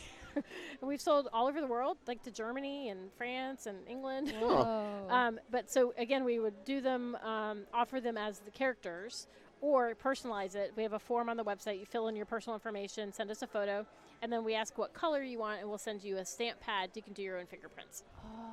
So- Okay. And Lance did all the artwork for all of this. He has a print design background. So and then for Christmas last year, I got him one of the books that Warner Brothers sells us at the props from the movies. Uh-huh. And has like the pages that fold out. And so he was really inspired by the detail and the artwork. And what really started it all with the Harry Potter is we went to the Universal a year and a half ago for my birthday and our anniversary.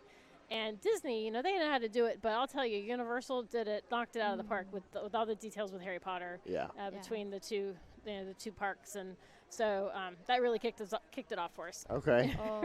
I can see Yep. that. Yep. so So also with the IDs, though, I'll say that this opened up some other doors for us because we can do customized IDs for membership organizations, for Friends of Strays Animal Shelter is a local animal shelter. I'm on their board, and we started doing these tags for their volunteers, for the longtime volunteers, and we can have them with clips for lanyards or clip on the side that come pre-cut. We can also do it for membership organizations that have an RFID. They can have a strip that you can program to get into St. Pete Makers. We're working with them to see about when they're going to change their door system. To be able to have a door code to get in or a scanner for the door. Awesome. A couple other membership organizations that want to kind of step it up instead of a cheap little thin laminated piece of paper for a membership ID. So we have the flexibility to create the artwork for them. And that's something we'll offer our other clients as well. But it all started from Harry. Well, that's probably not a whole lot of companies' business story. No. No. So it's great to be But able it's to... exactly what I would expect from you. Oh, yes, That's Yeah, and we still do the nerd tags, which we have done for years, but it's just fun to evolve and get our creative energy, with new movies coming out and new stuff like that. But yeah, so we decided to change it up for this year. This is our second event. We've really had just the Harry Potter. That's been at more of a maker or comic type fair or con, but we've done some night markets in St. Pete, and we do Green Bench did an art and drafts festival recently. So since we do have the handmade artwork and this is original creations, we get in there. But sometimes some groups don't let us in because we have the 3D printed stuff, so it's not really seen as handmade, even though it is. Because building those files is not necessarily a simple. No, it's process. not. But this is our creations versus downloading it from online or Right. Yeah. So. I keep my nerd tag that you gave me years ago. Oh yeah, it's a collector's item. I'm sure. It is. It sits on my desk. Yep. So we've also got so some on shirts over on here. our business card it says, I think, 3D printing, prototyping, and nerd swag. So again, being a creative agency, we do artwork for clients, but we decided to do some stuff ourselves. Sure. And mostly from going to all the cons. I'm a nerd, obviously. We're all nerds, but I kind of have different niches, and I found that those weren't being represented at some of the shows. So what I'm showing you are the Harry Potter. So 4 Harry Potter designs. So again, Lance did all the artwork for this one, but Mischief managed with the different paw prints. Yep. And then we have other 3 other Harry Potter ones, but then we have Nerd Pride, which is in a hashtag with E's and 3s. I think Michelle is asking us to show that we hold it. There we go. There we go. Showed up a little bit more. And then we have a mashup of a Space Invader being shot by a Millennium Falcon. Pinot Noir is a little famous skit from Unbreakable Kimmy Schmidt, which is one of my favorite shows on Netflix, but you're not going to find a booth that sells many of that kind of stuff. So we decided to come up with our own.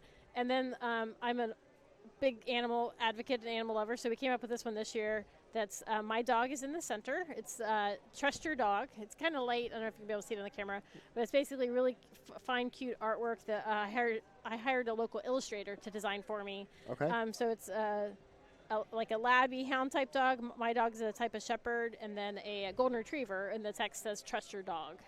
So they're helping the animal nerddom as well. So representing there. So and we just have other fun creative shirts and stuff. So we decided to offer those on our website and then here at the shows. And I will say we've sold the most shirts ever today. Really? Yeah. Yeah, we sold quite a few. Not the Harry Potter, though. The other nerdy ones. Okay. Yeah. What else? Yep.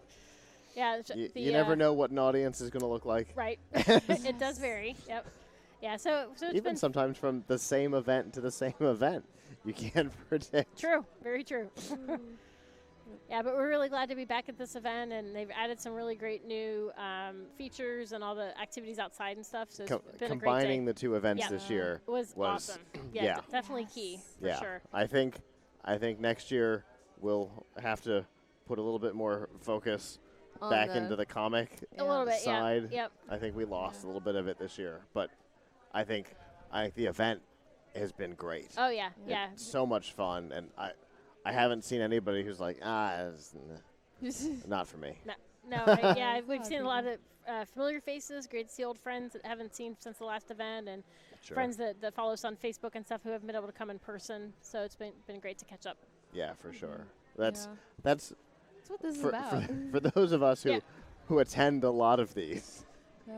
Yep. That's one of the most fun aspects of it is Yep. getting to see people that you don't necessarily get to see very often. Yep. Sometimes just at these events. And as a vendor, I'll say that some of my now like close friends were neighbors at previous events that I now see at other, including my very first Gulf Coast event here. Okay. So I guess when it was Penella's Comic and Comic-Con, Maker. Yeah, and I see her now at other shows. We vend together, and it's just great to catch up and not just virtually, not just see people Sure. on Facebook and stuff. So.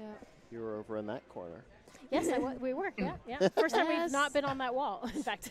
Oh, interesting. Yes. Because Lance is like, we're not going to have power. We're not on that back wall. And I'm like, no, Terry said we'll have power. So, yeah, so we're actually, the concealed wand permit, because we can personalize them. So we brought the little inkjet printer that makes these. So so that was actually. That's why yes. you brought that I printer did, in. yes. So everyone's I like. watched you bring a printer in. Like, why? What could she possibly That's need not a 3D printer for? Yeah, that's a paper printer, not a 3D printer. So between the nerdy shirts and then the personalized wand, or not just the concealed wand permit, also the Hogwarts student IDs have been the most popular. And it's, I think usually if it's an impulse buy, but you have to order it online, then it doesn't happen. Yeah, But when we're like, oh, we're gonna have power, we can bring the printer.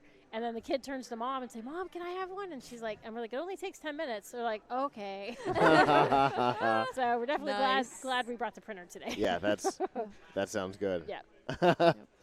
Well, if people want to find out more or to make purchases, how can they do that? So they can go to tangiblelabs.com, and there's a shop button. So when you go to our main website, it's our 3D printing prototyping company. Okay. But we do have just the shop button for the store, or you can just search Tangible Labs on Etsy. Okay. We have that. So for international orders, I don't know how many international fans you have, but followers. We've got followers all over the world. Yep. So the Ministry of Magic ID has in Germany and France and everyone. So that's through Etsy for international orders. Okay. And then domestic stuff on our website. Nice. Very cool. Well, And follow us on Facebook and Instagram, because oftentimes we'll do specials and shows, show specials or closeout pricing and stuff like that. and sometimes you show things that you're working on. Yes, yeah, we try to do progress pictures I and see behind the scenes. I see stuff like Yep. that. It's sometimes on the page and sometimes from you personally. Right. Yep. Yeah, I try to mix it up because it's Facebook kind of is weird the way they do it. So if my The new Facebook page algorithm has sucks. 350 followers or whatever, but 8 people see my post. I'm like, what? I So I know. repost it on my personal page, and I'll do because we have the what do you call it, the map. I'm like drawing a blank on the map. The Harry Potter that we have on our table, if you saw it. So the map that is so famous, and then we use that as a backdrop, and I have like a Marauders map. Thank you. Yes, have the Marauders map that I use as for the ambiance of their photos. And then I decided, I'm like, you know what? Let's pull it out and say show what my photo shoot looks like, and So I sort of do some behind the scenes shots. Yeah, that's and cool. I'll do, and then because of the 3D printing, when we can, I can talk about other client projects we've worked on. Sure. So we've done, part for Harley Davidson. We've helped inventors that now have stuff being sold in Ace Hardware. Wow. And so some kind of cool stuff when That's we're able cool. to talk about it. Sure. Absolutely. Yep. Well, thanks for taking the time to come Yep. over and talk. We always love having you on thanks, the show. Thanks for having us. And Glad you're here again. Obviously, I love your products. Yes. Oh, thank you. So, have a good rest of the day. You too. It's not Thanks, guys. not a long day at this point, Nope. but hopefully it'll continue to be good for you. Awesome. Appreciate it. Always I love- something fun. Oh yeah, from for Mom. sure. We never know what she's going to bring, but we always know we're going to like it. Oh, yes. That's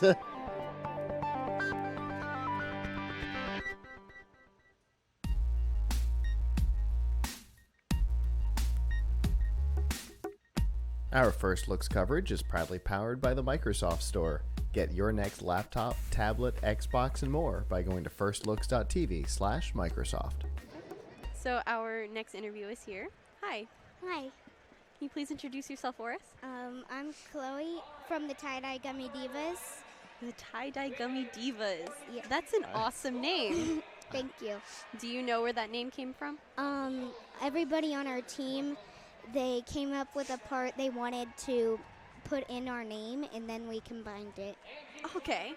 That sounds awesome. I love your little, the bear. Thank you. So what's your role on your team? Well, we don't really have roles, but we mostly do what we like to do. My friend Sophia likes to do projects. My friend Natalie likes to build, and I like to program and build. Okay. Very cool. And you're a Lego League team, right? Yes. Okay. I wanted to make sure. I love your outfit. Thank you. I noticed earlier in the day that you guys are all wearing like space-themed leggings, which I love. And everyone's is different? Yes. Okay. That's I'm so much excited. fun. Your team is fun. So tell us about the game this year, because we haven't been involved in the Lego League game at all this year. So tell us what the game is about. It's about people. You're good. Keep You're going. fine. It's about space and the problems that are in space, and the project is to figure out what you would need in space if you were trying to live there. Okay. So what is it that you guys decided to focus on in that problem? We haven't chose it yet. Okay. But Do you have an idea of what direction you want to go with it? no. No, not yet. How long ago was the game announced?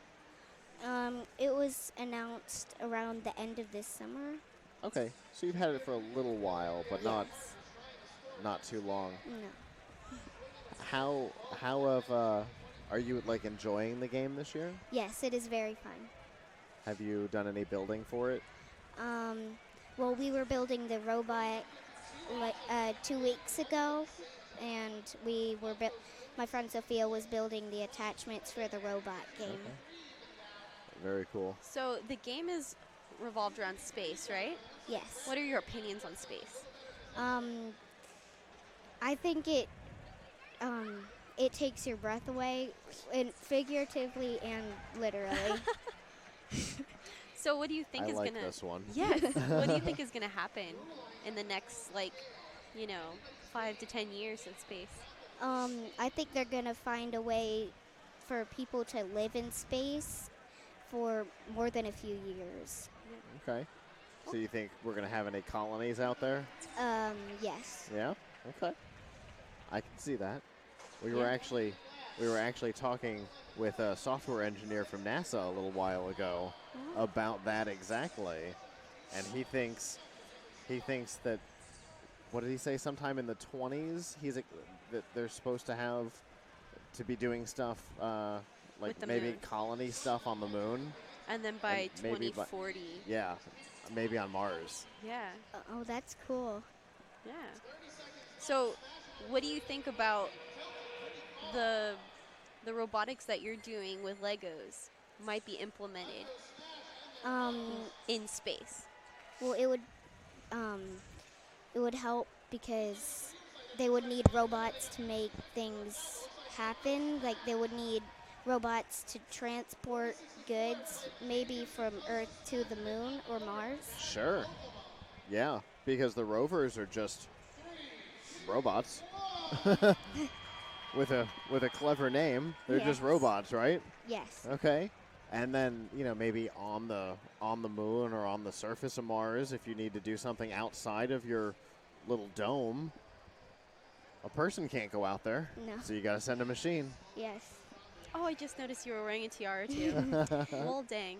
I noticed that when you sat down over there because you were all sparkly. I was just obsessed with everything. So can you tell us a little bit about what you're holding?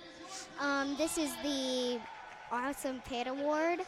For our pit, we had a giant gummy bear float, and we had our core values board. A gummy bear float? Did you make Yes. it yourself? No. Or with your team?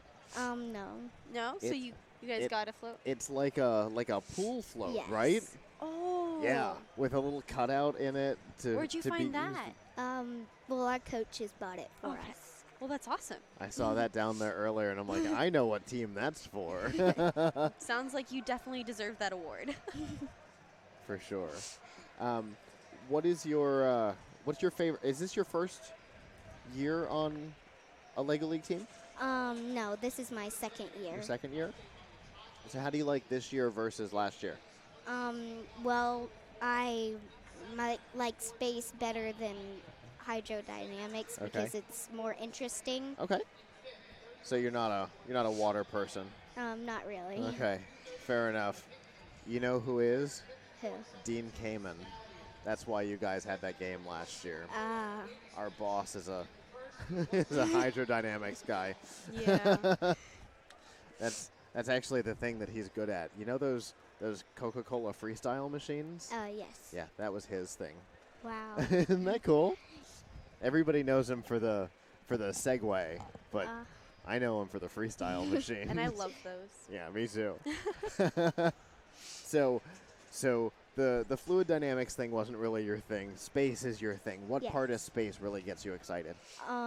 Well, it's really hard to get in space, and you have to study, and you work with new people when you are learning about it.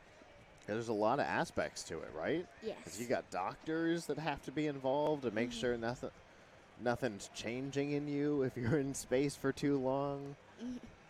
There's a lot of stuff with space. Do you follow the space stuff, like what SpaceX is doing with putting rockets up into the? Not really. Oh, they're doing some cool stuff. They're actually competing with NASA right now. Wow. Yeah, there's a lot of interesting space stuff going on. Are you hoping to be hands-on with space things when you get older? Well, not really. What kind of stuff are you interested in? I'm interested in building. Building, okay. So are you going to continue on to like FTC or FRC in the future? I think I might. Yeah? What grade are you in? I'm in 5th grade. And how old are you? I'm 10 years old. 10 years old. Okay. I can see you enjoying First Tech Challenge. That sounds very exciting. I'm excited for you. She was on a First Tech Challenge team. Yes. Cool. So, is it for First Lego League? Is it the physical building of things that you get excited about? Is it programming? Is it seeing the thing move on the table? What part of it's the most exciting for you? It's probably programming. Programming? That's my thing too. Me too. That's cool. How did you get involved? 2 summers ago, my friend Natalie, she told me about it, and I was really interested. And so you joined a team that was already together, or? Yes. Okay. Very cool. Well, I love all of it. I love everything about it. Thank you. You're very sparkly, which is always fun. I always like sparkly things. We had another team with shiny. The letters on their shirts were shiny. We're which just was in fun. awe every time. Yeah. Every time there's some shiny, we're like, ooh, you look great. You know, especially in here with all the colored lights going on, it's changing colors as you're as you're sitting there. It's a lot of fun. So do you guys have a website or a Facebook page or anything like that? If people want to find out more about what you're doing? No, but last year we were the sister team with the Porygon Programmers. Oh, good. And we posted a few videos on YouTube on what we think we could do with the board. Okay, very cool. All right. Well, we definitely appreciate you coming and talking to us today. Hopefully you're going to have a wonderful season and get to experience all of the fun space stuff over the next couple of months. Thank you. Have a good one. Have a good rest of your day. Thank you.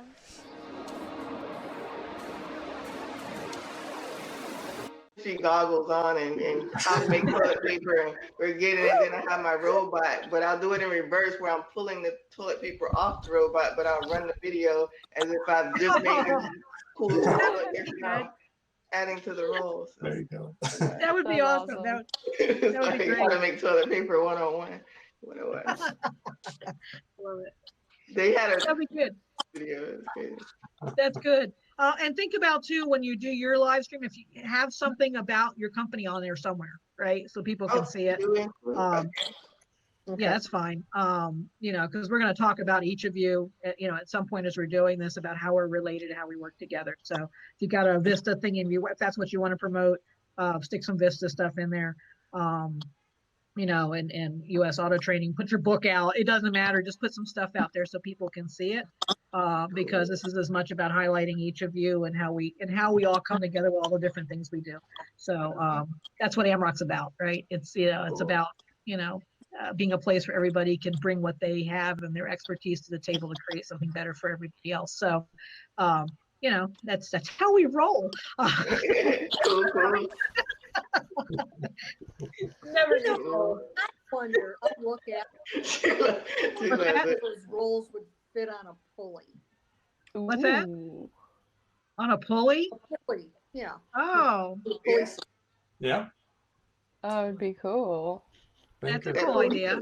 I mean, the things, you know, at idle, you're going 650, 750, but so I have to be really quick. But, let me think about it. Let's slow this I can down. just see you accidentally toilet papering your entire house with this. Yes. Oh, it would definitely, yeah. You have to control it. It'd make a mess. Let me think about this here. So what order do we want to go in? Do we want to kick it off, Steve, with a, you know, Chris will be at the end. Probably put Josh 2 or 3 panels out with the drones. Yeah, and you know, regardless of whether it literally gets larger with each one or stays the same size, is fine. It's basically to show that a person is adding to to a role. You know, Pam was just talking about her idea, and I was thinking Pam and cars, and I was thinking jacking up the back end of a car and connecting it to the axle of the rear end there. Somebody put their foot on the gas and it spins up, and you know, somebody's loading it, you know. So yeah, anything worth doing is worth overdoing. Yeah. I know. Exactly. All kinds of ideas. So yeah, think about whatever would be creative. Don't worry too much about the sizing. We'll make it all work. It's the story that counts. Yeah. Yeah, it's a fun story. It's weird how you just flipping that around changed the whole story. You know, it's an interesting experience, and I thought it's so weird that when we said toilet paper, everybody got it. And if you did that a year ago and said, "Hey, let's make a story around toilet paper," everybody go, "What?" You'd raise your eyebrow. And yet, it's something everybody has in common with this experience, which is bizarre. But it's just really interesting. You know, it's a you know, we'll always look back on, we'll know exactly when it was made. You know.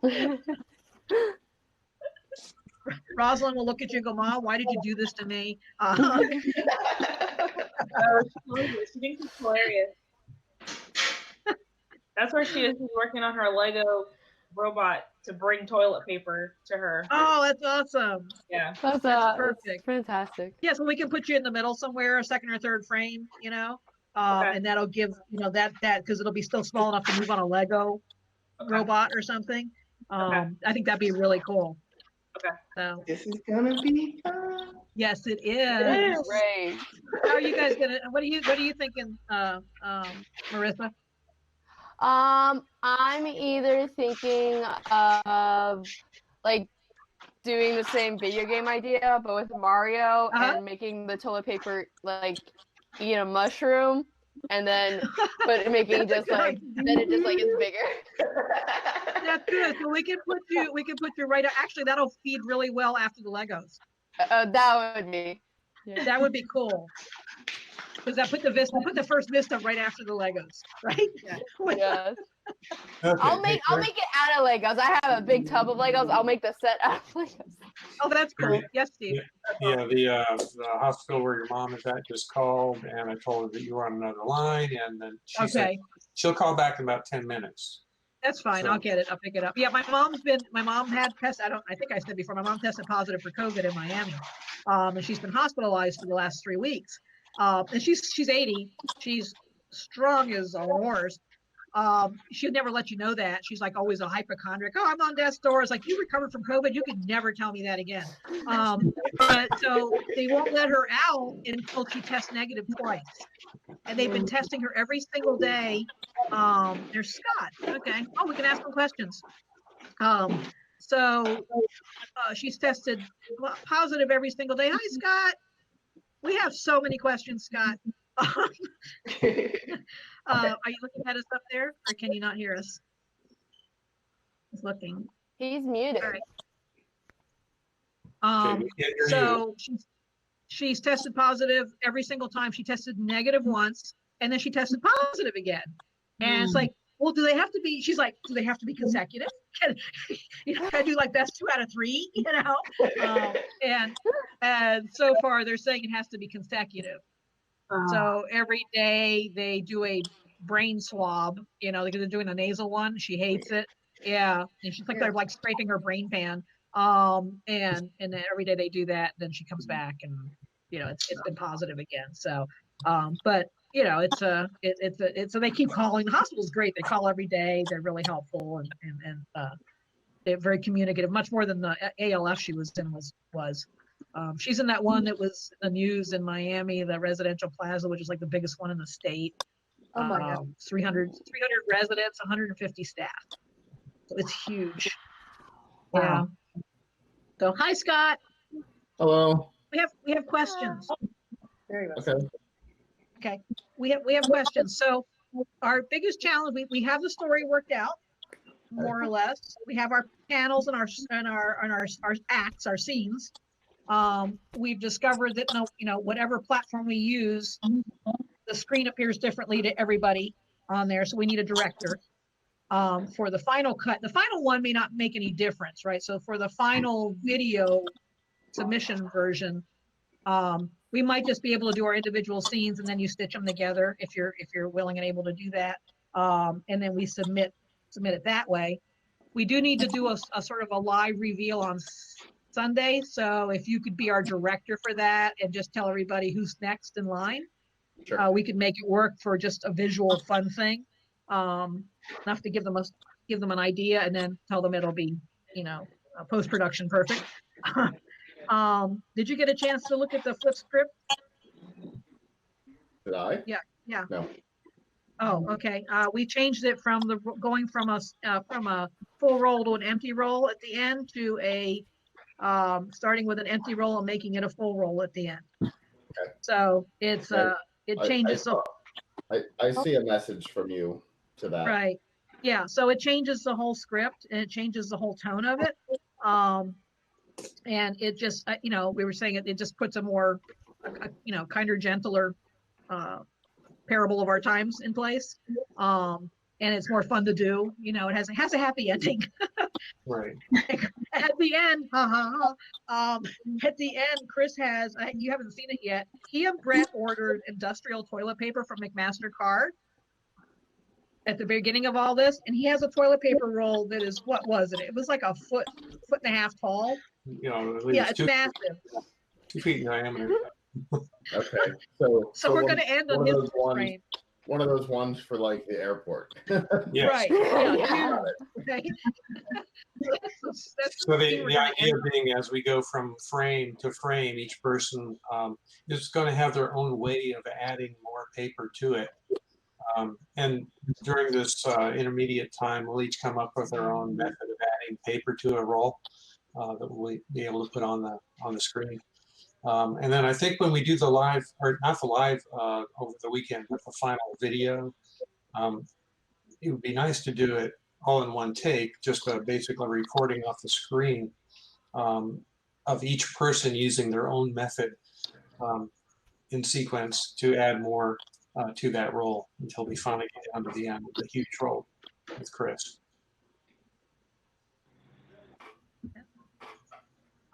And so one of the things we need to do, we pretty much sort of have a good idea of how we want to do all that.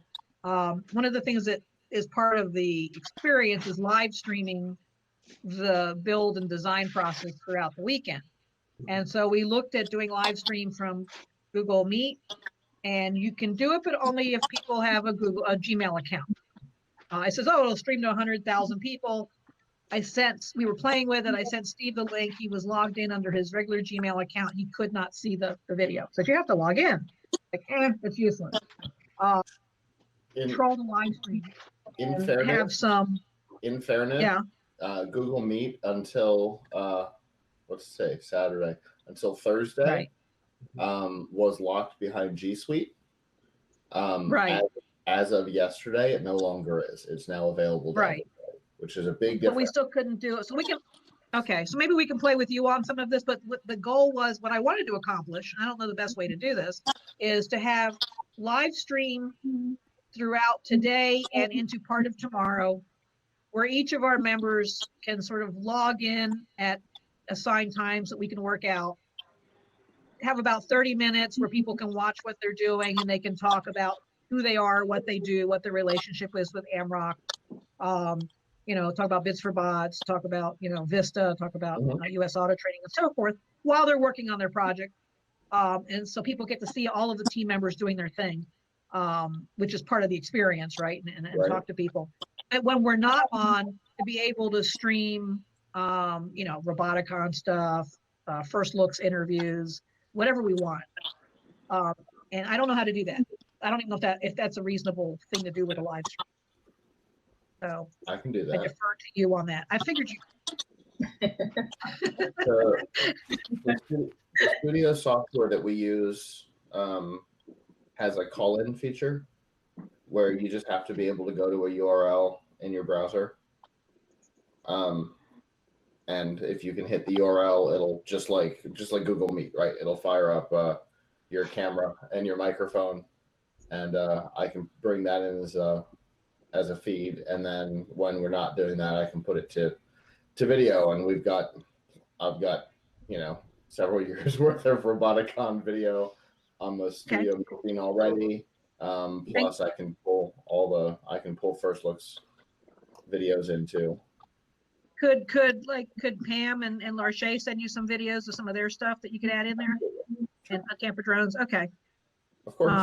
So all right. And I don't want to take up, I know you got plenty on your hands, so I don't want to take up your day. I don't want it to be something that's going to be more time consuming than you need.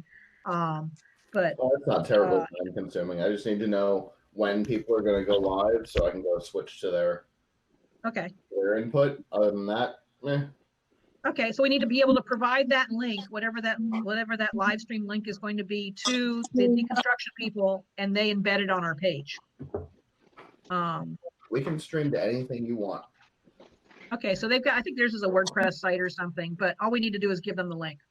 But I mean, we can push it to YouTube or something. Okay. Yeah, wherever you want to go, we can go there. Probably go to YouTube. That's probably easiest for everybody. Okay. So yeah, I would think. Do you want to go to ours? Okay. Yeah, that's fine. Okay. That'd be really good. Okay. Because I mean, we wanted to highlight all of our team members, So I think that's a really good way to do that. It shows everybody's capabilities and how everybody contributes. So I think that's cool. What I was saying before you got here is the cool thing about this and everybody we're working with. Oh, there we go. Oh, look at that. Yeah. There you go. Cool. Need a bigger Love one. it. Because I was thinking you're feeding this thing on there, right? You're going to have another roll. Yeah. Yeah, or feed it from And off. how you can hold that so it won't break. This is how you hold it so it won't break. That's pretty cool. Yeah. That's awesome. Maybe find a roll that's half full instead. They'll fit on there, and then you don't have to show it. When you have the roll that's half full, okay, you're going to put it on a device, a wheel hub or a pulley or whatever, okay? But you're going to have to feed paper onto it. Yeah. You tape the paper and the other person and hold it. Yep. With the paper. Yeah, where it's coming from can be off screen. You can just show paper feeding in. It's the concept that we want to cross. Good. Yeah, the one thing we wanted to do, and that we'd also need, Scott directing us for, would be as we hand from screen to screen, what level or what angle we're coming in at, right? Sometimes we don't want it to be the same each time. Sometimes it'll come down, sometimes it'll go up. Sometimes it'll come down completely out of the screen. At one point, Scott, we're going to have the drone to drop in the toilet paper with Tampa drones. So, you know, and Marissa's got a whole video game concept going over there. And, you know, Sheena and Mario Rosalind are Mushroom. working on that's right. Right. Sheena and Rosalind are working on a Lego robot that's gonna pull it across. So, and I think Larche, you had what did you have on there too? You were looking at a being a chemist and making toilet paper and then having the robot like loaded on. That's cool. We'll put you near the front on the empty roll, right? Okay. So as we're Getting it started. row. Okay. Right. Yeah. Yeah. So we go over to the toilet paper alchemist. And I want to take my name. That's so cool. From a production point of view, for Scott's benefit, we timing wise, we only had what, 10 or 20 seconds per frame per person? About 10 seconds Well, per we frame. actually got more since we're now 8 people, but. Right. Okay. Yeah. Like 20 seconds per person? Is that probably, yeah. What's your total video time? 3 minutes. Oh, 3 minutes. Yeah. Oh. 3 minutes. Okay, so 20 seconds at 8 frames is 160. So And then you also think there's a little intro in there. So that's 20 seconds shy of 3 minutes. So if we want to do a little intro saying 17 instead of 20, it'll give us, you know, a whole bunch of time left back. Okay. To do the intro and stuff. Yeah. Right. So we don't have just 20 seconds for an intro. It would give us, you know, 2 or 3 seconds per frame. So, you know, an extra 16 seconds or something like that. 16 or 24 seconds. So gives you a little bit more time to work with. Right. So we can also practice several times since it's not due on Wednesday, which I didn't realize. That's wonderful because that'll give us some time to practice our pass offs to the next frame, our, you know, what we want to do within our 20 seconds. Yeah. Good. Yeah, this could be fun. I'm excited about it. You know, I think it's goofy, but I think the end result's going to be really cute. And it'll tell a nice story. So. And the fact that we can all pull it off, you know, in each of these little scenes is adorable. I can't wait to see what we do, especially if you can get Jude and the kids in and you can get, you know, in addition to Rosalind, if Marcus and Oliver get in there, I think that would just really add a lot to it. And I know Josh has some kids as well, so I think it'll just sort of expand the whole thing. Get some neighbors in on the act. I don't care. Anybody have any questions? What I'll do is I'll send out a recommended order of scenes if you want, and we can play around. We don't have to stay in that order. We can just play around with it and see what it looks like. Okay. How about when you pass it off? Because depending upon if you switch order or anything, it's just you pass it off. You push it right into the face of the screen. Oh, that'd be kind of interesting. The other person pulls it out. Yeah. Oh, yeah. Out of the screen because That's when you real. got pieces this together, you're not going to really see. If you pull it out of the screen and turn it at an angle, you really won't see too much of the difference between the size of the rolls.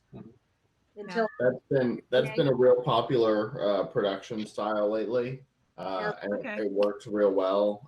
There's a video that's been produced over the last couple of weeks.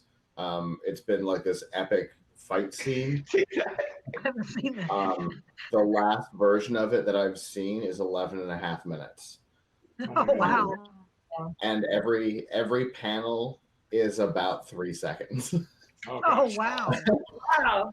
People just keep submitting more and more, and they just keep adding it. And it doesn't matter because when you do that, you know, with a thing, right? You can do that and come back out. You put a quick fade in the middle, and it just looks like it goes to black and comes back out, and it's no problem. Exactly. Oh, wow. Yeah. That's good. So we don't have to necessarily know where each other are. Say we're going to hand off to the right. Nice.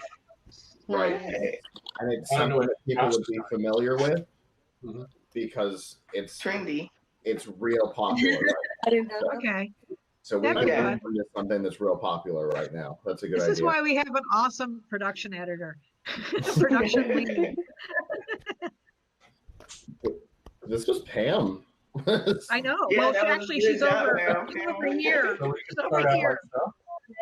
Ah, that is neat. Oh, yeah.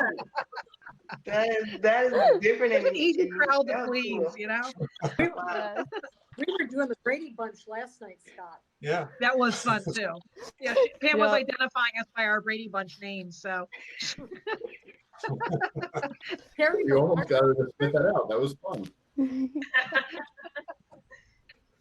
Oh, this is great.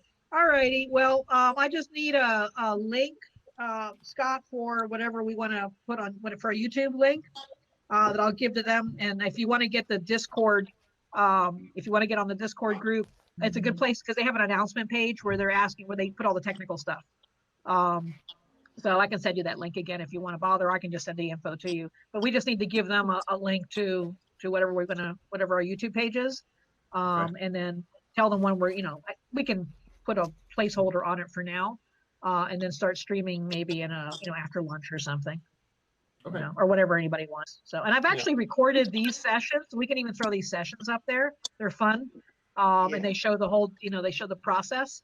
So I recorded a little bit of it last night, and you can take whatever you want out of it. And I recorded some of this one, so they're kind of fun, and they show the brainstorming process and everything. So, yeah. All right. In the meantime, each person think about your method for adding paper. And when are we going to meet next, Terry? We want to go they're going to send us some interview times too. So they should have those listed soon where they just tell you, at 2:00, we want to talk to some folks from your team. And so we could do that live stream if we wanted to, or whatever they want to do. We can find out how many people want to do the interviews. But I'll let you know what they want to do there. But I think if we start around, I don't know, would we all be okay doing around 2 or something to get started? I'm free That all work? weekend. Chris should be up by then. All right. Well, just let us know. All right. Thank you so much, Scott. I'm using my phone right now because mid-morning, all of our internet went down on the street. Oh. No. So, that stinks. Yeah. So if you're okay with me All right. being on the phone here for that. Mhm. I'm good. Yeah. Might turn it the other way just so we can get it in horizontally. Horizontal when we do these. I haven't tested joining my studio call from a phone. Oh, okay. I've never tried it. That's not to say it's not possible, but Right. Avram and I use it. He does it from his computer. So I've never tried from a phone. I will give that a shot. Worst case scenario, I can always bring in a computer. Yeah. As an input into the system, and we can use another platform if that doesn't work. But I can't imagine that live stream would be subject to just desktop at this point. That Right. And I would think that by tomorrow you'd probably be up and running or okay. Depending on. So they're supposed to be here this afternoon. Okay. Okay. All right. Sounds good. And you're going to have to clean your screen if you use that computer, Marissa. It's not my screen. It's actually my computer is like 7 years old. I will be using my phone. Just for like these calls, I'm using my computer, but for like the live, like I'll have to use my phone. I can't. You were actually clear last night, though. Mm-hmm. Okay. Were you in a different room last night? Well, no, I didn't have all this stuff. I kind of had I didn't know if it was like going out to other people, so I'm like, okay, I'm just gonna have a white background, which helps. So all this stuff here does not help with my lighting. It looks awesome. You're very blurred, but it looks awesome. Yeah, Too bad I can't just give you that C920. Pass it through the screen. right? Put it up to the screen. That's whatever. It's just sitting in the studio. If we were able to interact, I'd just hand you the C920. But I just We'll have use to my come get phone it next for you. time, but yeah. okay, so I'll still test to You make may sure. have two people on phones. Yeah. You're still on an Android, right, Marissa? Yep. Good. Oh, guess what? So I got a new Motorola. It's not crap. This is my old one. How long have you had Hang it, on. Marissa? Wait a minute. Josh is coming. I've had it since Saturday, so a whole week. Okay. Wow. What's the over/under on it making it to June, everybody? I give her 3 weeks. I saw her last one. I missed the question.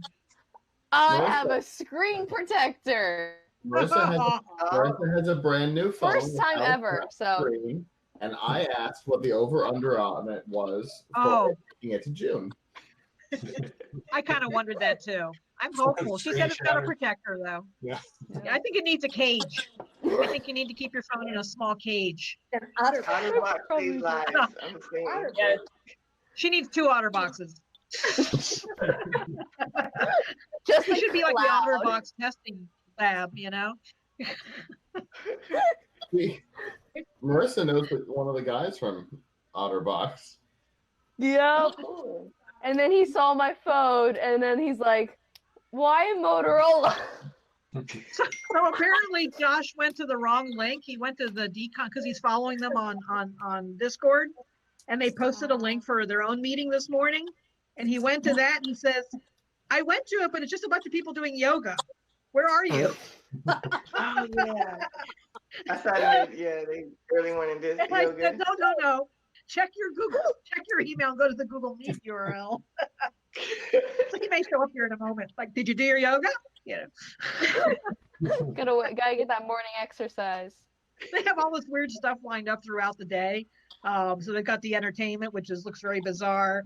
I was telling them, Scott, that when I did the meet and greet last night, there's actually 50 teams registered to participate. They don't call it a competition; they call it a challenge. It's a non-competition. The voting is actually by members for each other, and by the participants who will vote on each other, and you can't vote for yourself.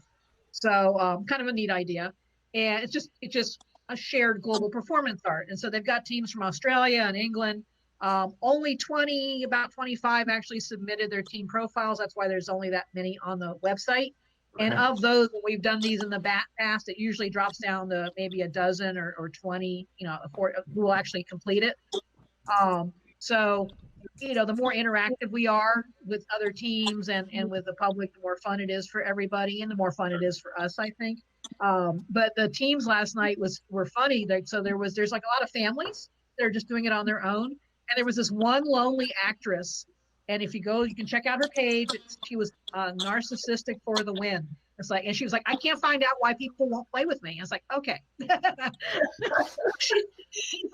She's apparently going to vlog for 48 hours about her state of mind, her loneliness, the struggles she has. And it's like, okay, all right. So we're going to cheer her on though, because we want her to be happier than she is.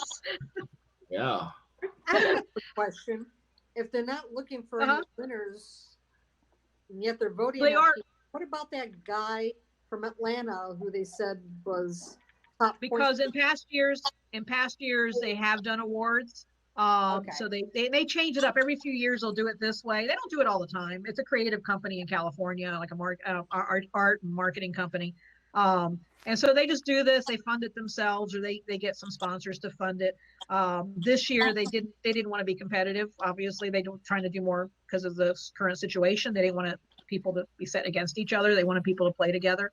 And I think that's kind of fun. So everybody votes. There's like a whole bunch of categories. I think the top 3. Did Josh find his? No, I heard something ding. The top 3. Okay, was that you? The top 3 will get like $500 or something to put towards a COVID charity or something. So that's cool. That's fine. This is more for some diversity and diversion for us, and to do a creative exercise and to show the public while we're closed what AMRoC can do, right? And all the different things that we're able to do. So ultimately, the talking points are: this is what my company does, and this is how I'm related to AMRoC, and this is why it's important. I'm getting the phone. You carry on. Okay. I took the portable phone into her earlier, so when they call back, she'd be able to grab it. Any rate, I think we got our assignments, don't we? And then we're going to be back at what, 2 o'clock? 2 o'clock. We use the same link when we come back? I think we use the same link. Okay. If not, we'll have Terry send out a new one, but I'm pretty sure it's the same link. Okay. And for the individual segments, we'll email out the URL. I'm gonna go test as soon as we're done and make sure I can come in from a phone. Fingers crossed. If not, I'll steal like someone else's computer. It's okay. Yeah. There's like 3 in the house. Excellent. All right. See y'all at 2 o'clock. Yep. All right. Bye. Bye.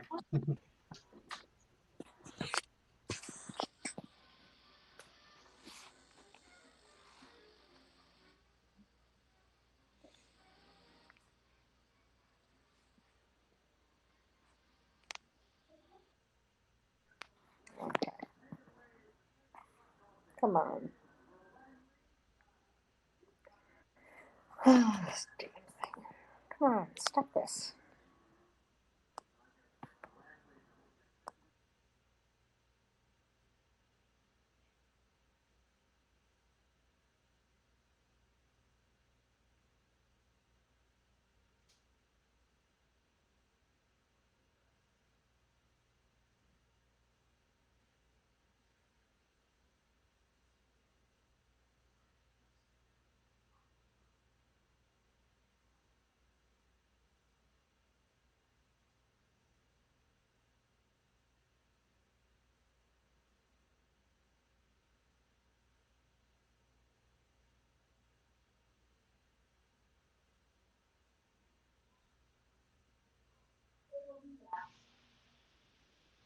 Everybody done? Okay. Yeah, she started.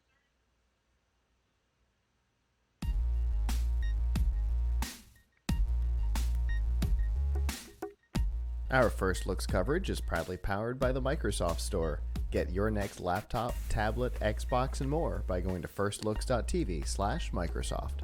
So our next interview is here. Hi. How are you?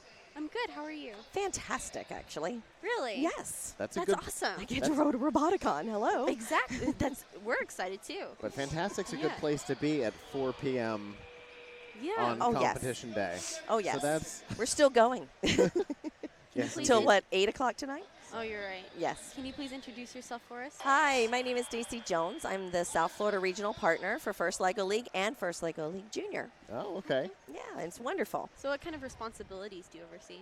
I am actually in charge of setting up all the events and all the tournaments and making sure all the coaches get all the trainings they need, all the judges get all the training they need, and make sure everything runs smoothly, just like First, all the time. We have had the pleasure of working with you at various events. Yes. And it seems like any of the events that you're involved in, definitely from the outside, we all know that the inside of an event runs differently than the outside, but a little bit. From the outside, they always seem very organized and very calm, which Yes. is Because I'm a very calm person. Calm. You know what I mean by calm. Yes. As well, calm they as a are first organized. event can be. Yeah, and First is very organized. Yes. Believe it or not, they have a wiki and all kinds of things that I have to follow, and every First partner has to follow the same type of system, and that makes me feel great because I know I'm doing the same thing as my partners that are in Washington or in Quebec or wherever they are. So it's a wonderful family type atmosphere. And I really wanted to talk to you about some wonderful sponsors that we had, if I could. Okay.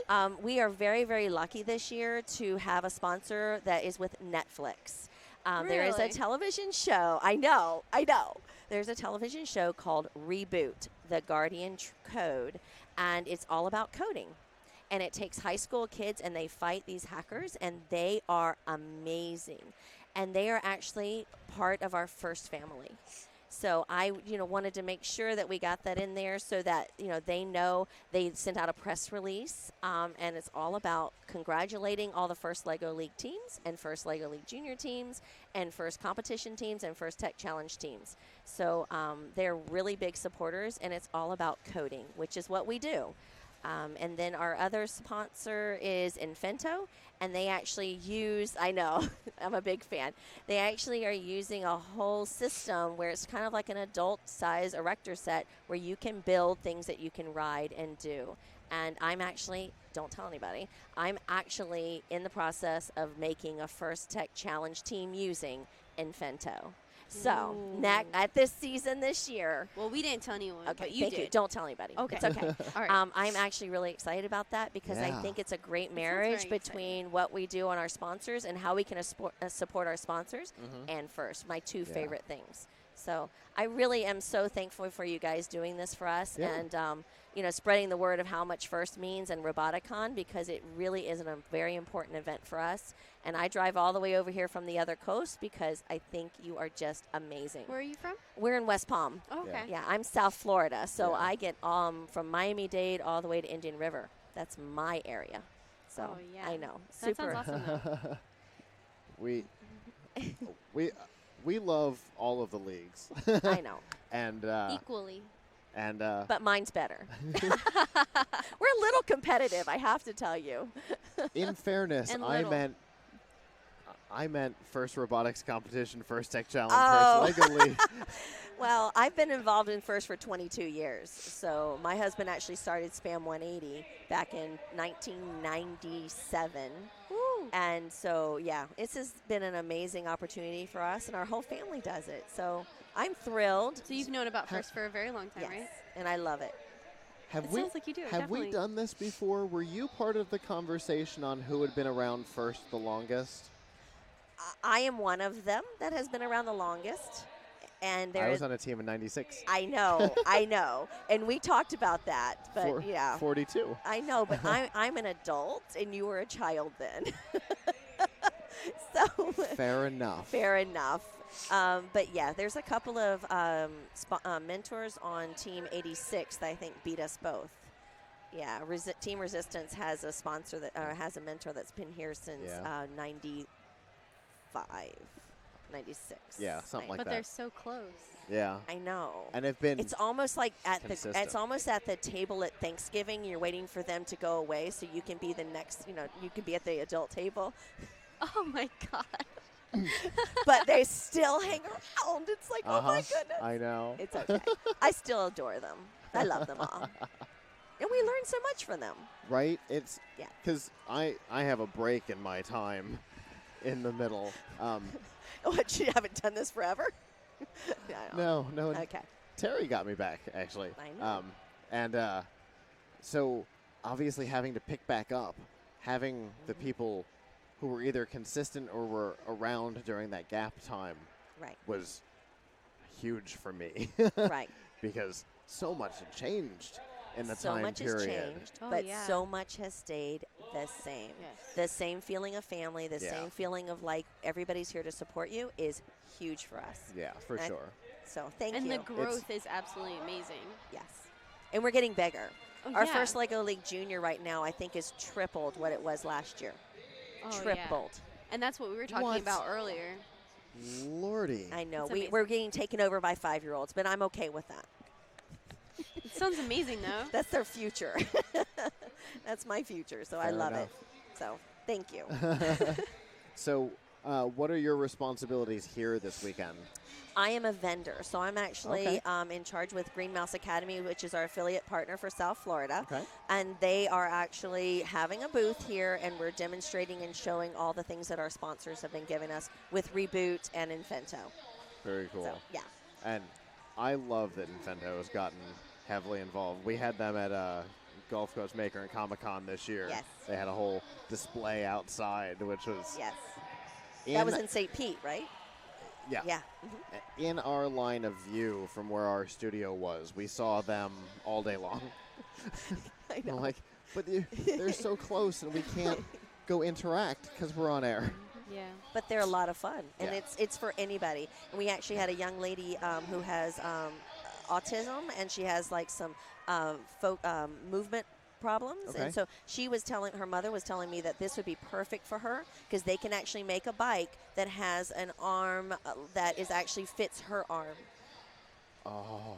I know. I almost started crying. I'm like, what an amazing thing that this Infento can actually be for any child, any size. I'm about to cry. I'm sorry. About any size or any child. Yeah. I mean, imagine that. You know, you That's don't so have cool. to be able to pedal. So if you don't have a capability of pedaling, you can still run it with your hands. Mm-hmm. Yeah. We've, Terry and I have actually been talking about kind of an excitement around maybe getting them involved in the new FCDI. We'd love to get them involved in that because that's kind of right in their wheelhouse. It is, and anybody can do it. So Yeah. we had kids down there, 5 years old, all the way up to, there was a gentleman in probably in his 60s.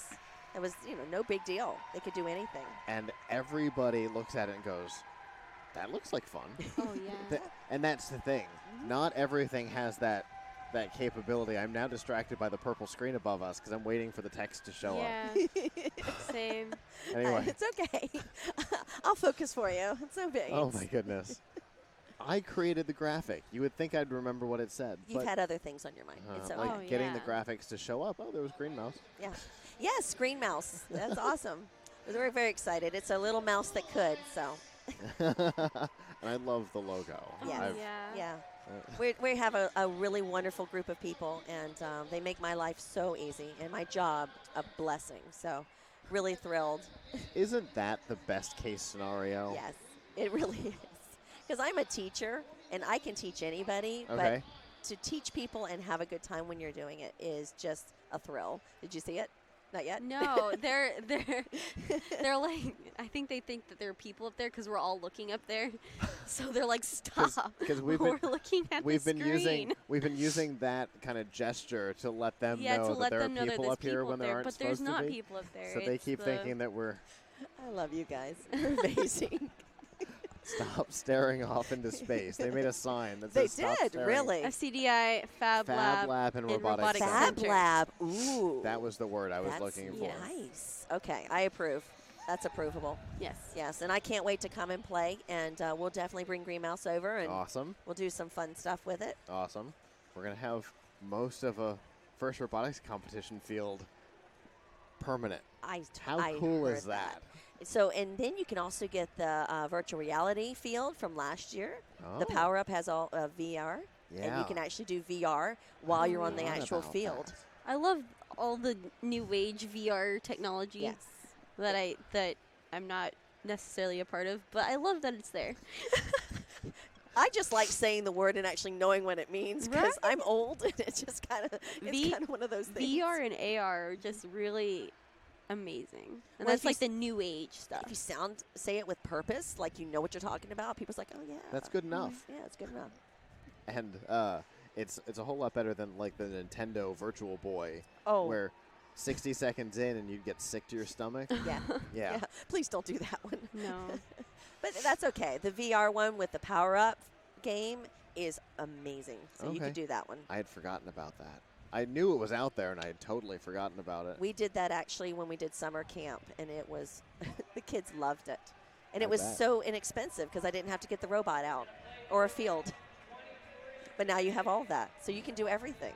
You didn't have to have a massive space where you could set up a field and all of these ridiculous components that overflow the field. Exactly. Exactly. It's a huge field. It It is. is a volleyball court-sized field. Yes. And the game overflows it. Yes. And when you have people standing outside, it's even worse. Oh yeah. Yeah. I know. It's Oh. okay. So not having to do any of that and be able to do it all with VR, much better. Yes. Work smarter, not harder. There it is. Yep. That's the one. That is the motto. So, we dancing? I am a little bit. Okay. The music's not even going yet. I know. I always have music in my head. Don't Fair you? enough. Fair enough. Usually. It's usually just one song on loop, which is I have Ice Ice annoying. Baby. I don't know. Interesting. Yeah. She's like, yeah, no. So okay. In my head now, that's just like your traveling music. You're welcome. That's going to be there forever. Thank you. You're welcome. So if people wanted to find out more about you and more about what you do, where can they go? We have a wonderful website. It's called www.southfloridarobotics.com. And they can find everything out there? Everything out there, yeah. So it's a great website. And then infentorides.com. Fantastic. Well, we always enjoy talking to you. It's always a fun conversation. You make this fun. You know, it's the goal. Ice Baby. If we're going to... If our main goal is to talk to kids, you know, we know we have to make it fun. Yeah. Because they'll get more distracted by the screen. See, there it is again. I just happened to look up, and it's there this time when I don't need it to be. They're even more distracted than I am, which is impressive. That is impressive. So, all right. anyway, thanks guys. so much. You're awesome. Yeah, thank you. Have a good one. Have a good one. You too.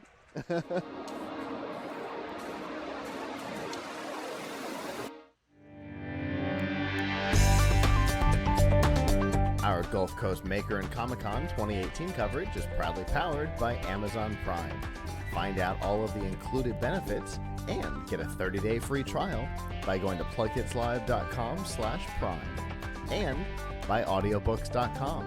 Get a 30-day trial and a free audiobook to keep by going to audiobooks.com and using promo code TRY70. So we have our next guest. Hi. Hi, how you guys doing? Good. Could you introduce yourself? Sure. My name is Tiffany Rosano. I'm the founder of Wordier Than Thou, a local nonprofit literary arts group.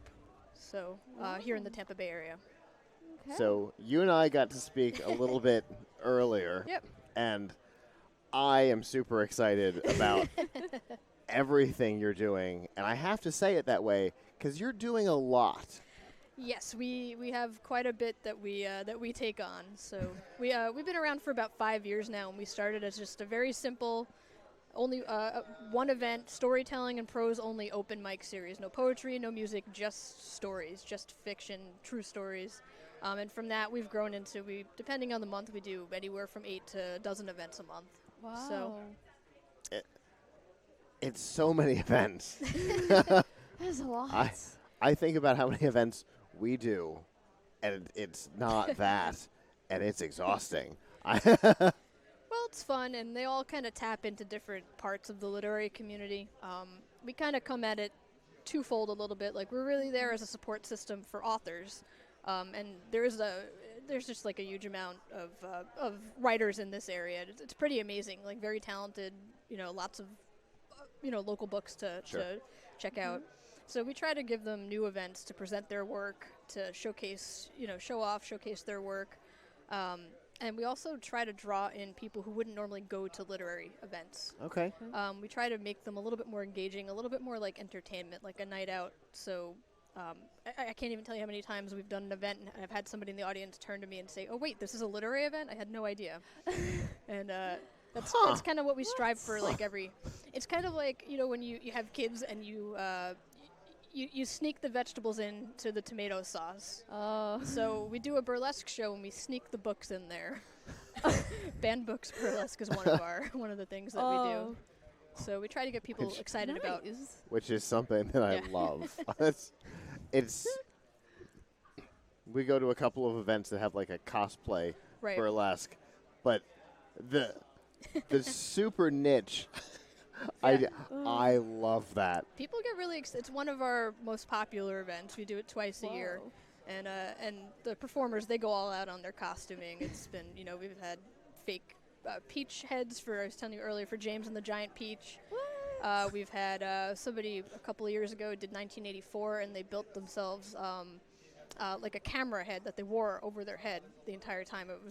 Wrote NSA on it. So they're very elaborate. They're pretty awesome. They're very, very talented performers. So that's so cool. That's amazing. And the best part was the last time we did the show, you look down the glitter zone, the VIP glitter zone before the show starts, and you just see like a row of people waiting for burlesque performers, but they're all reading books that they bought from me or we gave them. Huh. Yeah. So that is a scenario that I bet doesn't exist very often. I got a good picture of that one last time around. I would hope so. Yeah. Because that's one of those, you're not going to believe this one kind of stories. No, it's a lot of fun. So, yeah, one of the things we have coming up next week that we're very, very excited about, it's called Eat Our Words. Mhm. So kind of inspired, I don't know, you go to like Chili Blaze type events where you get to taste all of the submissions, you get a wristband, you go around. This time around we're doing, it's going to be authors making dishes inspired by their own books. So Whoa. you'll get a wristband and Isn't you that get to go cool? around and sample each dish, and it's over at the Ale and the Witch in downtown St. Pete. And they're donating to us, a free draft with every wristband. So you get to sample everything, and you also get a free beer or whatever, whatever it is that you choose to drink. Sure. So, and it's a fun way to really get people to interact with local authors who maybe wouldn't have even realized that they live in the area, maybe didn't even realize, that they're there in the first place. So. Or may not have realized that people locally write things. Because it's not necessarily something that people even think about. Right.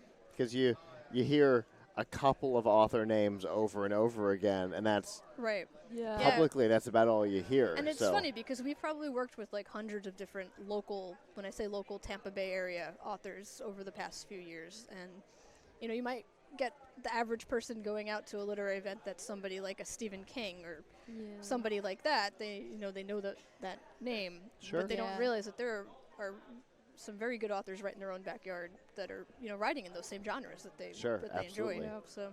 And sometimes Yep. under his name. But that's a different situation. So how did you end up where did this come from? Yeah. I'm a journalist. That's my full-time day job Okay. thing. And I'm a horrible public speaker. I hate it.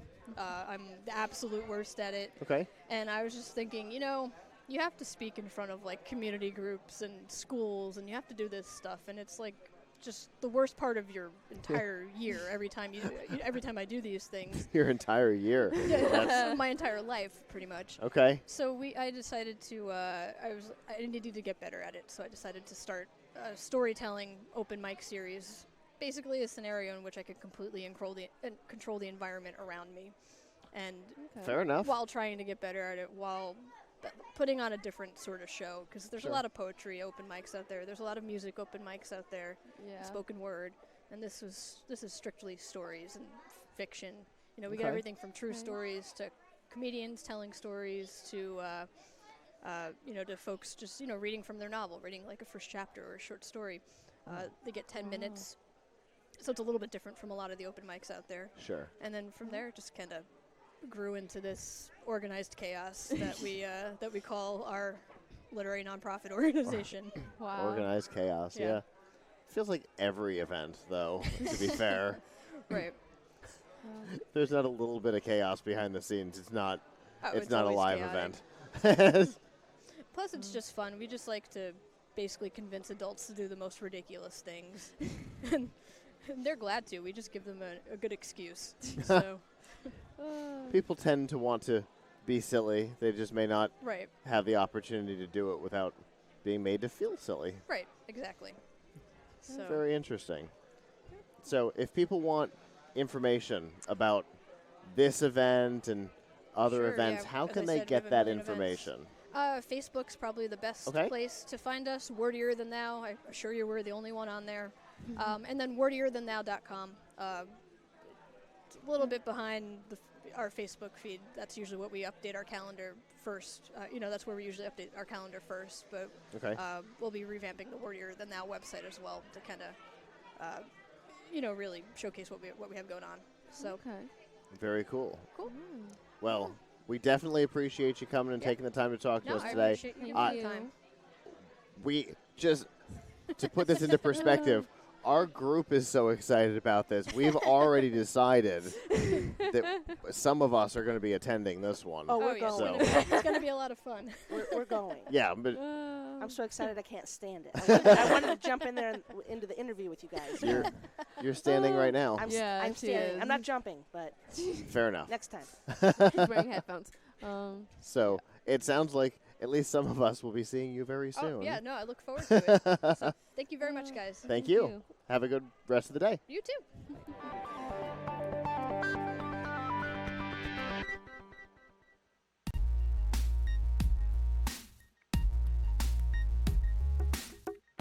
Our First Looks coverage is proudly powered by the Microsoft Store. Get your next laptop, tablet, Xbox, and more by going to firstlooks.tv/Microsoft. And with that, our first guest is here. Hello. Hi. How are you doing? Good. My name's Cooper. I'm the vice chair of IEEE here at USF, which is the Institute of Electrical and Electronics Engineers at the University of South Florida. So we're basically the college version and version of what all these students are going to be doing when they get there. We also have a robotics team as well that participate in conferences and also just for hobbyists and stuff like that. Nice. We also have our Electrothon car here as well, which is basically it's more of an endurance race where you have a limited battery capacity, and it's how fast you can go and how many laps you can do in one battery charge. So it's a lot of fun. We love our Electrothon people. Yes, absolutely. Oh, okay. Yeah. So we've had lots of opportunities to talk to and Electrothon. We love learning more about that too. It's such a cool organization. Yeah, so it's a lot of fun, and we have a lot. We go all around the country to do it. So. And IEEE itself is actually a professional organization first, the largest in the world, and that trickled down into the student organizations as well. So it's a great opportunity for students to get more involved and network with professionals that are going to be in this industry, as well as teach them, technical stuff that they need to know in the engineering world. So sure, it's a lot of fun. So are you a student or? Yes, okay. yeah, I'm a fourth-year electrical engineering student here at USF. Okay. Yeah, exactly. Very cool. So, were you involved in stuff like in high school, and that's how you got into IEEE, or did you get here and you're like, hey, there's this thing? No, yeah. So I actually became an electrical engineer because I did I replaced the sound system on my car, and from scratch, and so that kind of pushed me towards electrical, and I didn't know any of this existed when I was in high school. I was talking to a high schooler earlier who said he was in electronics 4. And I was like, I haven't taken electronics 2, These guys are amazing, So the fact that they have this opportunity to get so involved is incredible. So, it can only help them. When did you discover FIRST and this whole world that's behind us? So when I came in my freshman year, I was still unsure whether or not I wanted to do an electrical and mechanical engineering. And I saw IEEE come and present to one of our freshman classes, and they kind of showed some of the robotics that they had been building and the projects that they were working on, and so I started going to some of their meetings and kind of got a little bit more involved, and then everything picked up from there. So I've done stuff. I mean, heck, some of these kids are probably better than me, but I've built a couple of Bluetooth controlled RC cars as well, and things like that, because it's fun, Isn't it? Yeah. So yeah, these kids are way ahead of me though. They got a head start. Yeah. So when did you start getting more involved in IEEE and decided you wanted to become the role you are now? Yeah. So we actually had a conference, Southeast Conference at IEEE USF. So one of the people who was going to be the project lead of a hackathon that they were having had to step down. And I saw it as an opportunity to get a little bit more involved and take on a little bit more leadership. And so I ended up planning the hackathon, getting the venue, getting the companies, the sponsorships, and everything like that. Nice. And it was a really fun and successful event. And through that, I then applied to become the vice chair and ended up getting it that way. So yeah, now I've been really heavily involved in. I mean, it gives you the opportunity to, work on fun projects. We have we do a lot of funding for people if they have an idea in mind that they want to build. It's a great for fostering growth and creativity in engineering. It's interesting. I also hosted a hackathon through USF. Oh, really? Oh, that's awesome. With the help of IEEE a number of years ago. So it's actually an interesting connection. Yeah. So they're a lot of fun too. So yeah, for sure. What kind of responsibilities do you oversee being the vice chair? Yeah, so the president and I basically coordinate all the workshops that we have and all the industry presentations that we have throughout the year. So we have workshop chairs and more technical chairs that we have throughout the year, and we just basically oversee and make sure that everyone's organized, everyone's scheduled, and make sure that event dates aren't interfering with other IEEE dates. And, make sure that everyone for the Electrothon racing team has their funding and everything that they need. But yeah, we oversee things, and I get CC'd in a lot of emails, so that's always fun. But yeah. Cool. How long have you been involved in the organization? In IEEE? Yeah. Officially 3 years. Okay. Just through signing up as a student member. But then I really started to become more involved these last 2 years, and that's when I did the hackathon, and I started running for vice chair and things like that. Okay. So. Very cool. So you mentioned that there's a robotics aspect of it. There's the Electrothon. Yeah. What other kind of outreach things does IEEE do? Because I know you guys do all kinds of. Yeah. It's a pretty wide organization. Yeah, exactly. So IEEE itself is a technical organization first, and then more of a getting college engineers jobs as well. There's other organizations like Society of Women Engineers and Society of Hispanic Professional Engineers. Yeah. So those are a lot more focused on just professional skills. How do you create your elevator speech and bringing you to conferences. IEEE is more technical, but we've been trying to reach out into those fields as well. So we do technical workshops like teaching people how to use the Arduino or Python or OpenCV.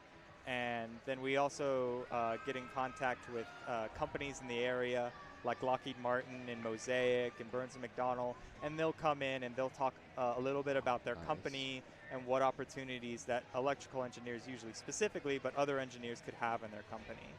So. In what ways do you think IEEE better prepared you for your life after college? Yeah, so if you just go through the regular engineering curriculum, there's probably only one project that you'll actually be working on, and the rest of it's just classwork.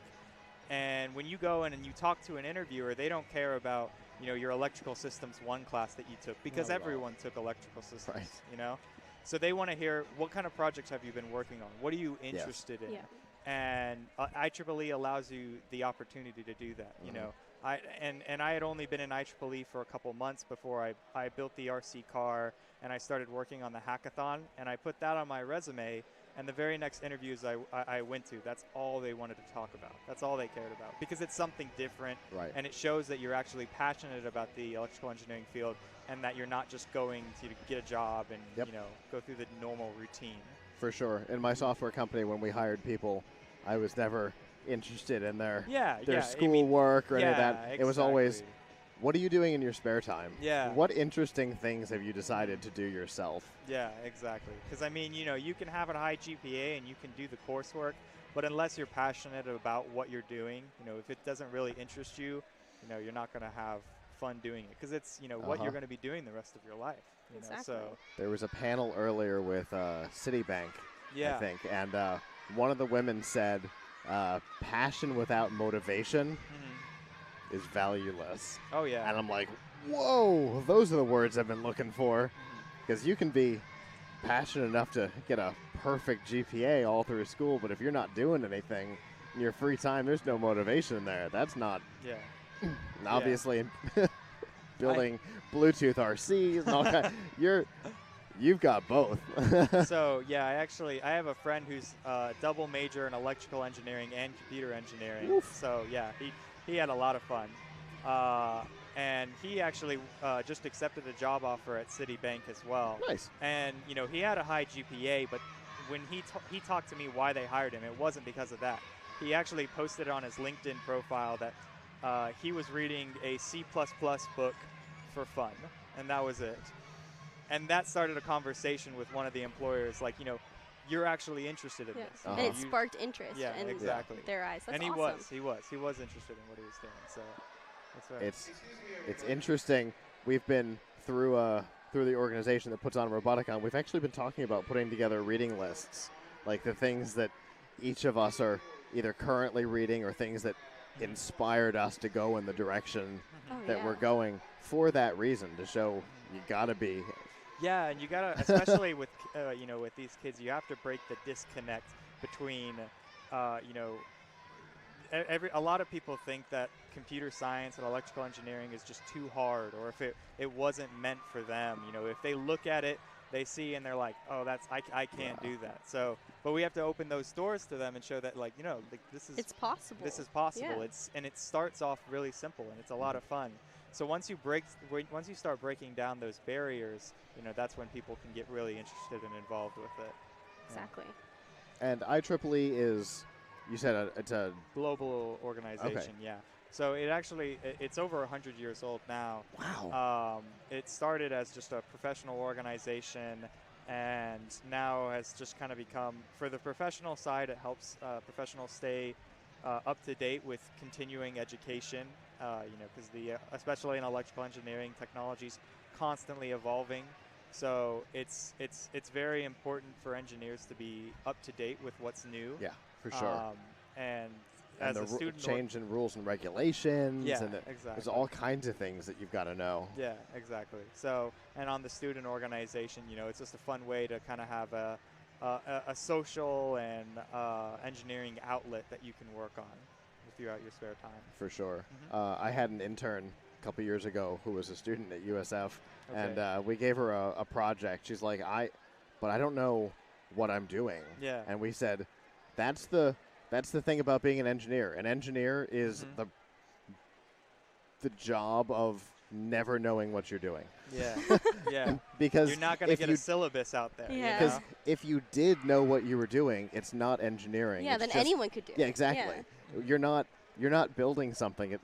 You're just replicating something. Yeah. That's not. You're just going through the motions. That's not engineering. Yeah. That's exactly. That's rote work. Yeah. Engineering is the process of never quite knowing what you're doing. Yeah, I know, and so that can be part of the disconnect between the industry and the academia world. For sure. When I got into my internship, they gave me a project and they said, "Have fun." And they just leave you off to like that. So you definitely have to be self-structured, self-organized, and you have to be able to think outside of the box. Is that what we did to you? Did we give you a project and just send you off on your own?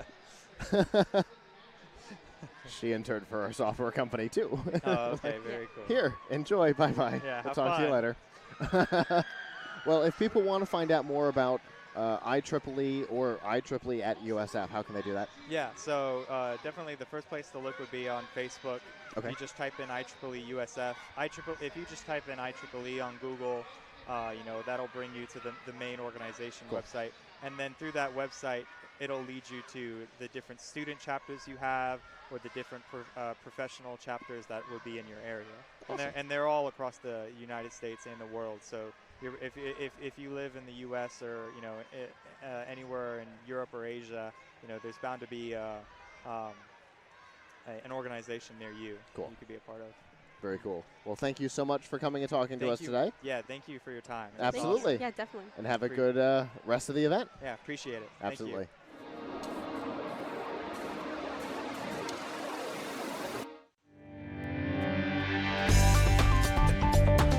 Our Gulf Coast Maker and Comic-Con 2018 coverage is proudly powered by Amazon Prime. Find out all of the included benefits and get a 30-day free trial by going to plugkitslive.com/prime and by audiobooks.com. Get a 30-day trial and a free audiobook to keep by going to audiobooks.com and using promo code TRY70. All right. Well, we've got our next guest here. Hello. Hi. Go ahead and introduce yourself for us. I am Starlight Darling Cosplay. I am a local cosplayer here to the Seminole area, and I am actually one of our cosplay panelists and one of the costume judges today at Gulf Coast Maker and Comic-Con. That's awesome. That is I awesome. apologize that you're obviously having to hold the headset, but It's perfectly fine. Anybody who has worked in cosplay knows that You got to make it work. it's a weird world because It is. the characters aren't built to live in modern No. society. No. So before we get into your cosplay experience, let's talk about your costume. So today I'm cosplaying Rin Tosaka from Fate Stay Night. And I did make most of this myself.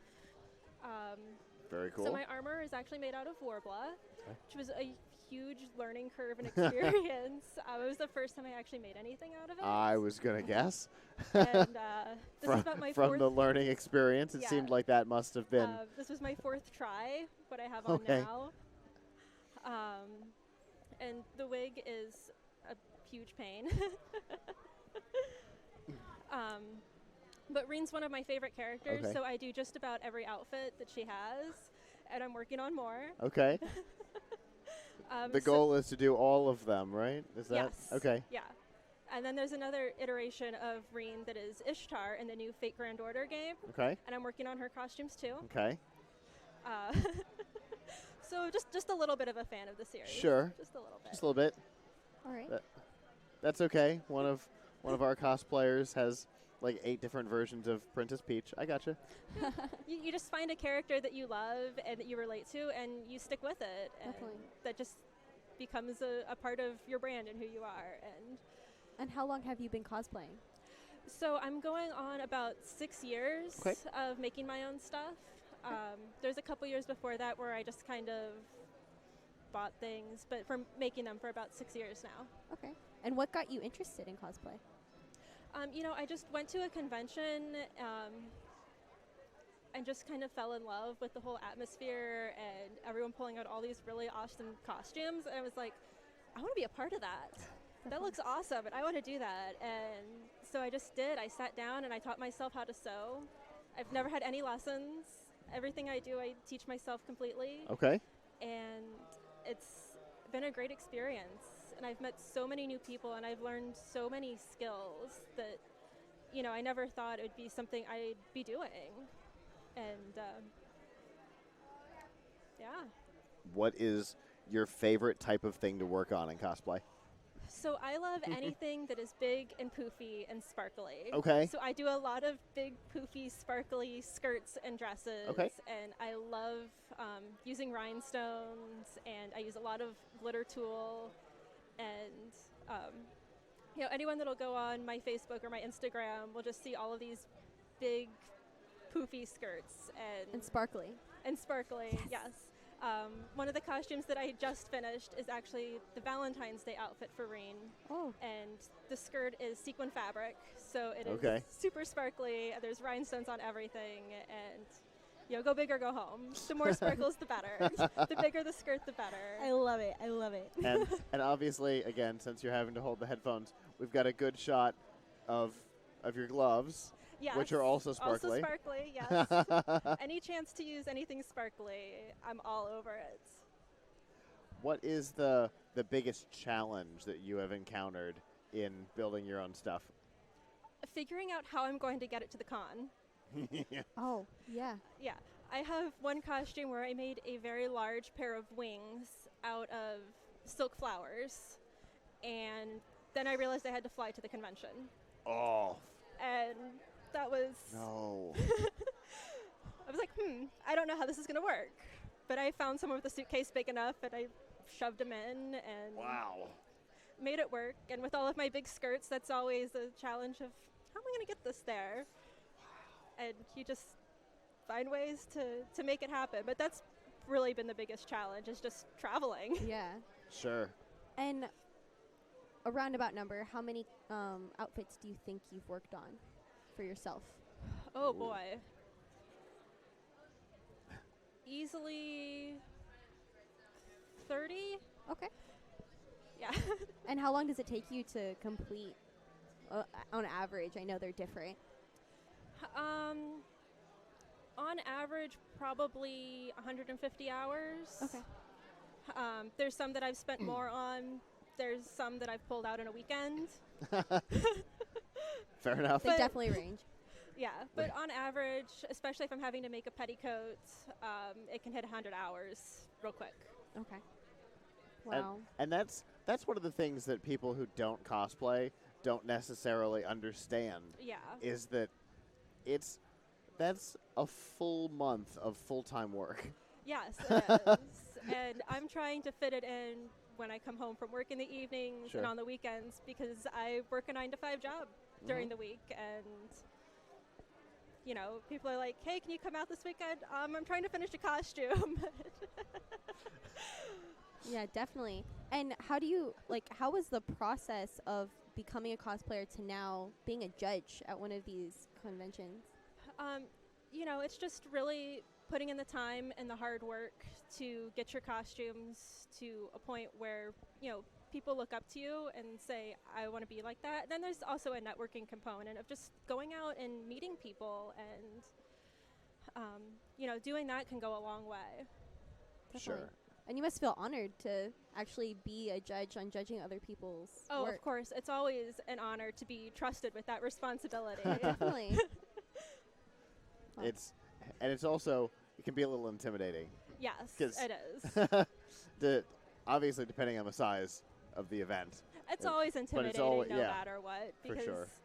You know, people are looking to you for feedback on their costume, and that in and of itself is scary because I've competed in many contests, and you know, it's always completely intimidating to have to get up there in front of people and show off your hard work. Sure. It's one thing to just walk around the convention, but to actually get up there on stage, that really takes a level of bravery. Definitely. And so I applaud all of those people. And to stand in front of people whose job it is to judge what they're looking at. Yeah. that adds a whole a whole level to it. It really does. And is this your first year at this convention? So I've actually been at this convention since it first started. Okay. So I guess this is 4 years, I want to say. Something like that. Have you always took cosplayed? Last year off. It's hard to get a bearing on it. But yeah, I've always cosplayed to it. And last year I was also one of the panelists and a judge at the contest. Okay. So definitely very honored to be back again for it. That's awesome. Obviously happy with the results. Yes. To have you back. Yes. So how many, I always love to ask cosplayers, how many events do you go to in an average year? Oh, boy. Yeah. Do a little math in my head here. Probably for me about 6 now. Okay. I used to go to a lot more, but recently just with job things, I've just had to really prioritize what I want to go to. So I probably hit about 6 or so conventions in a year. Okay. That's, interestingly, at about 6 to 8 years, that's about the number that I find. You're like, all right, I can't be doing this all day, every day. I'm going to have to.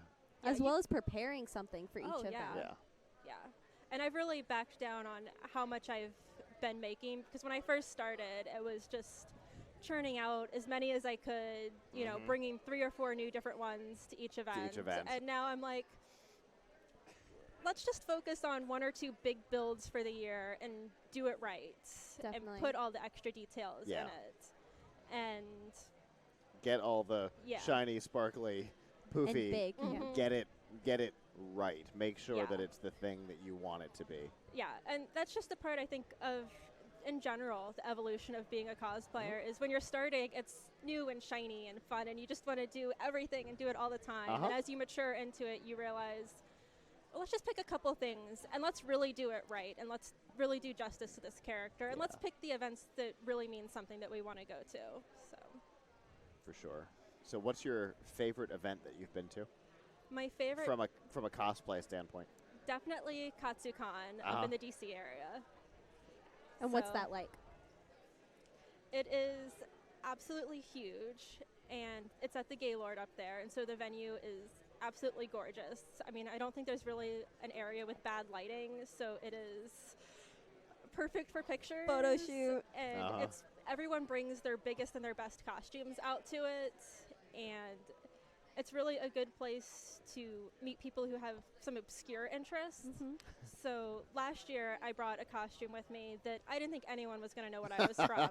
And I have actually made some of the best friends from bringing that costume. Okay. And I thought no one was even going to know who I was.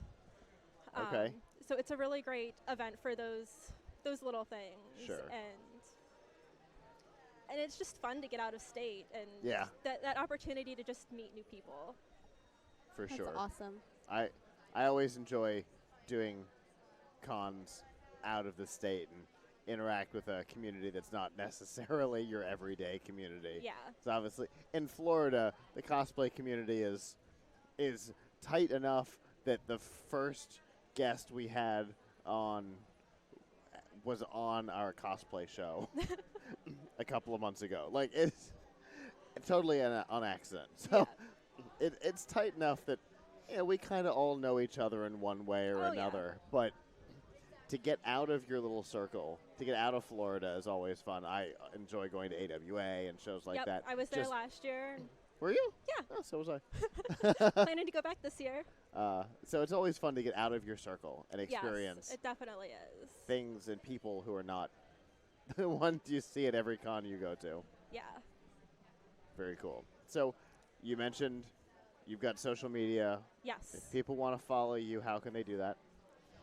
So you can find me on Facebook, Twitter, and Instagram by searching Starlight Darling Cosplay.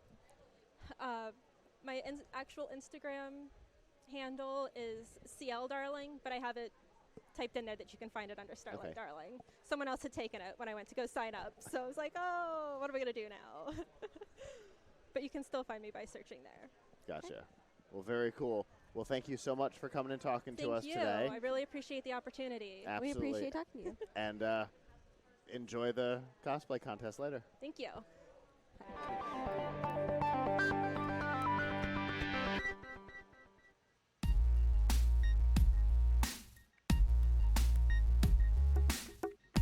Our First Looks coverage is proudly powered by the Microsoft Store. Get your next laptop, tablet, Xbox, and more by going to firstlooks.tv/Microsoft. All right. Well, we have our next guest here. Hello. Hello. How are you? Quite well. How are you? Fantastic. Go ahead and introduce yourself for us. Sure. My name is Amira Muhammad. I'm a third-year chemical engineering student here at the wonderful University of South Florida, and I am this year's program coordinator for the Bullseye program, which is Bulls Engineering Youth Experience. And what exactly does that entail? So, Bullseye is actually a summer camp program that we host here at USF. It's a 6-week program we do every single summer. It's completely free for Tampa-based students and local students. We even have people from as far as Sarasota drive up every single morning to our summer camp. We teach middle school students engineering disciplines, so we have a plethora amount of 3D printers. They make 3D printers and they attach them to battle bots. And we teach them about motors and servos and how to build robots and to just be our next generation of engineers. What? See, now I'm mad. That's unfair. I want to participate. I agree. That's awesome. Wow. How long has this been running? I believe we just had our 4th cohort, so we'll be our 5th year next year. And we're actually an NSF-granted program, so we've been really growing in these last few years, catching a lot of attention, and we love what we do. Wow. I don't blame you. It's a cool thing that you get to do. Absolutely. How did you get involved? So I knew when I was coming into college I wanted to be involved in pretty much everything. That's my entire attitude through in high school. So I was just like, everyone, I need to join everything. I like to stay busy. I hate being idle because I feel like there's so much for me to do for my community especially. So I'm like, I'm in college. There's so many people who got me through college or to get me into college. So what better way to give back than to be the little girl who was once in middle school and help inspire someone else just like me.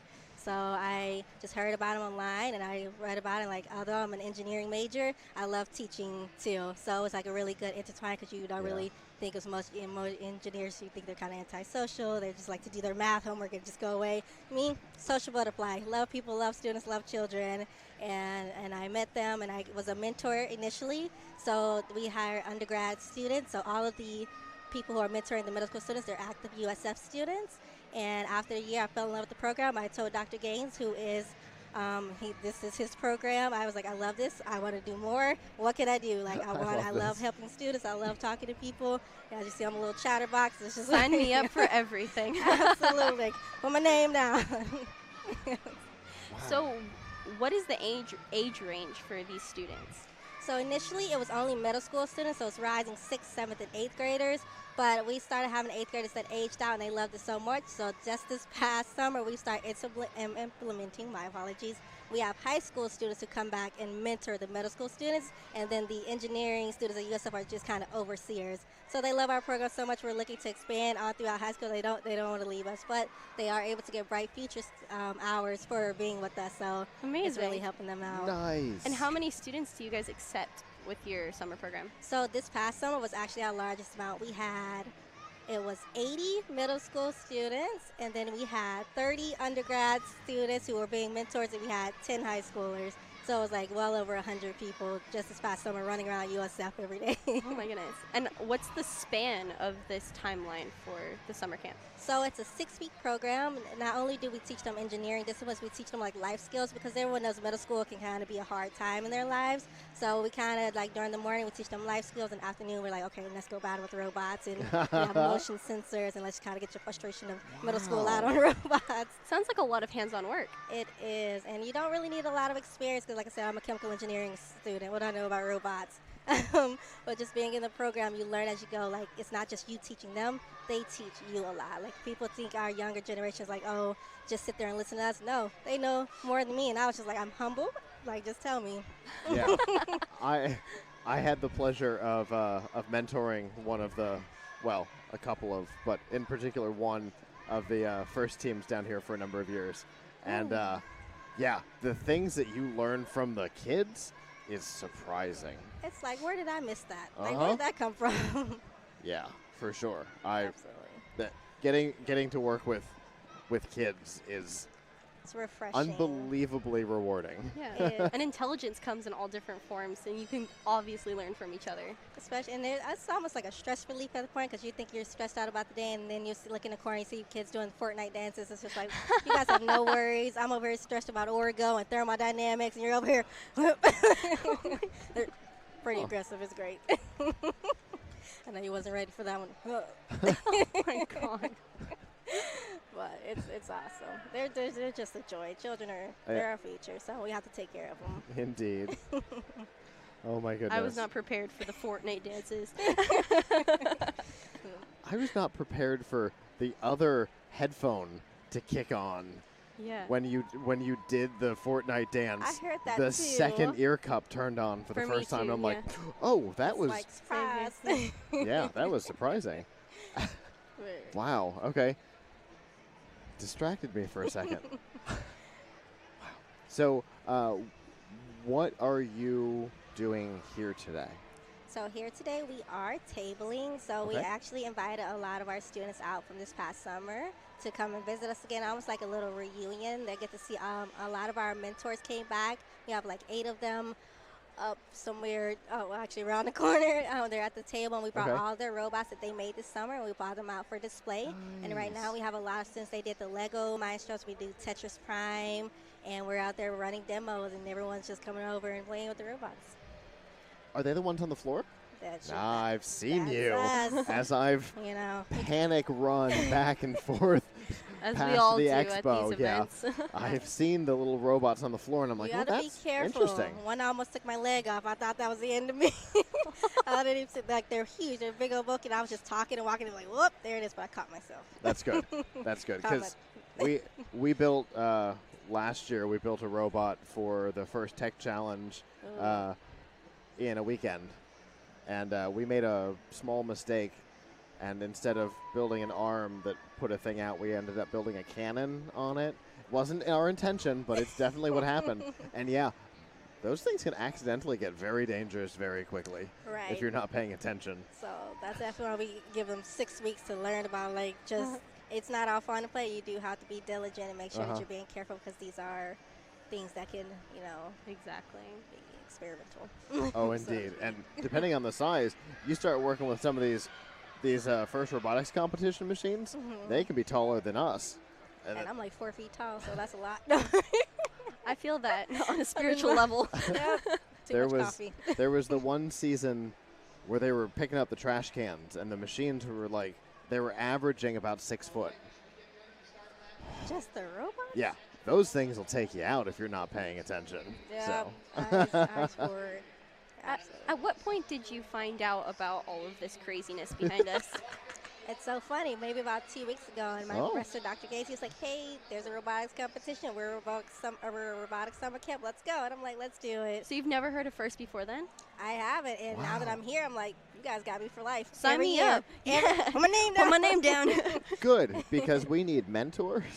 And if you talk to First Tech Challenge, they need judges in January. Oh, yeah. Sign me up right now. That's her motto. That's her motto. Put my Sign name me down. up. I like that. Absolutely. On your way out, make sure that you ask Michelle To over there sign you up. to send you in the right direction. I give her my resume, my because the email, everything she needs, my Because LinkedIn. honestly, they LinkedIn. were asking us earlier if we knew Really? anybody who could be judges this year. So I'm your girl. awesome. All the way at the end. That's where you're looking for. The little field at the end over there. And that's for everyone, too. Yeah, if anyone is ever absolutely. interested in being involved with First or any of this stuff, Firstinspires.org is the website. honestly, it's awesome. Yeah. Being 'cause- a part of this is very fulfilling. Yeah, yeah. It's the energy you put in, you more than get back. And even though, you and I may be grumpy by the end of tomorrow, by and next week, And she definitely understands that because she works with kids every summer. right? 90 And of that them. has to be as fulfilling as like volunteering here as well. Absolutely. And doing a summer class and working at Chick-fil-A. It's Oh, great. wow. It's a great thing. She likes You've got- being busy. Sign you her got up. lots of things. Oh, I love it. There's no time for idleness. I'm with you. Too much to do. If people want to find out more about Bullseye, how can they do that? Well, just go to our good friend Google, and then we just type in Bullseye Engineer, or just say Bullseye USF. We'll get you there. We also have our website, bullseyementoring.org. We are on Facebook. We're on Twitter. We're on YouTube. We got a bunch of cool websites everywhere. So Bullseye USF, they're only one. There's only us. And if you're in the Fantastic. Tampa Bay area, that's where they can get involved. Yes, ma'am. So Very when you cool. go to either of those websites, and we keep them pretty current, and we'll open up a application usually about May or April. And like I said, it's completely free. Parents don't pay for anything. We have free lunch every single day. Just drop off your children. We'll take care of them. They'll be little wizards by the time they come back home. That's little crazy wizards. cool. I love that. I love that. We actually have a lot of students from our program in these competitions. That's They come cool. by in their little school. They're like, we taught you. That's so cool. That's the biggest reward, honestly, seeing they're actually taking what we're learning, and every child, And they want to implementing be it. there. Yeah, that's awesome. Well, thanks so much for coming by and talking to us Thank you today. for having Thank me. you so much. And enjoy the rest of the event. All right, thank you. Absolutely. All right, have a great one.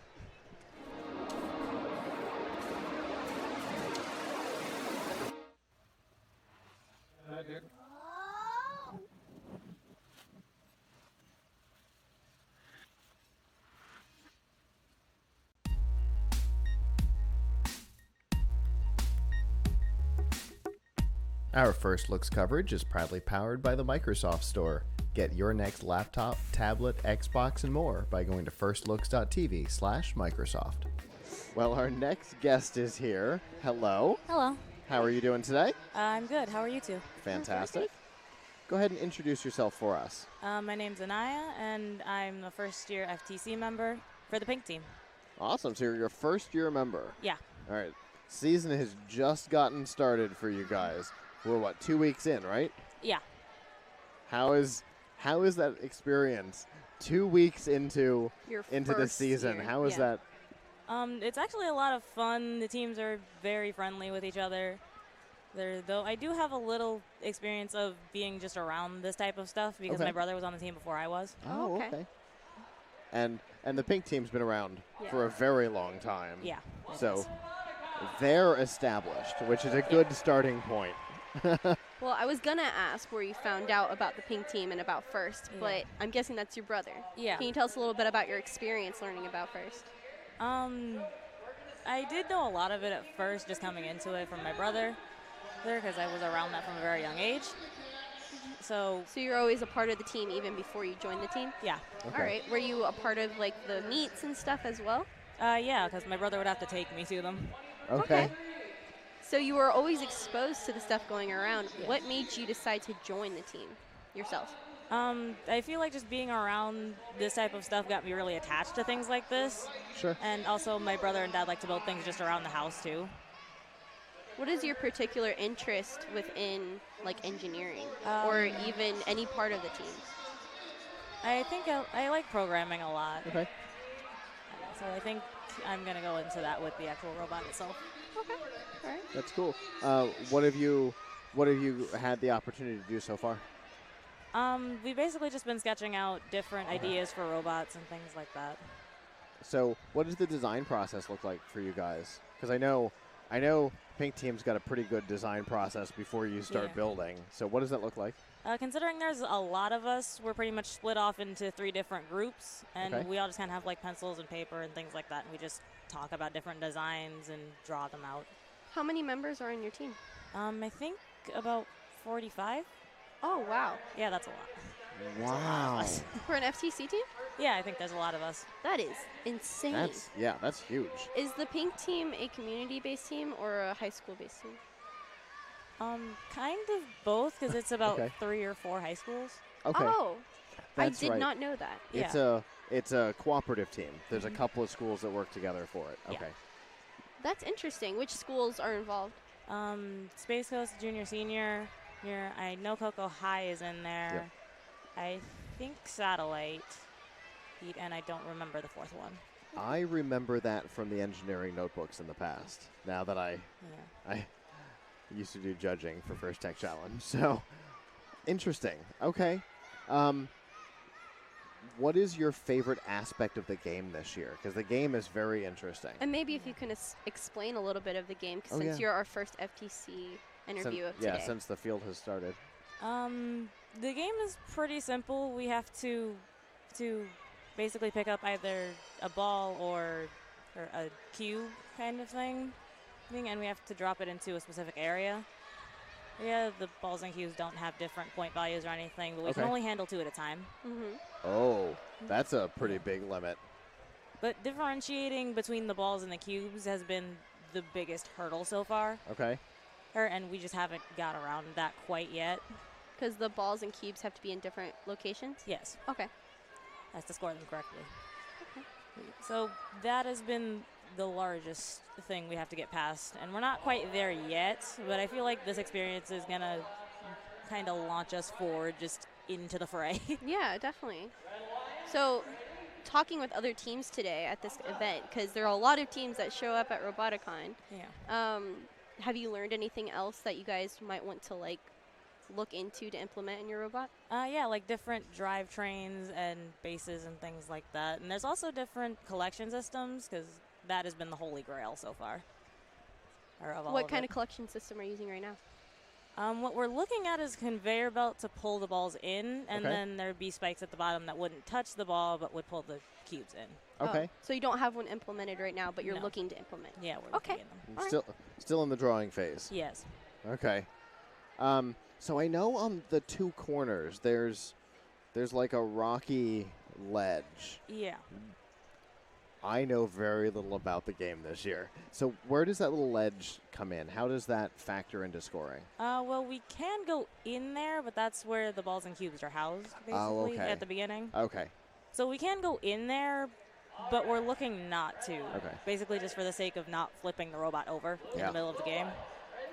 Since it's like unpredictable, it's very strange. Yeah, I wouldn't try and go over that either. Because the edge itself is curved, and what they make the ledge out of isn't even either. There's a very high chance of flipping the robot with that. Yeah, we were looking at that last night or this morning, and yeah, it's very interesting. So the center, the rover in the middle, right, has the ability to hang for all 4 robots to hang? Did I see that? There's hooks for all 4? Wow. Have you seen 4 robots actually hanging yet? Yes. Oh, you have? Okay. As we have seen that. We've seen that in the practices, actually. Just trying to get the balls and cubes in there and then having enough time to hang afterwards, because it does take a while. Are you guys still implementing your hanging system? Yeah, because we're working on a 2-pulley system. Okay. So the top part that we're using to score is going to be the part to hang. When is your first competition? I don't know. We haven't really talked about that yet. Okay, so that's still in the future. Yeah. Okay, all right. What league does your team fall into? I don't remember. Is it Space Coast League? Yes. Okay. Gotcha. Cool. What was I going to ask? I have absolutely no idea. I had What if a I could question. tell you I'd what be- you were thinking? I would not be surprised even a little bit at this point. Oh, my goodness. This year, that's it. This year there's a weight limit on the robots. Did I hear that? 42 pounds? Yeah. Has that ever been a thing? They had to implement a scale. Why? Because they're too heavy? Because hanging 4 robots on that thing in the middle. And they don't want to... They don't want it to just That's collapse in the middle of a match. So, are you guys worried about the weight? We might be in the future because the 2 pulleys will be quite hefty, Right. especially the one on the top for scoring because that's the one to hang. That's what I was thinking. Yeah. But so far we're looking at about 30 pounds because that's pretty easy Okay. for all of us to lift. Okay, fair enough. Because I know in the past we've seen some surprisingly heavy robots. Oh, yeah. There's at some like been made out of wood. The Middleton teams have done some pretty heavy robots. I Oh, think yeah. Hydra 2 one year had a really heavy robot. So, that This can... has never really been an issue. Yeah, for we've never weight. considered a weight limit before, so it's been an interesting addition to the limitations. So, are you looking forward to getting out there and seeing the thing that you've been involved in on the field? Yeah, very much so. Do you know about how long before you're going to have a thing started? Possibly next week because I Okay. do know a good portion of the team have 3D printers already. Okay. How often does your team meet? About twice a week. Twice a week. Okay, so it's very involved. All right. Does all 40-something members attend every meeting? So far they have, but that's probably going to stop once we start spreading out into different groups and things. Yeah, like into that. different areas, and then Yeah. you guys can meet up on your own. That definitely makes sense. And is it now? The pink team has a first tech challenge team, or is there No. also a FRC team? There's an FRC team. as well. Okay. And so is there an intermingling of team members that Yes. work on both? Okay. Yes, a lot. That's awesome. So you'll get the opportunity to see both games in action this Yes. year. That's cool. I can't wait to see what they do with space and the big machines. Because the themes have been great this year. Oh, yeah. I so feel like the I games can't- get better and better Yeah. as time goes on. So I can't wait to see what they do. Now that Disney's involved in the game design team. They are? Yeah. Last 2 seasons. This will be season 3. It's why Right? it's why the first robotics competition games have been so heavily themed the last couple of Mhm. years, is because Disney's been involved. That's very cool. So if people want to find out more about your team, how can they do that? I believe there is a website, but you have to go through it through the Facebook page. Okay. Which is thepinkteam.net, I believe. Okay. Even it's all lowercase and no spaces or anything.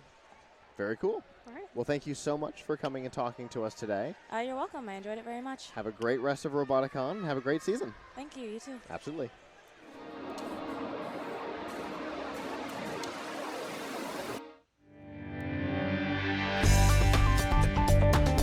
Our Gulf Coast Maker and Comic-Con 2018 coverage is proudly powered by Amazon Prime. Find out all of the included benefits and get a 30-day free trial by going to plughitslive.com/prime and by audiobooks.com. Get a 30-day trial and a free audiobook to keep by going to audiobooks.com and using promo code TRY70. To be a cosplayer of any sort, to go to the trouble to be in costume, and not just to be in costume, but to have made the costume and then to adopt the persona and to actually do it, to be a cosplayer and not just somebody who's costuming, is a lot of work. It really is. And then some people take that a step further, like our next guest. Hello. Hello. Go ahead and introduce yourself for us. Well, my name's Ellery Christensen. I'm part of the Ghostbusters Lost Spirit division. We actually have a booth for those who might be here.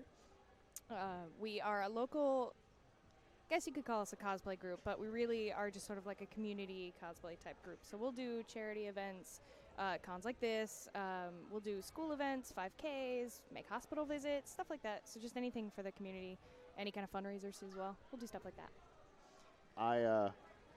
I have a friend who's in your group, and so I get to see the photos from your events all the time. And if I'm not mistaken, you're not the only group in the area. Oh my goodness, no.